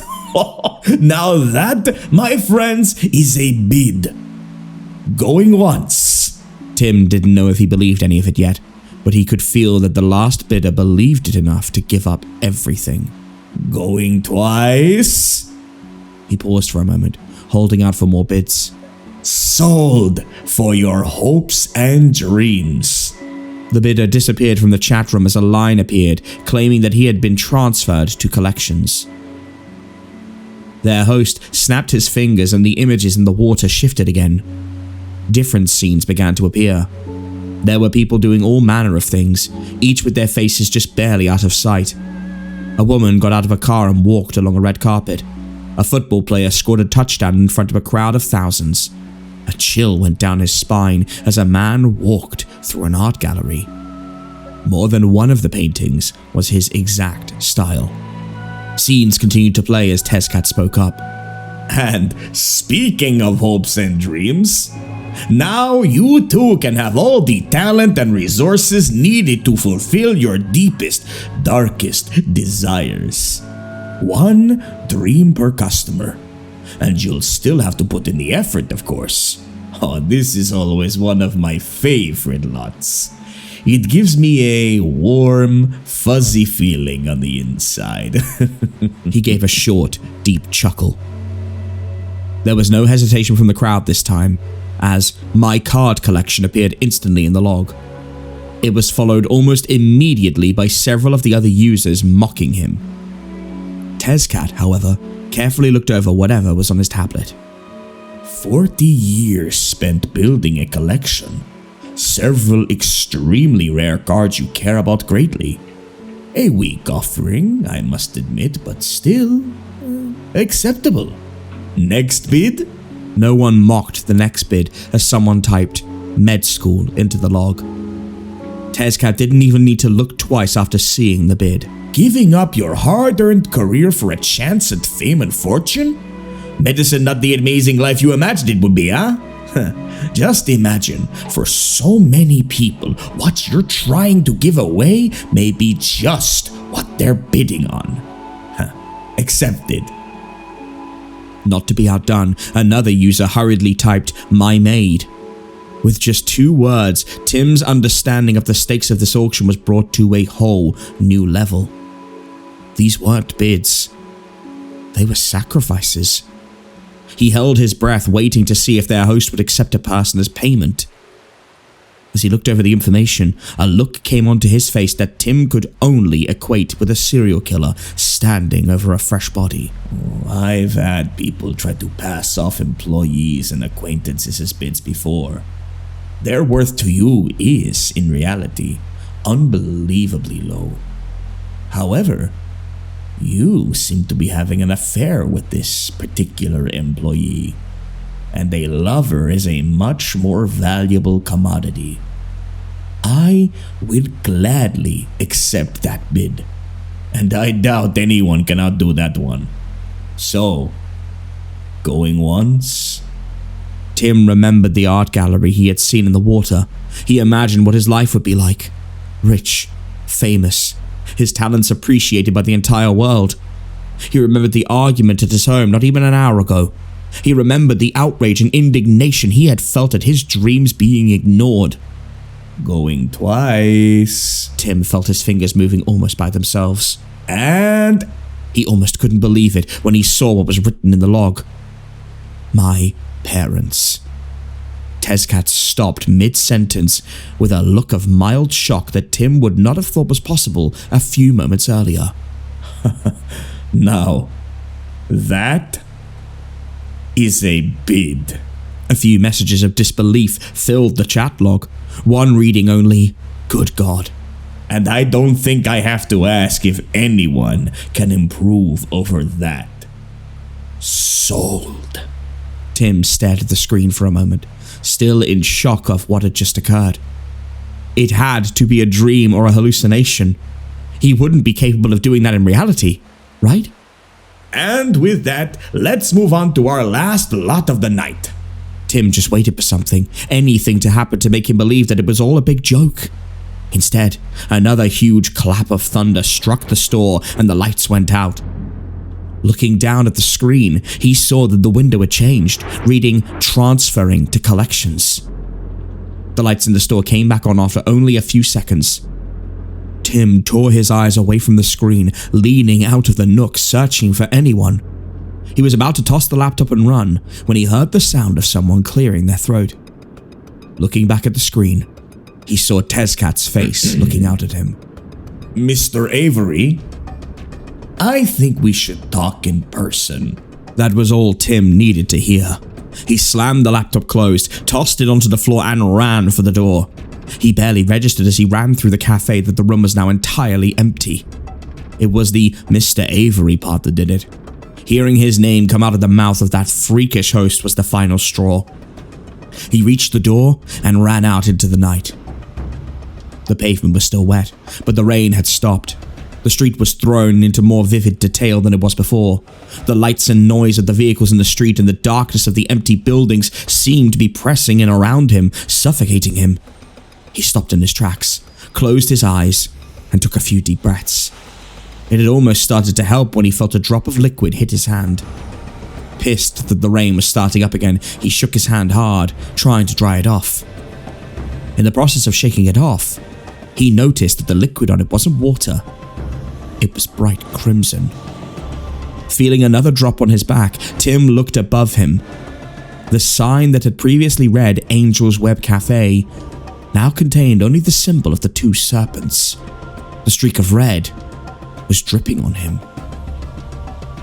Spinning around, Tim found the street very different from what he remembered from only a moment before. Every car on the street had changed colours. A crimson taxicab drove by with the symbol of the Western Crossroads emblazoned on the side. A metallic silver moving truck went by with the altar's symbol vividly painted across it. The buildings that had been dead and empty had strange lights moving within them. The one time Tim got a clear glimpse of them, they looked like dimly glowing eyes. Any chance that what he was experiencing was a dream was quickly going out the window. At that point, Tim was assuming that he was either dead or insane. The only place on the street that remained halfway normal was the rundown bar across the street. He made a quick decision and dashed into traffic, dodging one car, then two, then stopping in his tracks as a bus sped by in front of him. Each of the passengers had snakes tattooed across their faces. As soon as it passed, Tim sprinted across the last lane and threw himself at the door to the bar. Taking a few more deep breaths, he entered the bar, which the sign on the door told him was named Relks, whatever that meant. The interior of the bar was so generic it was almost painful. It just seemed to be a run-of-the-mill dive. As Tim made his way to the bar, he took some consolation that the few patrons in the building looked normal. Reaching the bar, he slid exhaustedly onto a seat.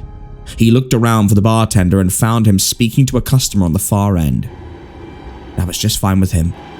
He just wanted some time to process the fact that he'd completely lost his mind. He didn't get that time. From directly behind him, he heard the same throat-clearing noise he had a few minutes before. Someone draped a charcoal suit jacket over the stool next to him.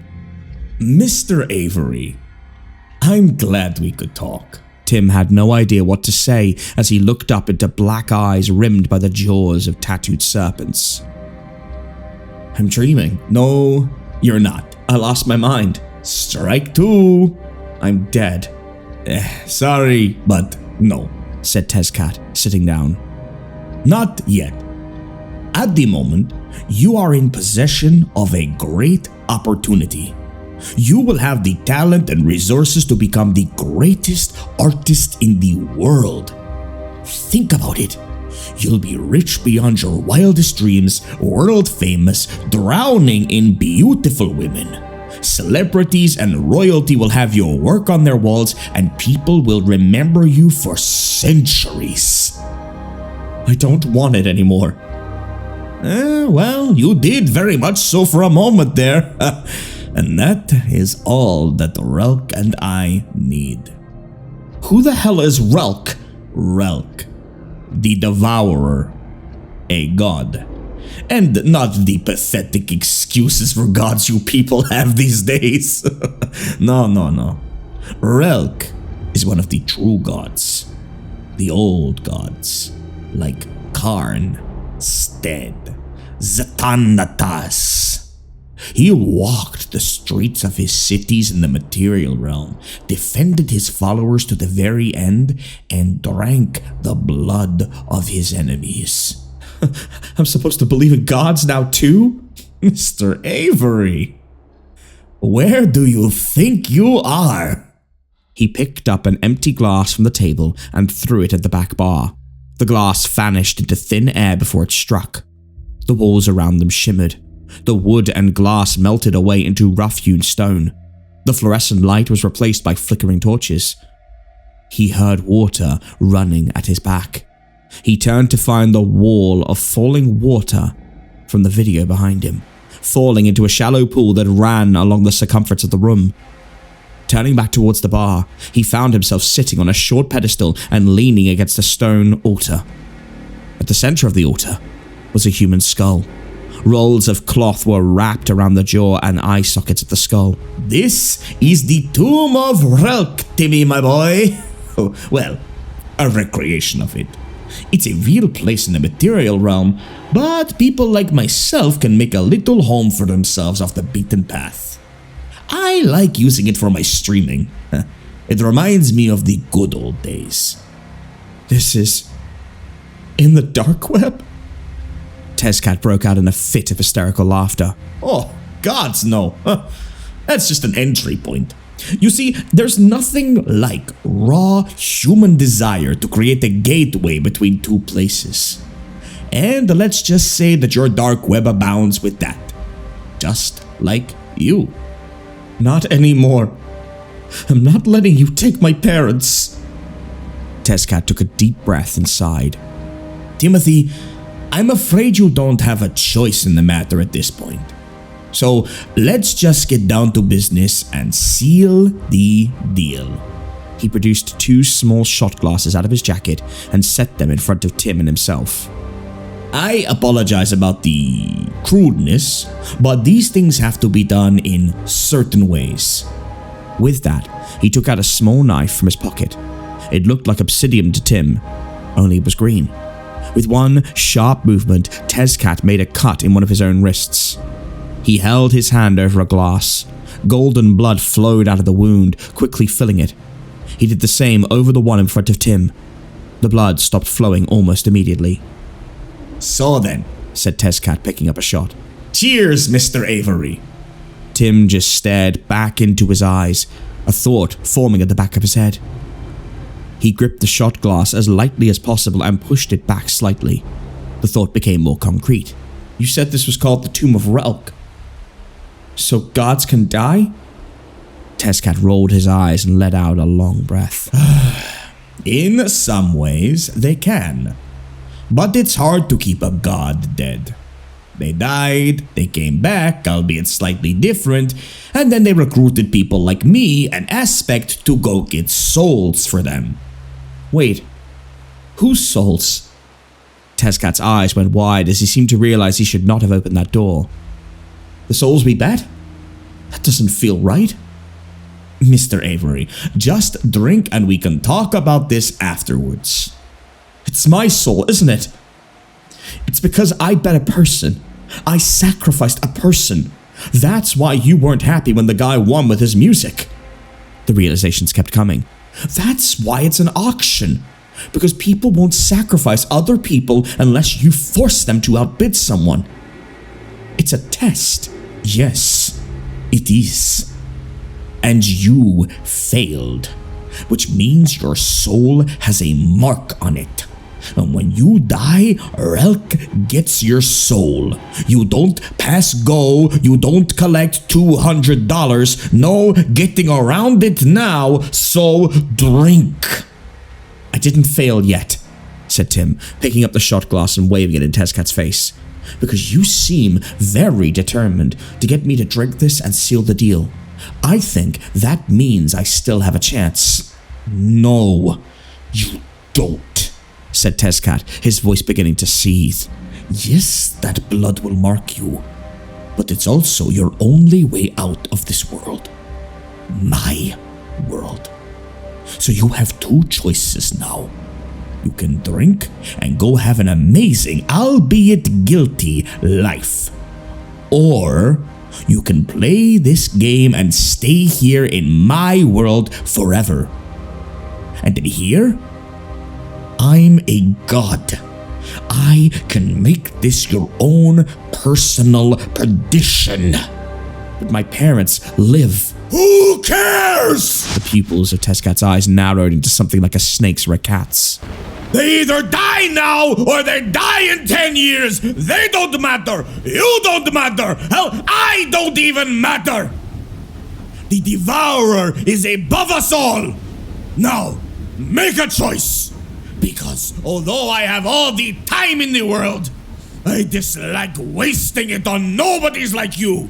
So either drink it and take the door, or stay in here and rot! What the hell are you? Tim asked, hoping he could stall a little more while a plan formed in his head. Tezcat laughed and slammed a fist onto the altar. The room around them resounded with the impact.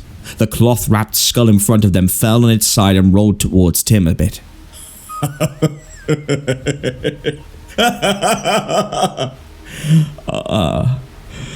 I was just like you once. Yeah, I lived, I died, and then I made the deal. Just like you. I got what I wanted, but the cost was high. I became a living incarnation of an aspect of a god. Sacrifice is what I am, and you are not leaving this place without one of your own! Tim finally made his move. He grabbed the skull from the altar in front of him and slammed it into the side of Tezcat's face. Bone crushed bone, and golden blood flew through the air. The aspect hit the floor hard. Tim grabbed the shot glass of blood and ran for where he thought he'd entered the bar. As he ran, he dipped his fingers into the golden liquid. He had said the blood was a door. Tim hoped it was literal. Behind him, Tezcat let out a roar as he rose from the stone floor. I am Tezcatlipoca, the darker reflection! I am sacrifice! I am the hand of Rilk! And you have royally pissed me off, Timmy! Tim reached the wall and started to draw. The blood began to glow dimly when it hit the wall of the tomb. He quickly dragged his fingers across the wall, making 2 vertical lines. As he completed the connecting line at the top, he heard ripping fabric from behind him. Turning around, he saw a sight he knew he would never forget. Tezcat had torn off his shirt and revealed his bare torso. His body was completely covered by tattoos of jaguar spots etched in bright silver ink. All along his arms and shoulders, curved golden spikes had been driven through his flesh. The gold and silver in his body shined in the flickering torchlight, as did his cat-like eyes. That was when Tim realized the truth about the man who had been. He saw a flash, a memory almost, of Tezcat standing in the sunlight of a primordial world, atop a great stone altar in a golden city, faintly pulsing heart grasped in his hand. The High Priest of Relk. As the monstrous figure began to move towards him, Tim turned back to the wall. The outline was glowing. It looked like it should work, but it needed something. Looking down at his hand, he saw the rim of the glass was coated in blood. Hearing footsteps only feet behind him, he pressed the glass against the wall like a doorknob and turned. The outline of the door flashed with a brilliant golden light. From behind him, the aspect of sacrifice screamed in rage and pain. In an instant, the light was all he could see.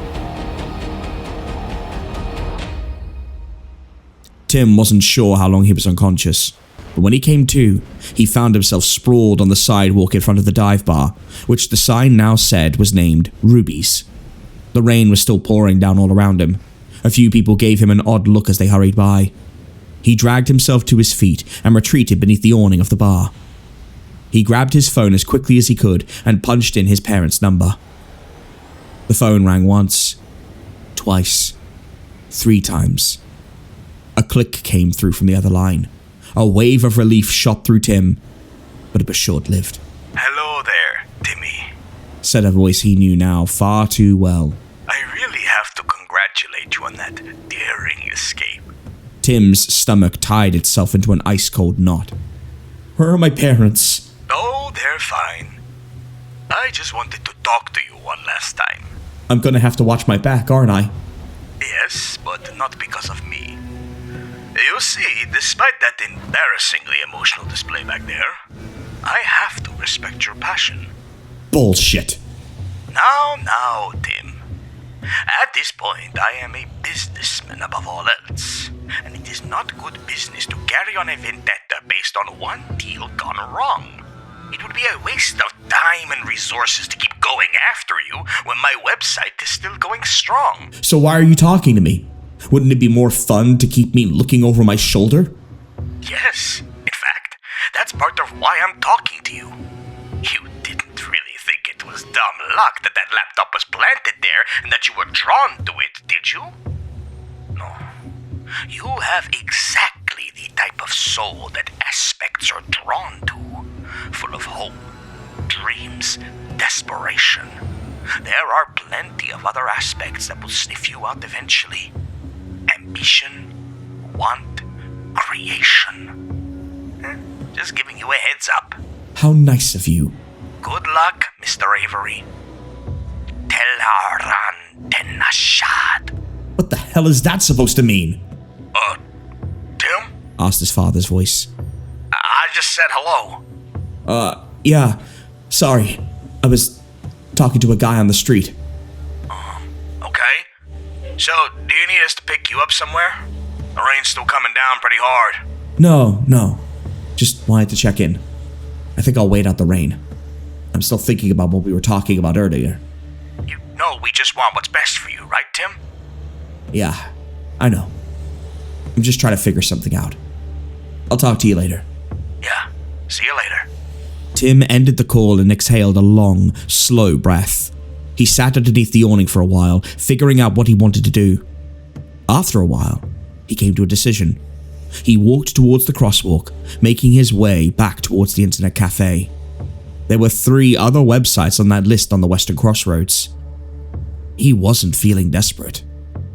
He was feeling lucky.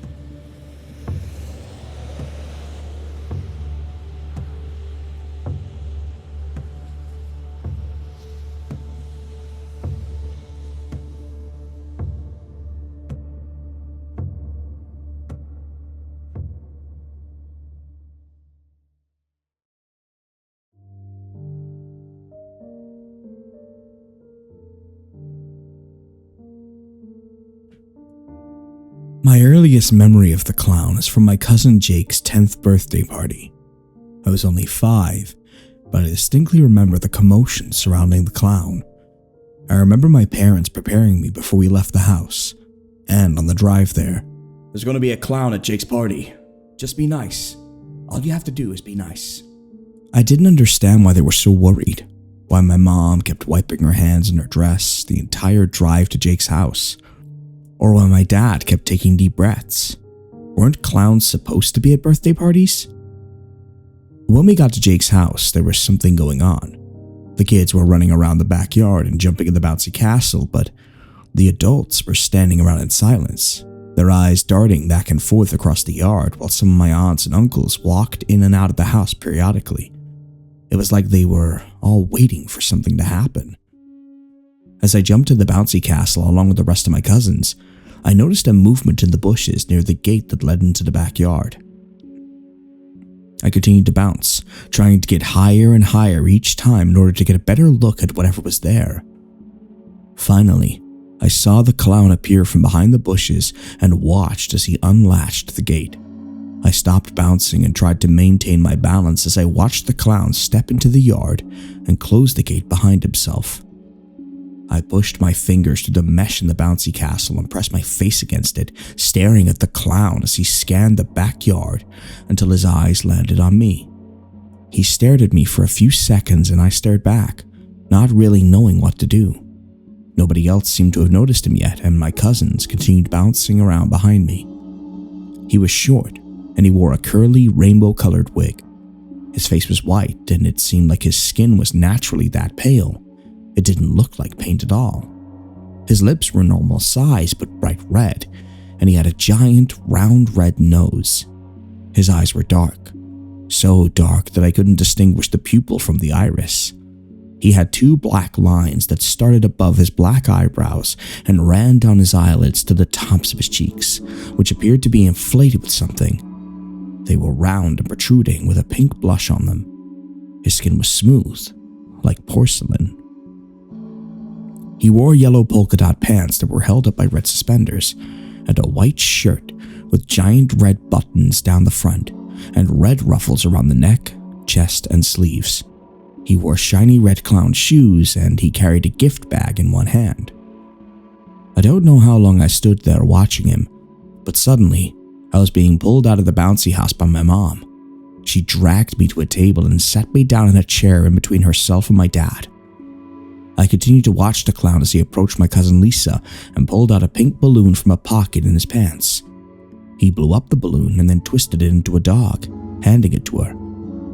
She took the balloon dog from the clown and ran to her mom, my Aunt Chelsea, who grabbed Lisa roughly and dragged her away from the clown. There was an impalpable amount of tension for the remainder of Jake's birthday party. Our parents wouldn't let us stray too far away, and the clown stayed the entire time, wandering around the yard and handing out balloon animals or honking his nose for the children.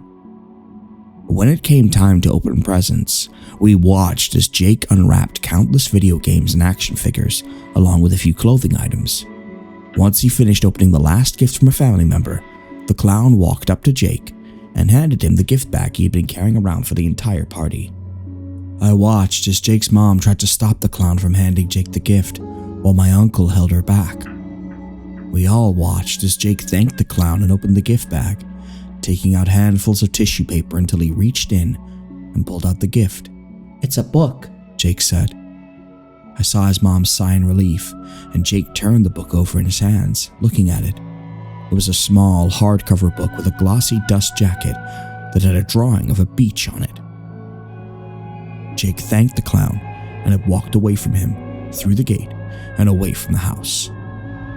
Once he was gone, Jake's dad snatched the book from him. I asked about it later, but he told me his parents had thrown it out. I saw the clown a few times after that. At every cousin's 10th birthday party, he would show up in the same outfit every time and give them a hardcover picture book that their parents would get rid of.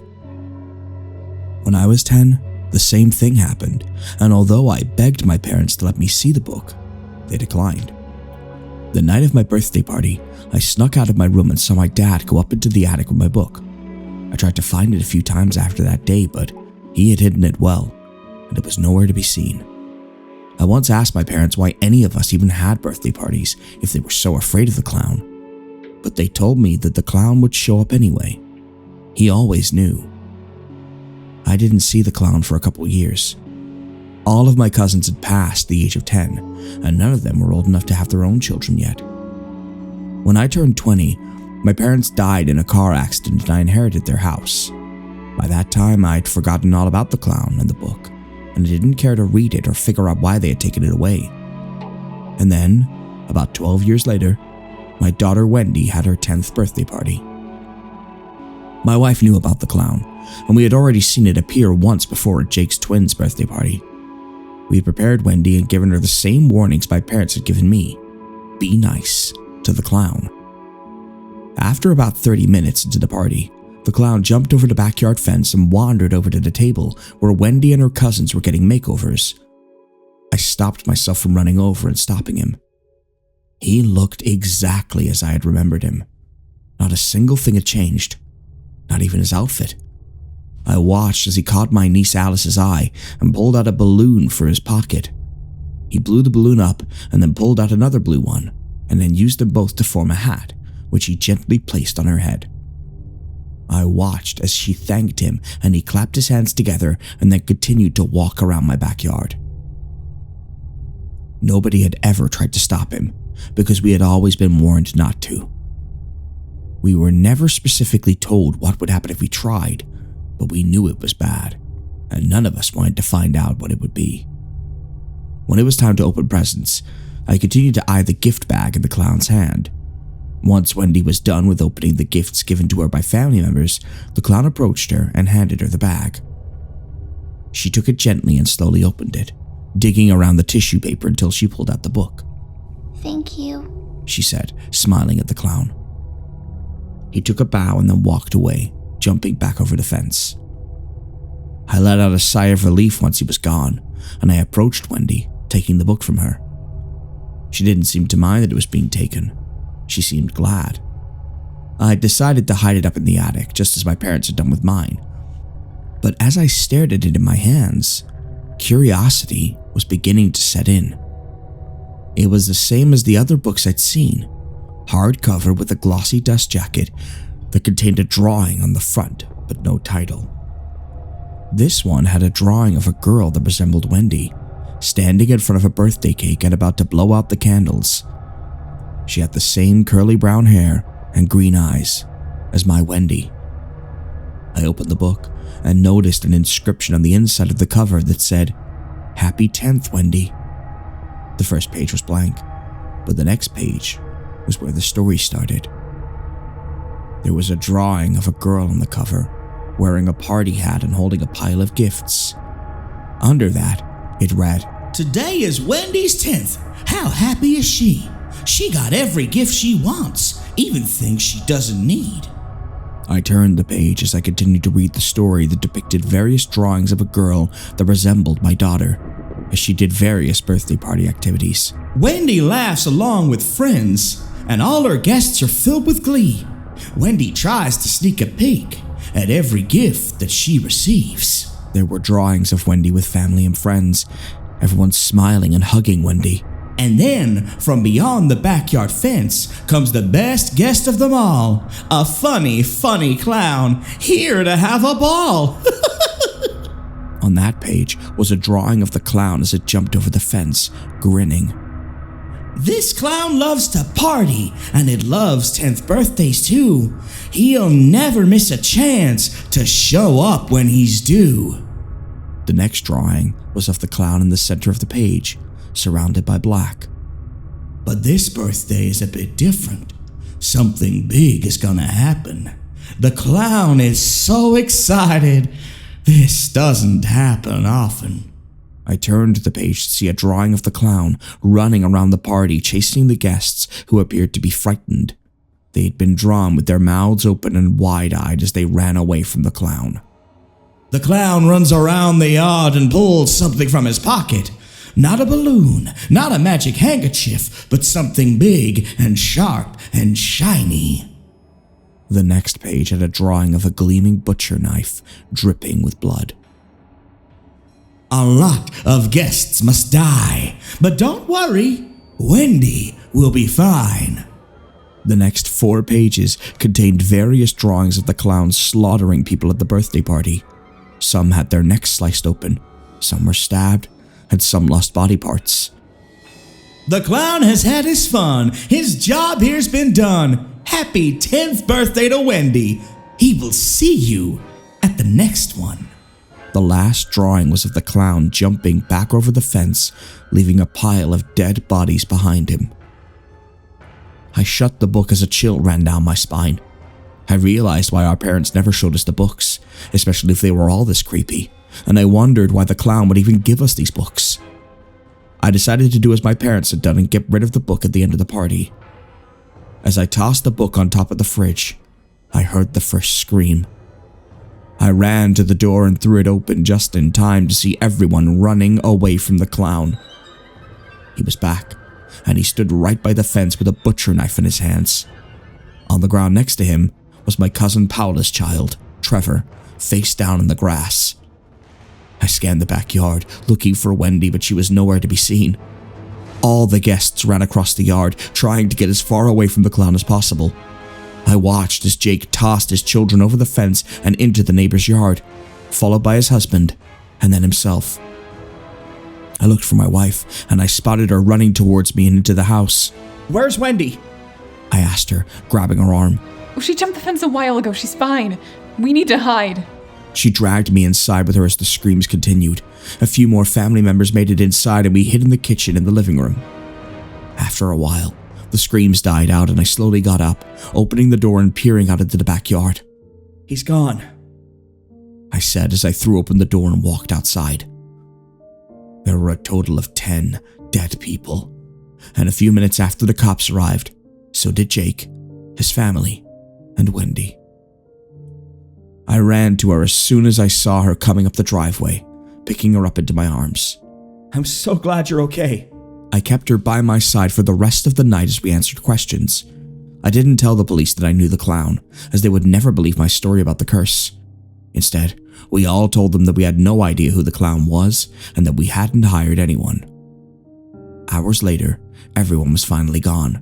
Wendy had gone to bed, and I went downstairs and helped my wife clean up some of the mess. Once we were done, I grabbed the book from on top of the fridge and handed it to her. What's this? "It's what he gave her, Rose. Read it." I waited for her to finish reading the book. Once she was done, she tossed it onto the counter. What the fuck? Did he plan all that? Is this supposed to be some stupid joke? I shrugged. Did this happen to everyone else? "I don't know. Our parents never let us see the books." This is so fucked up, David. We stood in silence as Rose grabbed the book again, giving it a disgusted look. "I'm gonna go look for something," I said suddenly. I made my way to the attic entrance in the hall and pulled down the ladder. I slowly made my way up, each step creaking as I stood on it. When I reached the top, I flipped the switch and the lights turned on, illuminating the attic enough for me to see.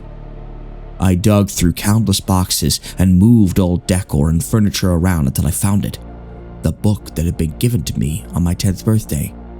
It had been hidden under the cushion of an old chair. I pulled it out and looked at the drawing of a house, with a single light on in one of the windows.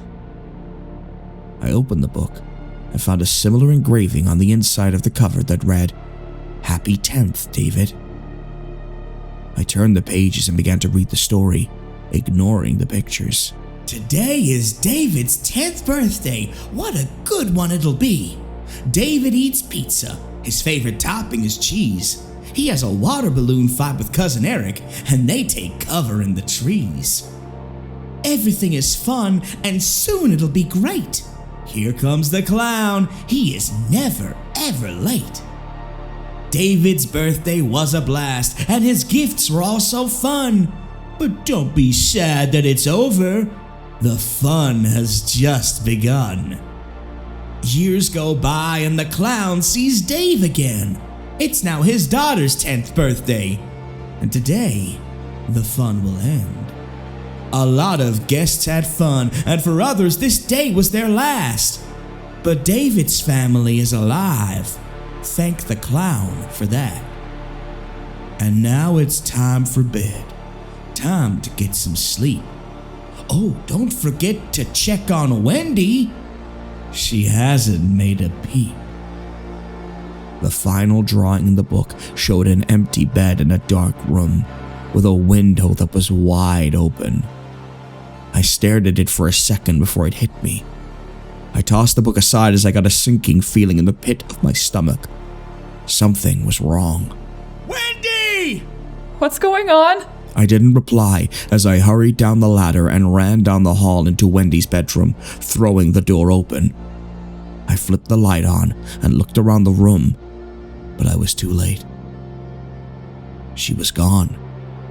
Her bed was empty, and her window was wide open.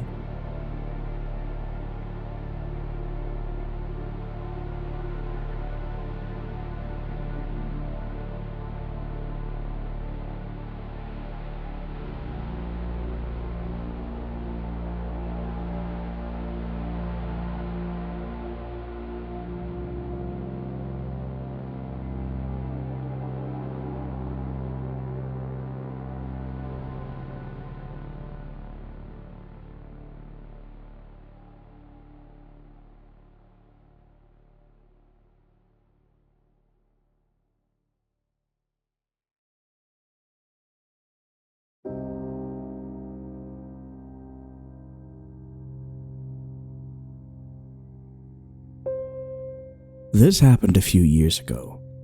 You may have heard rumors if you're on campus. Some even circulated online. Nobody knew what really happened, because I'm the only one who knows, and, well, I kept quiet. For a multitude of reasons. None of them matter now. Here's what really happened. The four of us were handpicked for this experiment by Professor Richardson because we'd all studied under him, worked under him, and, as much as anyone can, earned his confidence. He said this one was different. We had to keep it quiet. He wanted to keep details to a minimum. All he would tell us before going in was that he required a month of our lives and that if he succeeded, sleep would never again be a necessity. Think of it. 6 to 8 additional hours every day. Your month will be paid back before the year is out. If he was right, he'd have a Nobel Prize for sure. It would change the world.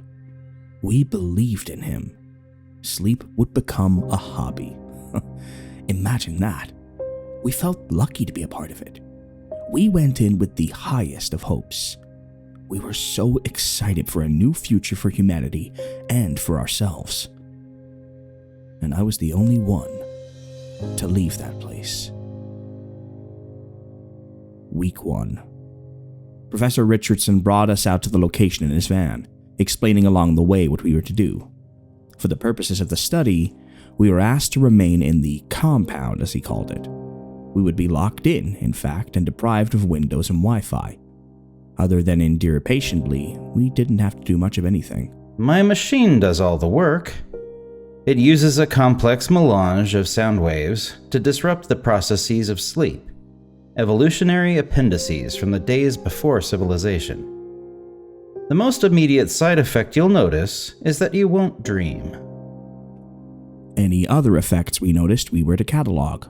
We were, as he said, in uncharted territory, and so we had to map out the dangers. The immensity of the project was inspiring enough. Then we saw the compound, the Octagon, as it was known. A concrete, octagonal structure built at the end of a labyrinth of dirt roads somewhere in the backwoods of Searcy, Arkansas. I've never been able to find it again. The prof said it was originally intended as a jail for terrorists, but it was abandoned and never used. It's virtually impenetrable, invisible to satellites, but for us, it had been stocked with all the comforts we'd require for a month of dedication. I don't think or know if any of us expected to really conquer sleep. We thought, perhaps, a reduction in sleep requirements could be possible. We spent a fair amount of the first 2 days speculating on how the machine works with its complex melange of sound waves, and whether sleep really is an evolutionary appendix, as the prophet claimed. By the third day of only getting 3 to 4 hours of sleep, contrary to feeling groggy, we were more awake and full of energy than ever. We were alert and ready to debate these ideas. That's when the excitement really hit us. He really did it, JT said. JT was a big, ginger-bearded guy, the sort of guy who still has a healthy collection of magic cards. We don't know that, James said, always the skeptic. He came from Australia just to study under Richardson, actually. The machine could be stimulating the adrenal glands to mildly dose us with adrenaline all throughout the day. Even were that so, wouldn't change the fact that he beat sleep. With our extra time, we were getting in tons of reading, played a stupid amount of Call of Duty, and still had plenty of time to sit around and debate. I guess I have to admit it's fucking amazing, James said. We all felt it. It was almost euphoric. The excitement we felt for being possibly the first humans to live without the need for sleep. Technically, we still needed a few hours each night still, but we decided together that it was more out of habit than necessity. Then, on the 4th day, Don said, "There's something wrong." Don was a serious one. Super serious. He used to be a Franciscan, I heard. It showed. He didn't talk that much, and when he did, it was usually worth listening to. This time, he put into words something I'd been feeling, but I guess just kinda buried under the excitement. With the experiment, or... That was JT. I don't know. It's a feeling. This constant uneasiness. Like this isn't going the way it's supposed to be going. Or that we're in the wrong place. No. I think that's it. It's this place. We all knew it was weird when we first saw it. This concrete octagon. But living in it, I think there's something wrong with this place. Like something terrible happened here. I understood it was never used. Governments always say that about torture prisons. It's more than that. I feel it too. I thought it was just from lacking windows at first, but that's not it. I think it's the angles. It's like the angles in this building don't add up to what they should. What if everyone's dead outside? James jumped up so fast his chair clattered to the ground. Cut that shit out, Don. Why would you even say that? Well, what are you saying? This is a haunted octagon? Yeah, James. Was it built on an octagonal Indian burial ground? Okay, you want to play that? I can play. Look, the space around us transforms based on how we perceive it. Take a church. The people who go there perceive it as holy. So they do things, like leave their crutches behind when they force themselves to walk, or light their candles or whatever. These changes to the space only enhance the perception of holiness and influence future visitors to perceive it in the same way and change it in the same way.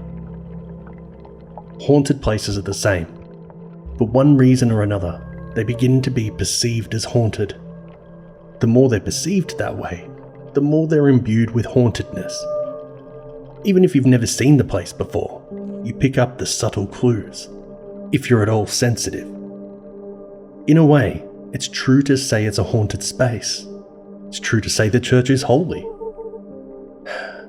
Our interaction with that space has made it something more than just wood and sheetrock, or whatever. So what I'm saying is, maybe some things happened here, and we're picking up on it. Some bloody awful things. And in that sense, yes, it's a haunted octagon. No. Places are considered holy because an authority telegraphs it to whoever will listen. Just like haunted places make a lot of money off dumb tourists. Whatever it is, we all agree something isn't feeling right about our situation. Maybe it's the machine. I say we write it down as a side effect. On that point, at least, we were all able to agree. It didn't put any of our uneasiness at rest, but we wrote it down. We somehow agreed upon the phrasing right away too. Acute sensations that we've entered into, something where we aren't welcome. Week 2. We tried our best to ignore these feelings and carry on like we had been. Those first few days had been some of the best in our adult lives, but we never got back to those happy times. I realized around then how short-sighted of Richardson it had been to leave us here without any means of contacting the outside world. When I voiced that opinion, "That's just what I've been thinking. Richardson isn't a dumb guy, you get me? I think he did this on purpose." "Why would he do that?" "For science, of course. It's one of those meta-studies where we're told it's about one thing, but it's actually about how we react to the experiment. Like the Milgram experiments." Or it's not his choice. The government is making him do it. And that machine is designed to control us. Or some sort of cult. Scientologists. This is a government-built installation. That actually makes sense. Not the Scientology part, though. Think about it. James started, but I interrupted. Okay. Let's come back down to earth for a second. Best case scenario, Richardson is just a jerk who doesn't care about our personal well-being, right? Give it a rest, Don said, the one I least expected to snap at me. Stop trying to act like the most rational guy in the room. You don't know what Richardson's into. He's into other things. Things he'll never talk about publicly. I looked at the others and saw similar confusion. What are you talking about? I've heard a little about this, actually. He has some fringe ideas. Let's just say he's not the respected academic he presents himself to be. I've read some of the content he doesn't publish. He thinks and very seriously believes that there's something else. Something besides this. Something more than material stuff. Well, that's not completely strange, I said with a shrug. I was expecting worse. He put it this way. Don continued, ignoring me. Think back to the beginning of existence. There had to be conditions such as the universe's existence was possible. If the universe wasn't possible, then it couldn't have come to exist. Does that stand to reason? We nodded. Okay. And those conditions cannot be material nor laws of matter, since those came into being with the existence of the universe. So whatever those conditions are, they have to be something other than the basic substance of the universe. Does that make sense? I guess. This isn't turning into an argument for God, is it? He shook his head. It's an argument for something that continues to exist. Except we can't even say that. Because ideas like something and exist are developed by, for, and within physical reality. This is something pre-physical, something pre-existent. Whatever it is, allow the universe to spontaneously be. Who knows what else it's been doing these billions of years? Just asking that question is already violating the stipulations I started saying, my background in philosophy kicking in. Yes. But he believes He thinks it's the source of free will. Our brains touch it somehow. And so he believes you can reach it, study it, use it. I didn't get to read much more than that. And if this experiment is something he's not putting on the books, it may have to do with his more peculiar interests. So what? Instead of eliminating sleep, he's trying to make us see God? I don't know, brother. I'm just saying if he thinks the brain touches another reality, this is just the kind of experiment he'd want to try to prove his theory. You think he has this room bugged? I think he might be in here somewhere, I said, without even thinking of what I was saying. They looked to me, waiting for an explanation with what looked like fear in their eyes. Strange we should be so afraid of this man we admired less than 2 weeks ago. I sometimes feel someone watching me sleep.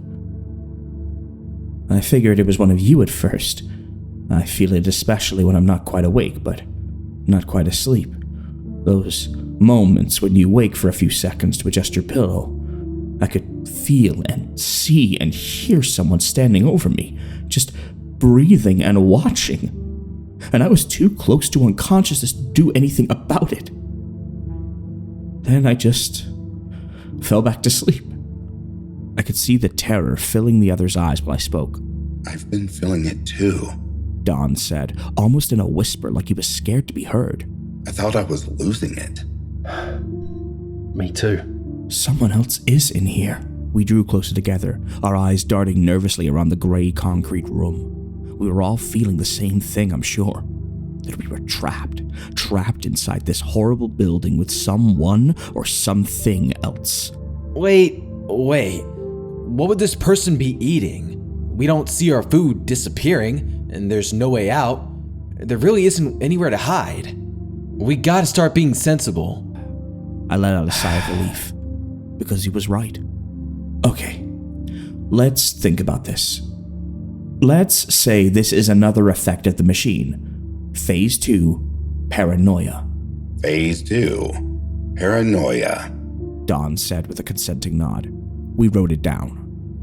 The next day, when we all gathered together for breakfast, JT asked, "Have you all had any dreams?"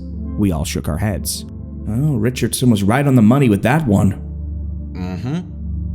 Do you know feral children don't dream? How do we know that? They tell us, the few that get socialized. They say dreaming is something that starts only after, when they have language, object permanence, and all that shit. What about dogs? Like chasing rabbits in their sleep? Autonomic responses. Maybe language and object permanence impacts only the ability to remember dreams. Both are consistent with the superficial data. The onus is on you to prove otherwise. JT scoffed. What's your point, anyway? The point is being dreamless. Do you think it's healthy? I don't think it's healthy. I think the machine isn't making us not need sleep. It's making us not feel tired. I think all of this might be happening because we aren't dreaming. We can't really answer, can we? Dreams naturally accompany REM sleep. So we don't have any studies that differentiate the effects of not dreaming and of not sleeping. Or maybe we are dreaming, and the dreams are just going somewhere else. I didn't know what he meant by that. Nobody did.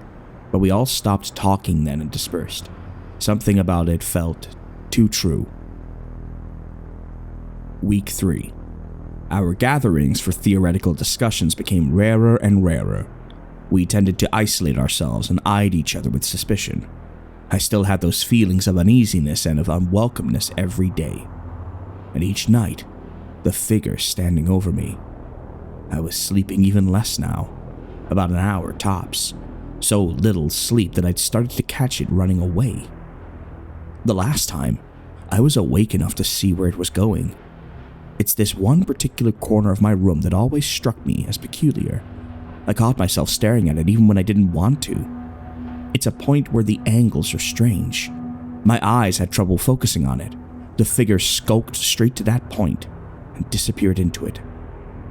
When I woke up fully, I questioned whether I'd hallucinated the whole thing. Perhaps phase 3, hallucinations. I went over to that corner and looked at it closely. It smelled strange, like turpentine. Then, the more I stared at it, the more I forced my eyes to focus. I was sure something was moving inside, and it was watching me. And I heard this awful, hate-filled sound come from the deep corner then. I didn't wait to understand what made that noise.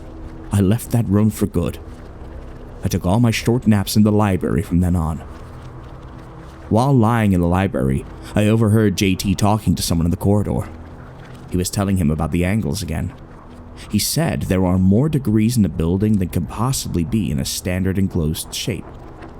2.7488 degrees more, he said. Just enough to drive you nuts, but not enough to be obvious. Whoever he was talking to said something I didn't understand. Something like, Those are the degrees of ripping. The voice was distorted somehow, so I can't be sure. What I was sure of was, I didn't recognize that voice at all. Whoever JT was talking to wasn't one of us. It may be silly, but I was scared. I stayed there, pretending to be asleep, while JT walked by. And as he did, I felt someone or something come into the room and stand over me. Then it went away. After a minute or so of telling myself I was being foolish, I went following after JT. I didn't see him anywhere. I bumped into James, and he also said he hadn't seen JT. Have you seen or heard anyone who shouldn't be in here? James looked at me with a mixture of surprise and terror. How do you know? I haven't told anyone. About what? He told me he'd heard his mother calling to him. Not a faint sound that he confused for his mother, but her voice, clear as mine, calling out to him. He almost answered her, he said. Almost. Then he stopped himself. She's been dead a year, man. Whatever was calling me, it wasn't my mother. I saw he was shaking and his hands were clenched. I told him to hang in there. It might be oral hallucinations. I'd been hearing things too. A crying child. So low at first that I thought it was the plumbing. We should call a meeting. I thought about JT and what I'd heard a few moments ago. Let's just tell Don. As a side effect of the machine, it makes sense, Don said after we told him. The sounds are not supposed to be audible. Yet, somehow our brains must be picking up the random patterns and interpreting them as something. The brain assigns a memory to make the pattern meaningful. Do you believe that? Not for a second. But we had a shortage of rational explanations, and that was a pretty good one. I'd hoped he was right. A few days later, I found James in the gym, pounding away at the punching bag. I asked him if he was okay. He ignored me, so I went back to the reading room. A few minutes later, he was behind me. That voice I've been hearing is not my mother. Of course not, I said. We'd already decided that, after all. No, I don't know what I mean. It's just my mother was a kind person. Even if this voice is trying to sound like her, it's not like her at all. It's not kind. It's not human. I put down my book and looked him full on to see if he was serious. He was. Very much so. She's been telling me all sorts of things. She asked me if you remember the shed. I couldn't say anything to that. I was speechless. I never talked about that. For good reason. It took me years to come to terms with what happened. It was a long time ago. I was out playing behind our house in the woods, as I often did. I liked to construct shitty tree houses. I went a little off property and came to the shed. I'd never seen it before. It looked old, though. I remember that. I heard a kid crying inside. Thinking I might have a friend to make tree houses with, I looked through the window. The kid was all chained up and there was a dog bowl on the floor. I wanted to help, but I knew I was trespassing. I looked around. That's when I saw this man, off about 20 feet into the woods. He was dressed in all black, old-fashioned clothes, like 19th century clothes. He had to have been watching me the whole time, expressionless. I went running all the way home. I was so scared I didn't tell my parents about it until I was supposed to go to bed, and I had to explain why I was terrified to go to sleep. They had the cops out right away. They found the shed. I heard they found the chains and bowl. But the kid was gone. I've always blamed myself for not helping the kid right away. Do you? Yes. Okay, well, she's been telling me how to get out. I looked at him without a word, because he sounded so manic. She said there's a secret exit inside JT. You just have to cut him open to get to it. James, I said, unsure what else to say at that point. Oh, I know. I know it's not true. I just had to tell someone. I don't know what's going on in this place. I'm scared, man. So was I. We had to get out of that octagon. Week 4. James and I started looking for ways out after that. Since we weren't sleeping at all now, we had plenty of time to do it. Every time we thought we'd found something, it was a dead end. It was while we were doing this that we saw Don standing alone in the corridor with his back to us. What's going on? James asked me. Something about it just seemed strange. Don? You okay? He turned around and with a smile gave us a big wave. Bye, guys, he said, and walked around the corner. I looked at James to see if he was thinking the same thing as me, that something bad was about to happen, and he was already looking back at me. We took running after him. He was at the end of the next corridor already, getting in the elevator. Don, no! We shouted and ran after him, but the doors closed before we got there. He went up. The thing is, the octagon is a one-floor building. There's no elevator, never before or after. I don't know where Don went or if what I think I saw really happened, but I know I never saw Don ever again. I don't understand. What is happening? Before we could take time to think about it, a group of people rounded the corner and were walking towards us. I think we should go. Who are they? James, let's go. Why are they blurry? I don't know, but we're going. I grabbed his arm and pulled him with me, and then I ran. I ran until I got to the kitchen and hid myself between the wall and the fridge. I was sure James was right behind me. I could hear his footfall the whole way, but when I looked, he was gone. I stayed there until my body couldn't really take it anymore. Probably a few hours. When I slipped out, I saw someone peering at me from around the doorway. I was so startled, I backed up against the wall.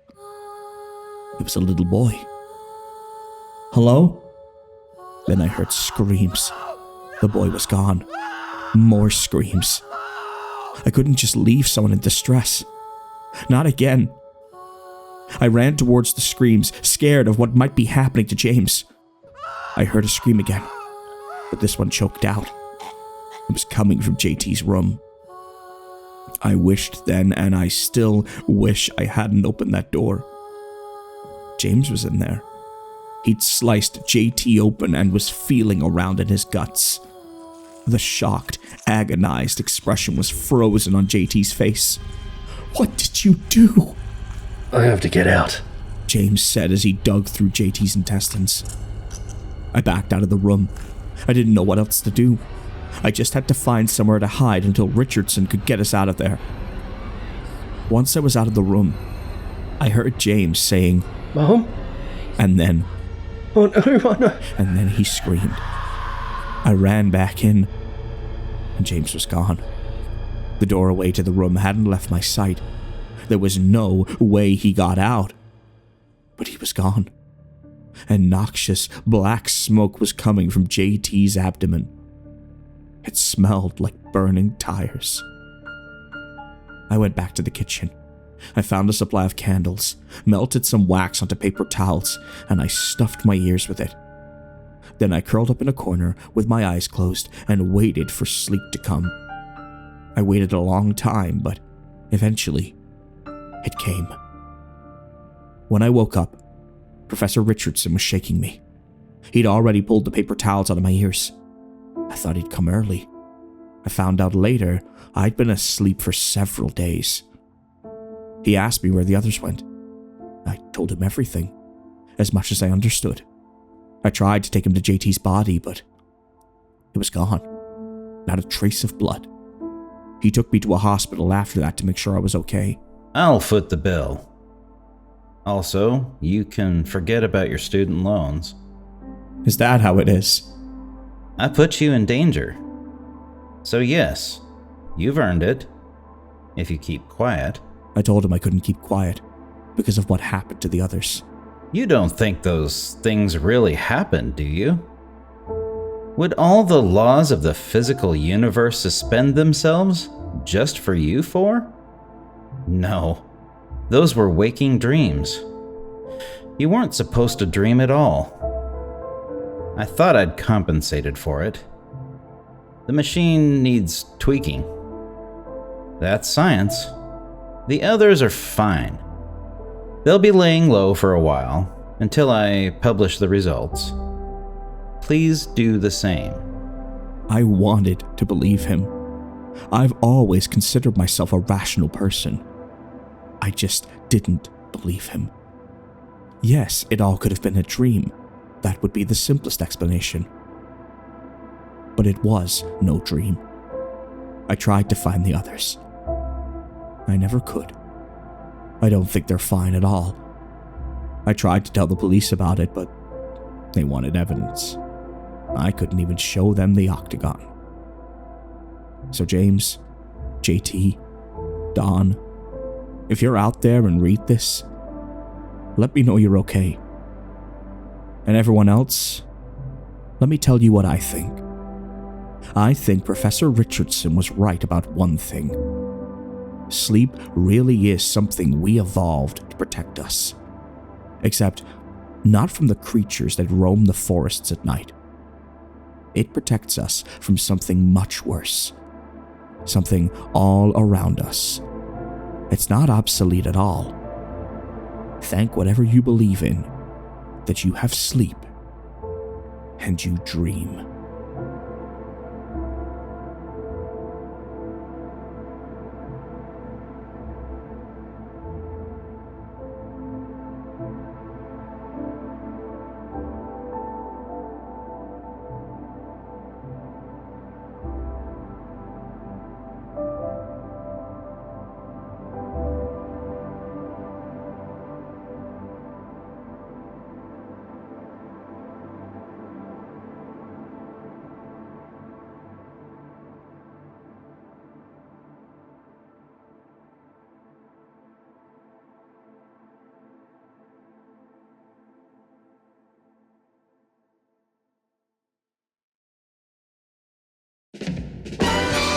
Greetings! Welcome to the Sweet Mercy Web Auction. I hope everyone is having a wonderful night, or day, depending on your time zone. Thank you for joining us. Please do not be alarmed by our costumes. It's important to conceal our identities in order to continue helping good people like yourselves. Here at Sweet Mercy, we know you've been through hell. So I won't waste your time by beating around the bush. Our product is killers, and our goal is to provide a semblance of closure to families who have suffered the ultimate tragedy. When a murderer is released on a technicality, or the police fail completely, that's where we come in. Once our investigators confirm the accused is guilty, our extraction team transports them to a secure facility. We eliminate the risk of unanswered questions by ensuring full, legitimate confessions are made. But don't take my word for it. The complete series of interrogations is available for download at no cost to our special guests. They make fantastic therapy aids. Now, let me give you a quick rundown on site navigation. Obviously, our main video feed is in the center. The row of blue boxes beneath are you, our special guests, and the green row above features our returning benefactors. On the right-hand side of your screen is where the bidding history will appear, and on the left, you'll see tonight's product along with his background information. He can see and hear us too.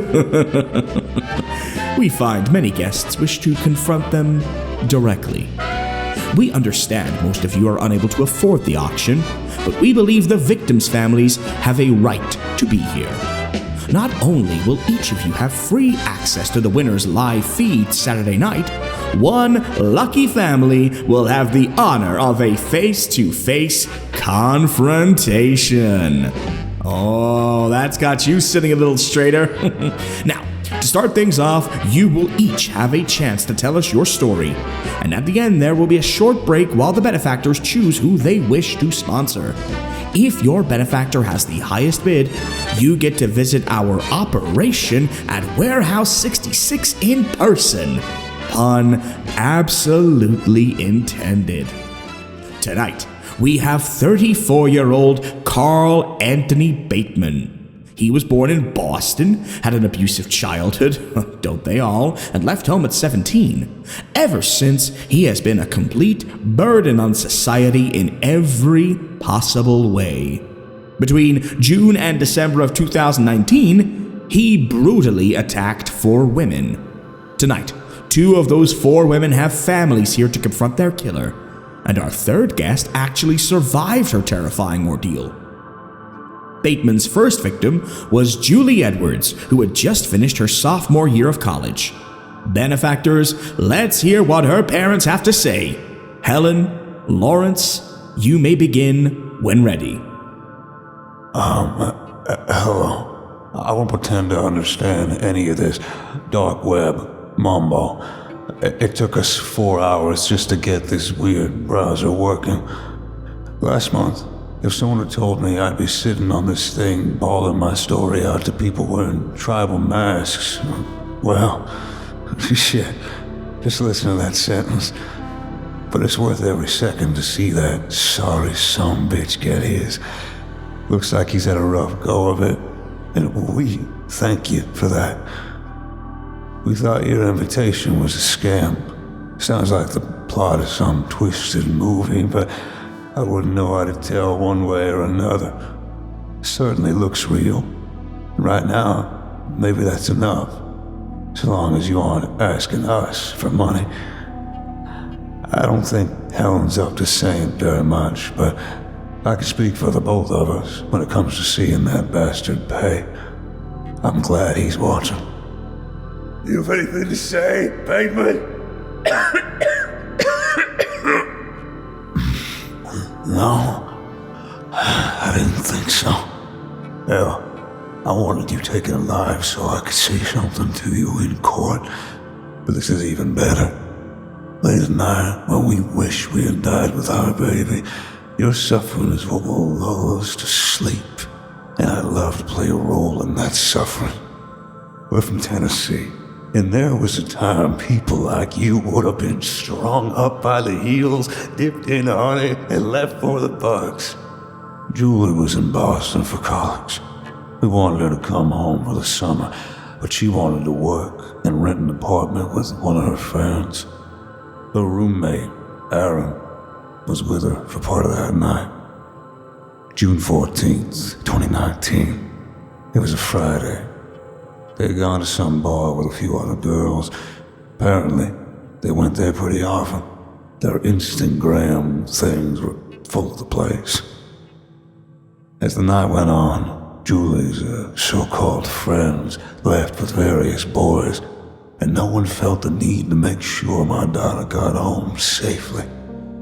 I suppose that's where this shitbag cocksucker saw her.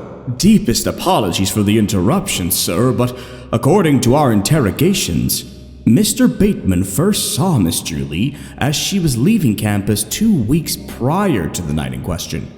Taken with her appearance, he then began stalking her until a moment of opportunity arose. Guess I shouldn't be surprised.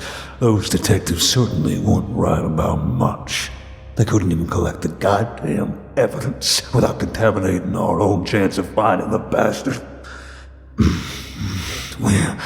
We've probably been told plenty of easy answers. Why should police work for the truth when it's usually the same story anyway?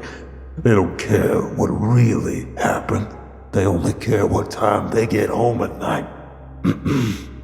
Oh, I'm sorry if that ruffled any feathers. I know there's good ones out there. but none of them were working Julie's case. That much I know. Anyway, it was past midnight when cameras showed Julie leaving the bar. She preferred walking, liked the fresh air. Her apartment was only a few blocks away. Though, I suppose that part didn't matter much if you already knew where she lived. The police said there was no forced entry. Hey, mister, do you know how he got inside? Indeed I do, sir.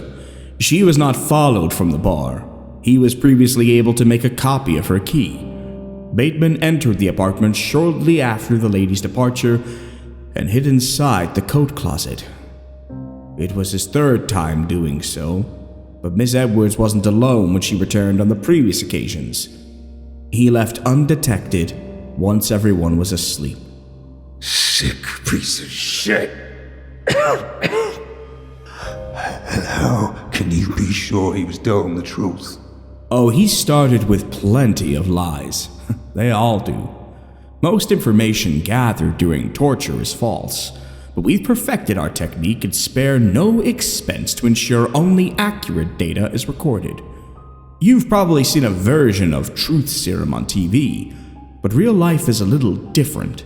Very specific conditions must be met for reliable results. We have a wonderful team of psychologists and physicians who explain it much more elegantly in the full interrogation videos, and at the end, you are presented with a reliably factual report. I can assure you, Mr. Edwards, I would never repeat anything that was less than 100% certain. I think I understood most of that. So far, you've been more reliable than the police. Anyway, I'm sure we'll be watching that video as soon as this is over. But as for what happened next, I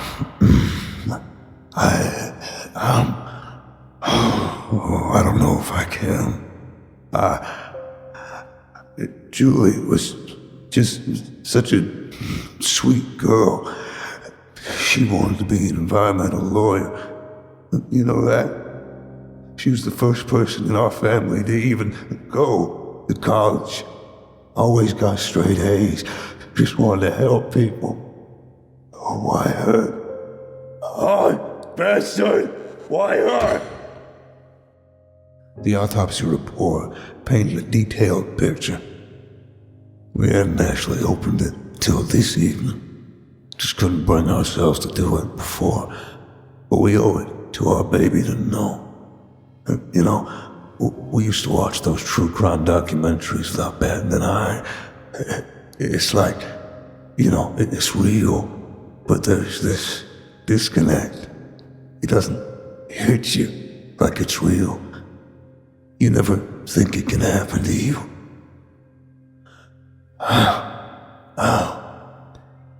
Julie didn't deserve this. And she sure as shit didn't deserve to die alone like that, having her dignity ripped away. I want everyone to know what this pile of human waste did to get his rocks off. If it were up to me, I'd make him feel exactly what his victims felt, step by step, stopping just before it kills them so I could do it over and over. Yeah, I like the sound of that. It wasn't enough that you blindsided her and tied her up. Oh, no, you had to go the extra mile. She wasn't gonna wear that costume voluntarily. Certainly not for you. When they found her, she was dressed like a character from that kid's show, Sailor Moon. For some reason, I felt compelled to look it up, and it left me even more confused. Apparently, it's not uncommon to sexualize cartoon characters. What the hell is wrong with people? I saw something titled SpongeBob Squirt Pants. I don't care what consenting adults do to get their jollies, but you can't tell me kids don't see that stuff. He strangled her when it was over. The bonds on her wrists and ankles tore her skin apart, tore her skin as she struggled through. When he was... fuck's sake, it was all torn up down there. I'm sorry, I can't. I just can't. That was my little girl. Can you do it, mister? Since you know more than us, anyway. Can you please just tell us what really happened that night? Yes, sir, I can certainly do that for you. But I must warn you, our benefactors have been known to bid highest on those who share these details personally. What? That's sick. It's just sick is what it is. I'm telling you, I can't. I don't care what they bid on. All we care about is knowing that the bastard suffers. According to her, we get to do that either way. That'll have to be good enough. Of course. Yes, I do apologize. You are correct. You will indeed be privy to all content regarding Mr. Bateman. I will now share the details of what transpired on the night of your daughter's tragic murder. We learned that just minutes after returning home, Julie received a call from the roommate, Erin, which she placed on speaker. Their conversation confirmed what Mr. Bateman would have soon realized anyway, that Julie was to be home alone for the night. Approximately 30 minutes later, the strip of light beneath the door went dark, and Bateman waited a few moments longer before quietly re-emerging from the closet. The apartment was dark except for a soft, yellow glow at the end of the hallway, and music could be heard playing over the sound of running water. Julie didn't hear her bathroom door open, and she didn't see the shadow growing on the shower curtain. She only noticed Bateman's presence when the curtain was violently ripped away. He left her no chance to react. As she opened her mouth to scream, he stepped forward, punching her across the jaw. Her head snapped backwards, impacting the tiles as she fell and leaving her unconscious. Bateman moved her to the bed where he took his time dressing her as Sailor Moon before binding her hands and feet. The costume was purchased specifically for this occasion, and he took the time to dry and style Julie's long, blonde hair in the character's likeness. She briefly regained consciousness during this process but was dealt another blow to the head. Bateman was distraught to see blood stain her hair near the temple and did his best to clean the area. While doing so, she once again regained consciousness, but rather than risk further detriment to his sick fantasy, he placed a gag in her mouth and gave her the same two options he would later present to his future victims: play along and live, or try to escape and die. Julie was unfamiliar with Sailor Moon, but seeing it as her only chance, she chose to play along. In the first scene, Bateman chose the role of Prince Demando for himself and... Wait, I don't know if we can hear that part right now. We can't. After that, the autopsy listed her cause of death as asphyxiation. Is that accurate?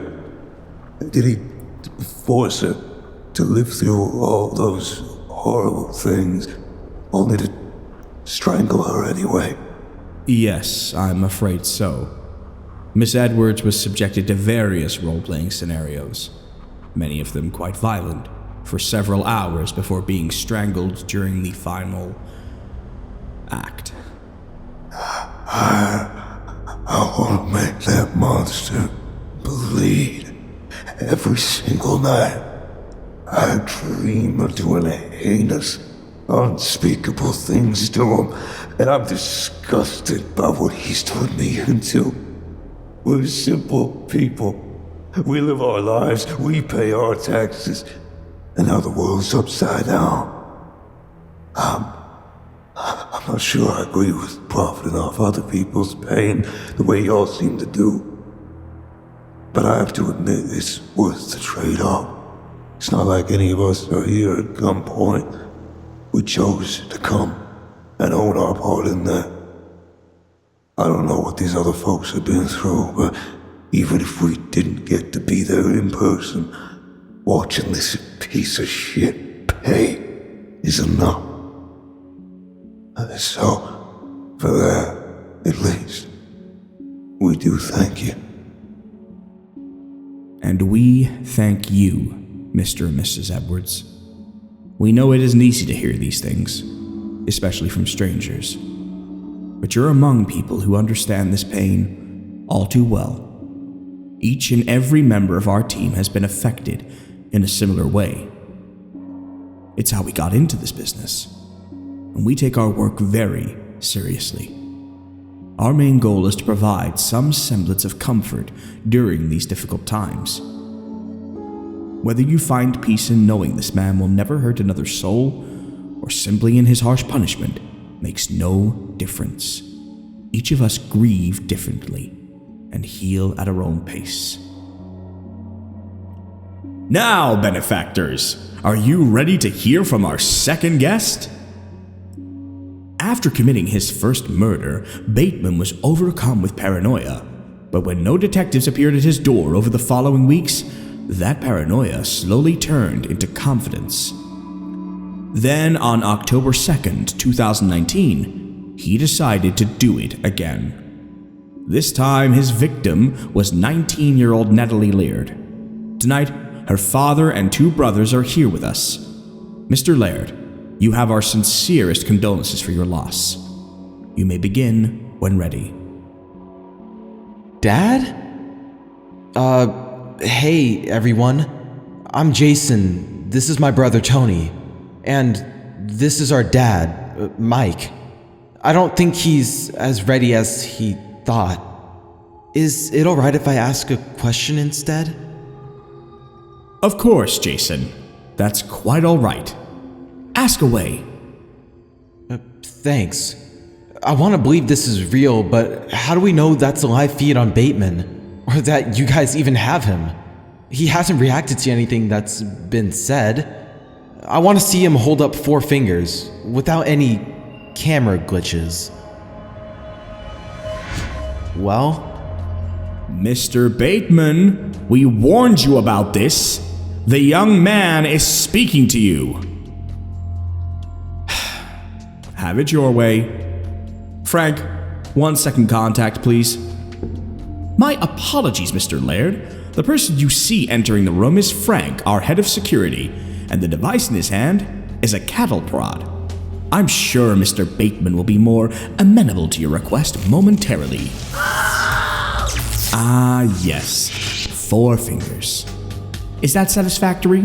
Or would you like him to sit up and look at the camera? Please don't hesitate to ask. We understand your skepticism completely, and we're happy to oblige any reasonable requests to put your mind at ease.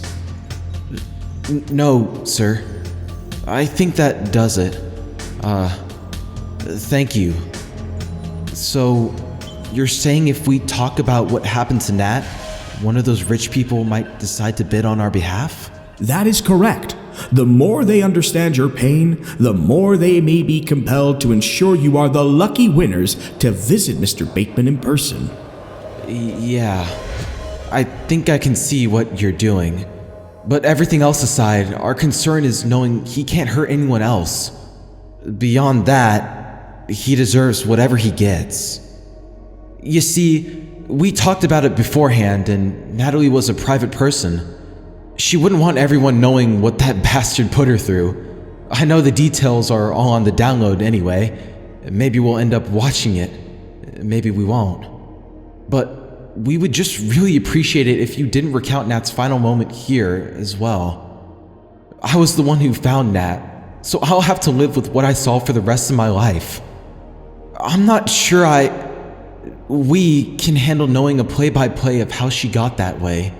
And despite how my dad and brother feel right now, well, I don't really know how to explain it. It's like, you think you want the truth, you want to see behind that door, but it's a permanent decision, sir.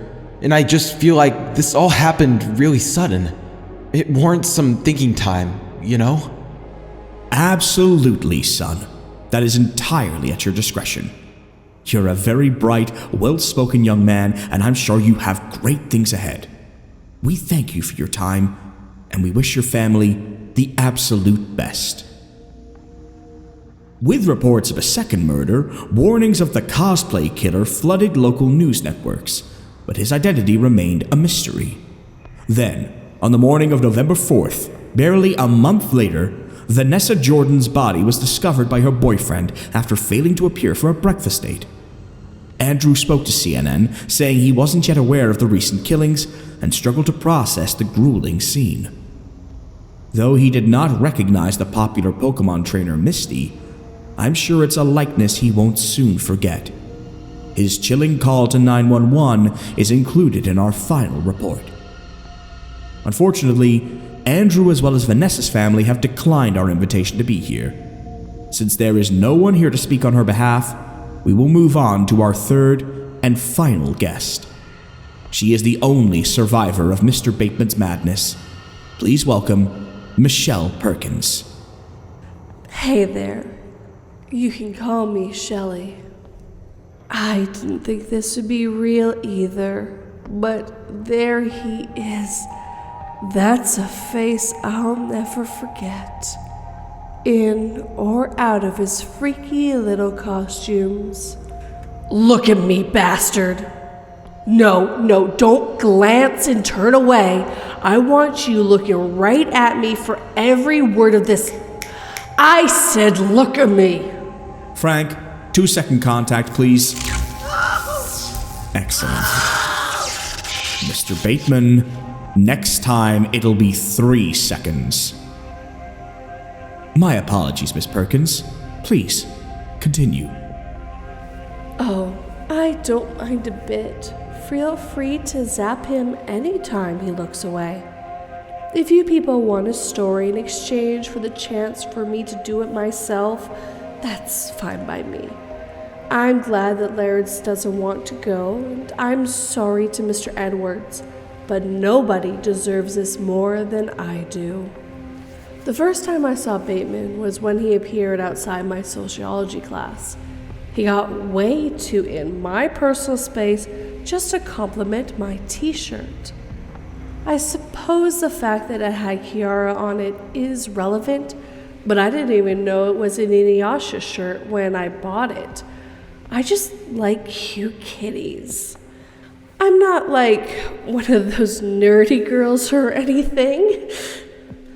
Anyway, he said he noticed it before class, like it was normal to wait around for an hour just to compliment a stranger's shirt. I tried to say thanks and walk away, but he followed me. I didn't want him to know which dorm was mine, so I walked to a coffee shop. Thankfully, a few friends from drama club were there, but when I tried to point out my stalker, he was gone. 30 minutes later, we left as a group, and there was no sign of the psycho. That was a Tuesday. By Friday, I forgot he existed entirely. Midterms were over, and everyone was ready to go home for Christmas break. We were all on edge because of the cosplay killer. If he had been attacking one specific type, like just blondes or something, everyone would have dyed their hair and lived their lives. But no one knew he would choose next. Julie was blonde like Sailor Moon, Natalie's hair was pink like Sakura's, and Vanessa's was a ginger like Misty. Apparently mine is black like Kagome's. Isn't that right, Carl? Or at least that's what I read about afterwards, when I looked it up. Yeah, apparently Kagome is one of the main characters from that Inuyasha anime, cartoon show. I'll try to keep those parts simple. Anyway, I stayed over for Christmas break.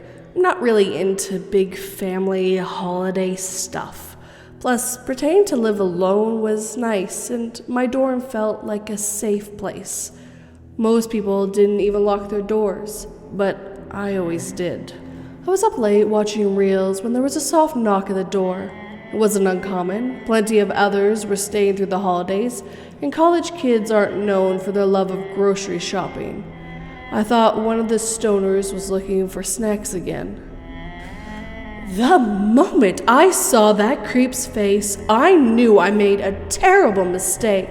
I tried to slam the door, but he pushed past, and the door's edge hit me right between the eyes, hard enough for my vision to blur.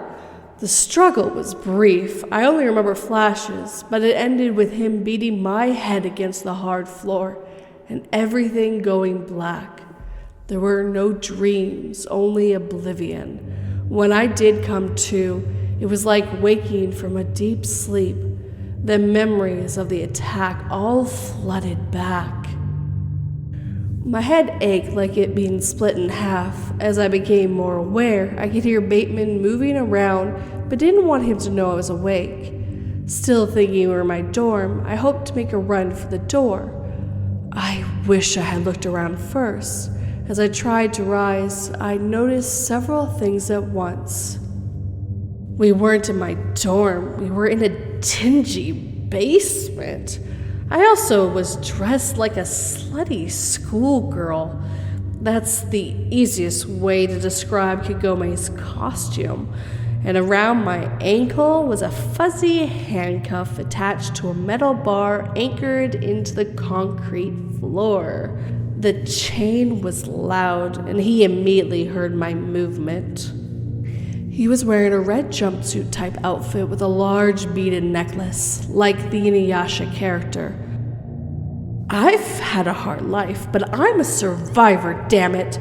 When I saw that sick look in his eyes and that disgusting grin, I knew right there I'd have to play along no matter what.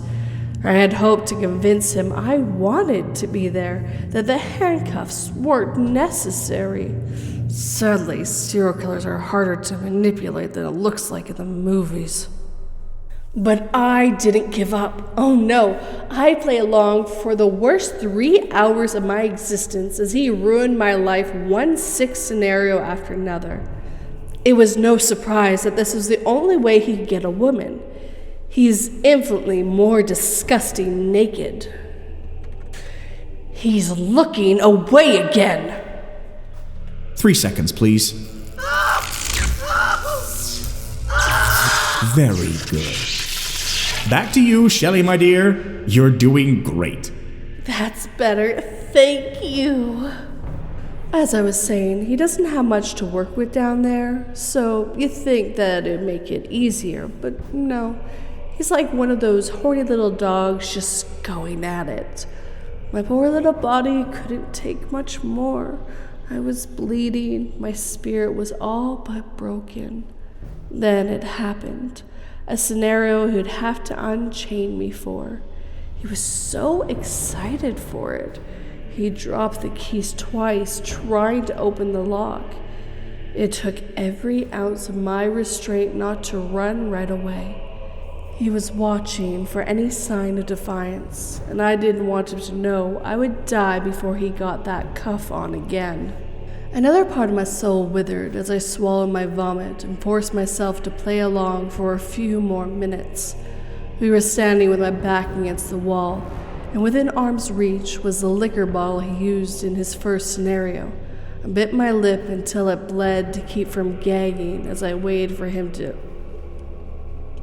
get lost in the moment, and I ran my fingers through his nasty, oily hair to position my hand as closely to the shelf as possible. As his eyes began to roll back, I grabbed the bottle and brought it down on his head with all my strength. It didn't break. They always break in the movies. It didn't fall to the floor like I imagined. He only groaned and staggered a few steps back as he looked at me with a betrayal sort of hatred.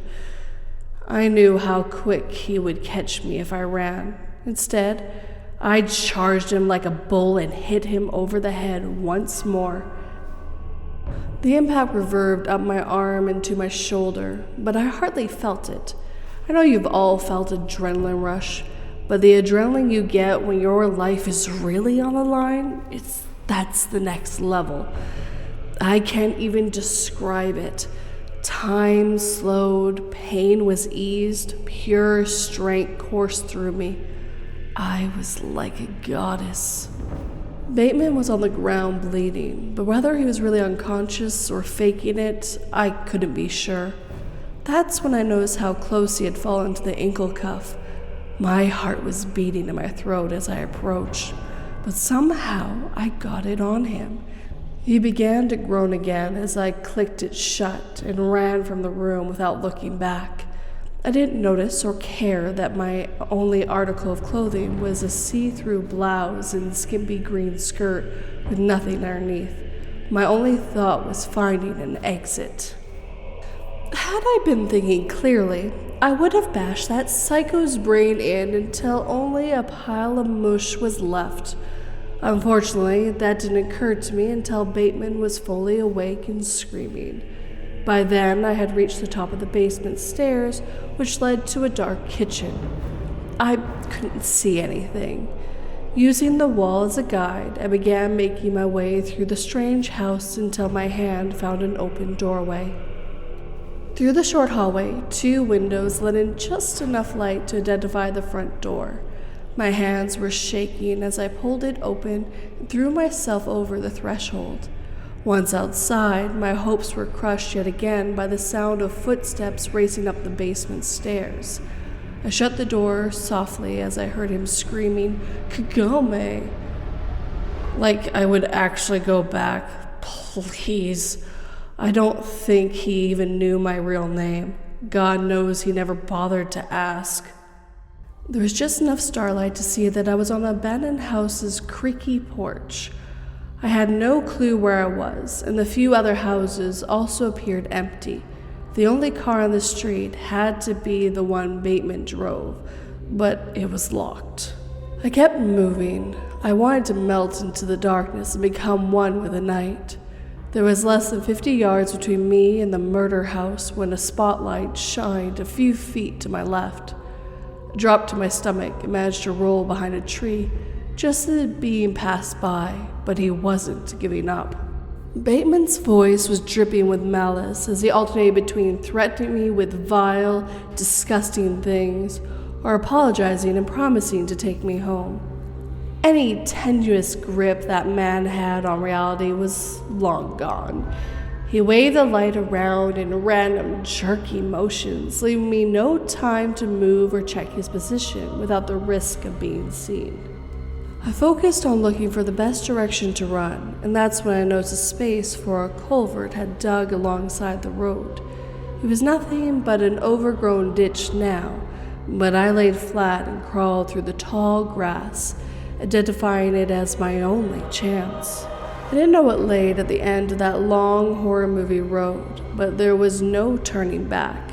In the ditch, I felt like everything had to be okay. I'd come too far to die.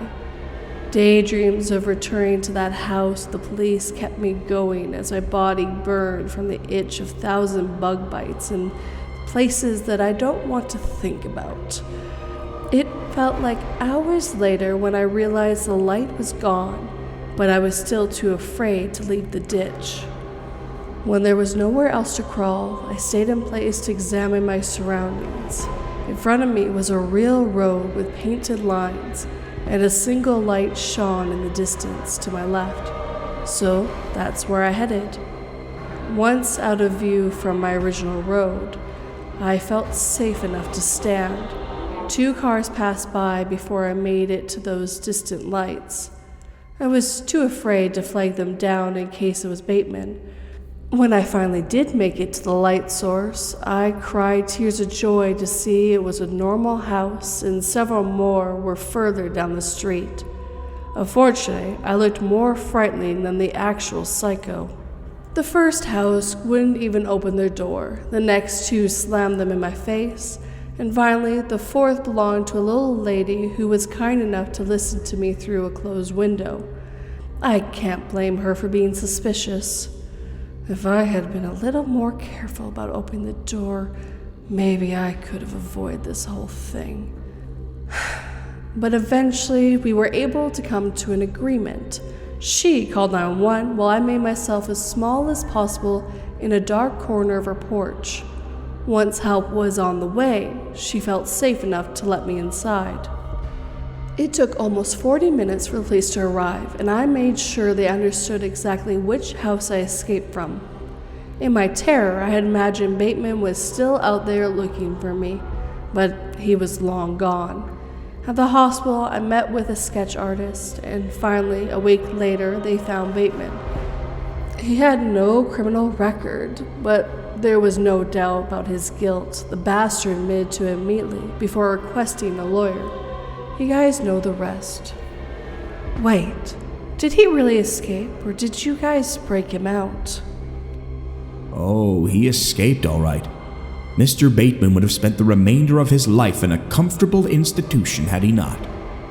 We have a far reach with many powerful friends, but not quite that far.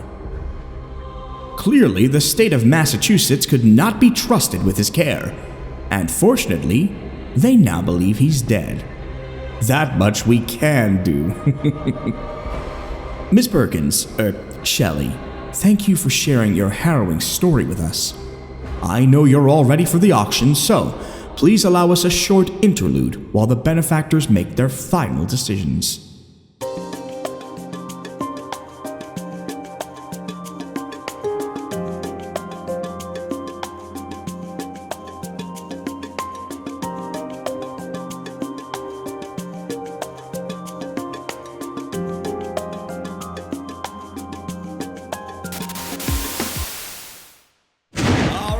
Now that we have a break with our audience, let's see how you're all feeling about tonight's guests. Let me hear it.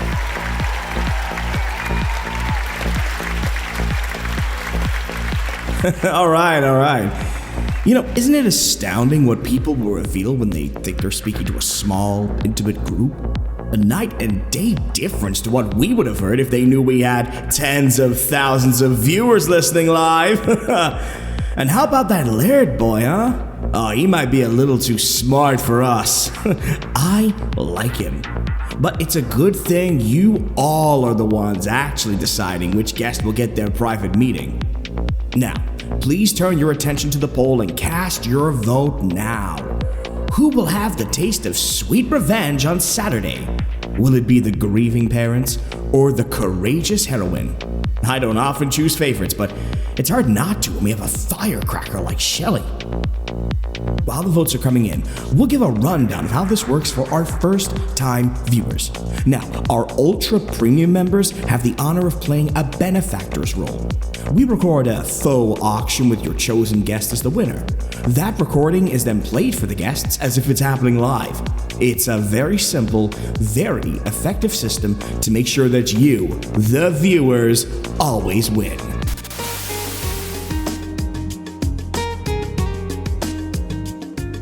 And we're back.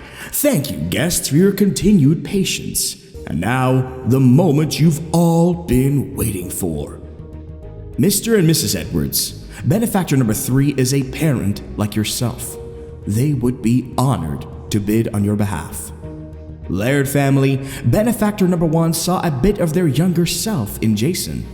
Since he has declined the prospect of seeing Mr. Bateman in person, you may potentially choose someone to go in your stead. And last, but certainly not least, Miss Perkins.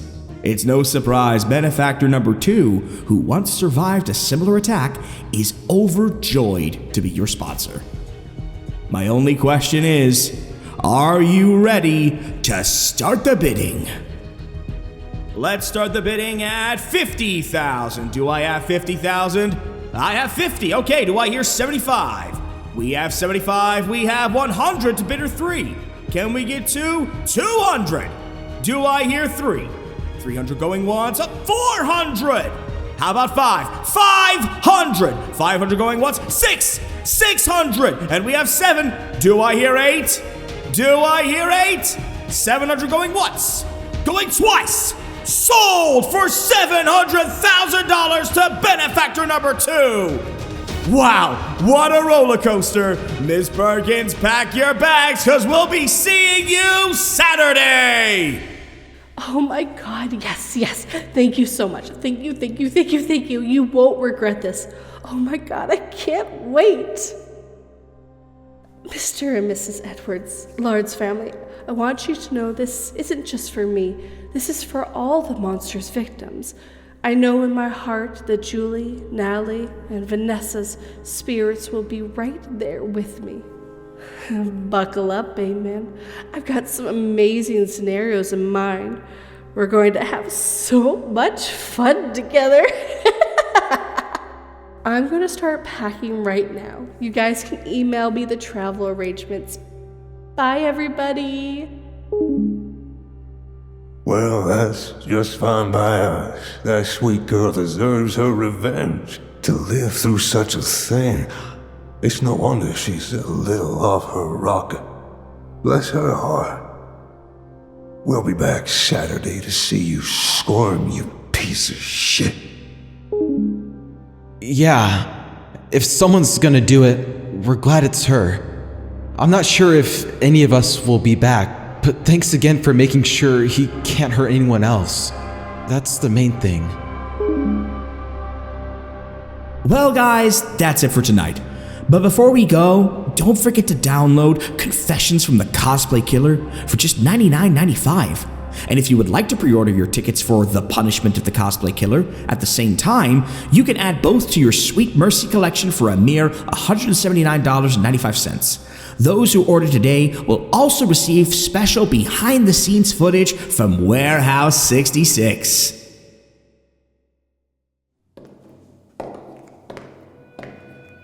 Hello, Shelley. It's so nice to finally meet you in person. So, after the last few days, we've discussed what you'd like to see happen here, and I think you'll be pleased with the work we've done. Considering we do this full time, we already owned most of the items you requested, but the gynecologist chair was a wonderful addition to our collection.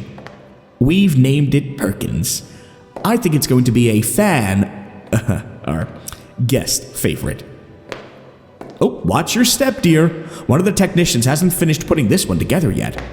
You strap your subject's arm to that piece there, and then you turn the lever here to twist. Now that you've seen the theater, let's go get Bateman. And don't worry about the other prisoners. They're here for the same reason, but they're completely harmless. Judging by our recent conversations, I assume you aren't squeamish. No, you don't have to worry about... Holy shit, are his eyes gone? Wow, there's so many of them. Hey, that one's missing his whole leg. Wow, I didn't realize how many serial killers were out there. That's because we usually catch them faster than the police. Whenever you see an unsolved murder, there's a good chance it's because we got there first. Most of their victims have the same idea, that it's better to keep them alive and suffering.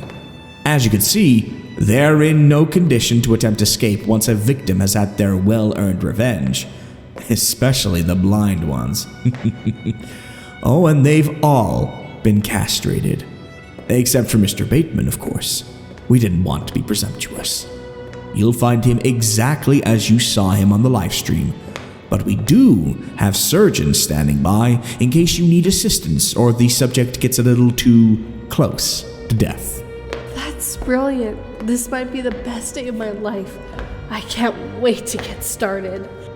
I love your enthusiasm. You should start a career with us. We're always looking for people who truly understand the importance of our work, and the pay is marvelous. Just something to think about. Here we are. Mr. Bateman, your date has arrived. Hey, baby. You miss me?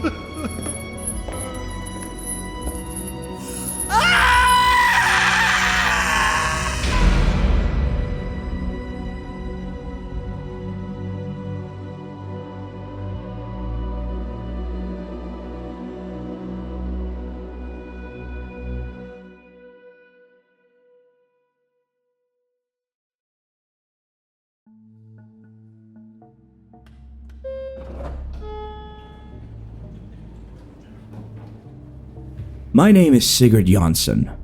Ross for short. Yes, the band. No, I didn't choose it. I've been stuck in this hotel for over a week now. I'm currently in the service elevator with bioluminescent lighting, the only light I have. Thankfully, I have my music. If you feel like immersing yourself, well, feel free. I figured before my next task on floor 13, it'd be good to get this out into the world for brevity. See, if anyone else has been to this place or can offer me some form of advice, but hell, I'm mostly just doing it so if I die when I reach the 13th floor, someone will know what happened to me. Hotel Inertia has a reputation that precedes it. The name itself is in hindsight paradoxical. You name it, people say they saw it. A room with a doppelganger of themselves? Yep. A hallway that has nothing but baby hands. You know it. A vegan entering a room full of headless pigs screeching at them? Well, that one may be a prank. But the fact remains that the Hotel Inertia gained a reputation in these parts as a last chance saloon of sorts. You only go there when you've nowhere else to go, or you need to be paid. Enter me, needing to get paid. I took a job with an outsourcing agency that guaranteed quick and efficient work with minimal checks. Some shit went down in my old town and I needed a change of pace. Where I was at wasn't doing it for me, and new scenery like Sturgeon felt like a chance to grow. Fuck me if I didn't get a chance and then some. Look, I don't know if you'll believe me, but like the title suggests, this hotel, it's not normal. Not in a paranormal activity kind of way, that'd be lame and, much like a takeout from the Winking Eel, largely unsatisfying. That's not a good explanation, but I think it'll become clear as we go on.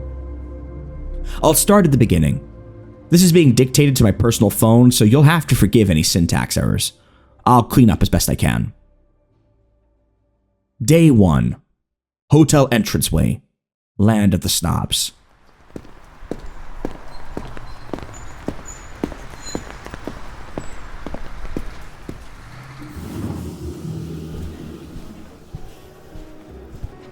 Welcome to Hotel Inertia. We hope your stay will be most normal.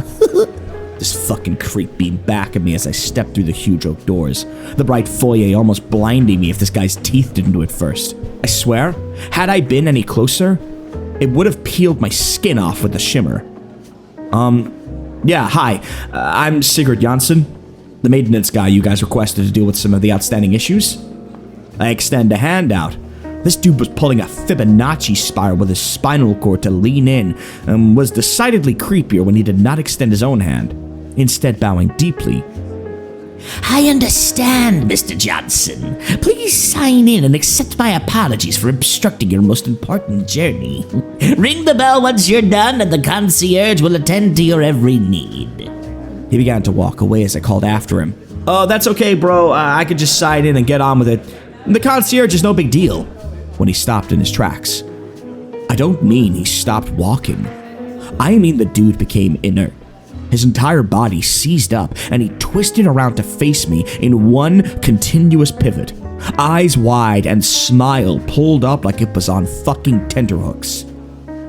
Oh, the concierge is vital, Mr. Johnson.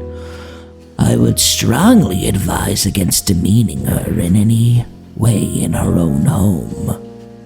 Good luck to you.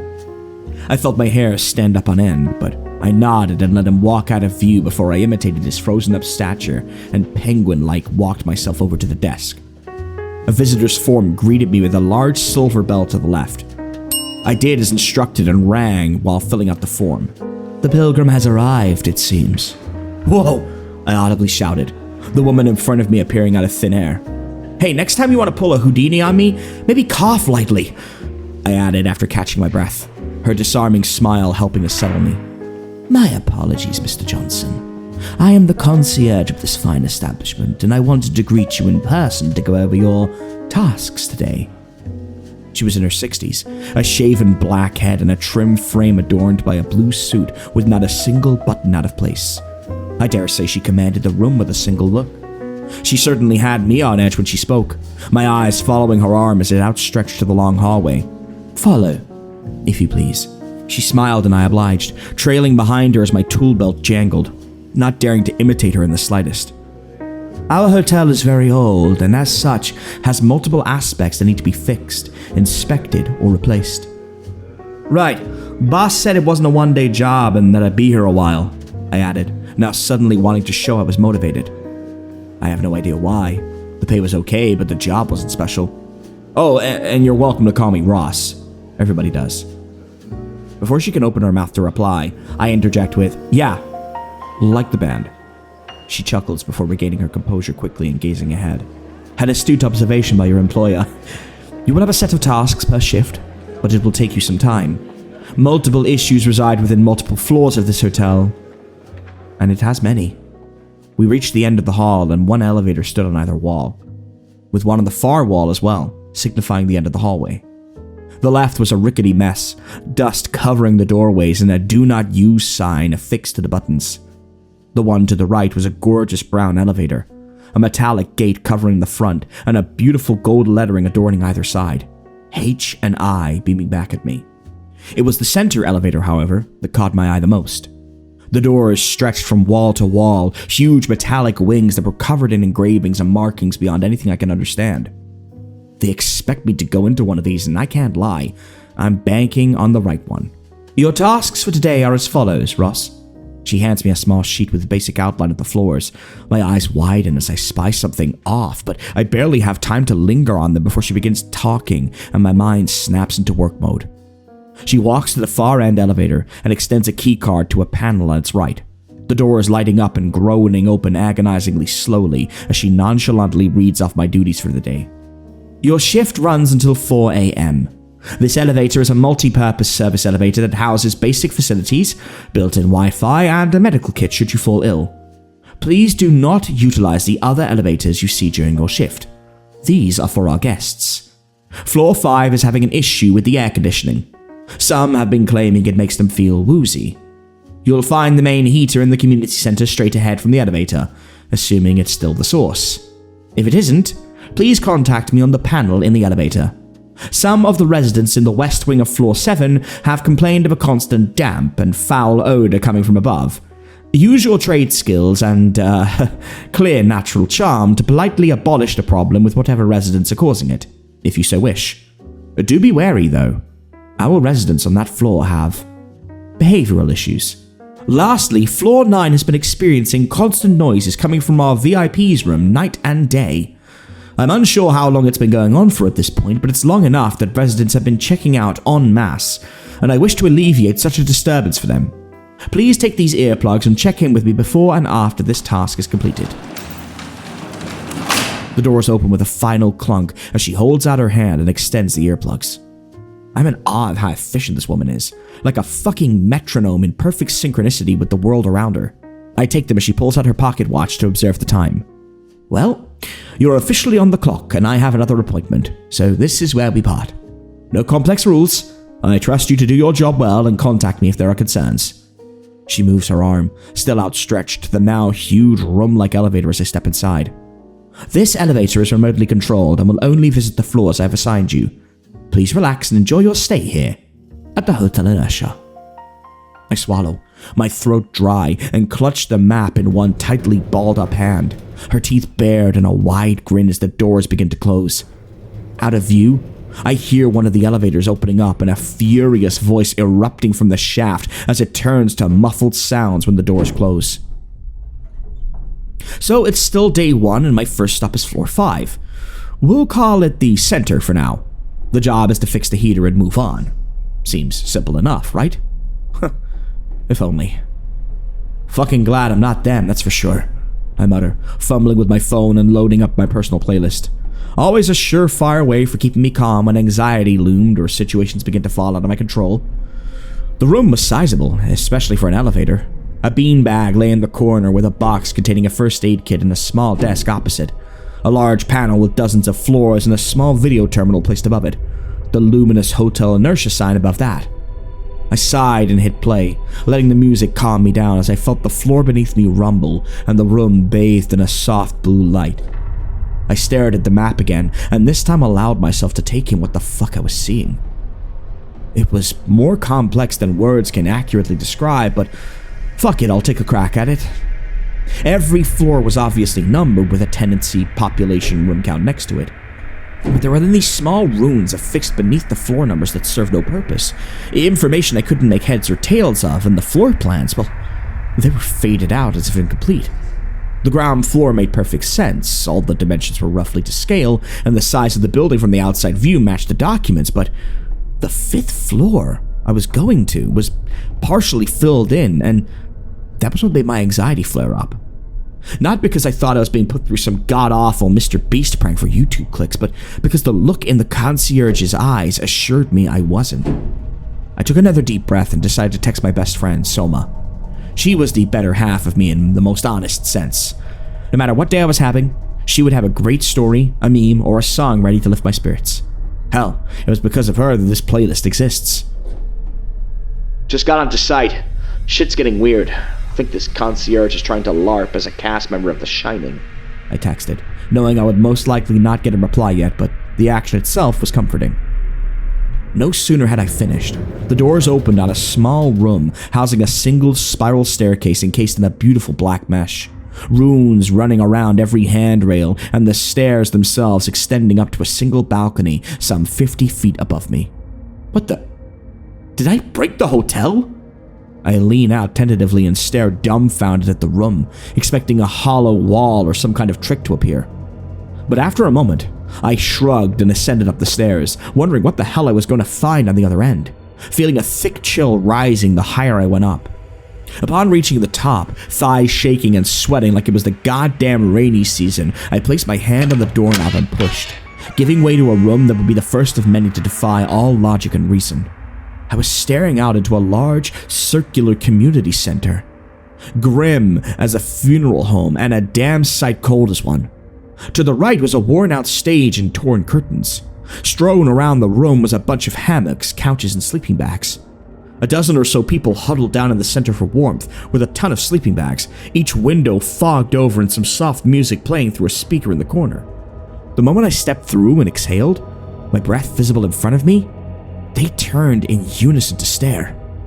The group had unusual carpets and garments, tapestries hung up with beautiful patterns, and upon closer inspection, they were all no older than 30. Definitely didn't look like they were from any country I recognized. Travelers, I'd have guessed. Hey guys, here to fix the heater, but it seems like you're all dealing with a damn ice age here. My own wit is failing me in the face of what I'm seeing. How the hell is a circular community center at a hotel? It made no sense. We have waited ages. A thick accent cuts through the air. I can't place it, but I'd have guessed European. He's covered in several layers of clothes, an eyebrowless face staring back at me as he walks towards me, the rest of his group huddling up and murmuring as they talk amongst themselves. I got hired recently, sorry, I sheepishly replied. Customer service was never my strong suit. How recently? We are so cramped in our own skin being wrapped up like this, he replied, the anger in his words permeating through the visible air around us as I looked around the room for the heater, spying it at the top of the farthest section of the wall next to a solitary pair of swinging double doors.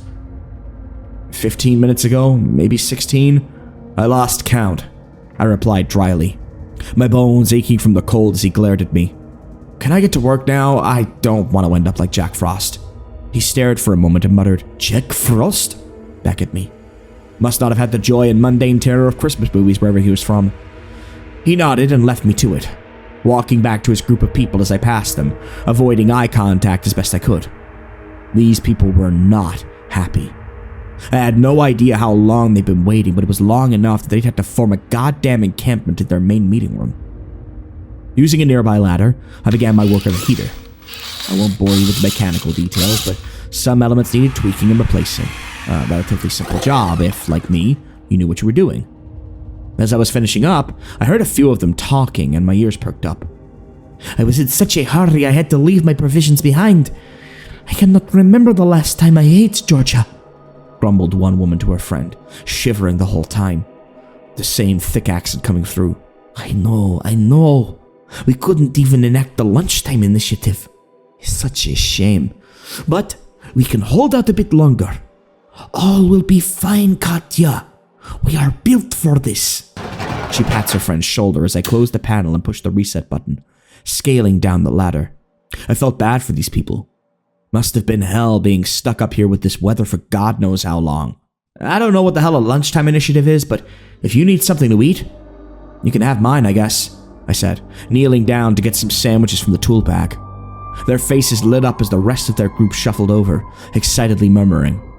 My phone buzzed, and I saw Soma had replied. The first message was only partially downloaded, but the second made my eyes widen and my muscles tense up. The feeling of malice in the atmosphere. I did as she said. The moment I hit play, the buzz of the heater kicked in and a low droning sound rang out from the speaker. One by one, the folks began to disrobe from their parkas and outstretch their arms, basking in the heat like moths to a flame. It was rising far too quickly and I could feel the sweat running down my back, but I didn't move a muscle. The man I'd spoken to was at the back, devoid of eyebrows like some psychopath and smiling in ecstasy as he began pulling at his fucking skin. First it was a small scratch which turned into a frenzied tearing, ripping at chunks of his flesh, more and more away each time. But there was no pink skin, muscle, or viscera underneath. No. Something sinner behind it shone through. Literally. A green and brown carapace. The light bouncing off it like looking at a stag beetle under direct sunlight. The form molting in front of me and rising as each member of this group did the same. Some had pincers. Others had dozens of legs. All had these vaguely humanoid stances with some flesh left on the face. Thick, bulging eyes beaming down at me. Even though my music was blaring, I could hear one speak to me, mandibles clicking away as the pincers at the end of its forearms dripped. We were unable to birth young to feast on, what with the weather so cold. I had no idea how we'd survive another season. Those humans would have stormed us all had you not intervened. I must say, the disguise is remarkable. The concierge knows how to pick them. Please do feel free to let it go. We're ever so hungry, and that skin looks positively delightful. One word ran through my head, and regrettably out of my mouth before my nerves could stop it, right as the drums kicked in. How appropriate. An elongated nope rang out as I threw my lunch at the heater, clogging the vents, and a thick stuttering sound joining the buzzing to make what some music fans may call a rather relaxing noise band. The woman nearest to me extended her proboscis, and before I had a chance to whip around, punctured my neck like a fine needle. I felt my knees buckle and my vision blur, but I refused to go down. Call it stupidity, fight or flight, hell, you can call it plus ultra if you want, but I like to think of it as desperation mode. That moment in a human's life when they go beyond their limits, like a mother lifting a car to save her trapped baby. I leaned down to stop it going in further as I felt her hunger run through my veins, pulling a hammer from the tool bag and smashing it across the proboscis until I hear a sickening crunch. Holding it defensively, I began to swing wildly as I rushed through the horde of monstrosities, knocking it into anyone who dared to stand in my way. It's hammer time, bitch! You like the hammer?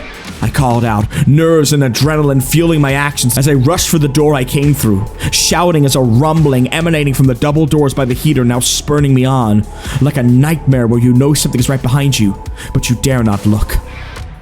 The last thing in my way was Captain Browless, a bunch of thick singular hairs strewn across a stick insect body as he bore down on me, sharp arms ready to cut my flesh.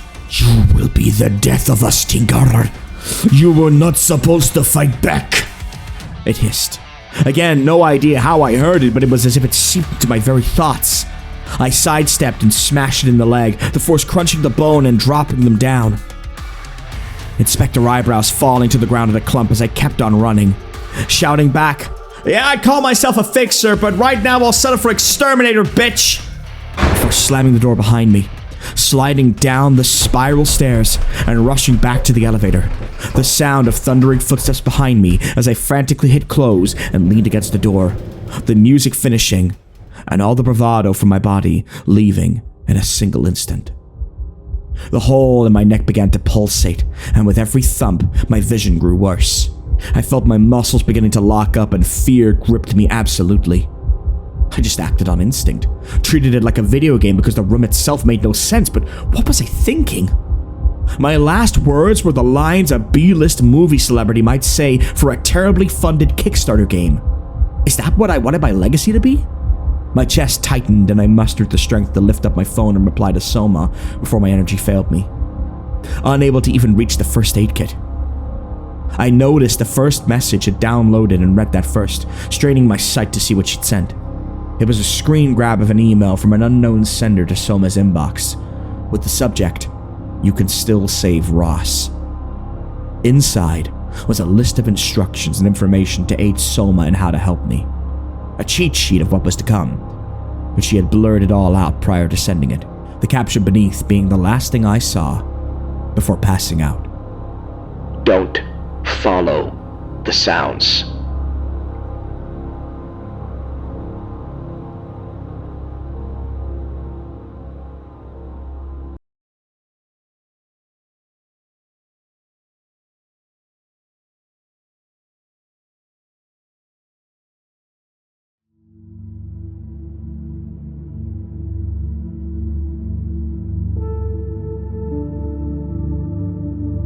Must you have battle in your heart forever?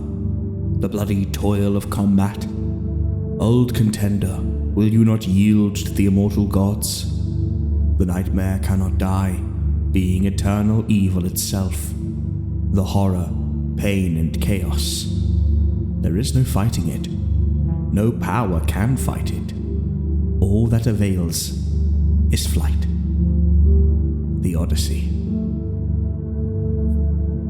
Dear James, I write to inform you that your persistent inquiries into the Byron House incident has finally worn away the last threads of reticence I may have developed regarding its open discussion. I have warned you more than enough in my various replies over the past few years, but if you still desire to know the truth of what happened at that accursed house on that accursed night, read on. I urge you not to do so, however.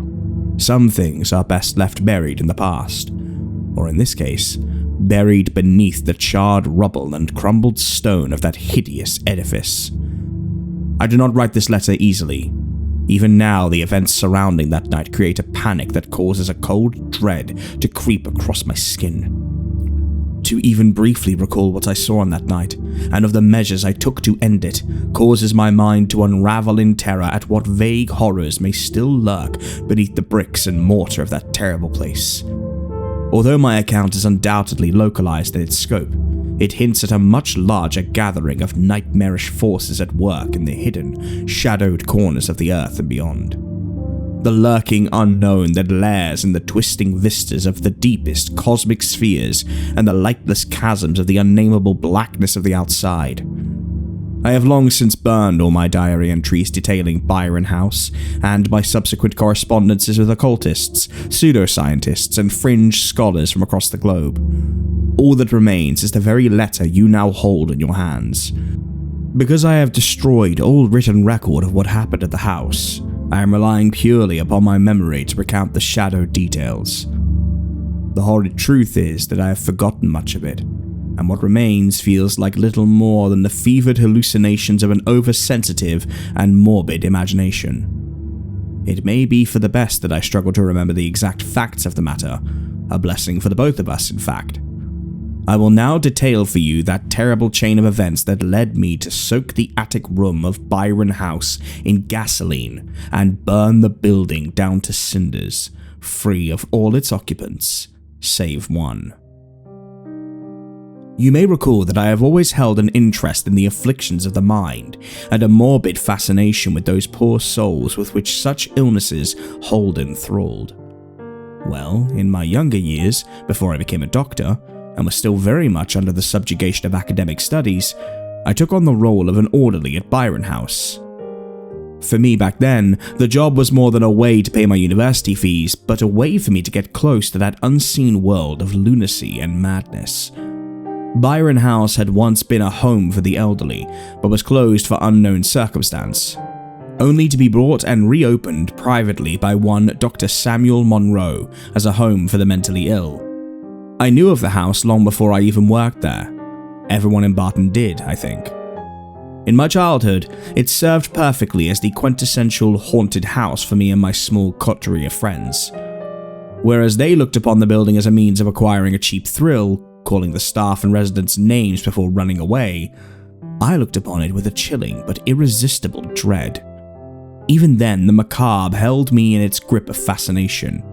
It wasn't wraiths bound in chains or moaning spectres that captivated my imagination. No.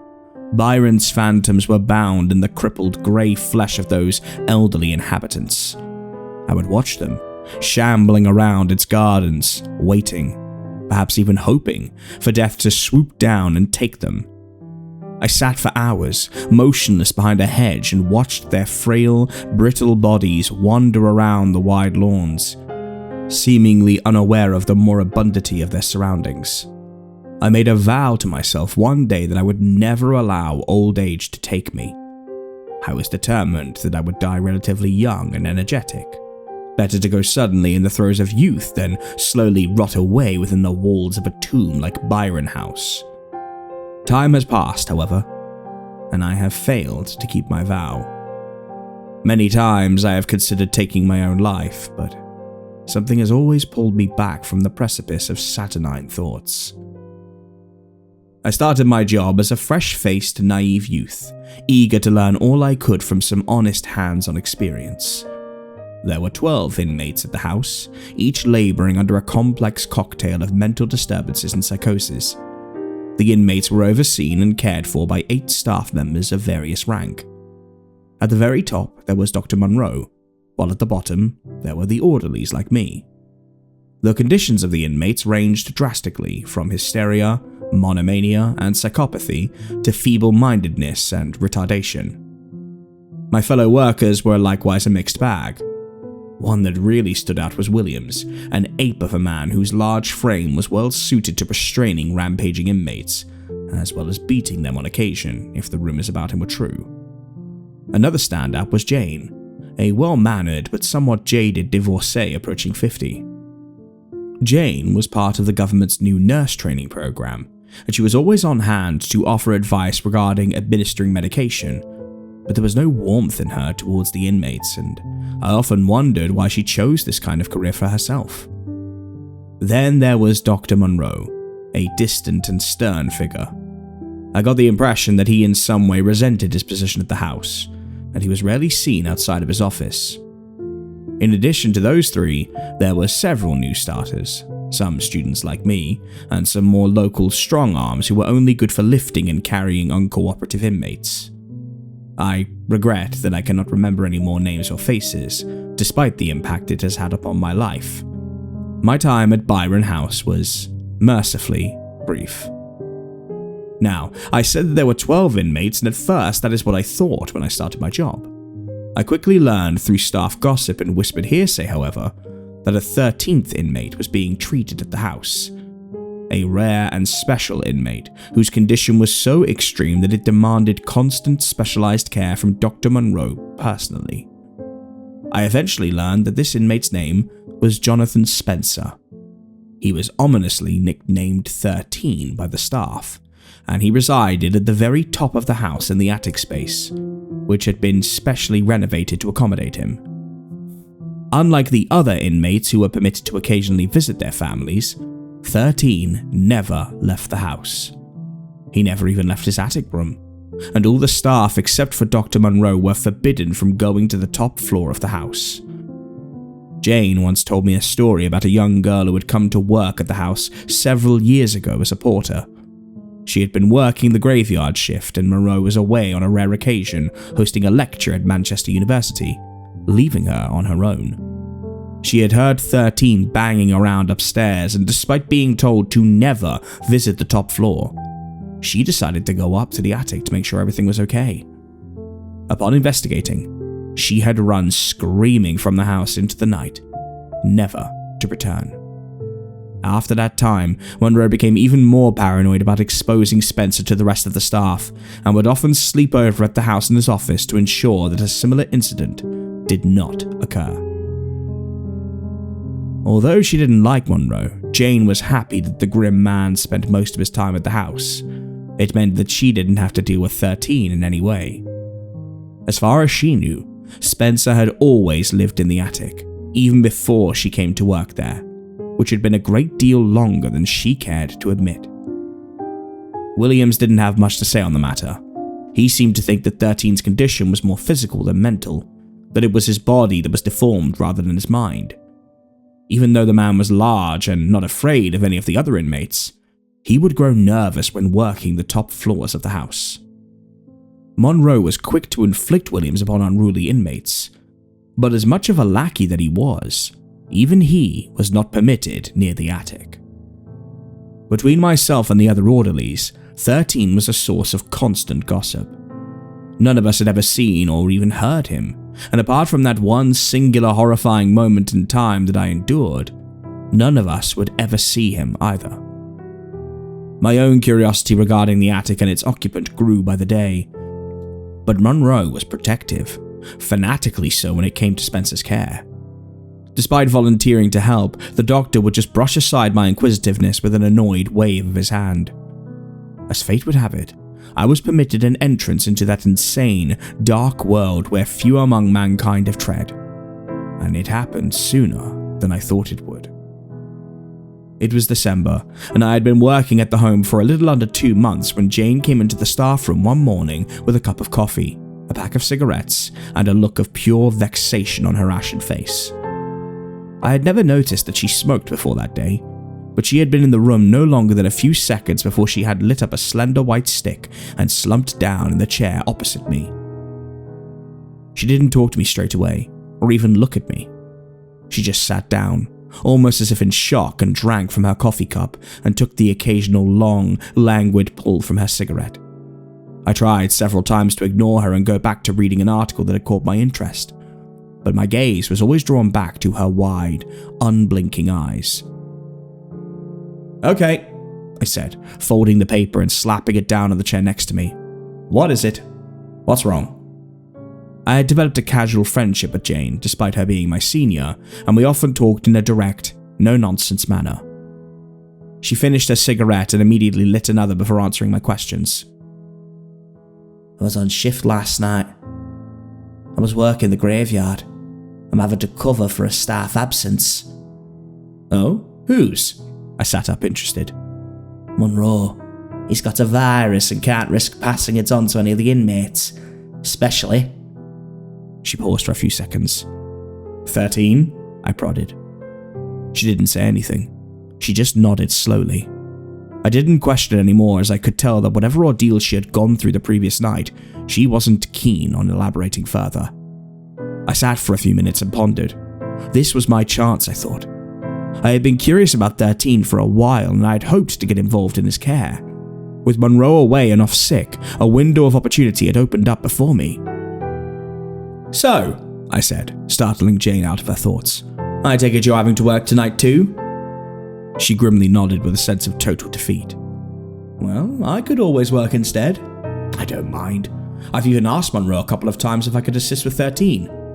You see, I'm writing a paper for the college at the moment and..." She cut me off and stood up out of her chair. "Really? You wouldn't mind? Are you sure?" "Of course," I replied.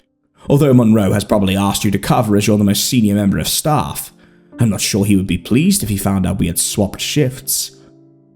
She thought for a moment before replying. "Well, I won't tell him if you don't. I could pay you directly from my pay packet. No need to change the rota." I nodded in agreement. "It's settled then. You finish here early and I'll stay on to work the night shift. I may need to quickly go home and grab some things, but it won't take long. I live quite close." The relief that washed across her face was at once pleasant to see, yet also concerning, for I knew that should I go through with my offer, a good night's sleep would not be on the cards. She perked up considerably and continued to work for the rest of the day, planning to leave a little before 7 p.m.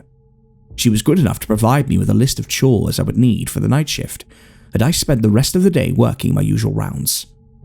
I don't think the impact of what I had offered to do had truly sunk in, and I remember feeling more excited than anything else.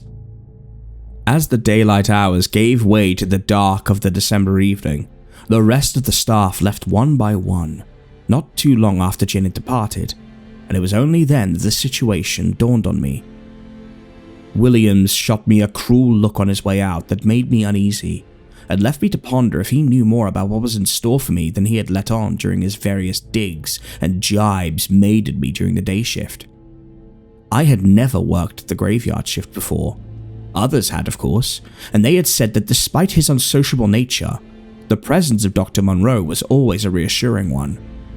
At least having a normal person in the house with you was comforting, with the added bonus that, as a trained doctor, he could handle any situation that might arise from the myriad possibilities available. But as night crept on and the inmates were safely restrained in their rooms, I began to feel an oppressive cloak of loneliness wrap heavily around my shoulders. At 9 o'clock, I prepared medication and a light supper for Spencer, the details of which Jane had written down for me, along with instructions on how to offer them to him. The meal consisted of nothing more than a plate of scrambled eggs and some fresh orange juice with a straw. The medication, too, was simple: some pain relief, nutritional supplements, and allergy treatments. There was nothing in the medication that would suggest a psychosis or mood-stabilizing treatment was required for him. Whatever 13's disorder was, I thought, it was clear that it wasn't a mental ailment, but something physical that could not be cured, only treated. I wondered how much time the unlucky resident must have left, if indeed he was suffering from a physical disease, as I ascended the stairs with my tray in hand. I paused momentarily at the landing on the 3rd floor and listened for any sound coming from the other inmates. After a few seconds, satisfied that there was no disturbance, I continued. This was the closest I had been to the attic since I started my job, and the thought of venturing upwards filled me with dread. I cleared my mind, however, and shook off my doubts as I headed for the final set of steps that would bring me to the lonesome attic room. The stairs from the 3rd floor led straight up and then curved slightly as they ascended upward and to the left. They grew narrower the higher I climbed, but the ceiling appeared to lower and grow cramped, giving me a distinct feeling of being boxed in. I stopped as the bend curved around more tightly and finally revealed the entrance to 13's room. I was maybe 10 steps away from the looming wooden door. It had been painted white some time ago, but large, chalky flakes had fallen away, revealing the original oaken surface beneath.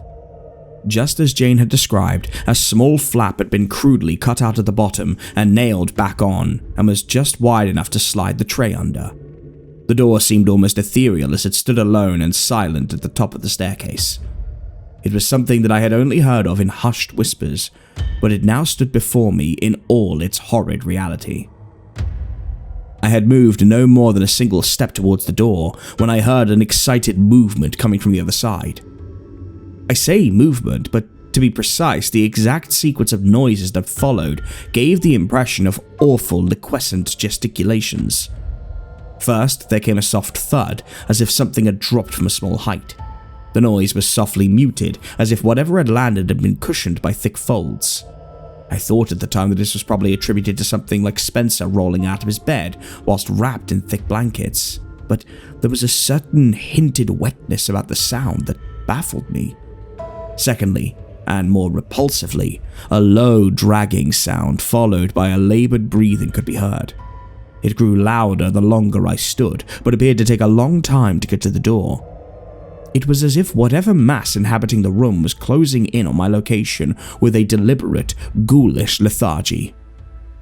Horror took hold of my heart, but the rational in me demanded I maintain clear thinking. In a burst of what I can only describe as mad curiosity, I ascended the stairs and set down the tray at the bottom of the door. Then, I pushed my body down flat against the stairs so that my head was level with the half-inch gap between the door and the bottom of the door. What greeted me on the other side will haunt me until the end of my days, for looking back at me was a set of bulbous, bloodshot eyes. I don't remember running down the stairs, but I do remember going into the ground floor bathroom and vomiting. A silly reaction, you might think, but there was something about those eyes that disturbed me to my very core. It may have been the odd spacing between them or the way that they had seemed to roll around sluggishly and loosen their sockets. For some reason, I couldn't banish the thought of a toad or frog from my mind, as if my brain was struggling to conjure up the most obvious terrestrial comparison to the alien eyes that had glared back at me. I spent the rest of my shift in the staff room drinking coffee and waiting for the December sun to rise. When it finally did so, I packed up my things and waited for Jane and the other morning staff to relieve me of my duty. I said nothing to Jane as she approached me and asked how the night had gone. I think I managed a weak smile and a dismissive, "It was fine," before hurriedly leaving the premises and making my way home. As fortune would have it, my week-on shift came to an end the very next day, and I spent some free time in total seclusion at my flat. I slept a lot, but did not feel refreshed. I could not get those eyes out of my mind, and they continued to haunt me for days afterwards with restless, vivid dreams. When I did return to work a few days later, I confined myself to studying my coursework in the staff room as much as I could. No one bothered me as I sat in deep concentration over various books and papers. Despite that distraction, I could not banish that awful night from my mind. Dr. Monroe was still off with the virus, so I assumed that the other staff had covered the night shifts during my week of respite. Nobody spoke of or reported any strange happenings or eventful encounters, however. Despite my shock, a morbid fascination was creeping over me. I felt I had seen something not only horrifying, but also enlightening, and my mind burned with the duality of horror and curiosity. My thoughts kept snapping back to those eyes. What terrible affliction could have caused such physical madness or form? If I could perhaps speak with Spencer, especially with Dr. Monroe currently out of the picture, maybe I could make the unfortunate patient the focus of my academic work. At the very least, I could find some rational and mundane reason that would explain what I had seen that night. A few more days working my ordinary rounds, and my mind was made up. I approached Jane and stated clearly that whilst Monroe was off ill, I would like to personally take over her night shifts in the house, the same deal as before. Unsurprisingly, she was eager to facilitate my request without protest. My next shift began that very night, and I pondered my renewed focus as I prepared the medication and evening meal to take up to the attic. Again, it was a simple setup, some mashed potato and a milky cup of tea with straw. I looked distastefully at the pan of steaming mash and wondered if 13 ever grew tired of the sloppy menu Dr. Monroe had set down for him. All the meals were clearly designed for someone with only the most rudimentary of eating ability. It was more like the kind of food you would feed to a baby than a man. It was all soft puddings, mashed vegetables, and liquid nourishment. With a newly fortified resolve, I made my way back to the attic with my tray, this time without pausing. As I ascended that last set of stairs, something did indeed greet me at the door. It was not an object of terror or disgust, but rather an item that made me immediately question its validity as something that belonged to this exact time and place. It was a small piece of plain paper, a little crumpled and folded crudely several times, and it was sticking out from the gap at the bottom of the door. No sounds came from within the room beyond, and I assumed that 13 must be sleeping. I quietly slid my tray carefully through the flap as to avoid disturbing the occupant behind the door, and collected the note in the breakfast tray left behind by the morning staff before creeping quietly back down to the staff room. I dared not read the note during the night, just in case its contents caused a disturbance in my mind that would affect my ability to continue working. I placed it into my satchel, noticing a strange, glistening semi-wetness on its surface, and tried to distract myself with some university work, occasionally glancing over at the bag and resisting the temptation to read Spencer's note. In the morning, I did a quick handover with the morning staff and sharply made my way back to my flat. Normally, I would go straight to bed and catch up on some sleep, but instead I put on a large pot of coffee and prepared some toast. Taking my breakfast and the note over to my study desk, I opened the blinds to allow the struggling December morning sun to break into the room, and then sat down and slowly unfolded the paper. Now, I would be lying if I was to say that the writing on the note was anything more than childish scrawling, and at first I doubted there was anything of worth to be gleaned from the spidery scribblings. But after several minutes of study and copying words onto a fresh piece of paper, I managed to decipher enough of the contents to read. As I mentioned at the start of this account, I have long since destroyed all written documentation of these events, but I can recall enough of the note to tell you what Spencer had written. I may be embellishing the text slightly, for if you knew what I know, you would find an impossible juxtaposition between the writing and what had written it. As best I can remember, It reads roughly as follows. I apologize if I shocked you the other night or gave you a fright. Please don't feel guilty for finding my appearance shocking. I have long since grown accustomed to such reactions. I can only assume that Dr. Monroe, for whatever reason, is unavailable to look after my well-being. And it is on that assumption that I have seized upon the chance to finally have contact with someone else. I must apologize for my disgraceful and crude writing. My condition makes matters of delicacy difficult, so please be patient. I will not confuse you with the full knowledge of what is at work here, nor my condition or cause of confinement within this house. I freely admit that I do not know exactly where I am or how much time has passed since I first came to be here, but that isn't important anymore. Unless certain measures are taken care of, I will not be long for this world, and if that happens, it can only mean Monroe has achieved his grand aim. Understand this. The man you know as Dr. Samuel Monroe is not whom he appears to be. In our youth, we were close friends, the best of friends, you could say, and together we adventured and travelled among all the forgotten corners and exotic places of the world, the Orient, the Congo, and Arabia. We explored the deepest jungles of the Indian subcontinent, the ancient sands of Egypt, and the forgotten ruins of the Americas. My condition is somewhat linked to these travels, but it is something far more sinister than a mere tropical disease. Now, I need to have two things from you, if I may be so bold. I realize you are under no obligation to aid me, but know that if you do, you will not only be doing me a service, but also securing the future safety of all mankind. Firstly, I need you to keep our correspondence a secret. No one, least of all Monroe, must suspect we are in contact.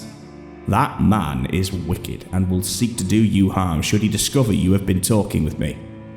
Secondly, I will need you to acquire some items that have been taken from me. Unfortunately, I believe them to be in Monroe's possession. I will tell you more about these once I have received a reply from you. Only then can we move things forward. I am thankful to whatever powers allowed our paths to cross, and look forward to hearing from you. The note was fascinating. I reread it several times as my coffee and toast lay forgotten amidst the dozens of questions now burning through my mind. I could not be certain that it was even meant for me, but somehow, I grew convinced it was. The eloquence of the writing was in total contrast to the manner in which it was presented, but it clearly came from a vibrant and sharp mind. As intelligent as the author may have been, it was clear that Spencer was disturbed in some way. There was little doubt that the letter had cast a dark shadow over Dr. Monroe's conduct. Just what sort of wickedness was Spencer implicating the doctor in? True, the man was unfriendly, cold even, and more than a little abrupt, but would he really seek to cause me harm should he find out I was in contact with Spencer? I simply could not give the idea credence. I was quite certain, at this point at least, that the whole affair regarding Spencer's dislike of Monroe was a delusional fantasy, conjured up by Spencer in the isolation of his attic confinement. After all, was it not only natural for someone with a mental disturbance to project a demonic persona upon those whom he saw as his jailer? Fantasy or not, I decided to follow the advice given to me and not alert Dr. Monroe to my contact with Spencer, if only out of a desire to keep my job as opposed to any kind of fear of physical harm. I wrote a reply that morning and took it up to Spencer when I started my next night shift. Suffice to say, I had agreed to hear him out, but only on the sole condition that he told me all he knew about his illness so that I could use that knowledge to benefit medical science. Of course, what I was truly hoping for was a unique case to focus my academic studies and career around. And I'm sure on some level Spencer suspected that. Before sliding my reply under the door, I first attempted to make verbal contact. I pressed my head close against the door and simply said, "It's me. I got your note." No reply came. I continued with, "How did you know I would get it? Can you hear me?" My last question was cut off by a loath, bubbling, gurgling sound, a liquid response that brought bile up to my throat. I fled once more, almost as keenly as on that first night I saw those terrible eyes, and confined myself once again to the staff room, where a cold sweat prevented me from gaining any meaningful rest. Early the next morning, I rushed upstairs before the morning staff came in, and to my relief, there was another note waiting for me. This second letter was shorter than the first, and as I was more accustomed to his writing, I was able to quickly read over it before the day staff arrived. Although shorter, this note was more revealing, and it opened the doorway to the chaotic madness which eventually followed. Overwhelmed to hear that you will aid me. I am a little unsure if you are ready for all that I have to say, but you must be, for my sake, but also for yours. Before that, though, I must address a few things. Last night, I was unable to respond to your questions. I did try, but as you no doubt heard, my vocal skills have atrophied to the point of uselessness. I appreciate your keen interest in my condition. I am flattered that you would consider trying to offer treatment or a cure, but I'm afraid I'm far beyond that. Perhaps a bathe in the waters of Lake Halley and Carcosa, or the medicine of the star scientists of distant Yuggoth might avail me, but a mere terrestrial treatment is useless. My affliction is just that, a punishment handed down by callous forces that occasionally take an interest in our race, never to our benefit, and always to our misery. No, I am beyond help, but thank you for the gesture. The items I mentioned in my last letter are as follows: my diary that I kept up until my imprisonment, and a manuscript. The latter is of the most importance. Its title is Divermi Mysteri. Both should be in Monroe's home. You must find a way to get both back to me here as quickly as you can. The next few days dragged on. I knew what Spencer wanted me to do, but I was undecided if I was capable of committing a crime to get him what he wanted. Clearly, he was delusional, there could be no doubt of that, but I was still so keen to learn more about him. Despite his words, I was sure his condition could benefit from study, and it was only the continued imprisonment by Dr. Monroe that stopped the medical community from offering him any kind of aid. I wasn't fully ready to burgle a man's home on the request of a madman, and besides, Dr. Monroe was still off with a virus, making a midnight trip to his home a risky endeavor. I had no reason to call on him in a social capacity, and I doubted he would even recognize me as a work colleague, such were the man's ways. I maintained a relaxed correspondence with Spencer, avoiding a direct answer to his request and instead probing further into his and Dr. Monroe's past. Eventually, he grew impatient, and our brief notes started to turn to bitter circular arguments. Spencer's illness appeared to worsen, and he was growing nervous. I was unwilling to rush headlong into a decision regarding recovering his notes and manuscript, and this provoked in him a string of notes filled with venomous scoldings. I admit that during this time I considered dropping the matter entirely and returning to my previous routine of university work, and considered quitting Byron House altogether. Before deciding one way or the other, however, I took it upon myself to do some research without telling Spencer. I didn't have a lot to go on, but I made a trip into the nearby town of Eastwich and consulted the modest library there. I searched for anything that mentioned a Lake Halley, Carcosa, Yuggoth, Divermis Mysteri, and all other nonsense words that appeared in Spencer's notes. Of Lake Halley and Yuggoth there was nothing. No text on geography, history, science, astronomy, or any other subject known to man contained a reference to either of these words. Divermi Mysteri was a more successful area of study, and I learned a great deal about this forbidden and cursed tome. It was written in the year 1542 by one Ludwig Prynne, shortly before his death at the hands of the Inquisition. Various translations and copies had been made throughout history, many with strange titles such as the Grimoire or the Saracenic Rituals. Its original Latin title, however, was ominous, translating into something akin to the Mysteries of the Worm. The books seemed to be one of several interconnected volumes, each more hideous in subject matter and scope. Other works were mentioned in the text, books such as Culte de Ghoul, Things of the Water, and that final and most dreadful work of black magic, the Necronomicon.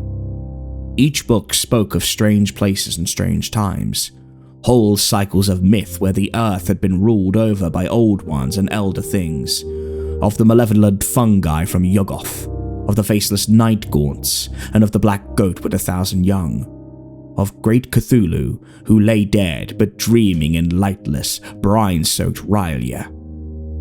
I freely admit that most of the works were mercifully beyond my understanding, but still there was an awful sincerity to their descriptions. I pushed such thoughts from my mind, after all. I was at that time a man of science, not sorcery. Still, they lingered in my imagination, and have continued to do so every day since. After hours of searching, I also came across a small paragraph in a recently written history book about witchcraft regarding the reign of Queen Elizabeth I that mentioned a certain John Dee as a sorcerer and author of such works as Mona Hieroglyphica and Notes on the Mysteries of the Worm. I made a note of the book's author, a Dr. Harlan Glass, and penned a letter to him the next day, asking if he knew anything about a book called De Vermis Mysteries, but I never received a reply. What kind of forbidden study had Spencer and Monroe been involved in? I had always assumed the Doctor to be a rational man, but if Spencer were to be believed, he was once a keen scholar of the supernatural and explorer of strange, dark places. The day in the library had taxed my mind, and I returned to my flat for an early night's sleep. My dreams, however, were far from restful. I was plagued by a recurring nightmare of the first time I had seen Spencer's strange eyes. Chaotic vortices burned into my mind, and I found myself floating through the vast void of space. I knew not how I came to be in the ether, but I had a vague sense of possessing no body, and of being carried on the back of something so sinister I dared not look. The beating of huge wings deafened my ears, and although I had no idea where in space I was, I instinctively knew I was bound for lightless Yuggoth, the outpost of the dread sentient fungi. Then my nightmare scene shifted, and I found myself standing at the edge of what I knew must be Lake Halley in Carcosa. Dark purple waters lapping languidly around my ankles, thick like syrup but with the stench of 1,000 rotting corpses. Something huge and horrifying rotated slowly in the center of the lake. A colossal tower of plastic flesh that, to my horror, possessed the mockery of a face upon its surface, and eyes too. The swollen, bulging eyes of Spencer. I awoke suddenly, screaming and short of breath. My sheets were damp with cooling sweat, and my head throbbed in pain. I took a week off work to recover, but the nightmares continued to assault me on a nightly basis. Eventually, December came to a close, and Christmas came and went with little fuss. I've never been one to overly celebrate the so-called festive period, and spent most of my time alone in my flat or in the local pub. When I did finally return to Byron House, I discovered that Dr. Monroe had also returned to work and was looking a lot healthier, having finally beaten the virus, and he was back to his usual, aloof self. I was somewhat relieved, as his presence made contact with Spencer impossible and beyond my control, something even he would be forced to accept, as it seemed he was as afraid of Monroe discovering our contact as I was. I wasted little time. By now I'd become obsessed with gaining more knowledge about De Vermis Mysteriae and its contents. I didn't for 1 second believe that anything I had seen in my dreams, or read in various books on necromancy and witchcraft to be true, but rather I saw it as a means of further understanding more about Spencer. My desire to write a paper on him had been renewed by my sudden plunge into his supernatural interests, and I felt confident I could write a groundbreaking work on supernatural monomania and hand it in confidently to my tutor. I had finally decided to go ahead with Spencer's wish and steal back his diary and manuscript, not to hand over to him of course, but for my own personal study. Once I was done, I could simply sell the book and make a bit of cash in the process. By all accounts, it would be worth a fortune to the right buyer. I knew my time at Byron House was coming to an end. First semester exams were looming, and I would need to quit my job in order to focus on my studies. In a few weeks, I would be away from Monroe and Spencer, and back into the sanity of regular student life. Greedy for knowledge, I therefore decided that breaking the law was worth the risk, and set about planning my theft. I started to follow Monroe home on my days off. Despite recovering from his illness, he seldom stayed the night over at Byron House. No doubt he was still recovering on some level and wished to sleep in his own bed. This would make things difficult, of course, but I was confident his stubbornness would cause him to quickly lapse back into his old habits. I would wait for him just out of sight, and then carefully shadow the man until I became familiar with his routine. Fortunately, he did as I suspected he would, and started spending more time at Byron House. Eventually, I I chose a night to break into his home. It was a freezing January night when I made my way over to Monroe's large, detached house on Town Court Lane. The night was clear and painfully chilling, and the moon and stars were shining down brightly from the void above, momentarily bringing back memories of my recent nightmares. I won't make too much of an ordeal about my burglary, and I'm certainly not proud of it. Despite being a total amateur, I managed to scale the large brick wall at the back of the residence and, using my jacket wrapped around my hand, punched my way through a small glass plate fitted into the kitchen door. Wasting no time, I pulled out my pocket torch and systematically searched the downstairs homes. It wasn't long before I came upon a study. There was a strong musk permeating the whole room, which I attributed to the stuffed animals and ancient tomes that littered the walls. Hundreds of large, heavy books were held up by sagging shelves that almost seemed to creak and moan under the weight. I searched the largest of the bookshelves, trying my best to find the tome I needed. The books were in no order and heaped upon each other in a haphazard fashion. Among the mundane volumes on history, anthropology, and geography, there sat several dark and sinister texts that I had seen mentioned in my time at the Eastwich Library. There was Unaussprechlichen Kulten of von Junst, Comte Dielet's Culte de Ghoul, and the dreaded Kaliano fragments. Most of these forbidden texts appeared to be modern translations, but at least one of them was frighteningly authentic and ancient. It didn't take me long to find De Vermis Mysteriis. I slid the crumbling manuscript out of the shelf carefully, the remaining books gently toppled into the vacant space it left behind. I doubted if Monroe would even notice a particular volume missing in all this chaotic cataloguing, but I quickly rearranged the shelf, so no noticeable gaps were present. I noticed another, slimmer, black-bound volume tied to the back of the manuscript, and a quick check confirmed this to be Spencer's diary. I silently praised Monroe's sense of propriety. Despite his disorderly collection, he must have known how important Spencer's diary and notes on the manuscript were. Unable to contain my curiosity, I opened De Vermis Mysteriis and glanced over the spidery text inside. Unfortunately, the manuscript was far too complex to decipher, with its archaic Latin, and so I concentrated instead on the more accessible but no less mysterious journal. I was confident that Monroe would not return home, and the house had no close neighbors. So, by the light of my pocket torch, I sat at the study's large desk and read. The journal detailed the various travels that Monroe and Spencer had undertaken as young men, and it appeared that the latter had been true to his word in his note describing these adventures. The diary spoke of an ancient cult that the two had come into contact with during their sojourn in Central Asia, a place, or perhaps even a time, known only as Leng. It also spoke of a secret order of undying monks who guarded a fabulous treasure that lay in the center of a great stone monastery. This treasure, a large golden idol of a winged hound, was a powerful artifact capable of opening the way for the old ones locked beyond our reality. They guarded this treasure from all would-be thieves, such as the fearsome Chokcho, a race of semi-human cannibals, as well as the dreaded spiders of Leng, sentient arachnids with their own designs for mankind.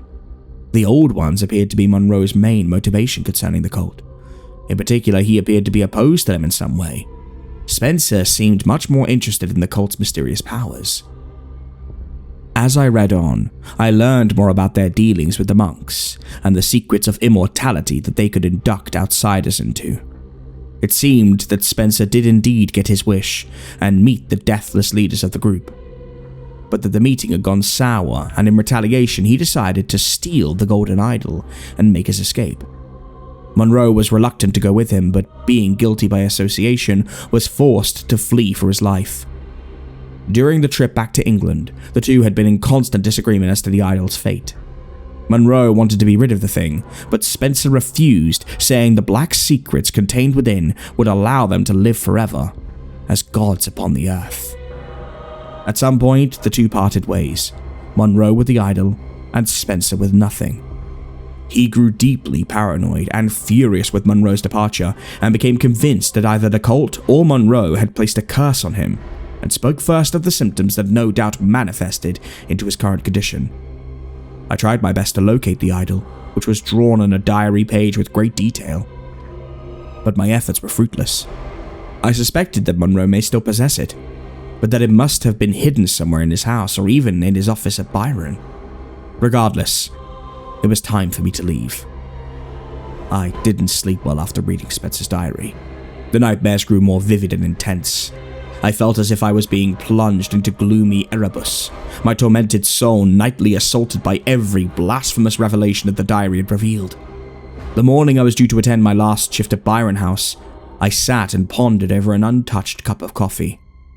I had read much in the past few weeks, and although I was certain that the whole matter of magic and old gods and Yuggoth was purely fanciful, I couldn't detach a dreadful sense of realness from the topics I had read. If everything written down in that diary was true, then it would appear that Monroe had put a stop to Spencer's plans of immortality and locked him up in the attic to cease whatever menace he may have been to mankind. Due to my nightmares, however, I was quickly growing tired with the whole affair. It was taxing my mind to breaking point, and my studies had suffered because of it. I reasoned that if some insane inmate wanted his books back, who was I to deny him? Better to be rid of the things and banish all thoughts of elder gods and old ones from my mind and get back to my studies. Forget about the whole thing and my involvement in it. Secretly, I had thought about putting the books back in Monroe's house, but it had been clear that he knew about the burglary due to the smashed window I left behind. He seemed to be spending more time at home now, and I heard a rumor that he had acquired a rather large German shepherd to guard his home. Having possession of the books would clearly mark my guilt. On the off chance he suspected me, the local police would not have to search my tiny flat long to find them. I could have discarded them, but that felt irresponsible given their contents. Plus, my fingernails would be all over them. Selling them was an option, and my original plan, but I pondered upon what kind of person would be interested in obtaining the book, and to what purpose. Plus, they could still be traced back to me. You may think I was being paranoid, but at the time, I did not want to risk the chance, no matter how unlikely, that I could be linked to criminal activity. I snuck the manuscript in Spencer's diary into one of my folders and went to work. At the earliest opportunity, when the other staff were busy and there was a lull in activity, I marched up to the attic and after a moment's hesitation, I placed both the diary and the De Vermis Mysterious in front of the door and knocked once before briskly leaving. I worked sporadically at Byron House from then on. I had planned to quit, but a few extra shifts came my way, and I was in no position to turn down the money. I found a way to juggle the work with my studies and I took day shifts only. Slowly, the nightmares stopped, and I was able to get adequate rest. I looked forward to passing my exams and starting a new semester at university, and it felt as if normality was returning to my life. However, I noticed a strange change in Monroe as the days went by. He was showing signs of severe stress and appeared to be growing weaker as time passed. The virus that had plagued him a few weeks ago appeared to be back, and I even saw him cough up a small measure of blood into his handkerchief. His entire demeanor took on a somber appearance. Great black rings formed around his eyes, and deep wrinkles appeared to be manifesting upon his brow. Not only did he come across as a man ravaged by illness, but also a man worried out of his mind. He was less abrasive than usual, and even attempted to make some light conversation with the other staff in an almost resigned and defeated way. Eventually, he got so ill that he once again had to leave work. Only this time, he never came back. We received the news a few days later that Dr. Monroe had died of heart failure. Nothing unusual given his age and recent stress, but still, it unnerved me greatly. His death plagued my mind, for if what I dared suspect was true, then I had somehow played a part in his death, and so had Spencer with that damned manuscript. Now, James, we are coming to the end of my story. It has taken me a while to get to this point, and I admit that I may have stretched out the affair longer than I intended. If I have, it is only because I dread writing that which must be written down. It is the only way you will understand. As I did at the start of this account, I now urge you to consider not involving yourself any further in this matter. Put the occult and witchcraft far to the back of your mind. There are things that mankind should not, cannot know. Black magic is truly the devil's work, James. If you are so inclined, you could do your own research on the history of Byron House. If you do so, you will learn that one February evening around 60 years ago, the house was burned down to its foundations, with only one casualty.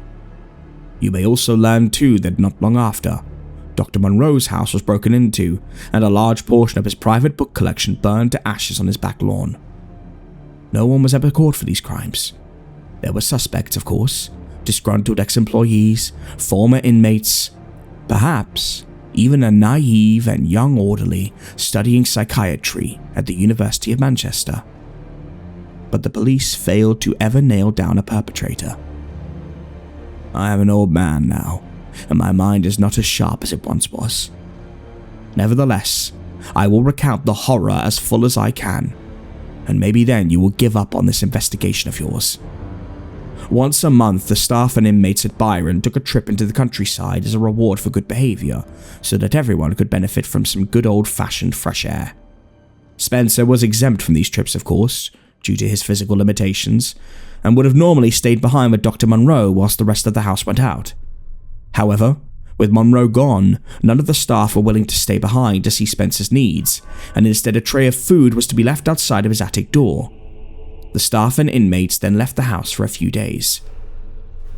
I had made it clear that my college studies needed some serious tending to, and I would be unable to work at Byron House any longer.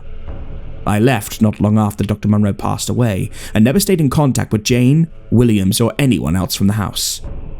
Confident that one of the fellows I now shared my student accommodation with in Manchester could provide me with an alibi should I have need of one, I took the train from Piccadilly to Eastwich.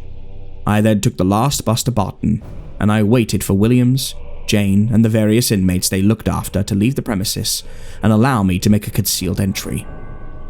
It was with a heavy heart and a troubled mind that I once again ascended those lonely, sinister steps that led to the attic.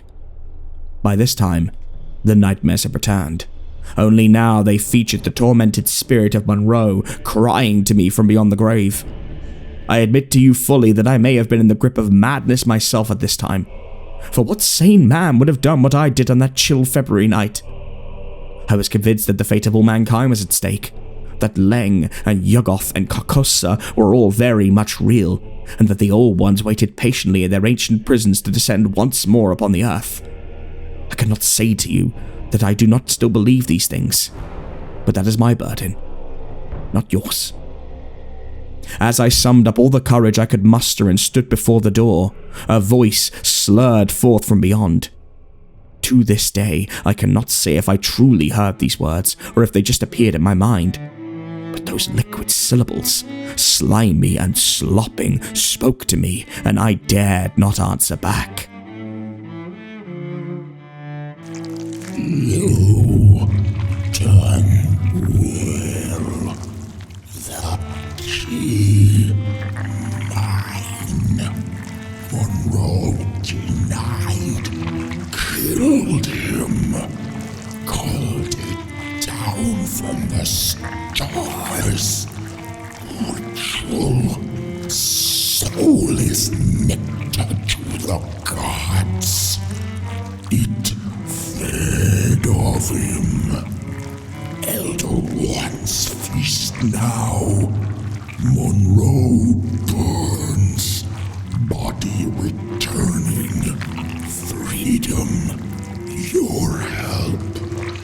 You're next. My head spun with confusion and my heart pounded with fear. In one mad burst of fury, I kicked down the door and gazed upon that which had once been Jonathan Spencer. What did I see?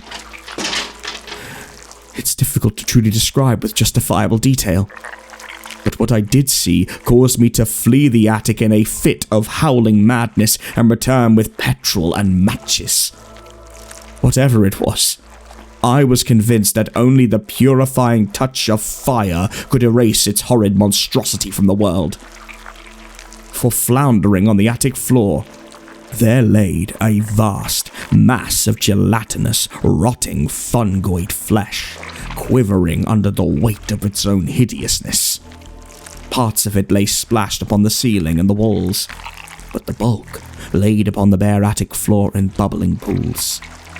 Unblinking, bulbous eyes rolled around the shuddering mound before locking upon me with the intensity of a dying star. Appendages and pseudo-appendages formed and spurted up from within, only to collapse into mounds of hideous protoplasmic tissue that continued to squirm of their own accord. I think I saw a face, or at least the parts of a face, crawling somewhere upon the surface of that blasphemous bulk. It was a rancid thing that had labored under the curse of Leng for more than half a century. A blob of squirming meat that was the laughing, gibbering, mocking form of Jonathan Spencer. Inmate number 13. The Shambler in the Attic.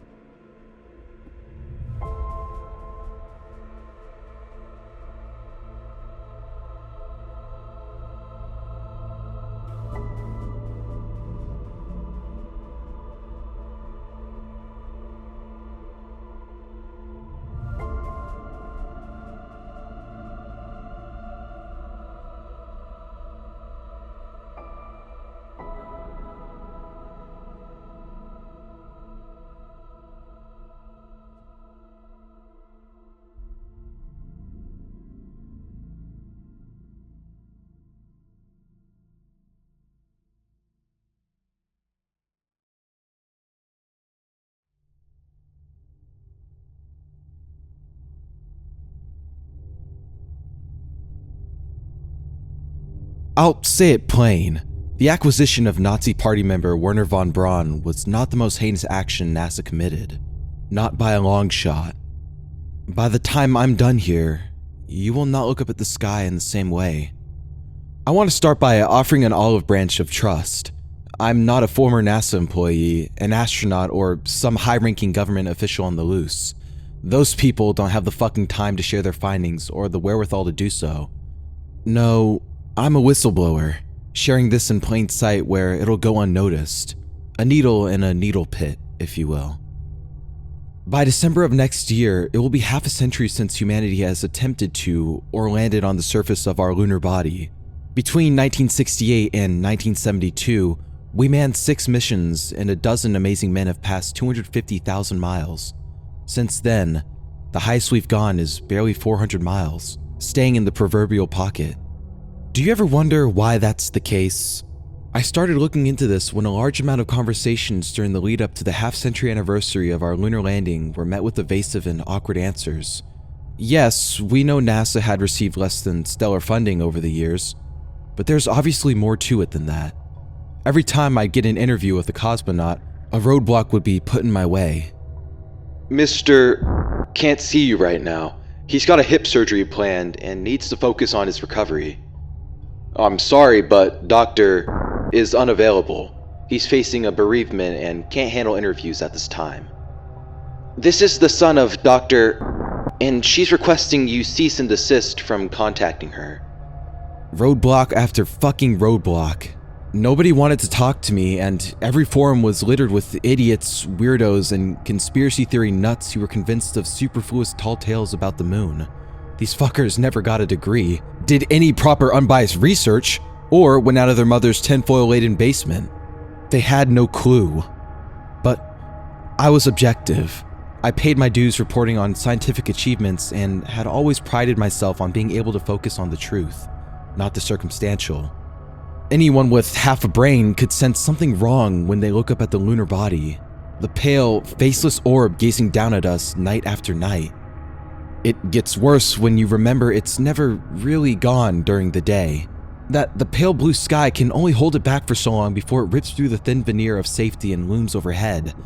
Good thing it can't watch me where I am, in the safe house. Sometimes I hear it groaning outside, pleading, perhaps. They still want to communicate, to make me look. I digress.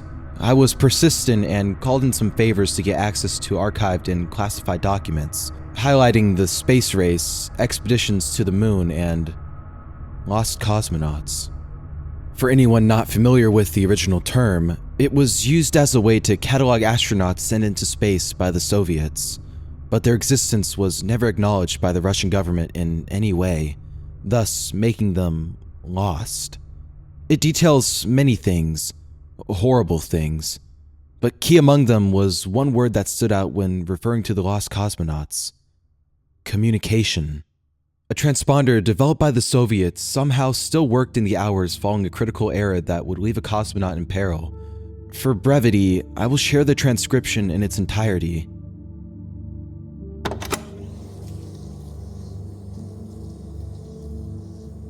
"28th of May, 1967. Project Hushwave activated. Set to direct frequency. Awaiting response. Project Overseer, Dr. Vitali. Cosmonaut, Colonel Ellen." Colonel Ellen, do you copy? Can you hear me? No response. Dr. Vitali repeats the question 3 more times before a response is brought back. "Yes, Doctor. I can confirm hear you. I was unsure if it was you. The voices, they can sometimes lie." Clarify. A short response, this time suspected hesitance on Ellen's part due to slight stammer. "It is the darkness. It lies to you. It makes all voices seem like they are putting on an act, trying to gain trust before hurting you badly. It tells me to pull back the curtain, but I refuse." I do not understand. How can there be voices where you are? "I do not want anyone from home to understand. You are still in the fog. It is to be expected. I am here to protect that sanctity. It is my job as a cosmonaut. For all of you." For the motherland? Yet, for all of you. Let's review from earlier. Your mission to Luna was successful. You landed and were due for takeoff. You said you needed to fix the controls on Morozov 4 before a navigational issue caused a complete failure of power. Yes. And you have reported no way of returning home. Yes. Comrade, forgive the bluntness, but you do not seem to be concerned about this. Are you not worried of death? You've been up there for 40 hours. We estimate you will be dead in another day. Maybe slightly more. We cannot reach you in time. There's a longer than usual pause. A small scratching sound can be heard. "Doctor, you are a far more intelligent man than I, and I have things I wish to know before, well, you know. So I wish to ask you 3 questions before our time is up. I will provide any information you require in return." Of course. What do you see around you? Anything of note? "Nothing. Darkness. Pure welcoming darkness. Doctor, do you believe in God?" I know there is much talk of one. Whether they exist, I do not know. How are you feeling? Is there anything you could tell us? "I feel fulfilled. I am protecting. The voices keep trying to make me pull back the curtain, but I am strong. I cannot tell you anything you do not already know. The rest, I could not if I tried. Do you believe in people?" Of course, Ellen. We are strongest together. Greatness comes from perseverance and from our collective vision. Why? Fervent laughter ripples through the transmitter. It does not match the vocal patterns of Colonel Ellen. Comrade? What was that? Are you well? "That was one of the voices. They found your answer amusing. Vitali, do you want to see what's behind the curtain? Is your desire to make the motherland strongest worth losing your soul?" There's a long pause. Heated discussions between Dr. Vitali and his superiors argue as whispering can be heard from Ellen's side. What kind of question is that, Ellen? You have limited time and resources, yet you waste it with such strange questions. "I'm sorry, Doctor. The time up here, the silence, the darkness, it is not meant for mortal men. My wife, my son, please pass them a message. It may be the most important message I'll ever send." Of course. What is it? Another long pause. This time, soft weeping can be heard from Ellen's microphone as a low humming grows louder in the background. His voice drops to a whisper. Kamarov died screaming and burning, but at least he was embraced by the earth. I would not get that chance. Tell Masha, tell my boy, don't look up at the moon. Transmission concluded. Future attempts to reach Colonel Ellen were unsuccessful, and he was presumed dead on May 30th, 1967. This on its own is disturbing. It's been posited before that insanity can come in prolonged darkness and silences. Imagine looking around you, a desolate rock with darkness stretching in every direction. The only piece of hope is a colorful orb that you will never get to see. But it doesn't end there. This is simply a prelude to what they found. Something is calling to me from outside of the bunker, but it's a clear night tonight. I know better. Nothing more to do than carry on, right? The Soviets would launch a final expedition on August 12, 1971. A reconnaissance job involving 3 astronauts would scope out Ellen's final location and see what they could find. The space race was now long over and interest was dwindling. It was hoped that a definitive find would help boost funding and establish Soviet dominance. Rather than relaying the entire transcript, I'll pick things up from the first hour following a successful landing and beginning their search. August 13th, 1971. Landing of Fedorov 2 successful. Transmission established. Project Overseer, Dr. Vitali.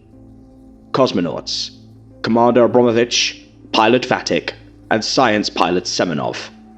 Commander Abramovich checking in. Making our way to Colonel Allen's last known coordinates. ETA 3 hours. Semenov says he sees something and wants to check it out first. Understood. Keep your wits about you, Ilya. It is unknown territory once you reach his spot. There is a short discussion and Abramovich comes back, confused. Doctor, you said Colonel Allen's ship malfunctioned with no way to return, yes? That's correct, Commander. Is there an issue? Yes, Semenov has looked at the ship. The damage done to it was man-made. There are several large dents on the outside, and the panel was forcibly ripped.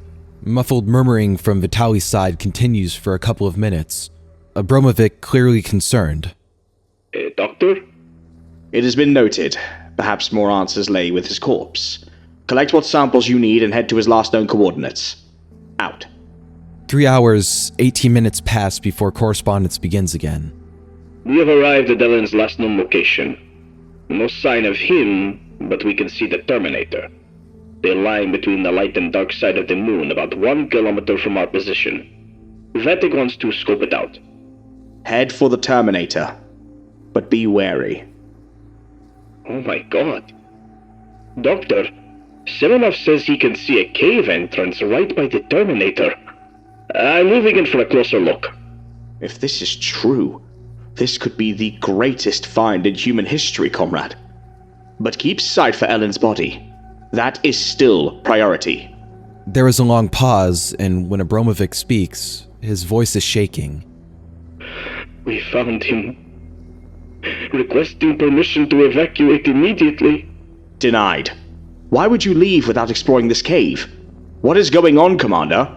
Report. Semenov can be heard trying to calm down Vatic, who is having a panic attack. Colonel Ellen is in a small hole that was made by extreme force. His body has been crushed. Hands are mangled and his visor has been destroyed. His face. Oh God, pieces of it are missing. Something chewed off his cheeks and lips. Requesting permission to evacuate immediately, Doctor. Denied. You're not seriously suggesting there is something up there, are you, Commander? Listen to yourself. You're experiencing the same sickness as Ellen. The sight of a corpse is simply making you delirious. Doctor, all 3 of us are seeing the same thing. Enough.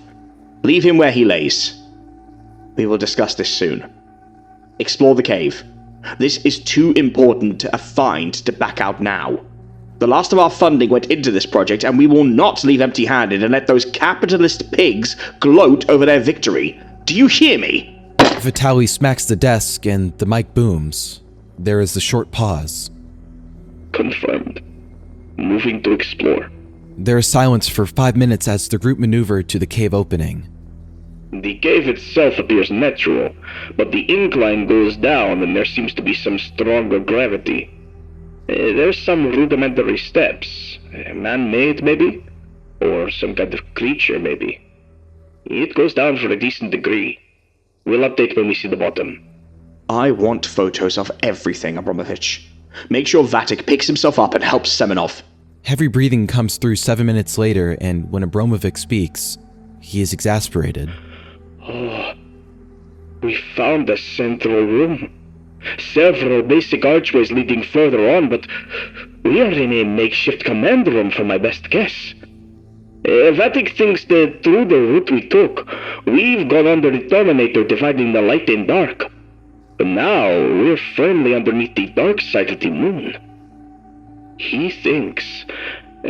Doctor, he thinks we're in front of shutters. There's a button in front of us.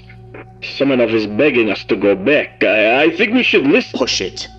But sir... You will not dishonor our motherland with your hesitance. We are on the cusp of greatness. Push it. Abramovich pushes the button and the sound of shutters rising fills the audio. Within 60 seconds, screaming follows. A heavy thud and the sound of glass breaking cut through the static before Abramovich can be heard panting. Oh God. Oh my God. Oh my God. Oh my God. Oh my God, it's a viewing port. Where are Pilot Vatic and Science Pilot Semenov? What is going on? It's a viewing port. It looks out on... Oh, no.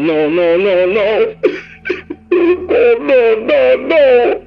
Abramovich is still panting, assumedly going back upstairs and on the verge of tears, a mixture of crying and manic laughter. Vitaly is undeterred, but clear stress is in his tone. Commander, I need a report. Pull yourself together. When we looked out, Semenov, he started yelping, scratching at his visor. And when that didn't work, he volleyed his head into Vatic's until the visor cracked. And he continued while I got away. I didn't look for as long as either of them did, but I saw enough. It looked out that... Oh my God. Oh my God. My fucking God in heaven. What are we? Where are we? Is this a zoo? Doctor, what did you not tell us? I do not understand. What are you saying, Commander? You lying fucking pig! You fat sack of shit! You knew there was something there! You sent us out to die just like Ellie, didn't you? You old fuck! Sending the young to do what dickless men like you could never do! Abramovich's tirade continues for several minutes, words and behaviors he had never exhibited in his psyche evaluation coming out. Vitaly sounds genuinely unsettled by some of the things he's saying. Commander, we only had an idea of what was there. We did not know for sure. We still do not know. You haven't told us. Please, for the motherland, for those we've lost, tell me what you saw. The angry shouting stops, and a low rumble penetrates through the transmission. Abramovich laughs and cries. It is hard to distinguish which is dominant. What is waiting for us? What are they watching for? There's a guardian here. It was asleep until Ellen woke it up by getting too close. It was to make sure we never found out the truth. Oh God. I'll never see my family again. My home. The rumble begins to cause crackling in the radio and, for a moment, another voice comes through. It's Colonel Ellen's. The darkness is good, safe, comforting. We do not need to see what is behind the curtain, behind the fog. Do not look at the moon. For the first time, Vitaly is emotionally distraught. He is shaking and his lip quivers as he manages to utter one word. Why? It's a terrarium. Something is watching us. Transmission ended. Several days after this, Vitaly was found dead in his home from a self-inflicted gunshot wound. A telescope was still propped up by his window. A simple note by his bedside said, "It blinked, and in that moment, I glimpsed madness." In January 1975, an event would occur that would encourage all involved parties to unilaterally agree that the moon should never be visited again. Various excuses of lack of funding, interest, resource, and so forth have been put forward. All have validity in them, but they hide the truth. The reason I'm telling you all now, the reason I'm in my bunker and will stay here until the danger passes. I don't even know how long it's been. Much like the cosmonauts, I'm in my own void, disconnected from light and other contact. The voices I create are the only company I have. Maybe that's how Ellen felt when he realized what secrets were kept here and how important it was that he never took them back home. Perhaps anyone who stares at it for too long on unguarded nights is vulnerable. It brings out an ugly glow, its secrets laid a little too bare for normal minds to grapple with, encouraging them silently to behave unusually, like an experiment. Which is apt when you consider the words of Abramovich and Ellen together, the statement and the question. It's a terrarium. Something is watching us. Do you want to see what's behind the curtain? We look behind the curtain. I don't know exactly what they saw, but with every supermoon, it gets a little bit closer. And now it knows we're aware of it. There isn't meant to be a supermoon out tonight, but something is looming overhead, speaking to people. Please, don't look at it. You don't want to know what's looking back. Has anyone ever played the Infinity game? The one with mirrors? At some point, everyone sees the infinite hallway created by two mirrors facing together. People usually just think it's a cool visual effect, but I was raised by witches. Not Halloween witches. I'm talking about the ones who practice Wicca. You can Google it if you really want to learn about them, but I'm here to talk about the game. Personally, I was always more of a realist. I took my family's practices and beliefs with a grain of salt, though the stories behind it are fun and interesting. I love Greek mythology too, but it's not like I think Zeus is real, you know what I mean? The same was true for the Infinity game until recently.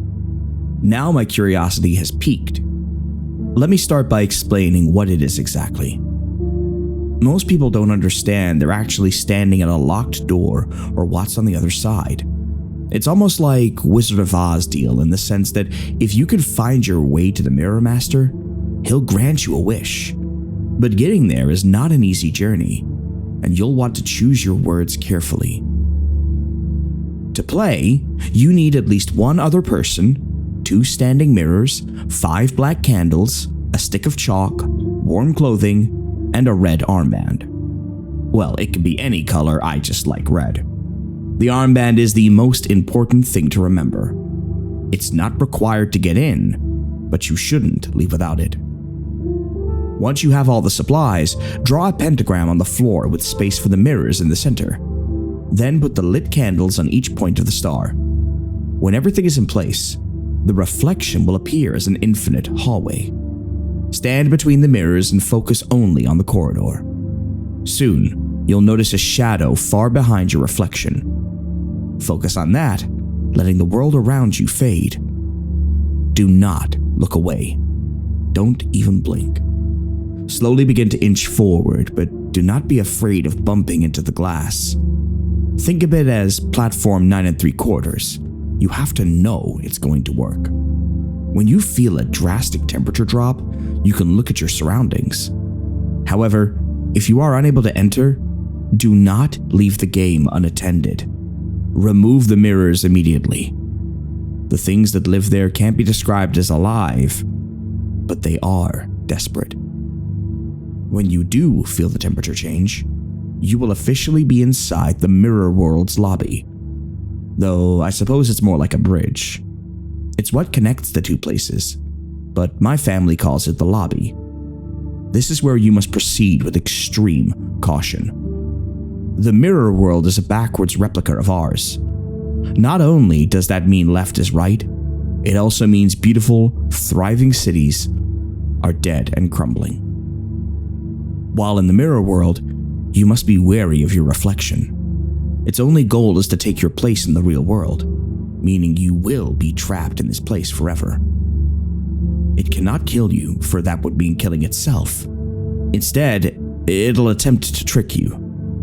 Never, ever speak to it. I'm not sure what happens if you do. Wish I did, but I'm just repeating what I've heard. It'll be dressed like you, except its armband will be on the left.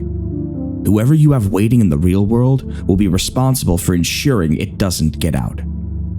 Choose someone you trust. Only your reflection can take your place, but everything else you meet will try to kill you out of sheer spite or food. If you die in there, the mirror through which you entered will shatter. Make sure your friend is aware a shattered mirror indicates they should immediately remove the other one, because it's game over for you. Though unlikely, there are a few entities powerful enough to use this situation to their advantage. This is why you don't want to choose anyone who may be easily manipulated.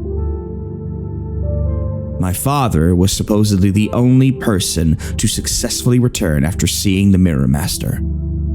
Growing up, I was told no one has ever met him, but when Dad died 2 months ago, I found his journal. My amazement grew with each page as he described his own experience with the Infinity game. His first entry is from 6 months after his first son was born. Sadly, John had a heart defect, and doctors said he wouldn't live to see his first birthday.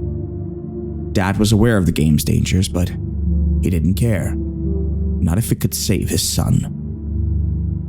I'm going to read what he wrote about his experience. If you decide to play, consider this fair warning. Even the winners can lose. From the Journal of Edward Pierce. I hoped to never open this journal again. I purchased a new book for the start of our new lives, but instead of writing on crisp, clean pages, I continue here, on the tear-stained memorial to the darkest 6 months of my life. I should have known better. Hope is for the foolish. I won the stupid game. We should all be far away from this place, beginning anew, not here. There is only hate and pain left in my heart. Everyone told me not to go, but I didn't have a choice. Each time someone said, "You can always have more children," my heart ached with fury and resentment. They knew nothing of our pain, of what it's like to have your chest feel both empty and full of lead at the same time. I was prepared to risk my own life, but not for this.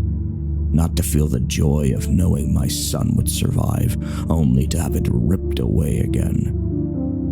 I thought I would be different, that I was special. I guess we all see ourselves as the hero of our own stories. But fate is rarely kind enough to grant a happy ending. I hope that vile creature never barters another soul. I entered the mirror world easily, feeling the temperature drop as if exiting a heated room into an Arctic tundra. I always imagined a chill in the air, but this was cold. Cold enough to see my breath and freeze the sweat forming at my temples. Behind me was the mirror, and in it I saw Tammy. She appeared to be in shock, her mouth hung open as she waved. I probably wore the same look. It would have been funny under different circumstances. I think the strange hallway is an in-between place. Both sides are lined with identical white doors, and I didn't know which to choose. I couldn't see the end of the hall.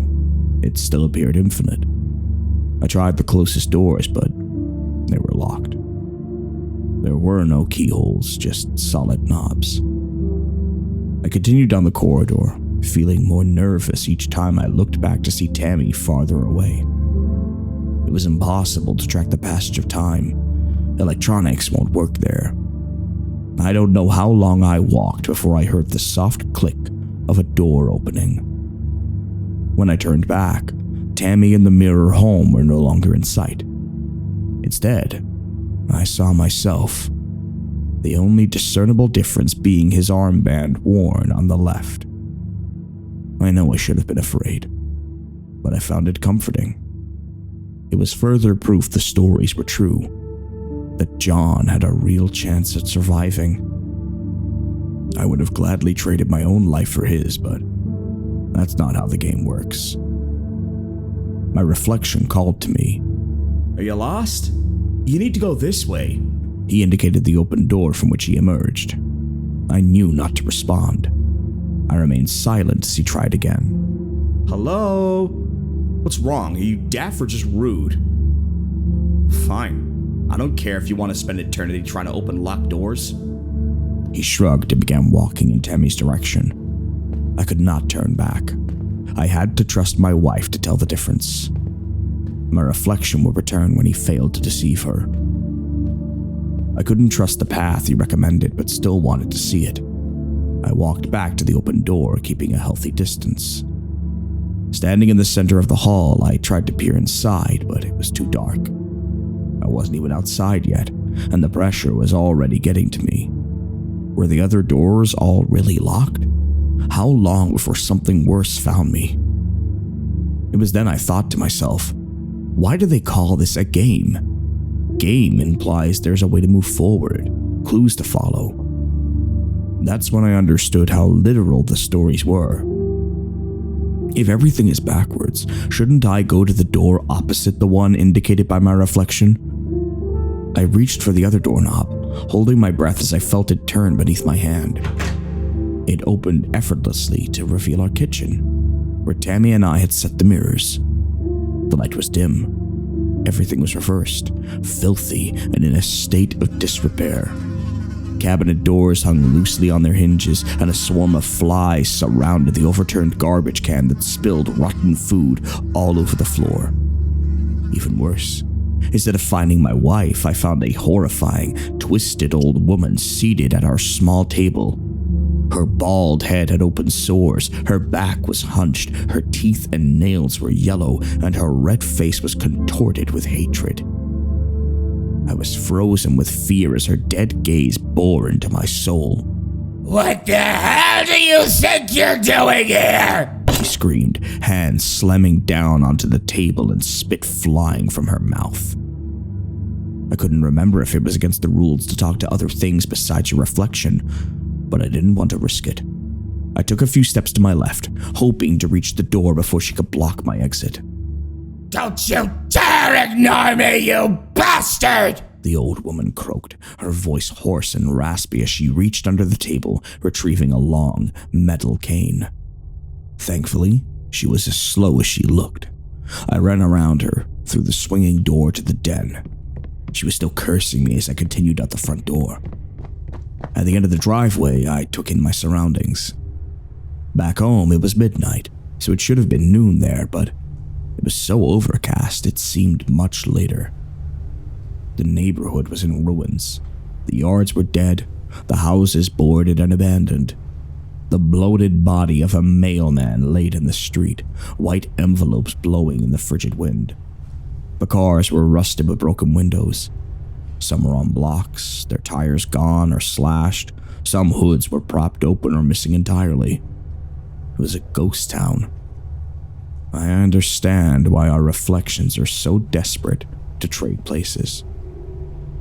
Instinctively, I felt confident the old woman wouldn't follow me outside. Something gave me the idea her part of the game was to guard that kitchen door for when I needed to go home. I didn't stay to test the theory, but now can say with confidence that I was correct. There was nothing to tell me where to go next. The stories were all vague in that regard. From that point on, I was flying blind. The only thing I knew for certain was that it would get worse the farther I progressed. That's when I realized how desperately I needed a working vehicle for speed and protection. I resigned myself to look for a bicycle when I remembered the mechanic who lived on the next street over. Every weekend he would be in his driveway, restoring some old clunker. It was hardly more than a body and wheels last time I saw it. If everything is opposite, wouldn't that car be in working condition now? And yes, it was. It was a gorgeous blue Camaro that looked like it came straight from one of those classic car shows. That damn thing made me truly believe I could do it. But hope is dangerous, kids. No matter how simple something might seem, you have to remember nothing good ever comes for free. I was so excited by the sight of that pristine beauty, I forgot to be wary of danger. A strange creature I almost mistook for a dog placed itself between me and victory. It was of similar size and color to a German shepherd, but its mouth opened sideways to reveal extra rows of teeth, and its paws had eagle-like talons. I don't know if its eyes were located elsewhere or it just didn't have any, but the ears looked hard, almost like rounded horns. I couldn't discern a nose either, but I'm sure it had one. I could hear it sniffing the air. It gave me a headache to look too closely, like my brain was rejecting the very sight of it. My eyes frantically searched for anything to use as a weapon, but there was nothing nearby. My heart sank as I realized it would come down to a race I couldn't win.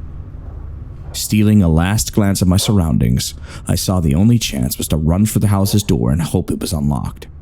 Otherwise, I would be eaten by a dog monster. But at least it would make for an interesting obituary.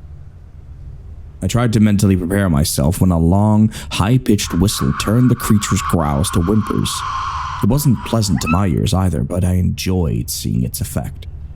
The noise continued until the dog thing ran out of sight.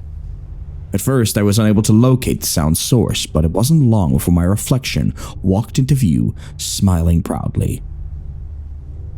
He stopped several feet away and remained silent. This was confusing until I almost asked, but why? My mouth opened wide, froze, then suddenly closed. He hoped I would talk without thinking. Plus, if I died, he wouldn't be able to escape. Smart.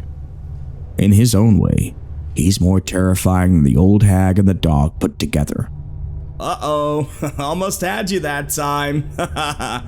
You might want to find yourself a weapon before you run into anything else. Hey, do you even know which way to go? He spoke like we were best friends. I was too afraid to shake my head or even shrug. The mirror world seemed like the kind of place that thrived on loopholes. Instead, I stared at his feet, willing him to say a direction so I could go the opposite way. Oh, you look lost. Do you need a map? I could draw one for you. Come on, just nod or something. I'm trying to help you. When I didn't respond, he stomped his foot in frustration. To me, that was confirmation about the loopholes. Or maybe he could read my mind, or inherently knew what I was thinking because we're the same. Either way, I wasn't trying it. Fine, be that way. I don't care if you want to live or not. Frankly, I would rather die than spend the rest of my life in this shithole. But it's a shame the kid has to die just because you won't ask for help. He shrugged and began to walk away. Those words hit me like a freight train at the time. But now that the words carry the added weight of truth, I feel as if they will crush me completely. He probably knew it would end this way if I won. Sorry, bastard. Controlling my temper as he left was one of the most difficult parts of that nightmare. So many times I wondered if punching him counted as communication. But John's life wasn't worth the risk. That's when I vowed to break every mirror I saw for the rest of my life. A vow I have thus far made good on, thank you very much. When he was well out of sight, I discovered my next obstacle would be to find keys. The car was locked, but the house was not. Knowing something bad would be inside, I took a large crowbar from the garage and crept through the back door, staying low. It entered into a kitchen much like my own, but somehow the smell was even more rancid. Something that looked like raw meat was all over the countertops with its own swarm of flies, and rats the size of groundhogs scurried across the floor. I didn't get a great look at those, but I'm pretty sure they had vampire fangs. At least they left me alone. A key hook by the door would have been nice, but I could never be so fortunate. Refocusing on John helped me choke down the rising vomit in my throat. This experience was nothing compared to the thought of losing him.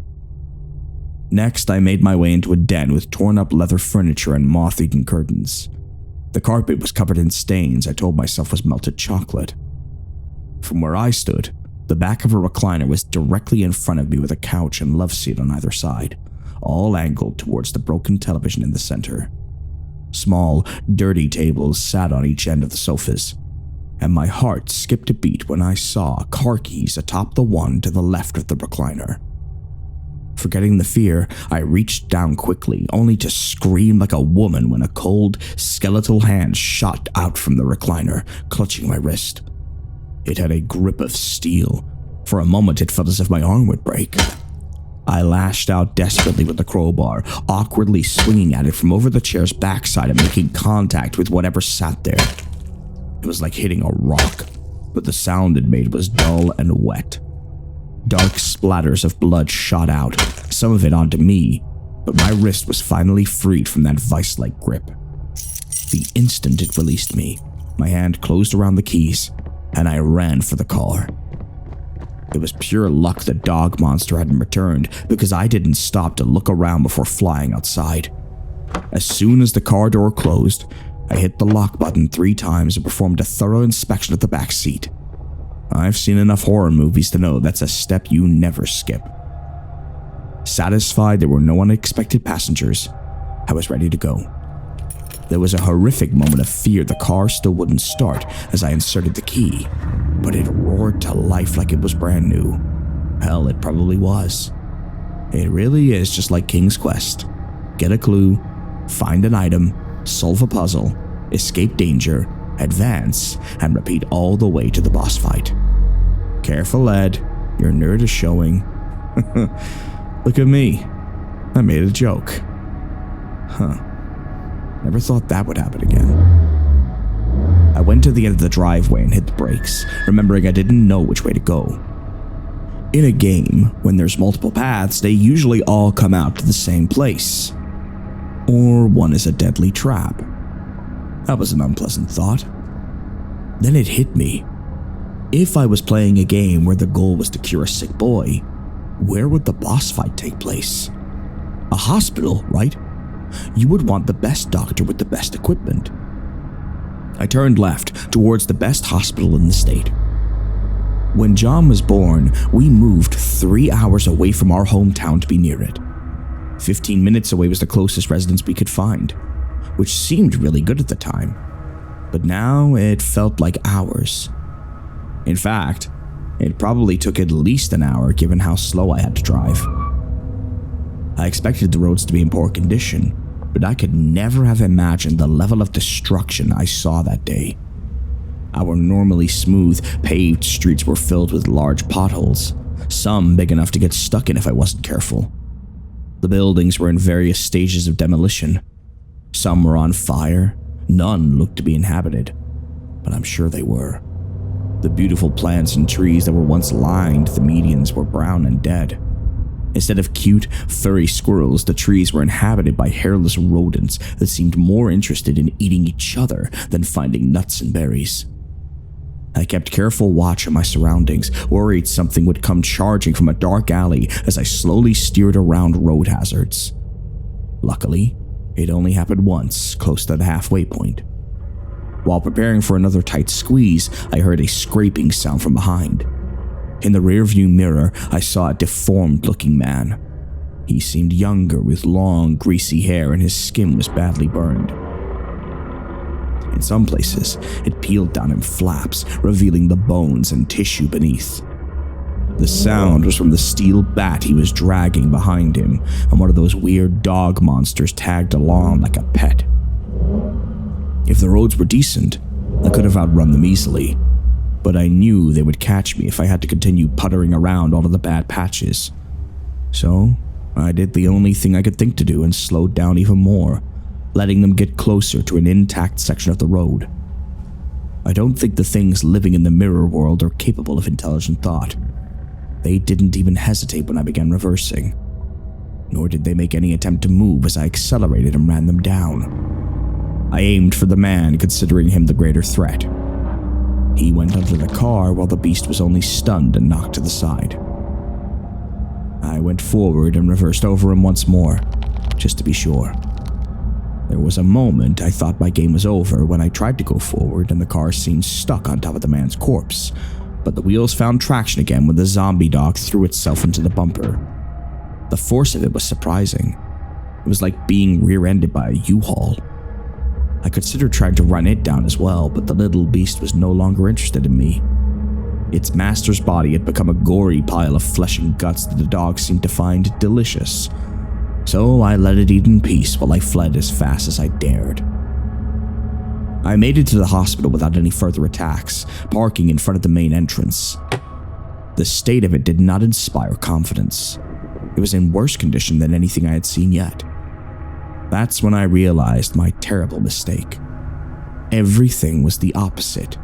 The best hospital would be the worst, and our world's worst hospital would be the best. That should have been obvious from the start, but it's hard to think when everything is trying to kill you.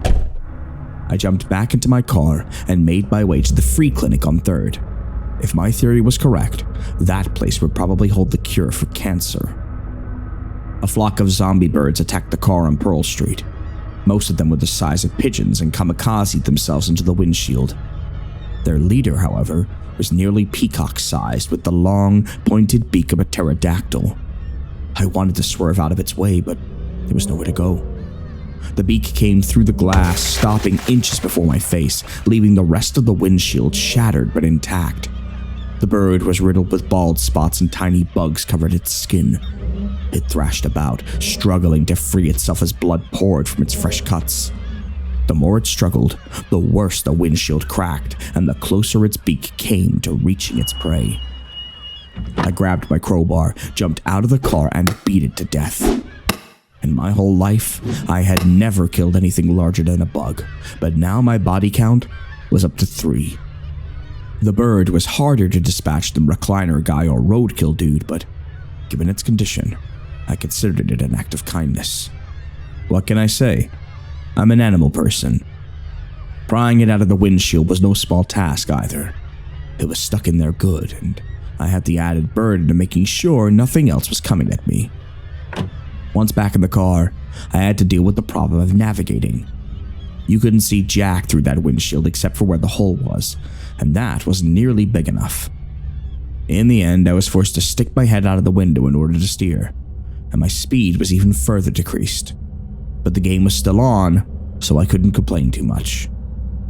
I knew I'd made the right decision the moment I entered the bad side of town. Well, our world's bad side. In this world, it was full of lavish manners. The clinic was immaculate and more than double its normal size. I parked on the curb and ran for the entrance. It was starting to get darker, but I didn't understand how. There should have been hours of daylight left. Then, once again, as if reading my mind, the jackass was back. Gosh, are you just now getting here? You better hurry. Time's running out fast. He was teasing me. I had never heard of a time limit but ached to taunt him with his obvious failures to deceive Tammy. If he was back to screw with me, it meant he couldn't fool her, and the thought filled me with strength. If Tammy could hold down the fort, I could do this. Turning my back on him, I walked inside, and he followed. Oh, you know that, right? That when it gets dark, the hourglass stands empty? Well, not literally, but I like the expression. Anyway, I just wanted to check, because it seems like most people from your world are ignorant to that detail. The more I considered it, the more it made sense. Many games do have time limits, and the thought of being in that place after dark did have a sort of game over feel to it. Fortunately, I couldn't ask questions or stand around wondering. I thought he would leave again, but he continued to follow me close behind.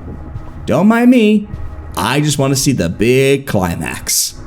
Your sweetie was too smart. There's no point chatting with her anymore. I didn't give him the satisfaction of looking back. Seeing a map of the hospital, I stopped to study the layout.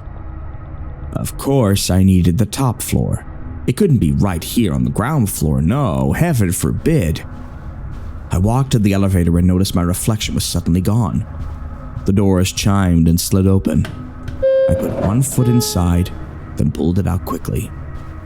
Did I really want to walk into a metal box in a bizarro world where there is no one to help if I get trapped inside? I looked around and saw a nice, open stairway. The elevator closed behind me as I made my way to the stairs, holding onto the rail all the way up. Making it that far only to die in a fall would just be insulting. And exactly my luck. I'm glad I did too, because my reflection jumped out and screamed, "Boo!" the moment I reached the top. Then he laughed maniacally when I stumbled back a step. My fantasy evolved from punching my reflection to murdering him. If he dies, would I die? I'll have to look into that one day. If not, it might be worth a trip back. I held my crowbar at the ready as I passed him. It felt glued to my hand after so much time. I hadn't actually let go of it since my run-in with the bird, and I intended to haul it all the way home. My reflection resumed tailing me, even closer now, getting desperate, I'm sure. When I reached the reception desk for the children's ward, he took a seat in the waiting room. When he saw me watching, he gave me 2 thumbs up and a wink. "You got this, dude. I'm rooting for you." More confused than ever, I went through the double doors in search of the doctor, or Mirror Master, I guess. Ugh, terrible name. They had no imagination back in the day. I would have named him Satan's Little Helper. Okay, fine, that's not much better, and I basically ripped it off from The Simpsons, but it is better. He wasn't hard to find. I stood in a dim hallway and bright lights shone under the swinging doors ahead. My heart thumped like a charging elephant with every step. When I walked inside, the light was so bright I had to shield my eyes. Then, with the snap of someone's fingers, they faded to normal indoor lighting. The only person in the room was the doctor I see on TV, the one on the ridiculous commercial with that annoyingly catchy tune. I can't remember the name. You know, the really fat, bald guy with glasses. It's not important. It wasn't how he really looked anyway. It threw me off though, and the surprise must have shown on my face. Ah, not what you were expecting.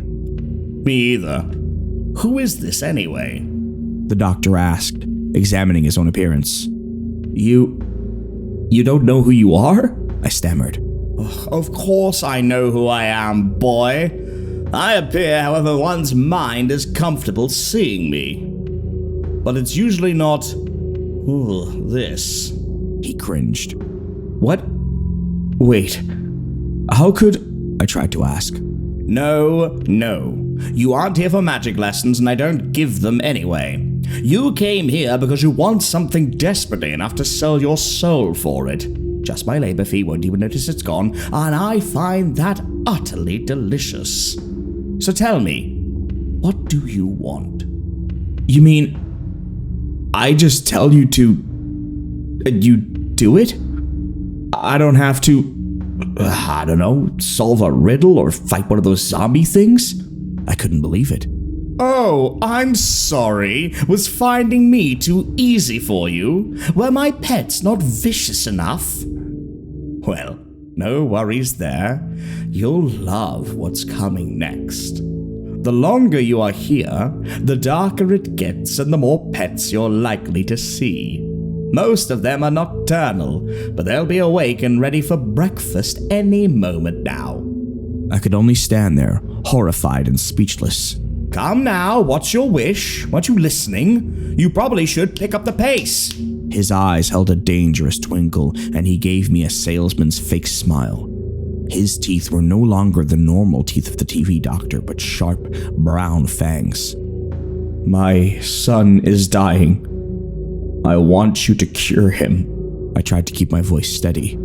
Ah, that's a tricky one. Money, love, fame, those things are easy.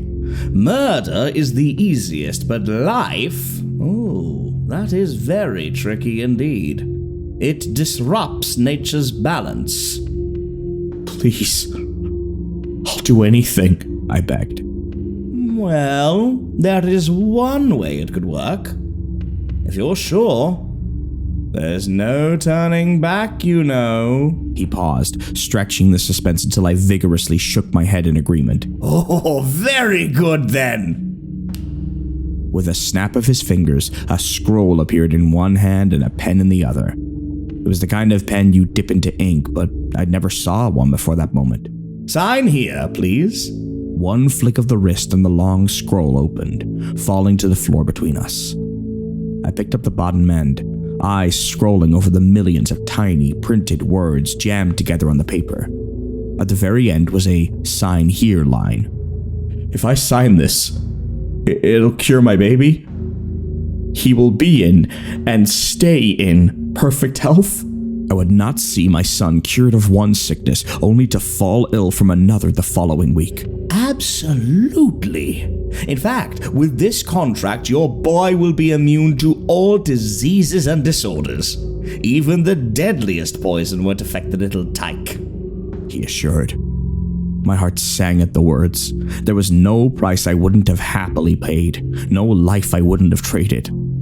I reached for the pen, and with a stab too fast for my eyes to see, the doctor pricked my finger.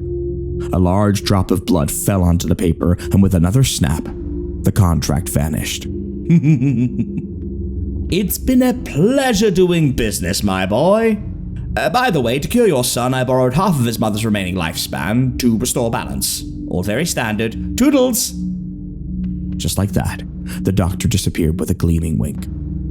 I hope I never see his wretched face again. His parting words made my blood run cold, but I couldn't stop to think about them right then. Terrified of what would soon be chasing me, I ran back towards the waiting room area. My reflection was waiting for me at the double doors, wearing a malicious grin. You're not going anywhere. You don't know what this place is really like. Why should you get the good world? I'd rather we die here together. I shoved on the doors with all my strength, but he must have locked them somehow. Fueled with adrenaline, I smashed the glass window to the reception counter with my crowbar. My arms and legs were getting cut through, but there was no time to worry about the blood loss. I flew over the counter, ignoring the shocked look of my reflection. As I made my way down the stairs, I saw several more zombie people coming out of various rooms. I almost didn't make it back to the ground floor when a kid with no legs managed to grab my ankle. The only thing that saved me was the crowbar catching the rail as I tumbled. When I finally made it to the entrance, I saw the Camaro was turned onto its side and several more zombies and dog things were waiting close by. Remembering the hospital map, I decided to take a chance on the ambulance bay. I was betting the real clinic owned at least one junked out ambulance that would run in this world. If they didn't, I would have died right there. Not even someone with a machine gun could have survived on those streets now. I cried with relief when I saw it. There was one ambulance that appeared in working condition, and I was lucky enough for the keys to be inside. I still checked in the back to make sure it was empty, but that almost got me killed too. I slammed the doors just in time to avoid one of the dogs lunging for my throat. The ambulance rocked side to side from things trying to get in as I strapped myself into the driver's seat. It was my first time driving anything bigger than a car, so it would have been a bumpy ride even under normal circumstances. Each time I slowed to steer around a pothole, hideous creatures converged on me. There were several times I thought the ambulance would finally tip over, but the worst came when I was almost back in my neighborhood. There was a roar of another engine revving, followed by a violent collision into my bumper. I went off-road, missing a huge crater by inches. Regaining control of the rig was nothing short of a miracle, and I was able to get back on the road just as the truck driven by my reflection began accelerating once more. As with all my other close calls, I did something desperate. I waited for him to get right behind me, almost touching, and punched the gas to the floor. As I hoped, he too sped up, trying to position himself for a pit maneuver. At the last possible second, I closed my eyes and swerved away, once again coming dangerously close to tipping over. The bastard failed to react in time. There was a delightful metal crushing sound, and I turned to see his truck, nose down in a large hole, tailgate lifted high into the air. My house was surrounded by hideous creatures. I couldn't tell what most of the warped things were supposed to be.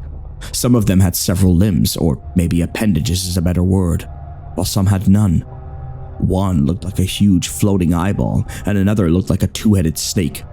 Possibly the most disturbing was something that looked like a rhinoceros but stood on its hind legs and was covered in thick, oily brown fur. I didn't see a way inside. I couldn't believe I came all this way just to lose at the finish line. At the very least, I wanted to kill as many of those things as possible before I died. That's when a final, patently desperate plan occurred to me. I reversed to position myself for a straight shot through our den. The house was now termite infested anyway. Even if we didn't have the huge windows, I'm sure the walls would have been weak enough to drive through. It felt like I was operating a tank as two of the creatures fell beneath the wheels. The ambulance was a much smoother weapon compared to the Camaro. It was a strange sight as the walls crumbled around me, and the sound was terrible. But it didn't stop until the ambulance finally stalled. I climbed out of the passenger window and dove through the kitchen door without looking to see what followed. My eyes searched for the old woman, but she saw me first. Pain blossomed behind my eyes as something struck me over the head. I fell to the ground, dazed, but managed to keep a grip on the crowbar. Feigning unconsciousness, I waited for the hag to grab one of my ankles. Then I sat up, swinging wildly, and enjoyed the now familiar wet smack of contact. Her thick, almost black blood sprayed, and I wasted no time getting to my feet. More creatures burst into the room as I rushed through the exit, hoping it locked behind me. I held my breath as the door shook furiously, but nothing was able to follow. Breathing a sigh of relief, the pain from my injuries began to set in. I had several deep gashes on my arms and legs, and my head was bleeding freely, and my wrist was swelling to the size of a grapefruit. Grateful to still have the armband, I began making my way to the mirror entrance. After only a few steps, there was a soft click of another door behind me. I hope you didn't expect me rid of me that easily. My reflection's voice no longer sounded like my own. It was deeper, distorted. I turned to see he now had the same ghoulish zombie appearance as those other things. Did he always look that way? Did I only see me because that's what I expected? Like the doctor? I hope someone solves the mysteries of that place one day. There are still so many unanswered questions. I ran for my life, focused on thoughts of holding my healthy baby. My reflection's footsteps were gaining as he screamed at me. Have you figured it out yet? Wait up, I'll explain it to you. If you divide the lifespan in half, it means they have the same amount of time to live. Do you get it? Wait up, brother!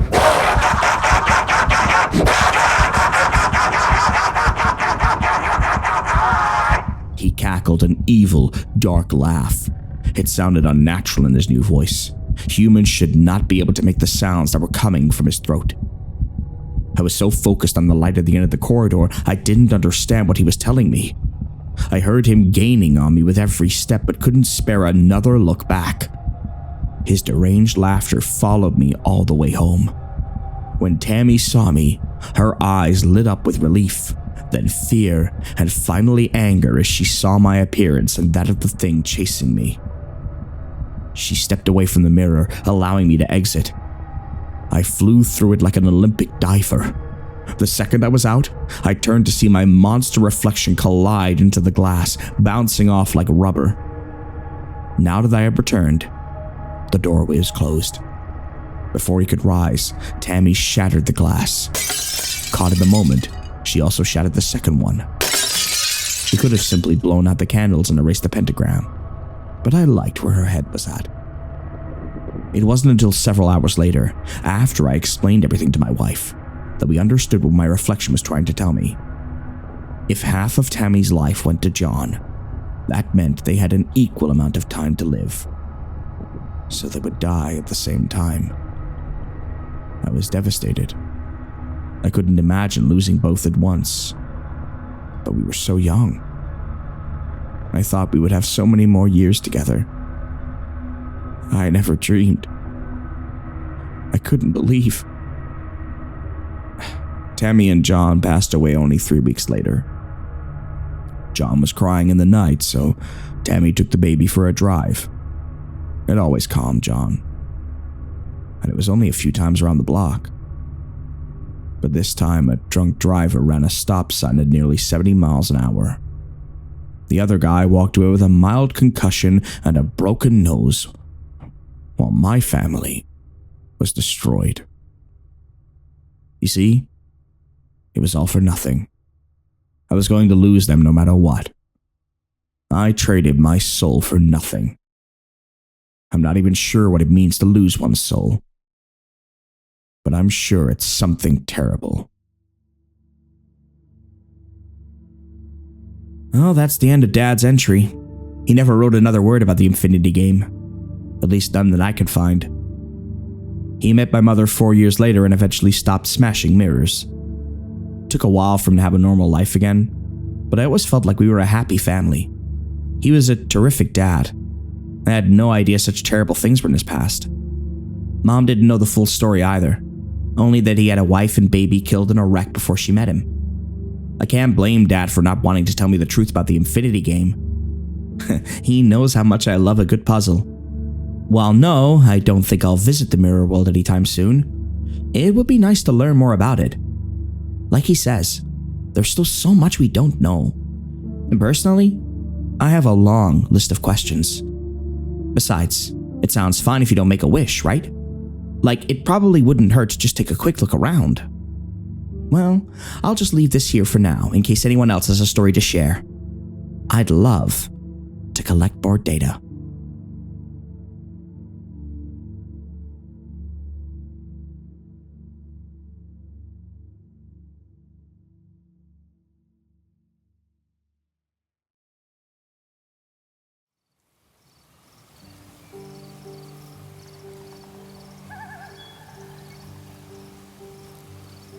I don't know when you're going to read this, but I can tell you when it started.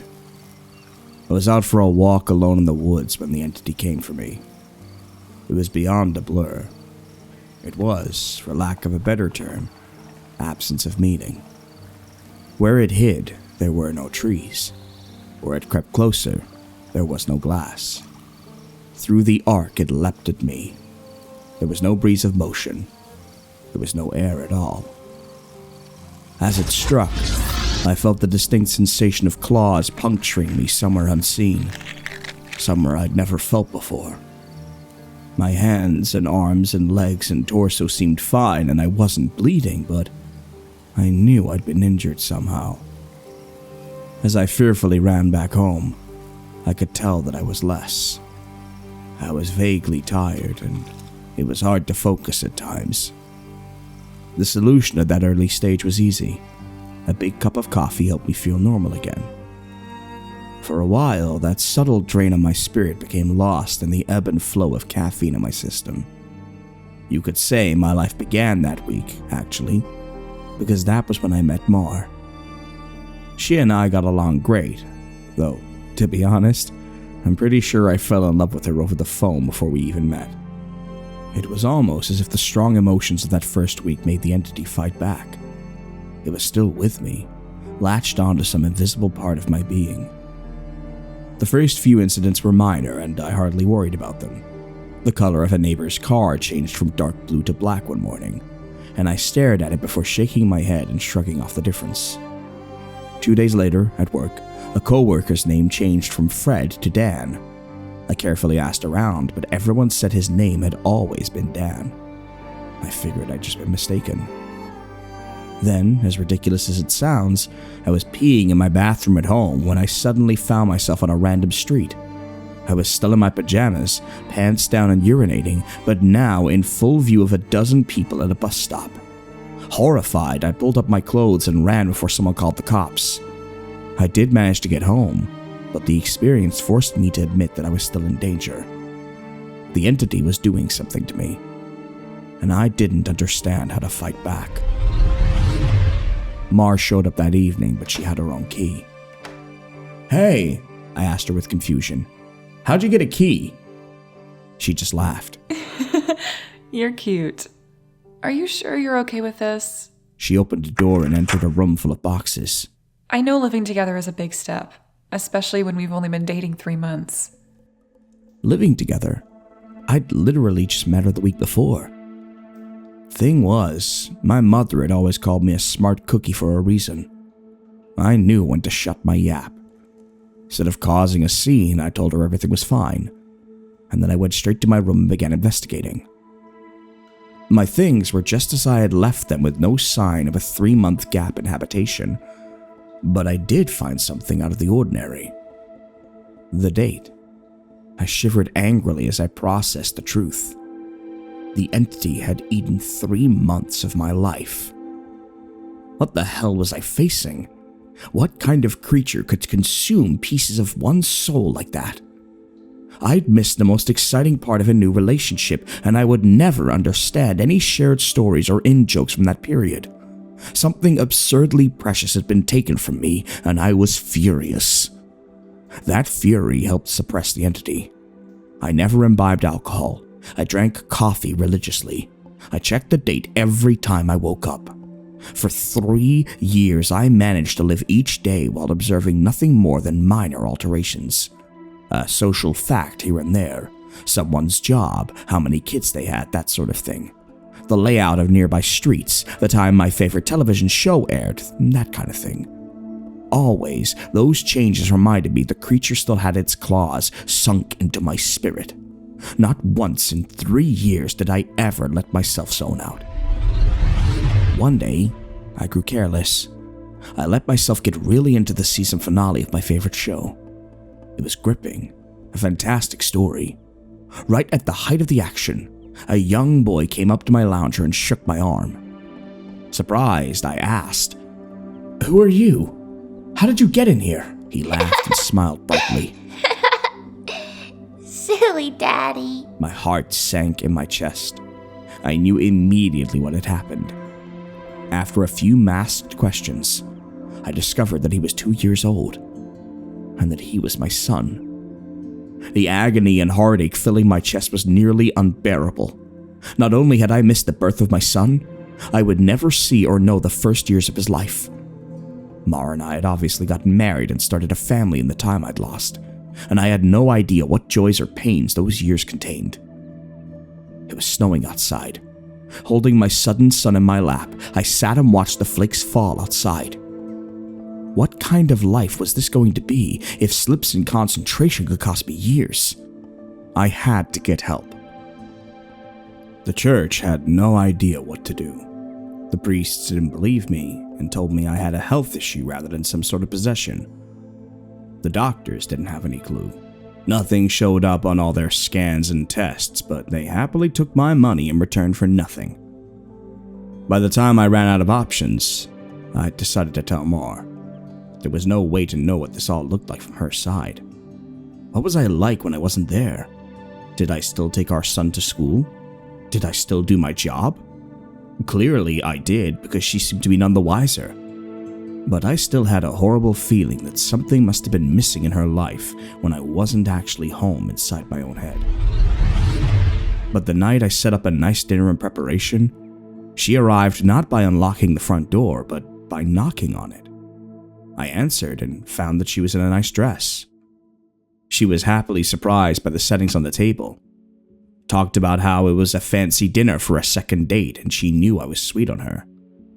Thank the Lord I knew when to keep my mouth shut. If I'd gone on about being married and having a son, she might have run for the hills. Instead, I took her coat and sat down for our second date. Through carefully crafted questions, I managed to deduce the truth. This really was our second date. She saw relief and happiness in me, but interpreted that as dating jitters. I was just excited to realize that the entity wasn't necessarily eating whole portions of my life.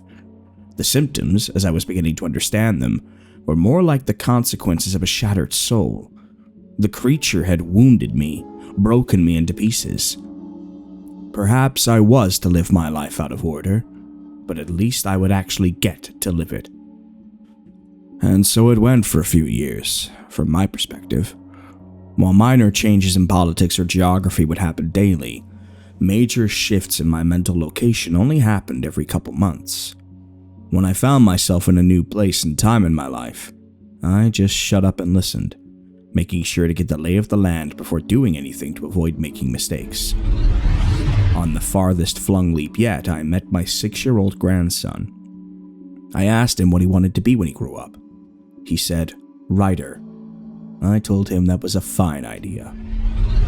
Then, I was back in month 2 of my relationship with Mar, and I had the best night with her on the riverfront. When I say the best, I mean the best. Knowing how special she would become to me, I asked her to move in. I got to live through what I'd missed the first go around, and I came to understand that I was never mentally absent. I would always be there, eventually. When we were moving her boxes in, she stopped for a moment and said she marveled at my great love, as if I'd known her for a lifetime and never once doubted she was the one. That was the first time I truly laughed freely and wholeheartedly since the entity had wounded me. She was right about my love for her, but for exactly the reason she'd considered a silly romantic analogy. I had known her my whole life, and I'd come to terms with my situation and found peace with it. It wasn't so bad to have sneak peeks at all the best parts ahead. But of course, I wouldn't be writing this if it hadn't gotten worse.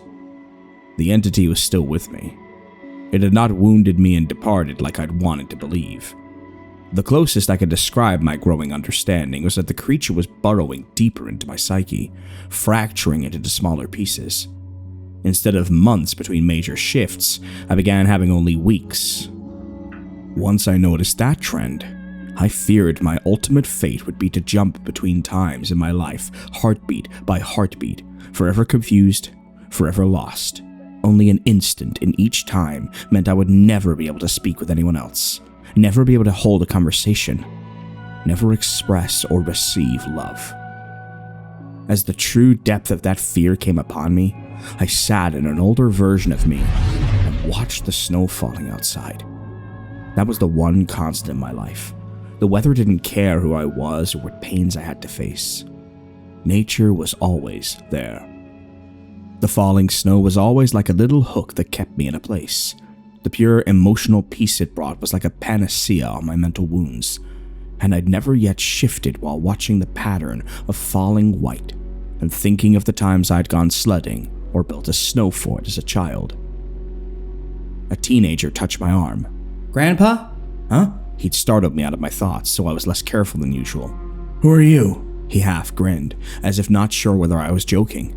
Handing me a stack of papers, he said, It's my first attempt at a novel. Would you read it and tell me what you think? Ah, of course. Pursuing that dream of being a writer, I see. He burned bright red. Trying to, anyway. All right, run off. I'll read this right now. The words were blurry, and annoyed, I looked for glasses I probably had for reading. Being old was terrible, and I wanted to leap back into a younger year, but not before I read his book. I found my glasses in a sweater pocket and began leafing through. Mar parted in and out of the living room, still beautiful, but I had to focus. I didn't know how much time I would have there. It seemed that we had relatives over. Was it Christmas? A pair of adults and a couple kids I didn't recognize tromped through the hallway, and I saw my son, now adult, walk by with his wife on the way out of the door. As a group, the extended family began sledding outside. Finally, I finished reading the story and I called out for my grandson. He rushed down the stairs and into the living room. How was it? Well, it's terrible, I told him truthfully. But it's terrible for all the right reasons. You're still a young man, so your characters behave like young people. But the structure of the story itself is very solid. I paused. I didn't expect it to turn out to be a horror story. He nodded. It's a reflection of the times. Expectations for the future are dismal, not hopeful like they used to be. You're far too young to be aware like that, I told him. An idea occurred to me. If you're into horror, do you know anything about strange creatures? Sure. I read everything I can. I love it. Warily, I scanned the entrances to the living room. Everyone was busy outside. For the first time, I opened up to someone in my life about what I was experiencing. In hushed tones, I told him about my fragmented consciousness. For a teenager, he took it well. You're serious? Yes. He then donned the determined look of a grown man accepting a quest. I'll look into it, see what I can find out. You should start writing down everything you experience. Build some data. Maybe we can map your psychic wound. Wow, sounds like a plan. I was surprised. That made sense, and I hadn't expected him to have a serious response. But how will I get all the notes in one place? Let's come up with somewhere for you to leave them, he said, frowning with thought. Then I'll get them, and we can trace the path you're taking through your life. See if there's a pattern. For the first time since the situation had gotten worse, I felt hope again. How about under the stairs? Nobody ever goes down there. Sure. He turned and left the living room. I peered after him. I heard him banging around near the stairs.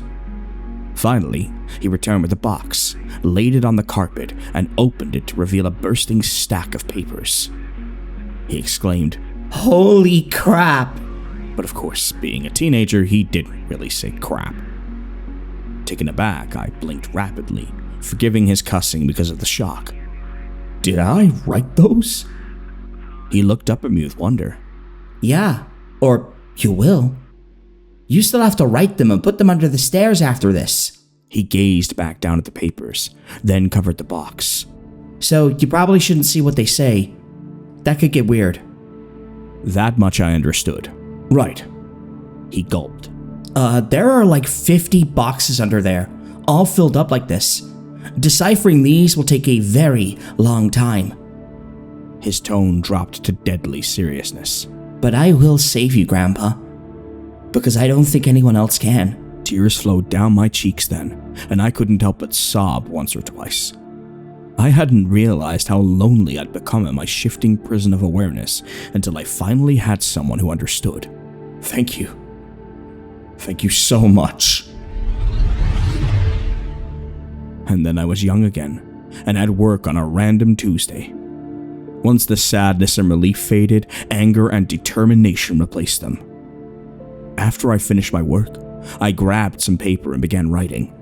While the weeks shifted around me, while those weeks became days and then hours, I wrote every single spare moment about when and where I thought I was.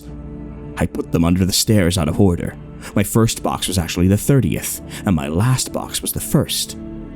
Once I had over 50 boxes written from my perspective, and once my shifting became a matter of minutes, I knew it was up to my grandson to take it from there. I put my head down and stopped looking. I couldn't stand the river of changing awareness any longer. Names and places and dates and jobs and colors and people were all wrong and different. I'd never been older. I sat watching the snow fall. A man of at least 30 that I vaguely recognized entered the room. Come on. I think I finally figured it out. I was so frail that moving was painful. Are you him? Are you my grandson? Yes. He took me to a room filled with strange equipment and sat me in a rubber chair facing a large mirror twice the height of a man. The pattern finally revealed itself. How long have you worked on this? I asked him, aghast. Tell me you didn't miss your life like I'm missing mine. His expression was both stone cold and furiously resolute. It'll be worth it. He brought 2 thin metal rods close to my arm and then nodded at the mirror. Look, this shock is carefully calibrated. The electric zap from his device was startling, but not painful. In the mirror, I saw a rapid, arcing light silhouette appear above my head and shoulder. The electricity moved through the creature like a wave, briefly revealing the terrible nature of what was happening to me. A bulging, leech-like mouth was wrapped around the back of my head, coming down to my eyebrows and touching each ear, and its slug-like body ran over my shoulder and into my very soul. It was a parasite, and it was feeding on my mind. My now-adult grandson held my hand as I took on the horror. After a moment, he asked, "Removing it is going to hurt very, very badly. Are you up for this?" Fearful, I asked, "Is Mar here?" His face softened. No, not for a few years now. I could tell from his reaction what had happened, but I didn't want it to be true. How? We have this conversation a lot. Are you sure you want to know? It never makes you feel better. Tears brimmed in my eyes. I don't care if it hurts, or if I die. I don't want to stay in a time where she's not alive. He made a sympathetic noise of understanding, and then returned to his machines to hook several wires, diodes, and other bits of technology to my limbs and forehead. While he did so, he talked. I've worked for 2 decades to figure this out, and I've had a ton of help from other researchers of the occult. This parasite doesn't technically exist in our plane. It's one of the lesser spawns of, and it feeds on the plexus of mind, soul, and quantum consciousness and reality. When details like names and colors of objects changed, you weren't going crazy. The web of your existence was merely losing strands as the creature ate its way through you. I didn't fully understand. I looked up in confusion as he placed a circlet of electronics like a crown on my head, in exact line with where the parasite's mouth had ringed me. What's... He paused his work and grew pale. I forgot that you wouldn't know. You're lucky, believe me. After a deep breath, he began moving again and placed his fingers near a few switches. Ready? This is carefully tuned to make your nervous system extremely unappetizing to the parasite. But it's basically electroshock therapy. I could still see Mars smile. Even though she was dead, I'd just been with her moments ago. Do it. The click of a switch echoed in my ears, and I almost laughed at how mild the electricity was. It didn't feel like anything, at least at first. Then I saw the mirror shaking, and my body within that image convulsing. Oh, no, it did hurt. Nothing had ever been more painful. It was just so excruciating that my mind hadn't been able to immediately process it. As my vision shook and fire burned in every nerve in my body, I could see the reflected, trembling light silhouette of the parasite on my head as it writhed in agony equal to mine. It had claws, 6 clawed, lizard-like limbs under its leech-like body, and it cut into me in an attempt to stay latched on. The electricity made my memories flare. Mars' smile was foremost, lit brightly in front of a warm fire as the snow fell past the window behind her. The edges of that memory began lighting up, and I realized that my life was one continuous stretch of experience. It was only the awareness of it that had been fragmented by that feasting evil on my back. I'd never managed to be there for the birth of my son. I jumped around it a dozen times, but I'd never actually lived it. For the first time, I got to hold Mars' hand and be there for her. No. That moment had shifted seamlessly into holding her hand as she lay in a hospital bed for a very different reason. Not this. God, why? It was so merciless to make me remember this. I broke down in tears as nurses rushed into the room. I didn't want to know. I didn't want to experience it. I'd seen all the good parts, but I hadn't wanted the worst part. The inevitable end that all would one day face. It wasn't worth it. It was tainted. All that joy was given back 10,000-fold as pain. The fire in my body and in my brain surged to sheer white torture, and I screamed. My scream faded into a surprised shout as the machines and electricity and chair faded away. Snow was no longer falling around my life. I was out in the woods on a bright summer day. Oh God. I turned to see the creature approaching me. It was the same absence of meaning, the same blank on reality. It crept forward, just like before. But this time, it hissed and turned away. I stood, astounded at being young again and freed from the parasite. My grandson had actually done it. He'd made me an unappetizing meal, so the predator of my mind and soul had moved on in search of a different snack. I returned home in a daze, and while I was sitting there processing all that had happened, the phone rang. I looked at it in awe and sadness. I knew who it was. It was Marjorie, calling for the first time for some trivial reason she'd admit 30 years later was made up just to talk to me. But all I could see was her lying in that hospital bed dying. It was going to end in unspeakable pain and loneliness. I would become an old man, left to sit by myself in an empty house, his soulmate gone long before him. At the end of it all, the only thing I would have left, sitting and watching the falling snow. But now, thanks to my grandson, I would also have my memories. It would be a wild, wild ride, no matter how it ended. On a sudden impulse, I picked up the phone. With a smile, I asked, "Hey, who's this?" Even though I already knew.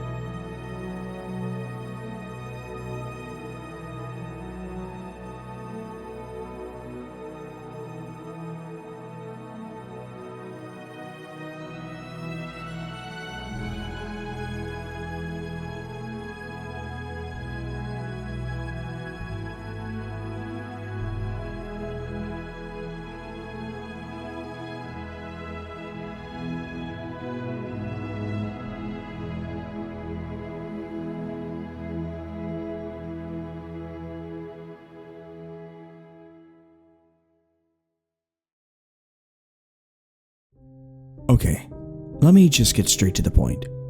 I do not believe for 1 second that no other child played the bath game growing up. I'm convinced that my friends are trolling me, but they're not responding to my messages, and so I'm left with little choice but to bring my question here, hoping someone will know what the hell I'm talking about. I was around 5 or 6 years old when my babysitter introduced the idea of the bath game to me. She said it was a fun way to engage the imagination and that I could find something truly special within the water. I didn't question it, even then, because she was the boss and I thought she was pretty. I didn't want to make her mad by refusing or risk having my Nintendo taken away if I was disobedient. So when my mom told her to bathe me one night, I was pretty excited to finally try the game. Her instructions were pretty simple, and I'd come to write them down because with any game, there has to be rules. 1. You must do the bath game alone. These instructions can be given, but you have to be isolated for the game to begin. 2. The tub should have some sort of thick bath soap that includes a lot of suds and a dark liquid. Ensure the top of the water is obscured and the sides are caked in it, including the handles to get out. 3. Only hot water. No cold and no resistance upon getting into the water. If it hurts, it will pass as your skin gets used to it. Ignore any reddening on the skin. 4. Take a deep breath. Make sure it hurts just a little. Know you will not be coming back up for a while. 5. Dive in and don't look back or rise up. Allow the current to take you and keep your eyes open. 6. Your vision will blur, but it will eventually clear and you'll see something in the plug hole. Go to it. 7. Trust in what you see. Let your body relax. 8. When you meet the Sea Emperor and the lights above the water go out, you've won the bath game and can come up for air. The babysitter was so excited she could barely contain herself, bouncing around and eyes wide, a thick liquid flowing from her eyes. She didn't even bother wiping it, content to be sharing in my submersion by proxy. I stood there in my bath towel and expecting her to follow me in, but she shook her head, nostrils flaring. "Only you. Rule 1, remember?" she reminded me, and I felt my face grow hot. She was so pretty when she stared at me like that. I'd have done anything for her. She told me I was special, that she couldn't wait for me to win and to get my prize. I asked her what I got. I was eager, but I had to know. What kid doesn't love prizes? Her lips twitched, and she took a moment to answer. But I remember her expression never changed, not once. Her teeth chattered as she said one word: freedom. I had no idea what she meant, but in my mind I assumed, like any child, it was gaming all night, eating what I wanted, and no school. I mean, what kid wouldn't want that? I went in and noticed the bath was already running. A thick bath soap I'd used to give myself foam beards was caking the entire tub, save for one spot to safely get in. The water was so hot that it was steaming up the mirror and making my body sweat. Rules 2 and 3 were taken care of, it seemed. A little freaked out but unperturbed, I took a couple of practice breaths before inhaling deep, feeling the pressure mount and slowly stepping into the tub, careful not to let my feet slip. Even at that age, I knew I could easily hit my head on the faucet and cave my skull in. Nothing was going to stop me winning this game. The water looked inviting but murky. The thick paste had covered the top in a layer of foam with small patches of the black liquid poking through. The bottom obscured and creating an illusion of depth. As my feet touched the water, I felt the searing heat ripple through my skin, threatening to tear at the flesh. But you'd be amazed at how determined a child can be when a prize is up for grabs. I decided in my infinite wisdom that I'd brave it all in one go. I exhaled and let my body up to my neck sink down, the pain enough to make me yelp and try to get out. But after a couple of moments, I took in one final deep breath and pushed on, submerging myself fully. Eyes burned and senses dulled in the inky, hot blackness. It felt like swimming through tar, but as the rules suggested, ignoring it was the only way forward. My stomach pushed in protest and my muscles began to burn, but I focused on letting the current take me, not even questioning how a current was a thing in a bathtub. I did wonder, though, was the bath always this wide and deep? I focused on the sinkhole and saw long, scaled hands protruded from either side, the nails sharp and cracked, soft flesh flapping in the water and coming off in small chunks. It started pushing at the edges of the sinkhole and widening it, my body being steadily pulled towards it as the lights above darkened and the burning in my chest became less of a problem.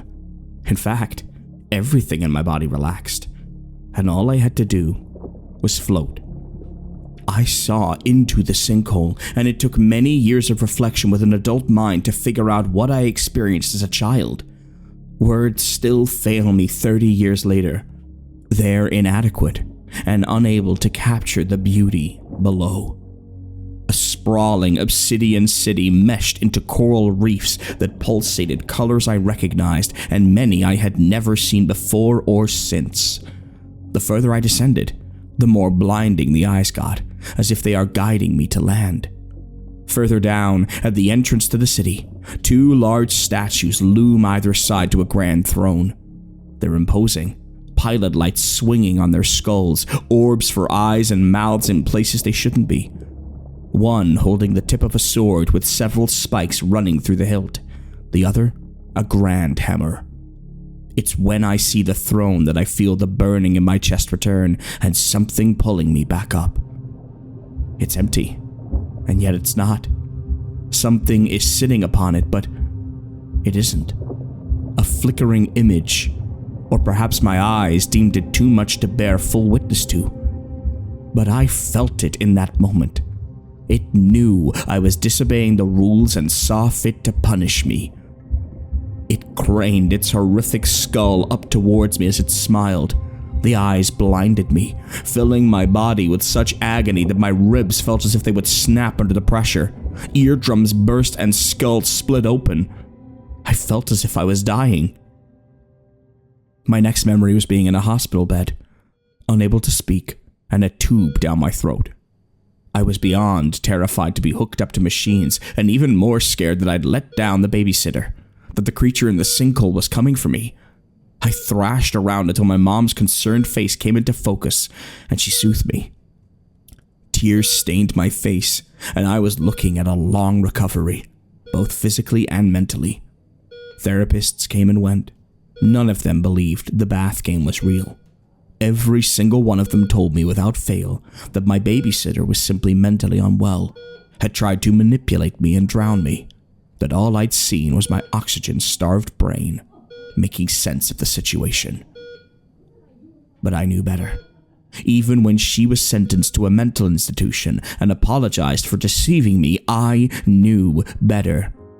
I never deviated from that one pervasive thought that had burrowed into my brain like a parasite. I'd failed the game. I bring this all up because I know someone has experienced this. They have to have seen it. It's too specific for one person out of 7.5 billion to have gone through. Does nobody remember the way the tub expanded when you dove in? The widening sinkhole with the great hands? The weird, indescribable lights of the coral reefs beneath the tub? The fishmen statues holding artifacts of power? The sea emperor that resides between realities? Everyone in Sturgeon says I'm crazy. They don't believe me. But I'll have proof for them all soon. Soon the Sturgeon Nexus itself will report on my findings. I tried recreating the game myself over the years, but maybe my failure was simply too egregious and the Emperor simply won't allow me to retake. I've caught glimpses in the steamed up mirrors though, promises of what could be, if I just show the resolve to go there again. Thankfully, my son can do it for me. He's so excited, having grown up on the stories of what lays beneath the sinkhole in the bathtub. I made him wait until he was older to undertake the game. I had to ensure if he told others, they wouldn't think him too young. I sent him in about half an hour ago. I can only hope the fact he hasn't returned is proof he met the Sea Emperor. But he shouldn't be there much longer, right? I want to go check on him. But because I lost, I don't think I'm permitted to interfere. I even stood outside the door, ready to pull on the handle, but my legs won't stop shaking. I feel my throat close up and sweat run down my head. Perhaps it's a sign not to interfere. Please, someone, anyone, tell me I'm not crazy, that I'm not alone. Someone has to remember the bath game, because as my mind wanders and fear creeps in, all I can think of is the prize my babysitter promised, the prize my son has been promised. Freedom.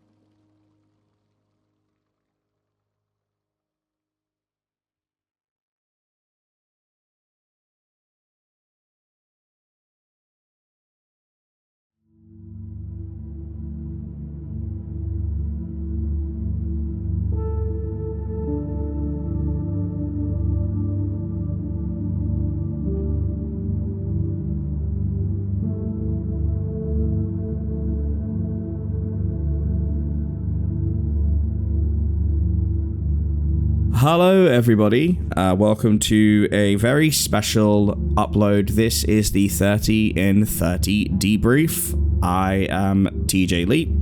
I am the creator, writer, and multifaceted voice actor, and of course Janitor Supremo of Dusklight Radio.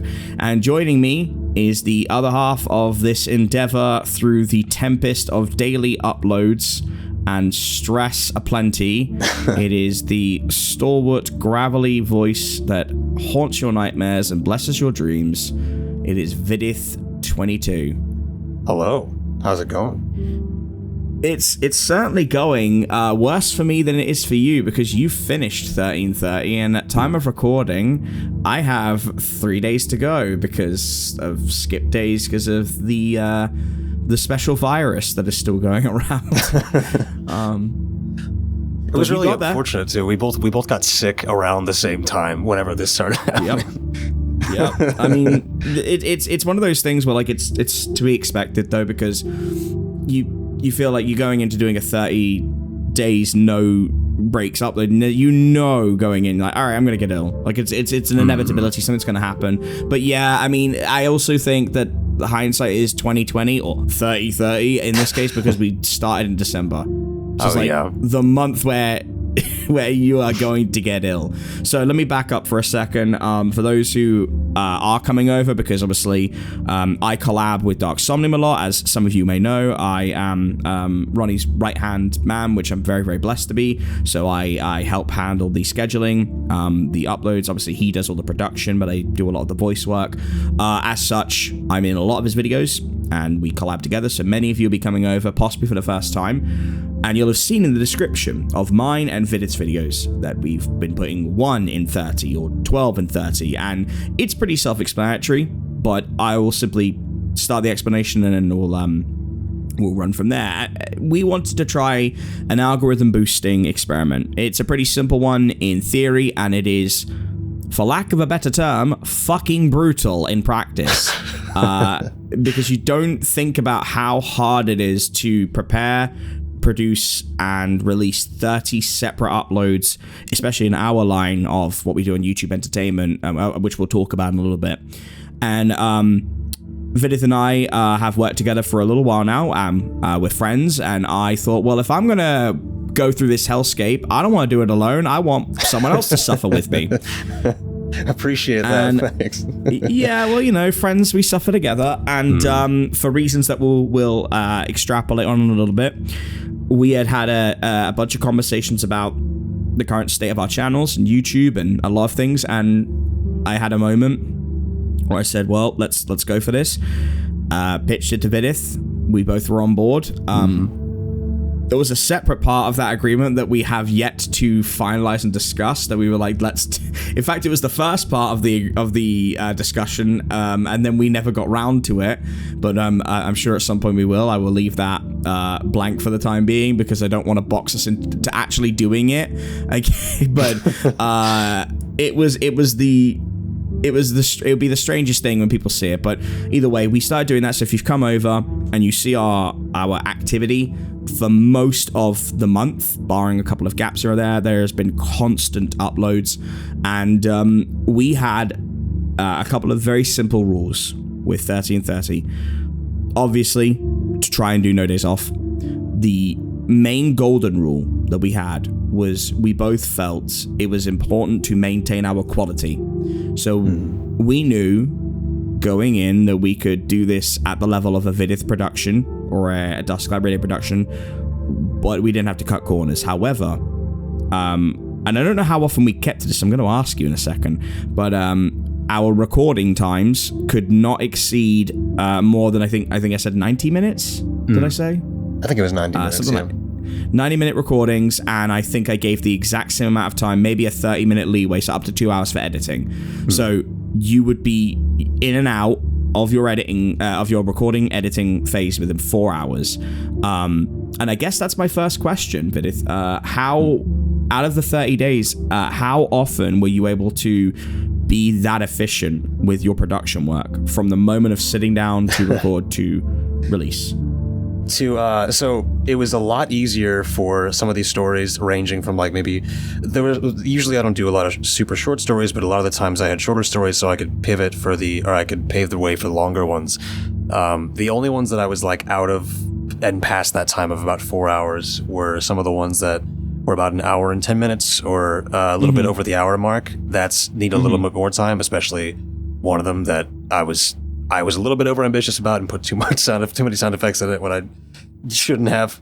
But it was all in all, it was pretty. It was a pretty set up plan. Like you just set up a timer and go, and I took breaks in between, obviously, but it was still fun. I definitely kept on relative to your production prior to that, how would you say that? How different was the challenge comparatively, and how has it changed your workflow? This was it had to be so finite, and you would be very purposeful about like just about everything you were doing. Usually before this 30 and 30 stuff was like, I'm gonna bang all this out, and I don't really care how long it'll take for recording this. And then after I'm done recording, I like here's sound effects every 2 seconds, and here's extra stuff, and then I'll think of like more things I'll add after that when I'm in the post-production. Instead of that, it was just, okay, I need this allotted time to finish this, and then I'll go into producing the audio effects and vocals and sound effects, whatever. So it was very finite. You'd be very sure about what you were doing. I kind of liked that actually. In the long run of it, it was it kept things very concentrated, and it helped keep me focused on what I was doing. And I couldn't go super off in my own world and be like, okay, I'm gonna make this, spend an hour and a half on new things for like monster sound effects or like ambient sound effects. Like it was just like a very cut and dry, I need this done, so it'll stay within this time frame. Yeah, and I think that's the thing is like both of us have a extensive history on YouTube, working in production and sound design. And for me, I had been using Dusk as a hobby for the most part because, other commission work, voice work, writing work is my job. So I would only do, not vanity pieces, but like I was trying to, I've been adapting the Antlion series, and that is sometimes 60 hours of work. Shark Tank in particular was a lot of work to get in there, and I'm very proud of it. But obviously, I knew that was not going to get me boosted by the algorithm, and certainly even then, if they did, it'd be like, imagine having the 8th chapter of a series boosted. People would just be like, what the fuck is going on here? So I knew that it, if I wanted to make YouTube a viable secondary income to eventually become a main income, to rifle my job, I needed to knuckle down with it. And we had basically had that conversation about workflow versus return on investment. And for us, there was this looking around at the current market, if you will, not to codify what we do into like business speak, but there is a certain degree of you need to know your analytics when you do this job. I don't ever do anything like on my content as what will get me the most money, because that's not an interesting way to do this. I do it based on like what story is exciting and what will my audience enjoy. It just so happens that the answer to that tends to translate also into, return on investment and retention. And I don't think there's anything wrong with doing a channel just for fun. In fact, that's what I did. But, again, it's that conversation of you have to a degree, look at it like a job. So we would compare numbers, and we got our numbers from before we started the experiment versus after. And when we sat down and thought, all right, let's do 4 hours a day, and certainly you could do more if you wanted to get ahead of your schedule, but versus doing 60, 70 hours on one project, the difference is astounding, because you're getting an immediate sort of sense of accomplishment from having one production piece done. It's like, oh, cool, I did that in half a day. Fantastic, let's move on to the next one. And when you look around, and we saw other channels, and there's nothing wrong with this at all, just to be clear. If you are making bank doing this, why would you stop doing it, right? But there are lots of places where they are doing dailies, but they are not using any SFX. They're not using any sort of leveling. They're not taking in outside voice actors. They're not using any other unique music. They're using the free stuff on YouTube, and they're doing very, very well, and more power to them. But there's certainly a feeling as a professional sound designer and someone who, like you, we've spent so much time on our skills to not see that. You do have to ask yourself, is it worth it, right? Oh yeah, exactly. And I think we both felt similarly when we spoke about it. Oh yeah, no, it's one of those things about like, I don't know. I would say that it's just very as a way of like, I want to keep that certain amount of level and quality and professionalism that I like to keep with my own channel, and just seeing how far I can take it with this type of the dynamic that we brought to it. Yeah, and that was kind of it. It was like take a negative feeling that is understandable for every creator, of frustration, of like, can I do anything for that, and turn it to a positive and be like, okay, well, I don't want to do what they're doing because that's not interesting to me and it's not how I am, but I also can't produce these massive epics daily. But is there a middle ground? And the middle ground was, let's try expediency. And I think it was like 2 days in, it was an immediate hit for me. I think you said it was around the same for you, right? It was a little bit longer. I think it was about 5 days or maybe a week. It took a little bit to gauge back up, but mine was more of a curve. It wasn't so much. It was immediate traction. You are a much bigger channel as well, to be fair. You are not far off breaking that legendary 100k mark. So I think for you, there is a much more established rapport and repartee where you've been uploading consistently, but like a bit more of a gap. And so your audience, I think they need a bit more of a jump start because there's so much more for them to go through. But when they did get that jump start, it was, as we now know, a very big success for you. Yeah, definitely. It was definitely one of those things that it took time to get into people's feeds and into like saying, oh shit, it's not just posting a video and then disappearing for a couple days. Now it's like there's traction here, there's consistency, and so it was getting more eyes on it over time.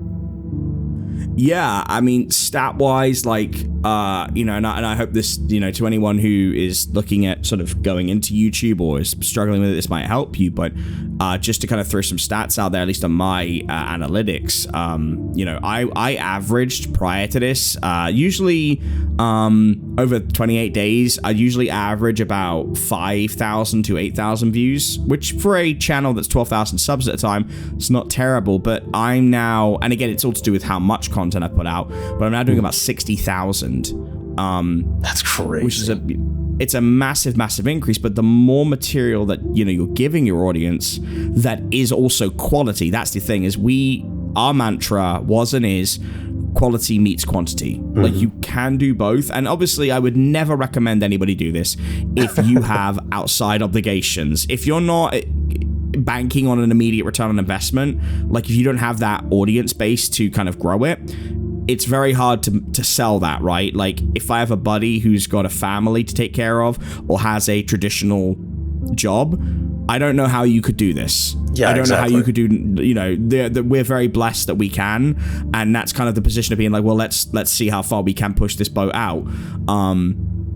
And if you're young and you're like a student, like, more power to you. Like, definitely you could do this while being a student. But it's finding that audience base. And, in my case, I already had 10,000 plus people there that just need to be reawakened. And Viidith had 10 times that. My watch time hours, which is super important for what we do. Typically, again, I was only getting between 1,000 and 3,000. I'm now getting 21,000. That's crazy. Subscriber base, I was normally getting, again, because my channel was not posting, I was getting like 100 to 200 subscribers every month, and now I'm getting 1,000 every month. And we're still going, and I'm on day 29 now, so there's been, I believe I've had just 2 gaps. I had a gap from the 2nd to the 5th because that was when I can't remember what happened on the 2nd to the 5th. I think something like I think it might have been the storm. And then the 7th to the 9th, I just missed one day. And then the 11th to the 14th, because I got COVID. And then I haven't posted anything on this weekend as we're currently recording it, because I decided not to do weekends just to give myself a bit more of a break. For you, though, you barely had breaks in that process, right? Yeah, barely. It was, I recorded about, I think, every day. I don't think I ever got like a day ahead or two. I think I was a day ahead maybe. I don't think I've ever been ahead past a day, but I was like, okay, I'm going to do this, and then I'm going to crash and go to sleep and then get to keep doing it. But that was the consistency where it came in, was just like doing that every day was very, it kept me going in that way of like, because I was doing a lot of longer projects too for like an hour and a half, whatever it was. I had to keep that prepared. Even if I didn't finish a story potentially that day, then it would be like rolling over till the end of that week with some of those longer projects. I missed 3 days in total, which was 1 in December and then 2 in January. But that was I had some other things that were going on that were just taking precedence over that at that time. But, and I'm going to make that up to to other people because I have longer stories that are almost done that I'm going to be putting out for people for as the those missed days are going to be. That's what was catched up on is the long one, but it'll be fun, man. But I'm excited for what we did. I mean, within the realms of what you're comfortable sharing with the audience, like how did your stats kind of be like look relative to when you did before? Yeah, so I'm looking at this right now. I went from about, I think, 3,000 to maybe 5,000 about every day for viewers, to average being anywhere from 9 to 12, which is great. Just consistency of people just showing up more often, which is really cool. And watch time also helped a lot with, definitely increased over a while. It was very much YouTube was like, oh, it seems like there's more content being put out, so it seemed like YouTube was pushing it. I also got comments saying that they came from the homepage or like they were recommended from other channels, which seems that YouTube was pushing it out more, which is really interesting to me. That they just it got latched on of like, we like daily content, so we're gonna put your content out there to the people. Yeah, absolutely. So some very good increases for you then, basically. Yeah, definitely. It was very very beneficial. There's a little stats at the top of overviews. First, I'm not sure if it's I'm not sure whenever it was received. I'm not sure if it was for every channel, but there were some channels that say it's like the percentage of how far your channel will be getting for more or less views than usual. You got that and I didn't. I'm still salty. I don't know why. About that. I don't understand. Yeah. I don't know, but it might just become. I don't know what it is. I don't know if it's just after a certain amount of time or viewers or right. I have no idea, but. It went to a point of, I think at the moment I'm sitting at, because I was at like maybe it went from started from 0 to 20, 40, and I think I'm at right now I'm at 126 more viewers than usual, which is incredible. It's very good, and that goes to show that by boosting it's just the algorithm will obviously favor you once you start, but I was not ready for how quickly it would work. I thought it would kind of be like, all right, we'll see a steady uptick and then it'll kind of peter off, but it really hasn't. And a lot of people have said about how they have now only just seen it in their feeds, like even though they've been subscribed, and more people more often than not have come through browse features, which has really surprised me. Oh yeah, that's very helpful too. That's really I noticed that as well. It's very helpful. It's such a weird thing, impressions is the only other stat that I think is worth mentioning.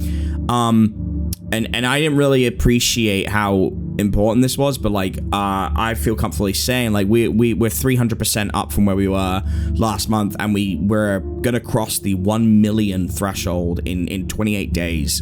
That's incredible. In a day or so's time. So by the end of 30 we'll have hit 1 million impressions in that time frame, and that is an insane number, in the grand scheme of things. It's something I'm just very, very I'm very grateful for. I think we've done an average of 50,000 impressions every day since we started 30. The average prior to that was, it looks like 3,000 impressions on an average day, and I'm just looking at November. We would certainly get a spike because Ronnie, Dark Somebody would obviously share any uploaded. So there'll be, if you see an upload, I can go back to the chapters, in October, we'd get 30,000 that day, and then we would see one on November, and again 20,000. But a lot of what I have done has been myself doing it, and I'm very proud of that work, because working with you, working with Dark Somnium has been such a pleasure, and I'm always blessed when we do those collabs. But being able to do that with a lot of my own work is something I'm very proud of. It's been a long process to get here. I wanted to ask you, out of the 30 and 30, what's the story you're happiest with? Oh, dude, that's hard. It's like picking a favorite child.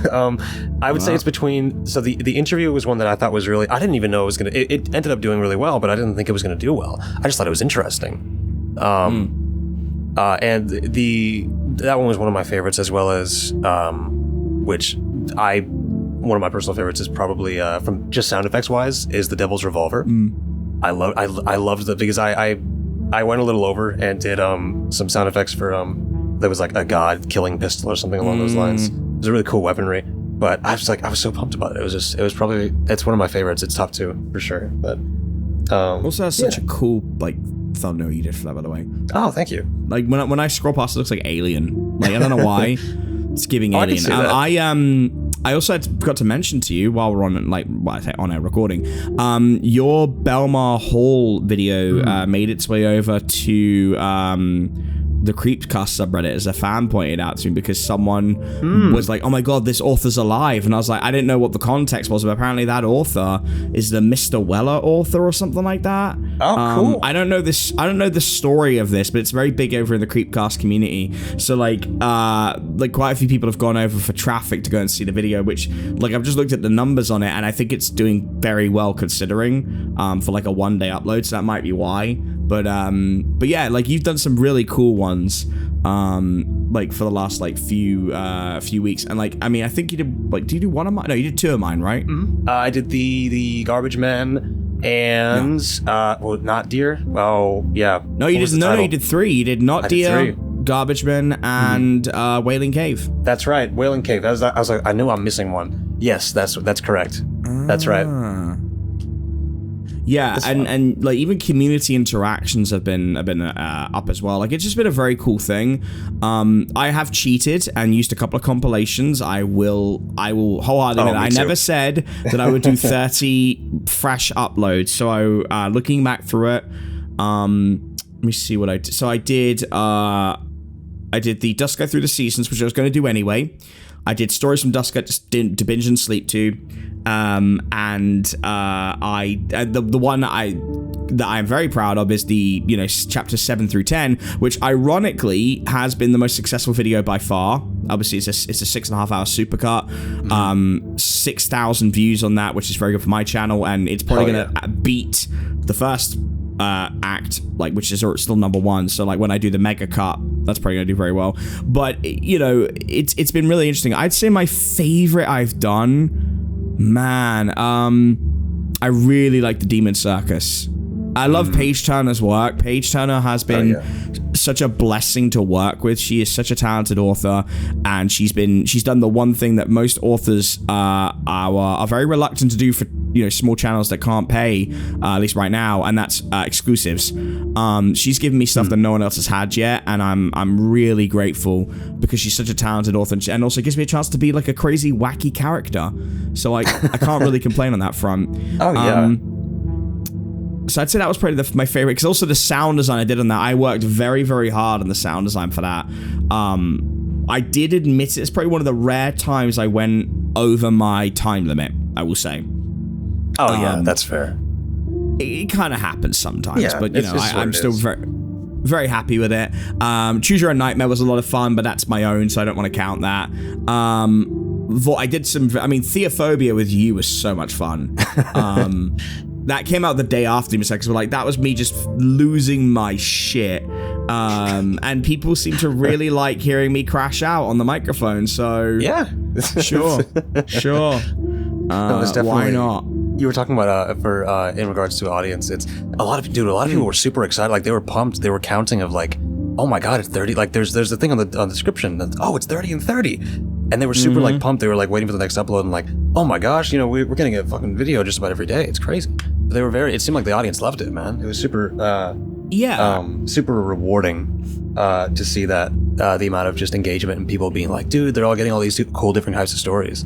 It's really nice. There's a lot of loyalty as well with audiences, and I had some cross-pollination where people from your channel were coming over who were like, hey, I found you through Viidith and now I'm going to be here, and that's really, really cool. Our audiences are very dedicated, and I think they are starving for content, and if you've ever heard me on a live stream or anything, I tend to bounce around, so I apologize for those of you who don't like that, but this is how my brain is. So just to go back to this, there is currently a lot of changes in YouTube's narration market, and in general. I would say YouTube as a website in general is always changing. But one of the things that I was talking about with Dark Somnium, and I told you this a couple days ago when we were calling, was that one of the most important things you have to do in this environment is keep changing. If you stay the same with your presentation, your thumbnails, your delivery, someone will pass you by eventually. And we're kind of lucky in our world because that doesn't really happen. the big names stay the big names until like their audience is like, all right, you've done 1,000, 2,000 videos, and now we want something else. And I think there's no, everyone has their favorites as well, because it's all down to what voice you like. And some people hear my voice and they think it's a little bit too nasally. Obviously, I do loud, very passionate voice acting. It's not really to sleep to, so that's not for everybody, and I get that. And also being English, some people do not like hearing an English voice actor.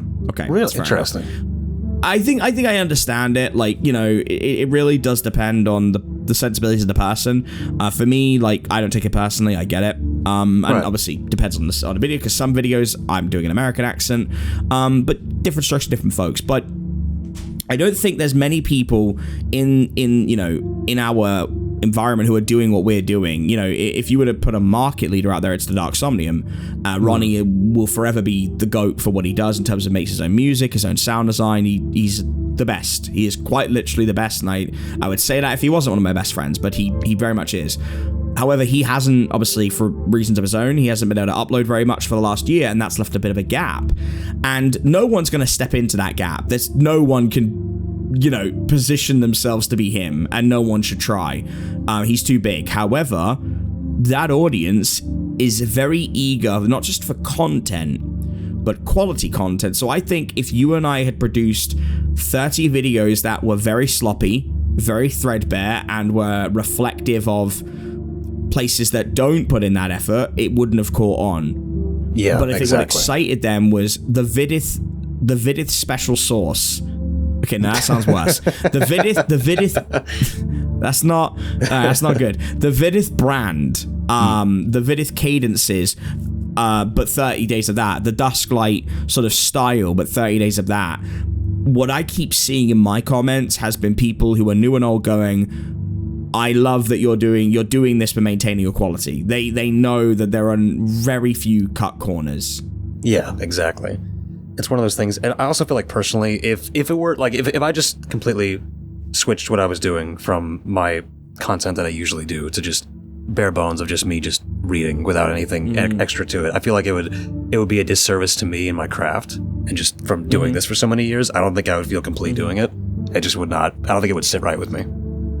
Yeah, I think you cultivate a certain aspect of your persona online when you are a producer in this, and people do begin to associate that with brand quality. And I think that's just kind of our nature as consumers. We, regardless of what it is, when you go to a brand, you know what you're getting with that brand. And even though people shouldn't be brands, I'm speaking more of a metaphorical sense, that you come to Dusklight and you know you're going to hear Everett in the beginning.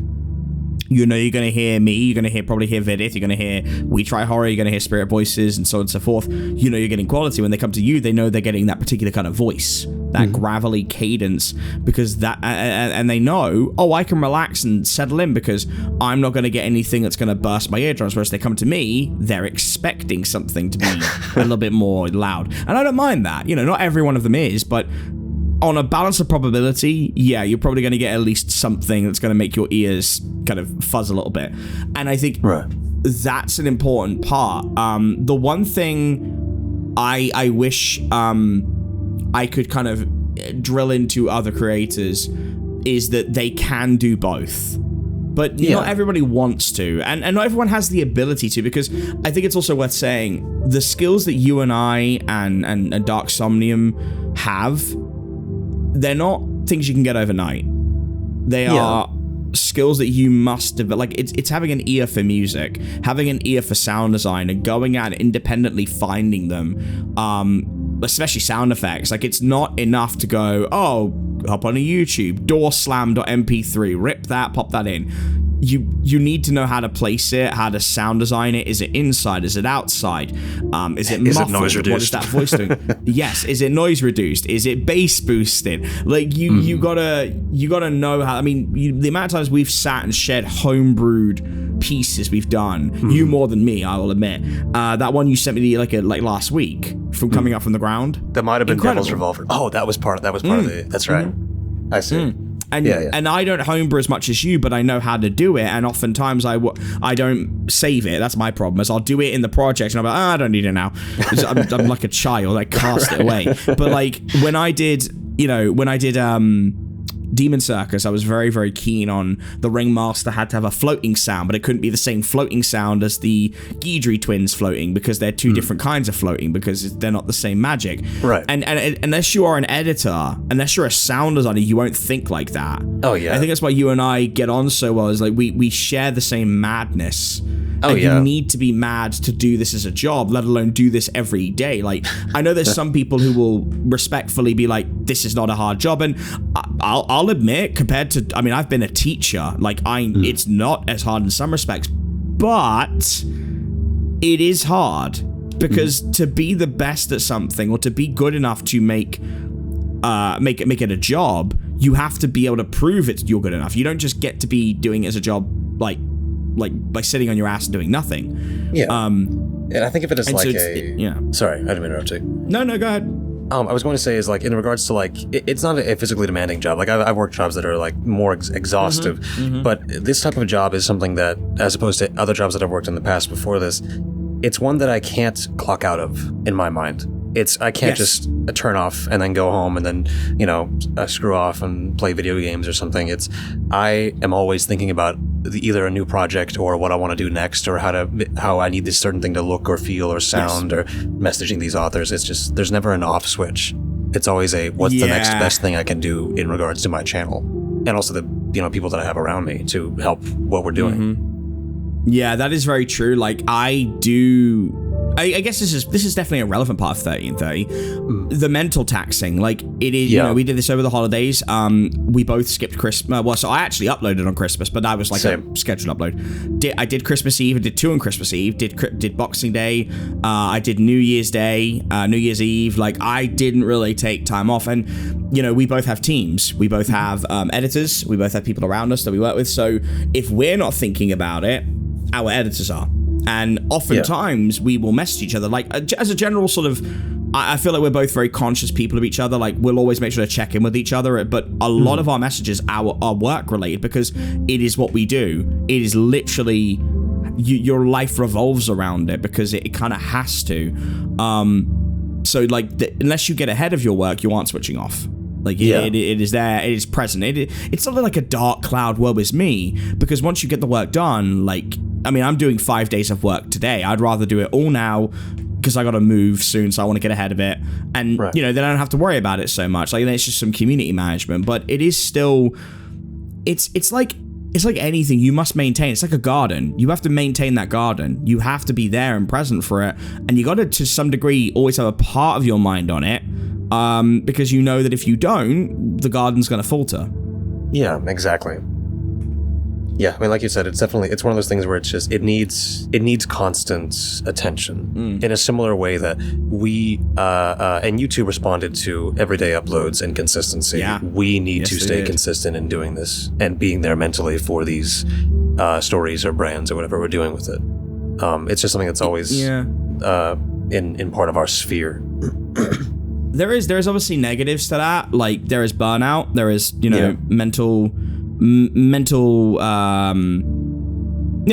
struggles. Like, I mean, I was in urgent care on Monday night, just gone because of COVID. I couldn't breathe very well. I didn't want to go there. I literally said to someone at first, like, please don't send me down there. I'm fine. I just need antibiotics. And they were like, no, you gotta go. And I'm like, it's like really not a good, I think it was Sunday night, not Monday. And I was just like, dude, it's the weekend. And whatever, I went and took 4 hours, which normally does not take that long. I love the NHS. I'm not going to slander them. But like, all that to get some antibiotics and go home. And all I'm doing is going, I can't upload tomorrow. Why can't, it's frustration, right? And I'm not worried about missing an upload. I don't mind that. I know that the algorithm, praise be it, will literally, it's on a whim. We don't know when it's going to favor us versus when it's not. And when you see the numbers that we've been seeing, which are not, it's not life-changing numbers, but it in the long term, if that stays for 4 or 5 months, it is life-changing. Yeah, like, it exactly. doesn't, 1 month is amazing, but if you did that, if these numbers stay where they are for 6 months, that's changes my life, changes Viidith's life. Like, it's very hard to walk away from that because your brain is like, well, you worked hard all this time for this. You're right there. Do you really want to take a day off or take a week off and risk the algorithm not favoring you? Exactly. There's certainly an argument to be made. You're chasing a dragon, but you're not really chasing the dragon. You've got the dragon there. You're riding the dragon. Right. And eventually, for sure, you have to go, right, I'm at an equal pace. It's been months. Now I'm going to slow down. But I've talked to Viidith about how, at least in my case, I'm like, not sure if I want to stop 30 and 30 because I'm worried that if I go to 3 times a week, the numbers won't favor me. And we don't know that until we do it. And you also don't know if you then will go back to 30 and 30 if it fails, if that'll favor you again. It's a Russian roulette, right? Yeah, exactly. Nothing is ever guaranteed in this type of work. It's not the same thing as, like, say, working a standard like 9-to-5 job of where you can kind of have a understanding of what you would be making in those months, or just that consistency and stability is you kind of have to make that stability, which can be unnerving, but it's also, I don't know, I kind of like the challenge of it, but it's just one of those things where we don't know, and so it's something that we have to keep going, and like this could be the only thing, like this could be the only time that we get this type of rise, and then something will happen, or the favor will go away, but it's just what it is. You hear horror stories and you see horror stories all the time of like the algorithm just stops pushing you, and the problem is the algorithm is trained in a way, and I know this is something everyone knows now, but I'll say it anyway. If you watch one video, just one random video that's pushed, YouTube goes, oh, you like this content? Here's 50,000 other videos of it. You're not going to get your subscriber notifications. You're not going to get recommended from this. And like, it's happened to me. Like, I don't watch television, like outside of like, on-demand services, but I watch a lot of YouTube, and there are channels that I won't see for months, and because of my brain, if I don't see it, it stops existing. So like, if I don't see it very often and I forget, I'm like, oh, where did the gaming shelf go from? Where did side projects go? And then it turns out that I'm subscribed but I'm not notified. And you see it all the time, and YouTube's system leans towards upload as much as you can, because otherwise we're not going to reward you.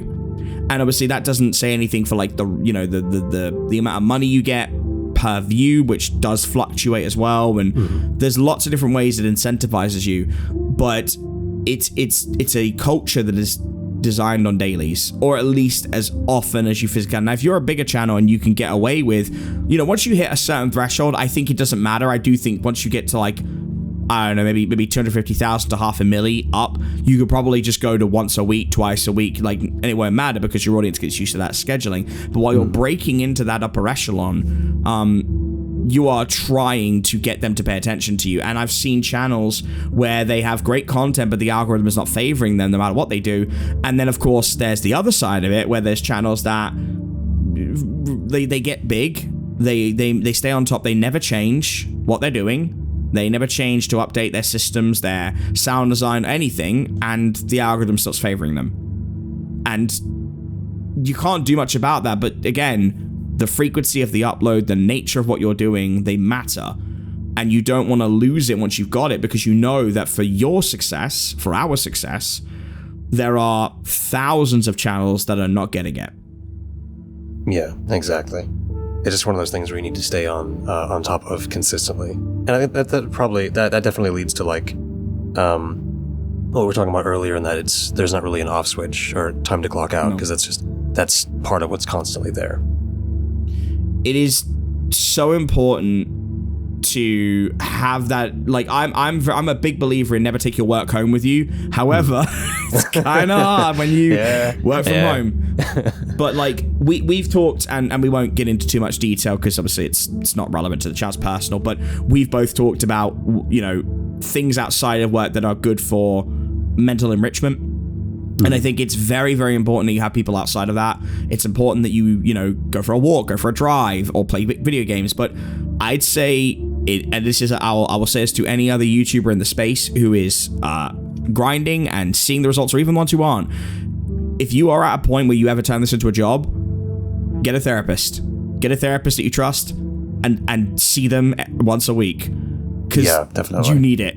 You need it for the stress. You need it for the exposure, the burden of sort of creativity, which is such a wanky statement, but it's true. And also, you're a public person with a community, so it's very important that you offload those stresses.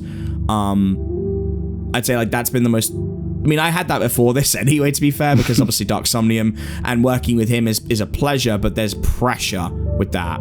I'm related to this, but like doing Farmhouse, which you and I did together, to be fair. You, me, and Lucy doing Farmhouse, and being the front-facing upload for his channel, for the #1 channel on the platform, and having it be the only upload for 6 months was man, it was terrifying. I don't know about how you felt, like, but for me, it was very nerve-wracking. Oh no, I thought it was. I used to be nervous a couple of years ago, but over the years, I'm just letting it ride at this point. I don't know. I think I've gotten kind of used to it, I guess. I don't know. Or I try to separate uploads, this. I'm fine with it. Oh yeah. Yeah, I mean, overall performance, like, it wasn't even like the performance that scared me. It was being the front face of an upload, which he trusted me with, but like when his audience is like wanting to know where he's gone and what's going on, and the last frame of reference there was you and me and Lucy. Yeah. And I'm like, oh man, that's terrifying. And it was kind of what spurred me into doing 30 and 30, being like, well, I've gone through that, and I got some very colorful messages that didn't bother me, and I was like, well, I've had that from the Antlion stuff, so I was like, there's nothing else that's really gonna scare me, and I want to see how far Dusky can go. Right, exactly. I think you also have to believe in your brand. You have to believe in what you're doing. Yeah. Like, I don't think anyone out there is doing it the way you're doing it. Like, no one else has your kind of voice in the space. Oh, I wanted to bring up the point in regards to like when you were talking about pressures in general about doing these types of things, or I think it's just from personally for me doing this for a while, it's just I think about it as I guess I make the scope a little bit smaller in that I'm doing something cool instead of like it's gonna be on some big thing and people are gonna see it or whatever, or it's like, it's part of this big channel. I just think of it as like I'm doing a cool thing and then I'm gonna move on and find other things to do instead of finding instead of being in the gravity of it, I guess. I think it's what I've done for a couple of years. It's just like I'm doing a cool thing with other people. That sounds fun, and just leaving it at that. I think it's exciting to wake up and, like, I mean, I'm an actor, so the enjoyment of performances is what gets me up, and like for Dark Somnium, that's what I get really excited about, is waking up and going to perform. Like when we did Dagon's Daughter, which is the most recent upload as of 18th of January, I've seen some lovely comments. I'm very blessed because I'm just a guest on the channel, obviously, but I put my soul into those performances, and that's exciting for me. And then today, getting to talk about everything with yourself, but also like recording the content, and then I get to sound design it with with like a very clear image of mine. That's what's exciting to me, is like I think it's like that whole thing of like, when you have that moment when you realize you're an adult and you can eat as much cheese as you want and no one's going to stop you. Right. It's the same with sitting there and going, oh, you can sound design and do whatever you want there. Like you this is your channel. You do what you want. It's like, oh yeah, I can do that. So if I want to put, the Jizzler in the middle of this story, I'm going to do it. You know what, guys, if you've listened this far, if you are we're near the end of this, but if you are 45 minutes in, and you've been paying attention, you have my blessing to put in the chat saying you were here when the Jizzler was introduced to Dusklight Radio. It will not be the only time the Jizzler is makes an appearance in 2026. Mm-hmm. That is all we are going to say on the matter. He is going to be like my Marvel Thanos. Incredible. But idea. Yeah, I don't know if it's incredible, but certainly it's one of my more unhinged moments to to be fair, actually some of my audience will know, if they've listened to Mandatory Mercenaries, they'll know who the Jizzler is, but they will be very surprised that he has broken containment from the Monster of the Week shitpost and is now in a discussion between you and I, which that's gonna raise some eyebrows, but you're gonna have to wait and see. That's no, you don't get any more. You get a little slice of the cake. We're not giving you any more of it because we don't know when the bakery's even opening yet. Let's put it that way. We don't want to. The Jizzler does not come when you want him to. That's actually also his tagline. That's a wild. Actually, yeah, that's a fucking wild tagline. Didn't think about that until I said it. Yeah. Okay. All right. Anyway. Yeah. So post 30 and 30 final thoughts, Viidith. Like, where do you now? You've done it. Where do you stand in terms of where, like, when you look at where you're going, like with the channel? Like, what's your current kind of ideas? Man, I mean, I want to go back to this brought me a lot of focus and a lot of like concrete evidence of, like, you know, people care if that I'm still, you know, doing this stuff and making these videos. And it's just a thing of, like, I want to keep going from here. Maybe not every single day, because I think that would drive me into the ground in the long run. But I want to go back to keeping that consistency for sure, and just riding it from there, and probably doing a little bit longer stories in between, because I love longer stories as much as fun as some of these smaller ones were for the 30 and 30. I love doing my epics. I love doing my 4, 5, 6 hour ones. I love doing those, and I want to go back to. I'm ready to have some space so I can finish some of the bigger ones that I'm on. And so I'm ready. I think like that's why that's why it's fun to work with people who are, like, equally passionate like yourself, because it keeps me on my toes.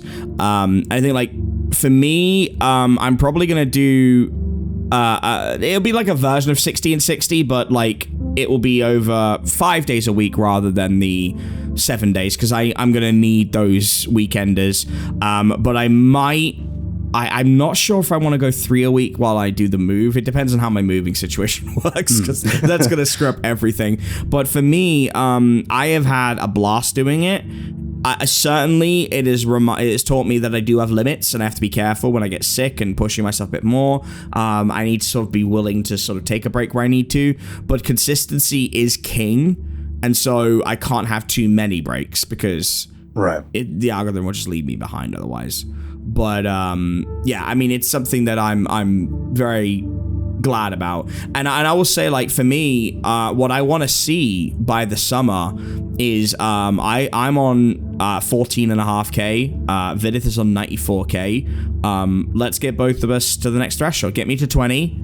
Get Viidith to 100,000. Like, let's see that happen. Like, I wanted to see you hit 100,000 for a while, and I know it can be done. But you need that's my last question for you, actually. What would you do if and when you hit 100,000?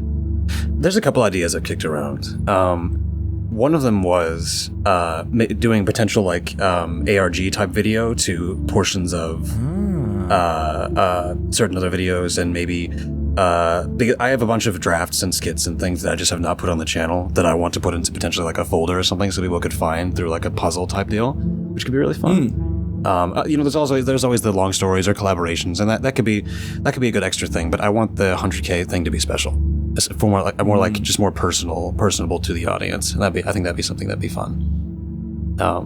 But yeah, it's I think it'll be fun. I'm excited. I've had a couple ideas too, and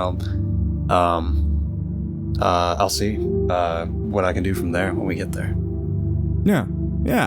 I don't know what I'll do for. Oh wait, no, I do know what I'll do for 20k, because I have a whole goal thing on my channel, don't I? And I can't believe I nearly forgot that for myself. That's terrible. I have to actually go onto my channel to find out what I wrote in my description, because I don't remember. Last Sin Eater. That's right. So when I hit 20k, it'll be the last Sin Eater. And if I somehow blew up to, like, sail past that, I cannot do Beneath the Static before Dark Somnium does it. So don't expect it, please, because he has that. But no, it'll be Last Sin Eater. Just so my audience knows, I've actually got plans for that already, and there is someone I have cast for it. She's incredible, very talented, and we will see when we get there. But I think this is gonna go up on the Patreon for a little bit, see how people feel about it. Let me know what you thought. This is just like a informal kind of, like, sit down chat between, two friends about how we found this, a little bit of insight and advice. Like, I would say, like, yeah, the last thing I would say is just maybe a bit of advice from the both of us for anyone who wants to kind of embark on that. Viidith, I'll go to you first. What kind of advice would you give if someone was gonna in their own realm going to 1330. Oh, dude. Okay, well, I guess first things first. Do not go in with any massive expectations. Just go with it as it goes. You gotta take it every day by day, because it's not just, there's not going to be immediate success. Potentially, sometimes there is, but in your case, but there's not always going to be immediate success, and it's not always instant return. It's part of you gotta really love and care for what you're doing. Especially doing 30 and 30, because people know that, and people will hear that if you're in your performance or voice or whatever it is that you're doing. It's people know if you care. Yes. And so it's one of those things where you need to, I guess, just take it as it goes. Be patient with yourself. Definitely, therapy be helpful, and or enrichment activities outside of this realm and your computer and recording software. Like, mental health is huge for this kind of thing, and so it's very important to just keep your wits about you, keep doing what you're doing, find some love in it, and see where it takes you. I love that. And I think that's a very good point. Like, I didn't really want to spend too long on my numbers. It's a victory lap, but I don't want it to be too big a victory lap, because it can all go tomorrow. Like, I see these numbers, and I've worked very hard for them, and anyone who's followed Dusklight on and off. We've only been a channel for 2.5-3 years. Technically, we've been around a lot longer, but for reasons I will not go into, I could not upload for like a part of 2021, and then obviously my dad's passing meant 2022 was a bit of a wash. So like, it's not been that consistent. So like, it's really technically our 3rd year, and I'm very proud of the work. I've always worked that hard, but I don't want to indulge too much in it, because there's so much more to it than just these numbers are great. And yeah, you're right. Like, I think obviously I'm a smaller channel as well. Like, there's a higher chance of quicker growth. And I'm very proud of that. But I think you're right. I think it's look after yourself, your mental health above all else. Like, not, we don't want to get too maudlin, but there are so many people who, both recently and in the past, have given everything to this platform, and it does not give back. Communities can be wonderful, but they can be brutal. So I actually will say this, like, it's a separate thing, but like, I have a set of banned words and phrases, and I update them depending on what's going on in the world. And so I forgot I did that like back a month ago, and then I went and checked. There's a whole bunch on there for like from the new Antlion video, because it's all about queer identity and trans people, and and I hadn't seen any of them. I protect my peace. You are allowed to protect your peace. If there's things you think people are going to say, or you just don't want to even see them, put them in your banned words. YouTube will take care of it. Protect that peace. Yeah, exactly. Don't have expectations 100%, like, because I failed so many times before I got here. So exactly. I cannot tell you how many times I failed. And discouragement is a natural part of the process, right? Like, you have to feel failure to know where to succeed. And even then, like, this could still fail. I'm enjoying it now, and in a month, the algorithm may decide it doesn't want to play with me anymore. And, if that happens, it happens. I've had a good time with it. Above all else, have fun and find people that you enjoy and trust to have fun with.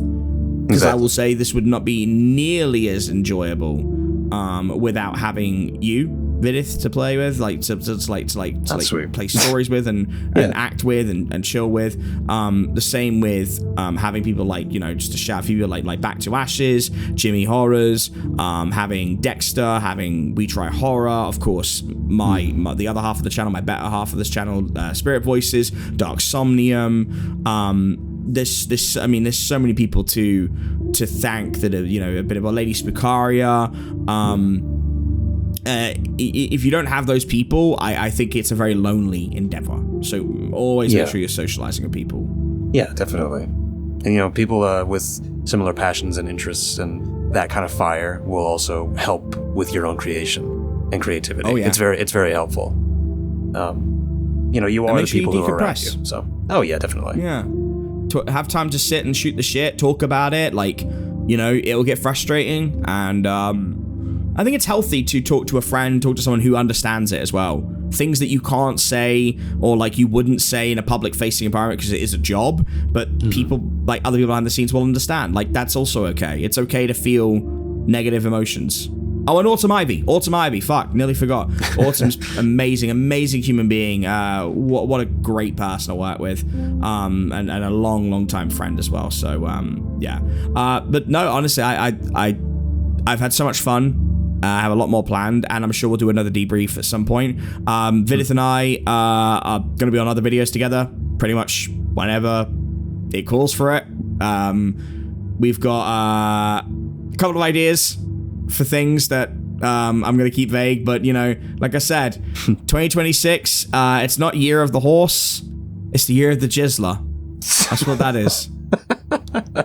The year of the Jizzler and the year of the warrior cats. Oh, God. Yeah, that's all. You're right.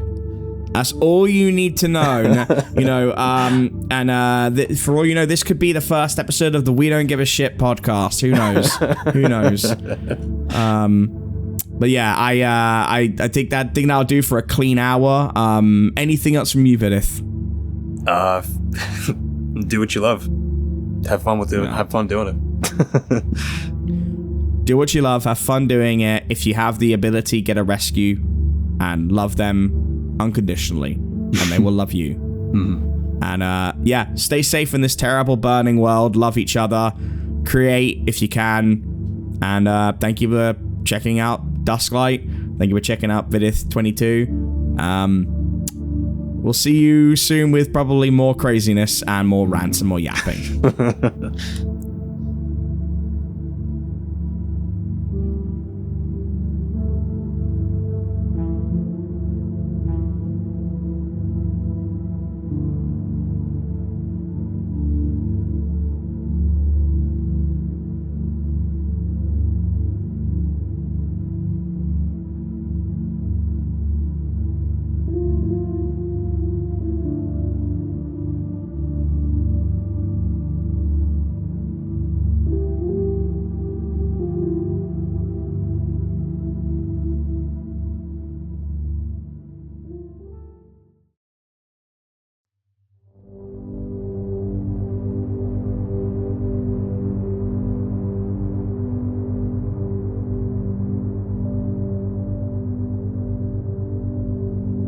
Most heartfelt greetings and salutations, ladies and gentlemen. I eagerly welcome you to Sturgeon's most premier station, Dusklight Radio, hosted by yours truly, the effervescent, ethereal, and immersive Everett J. Blackwell. I want to thank each and every author for contributing their stories to 30 and 30. No YouTube narration channel exists or thrives without its authors. All authors will be linked below. Please check them out and support them on Amazon or wherever you may buy their stories.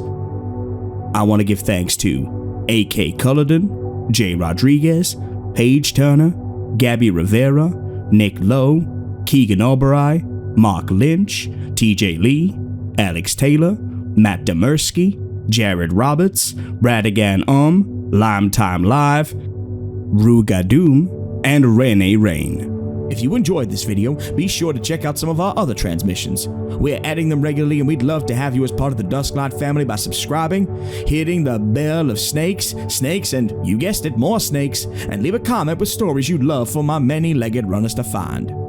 Now, I want to thank all of our patrons for making this possible. If you want to sign up, it's as little as $1 a month and you get exclusive content, early access videos and stories, updates, and more. But times are tough and we will always be grateful for support no matter what form it comes in. Financial, spiritual, corporeal, maniacal, whatever you want. It really helps us out. Dusklight gives thanks to, first, our Sturgeonite faithfuls, Sabrina Alexander, Laree W, PRDL12, Jason Webb, Jimmy Ricardo, 21 Keys, Jack the Lad, Nathan Billings, J.I. Lara, Val Was Taken, Amy Walrath, Dexter, Heather Gee, P. Tripp, Super Abyss, and Morgan Ra.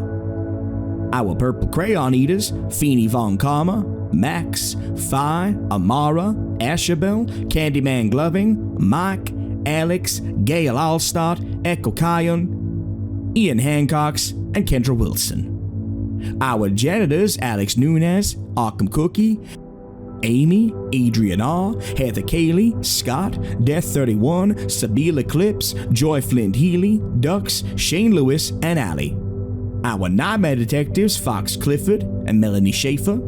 Our Void Walkers, Professor Creepypasta, Rat Squatch, and Josh Woods. And lastly, our Blackwell family members. Great Uncle Venn Blackwell with his forbidden knowledge, Izzy Blackwell, our resident bug devourer, Adela Blackwell's firebending and illusions, Ethan Blackwell, abyssal fisher and repo lord, Jackal Blackwell, head chef and mystery meat purveyor, Clue Blackwell, the chrysalis of unknowable horrors, Tabitha Blackwell, void water baron and forever frenemy to our last entrant, Papa Kyle Blackwell, from his tower of bones, broth and spines, preparing for the outer gods to recognize his claim. We love and fear you, Papa, and we thank all of you humbly for your patronage and look to see you bright and early for Dusklight orientation. Purple crayons and existential dread will be provided. And one last time, listeners, close your eyes and breathe with me. Remember, no matter how bad things are, how cruel people can be, and how heavy your shoulders may feel with the weight of the world bearing down on them, Dusklight will always be here to lift the load and provide you with some respite. Drink some hot cocoa with chocolate sprinkles and fat marshmallows. Have all the Christmas candy you can manage, watch a video about liminal spaces and cryptid sightings, and sleep on the cool side of the pillow with the window open and the stars twinkling down on you. Start and end each day with kindness in your heart. You matter, you are loved, and every day is another chance. I'll see you again when the sun sets and dusk enters the station.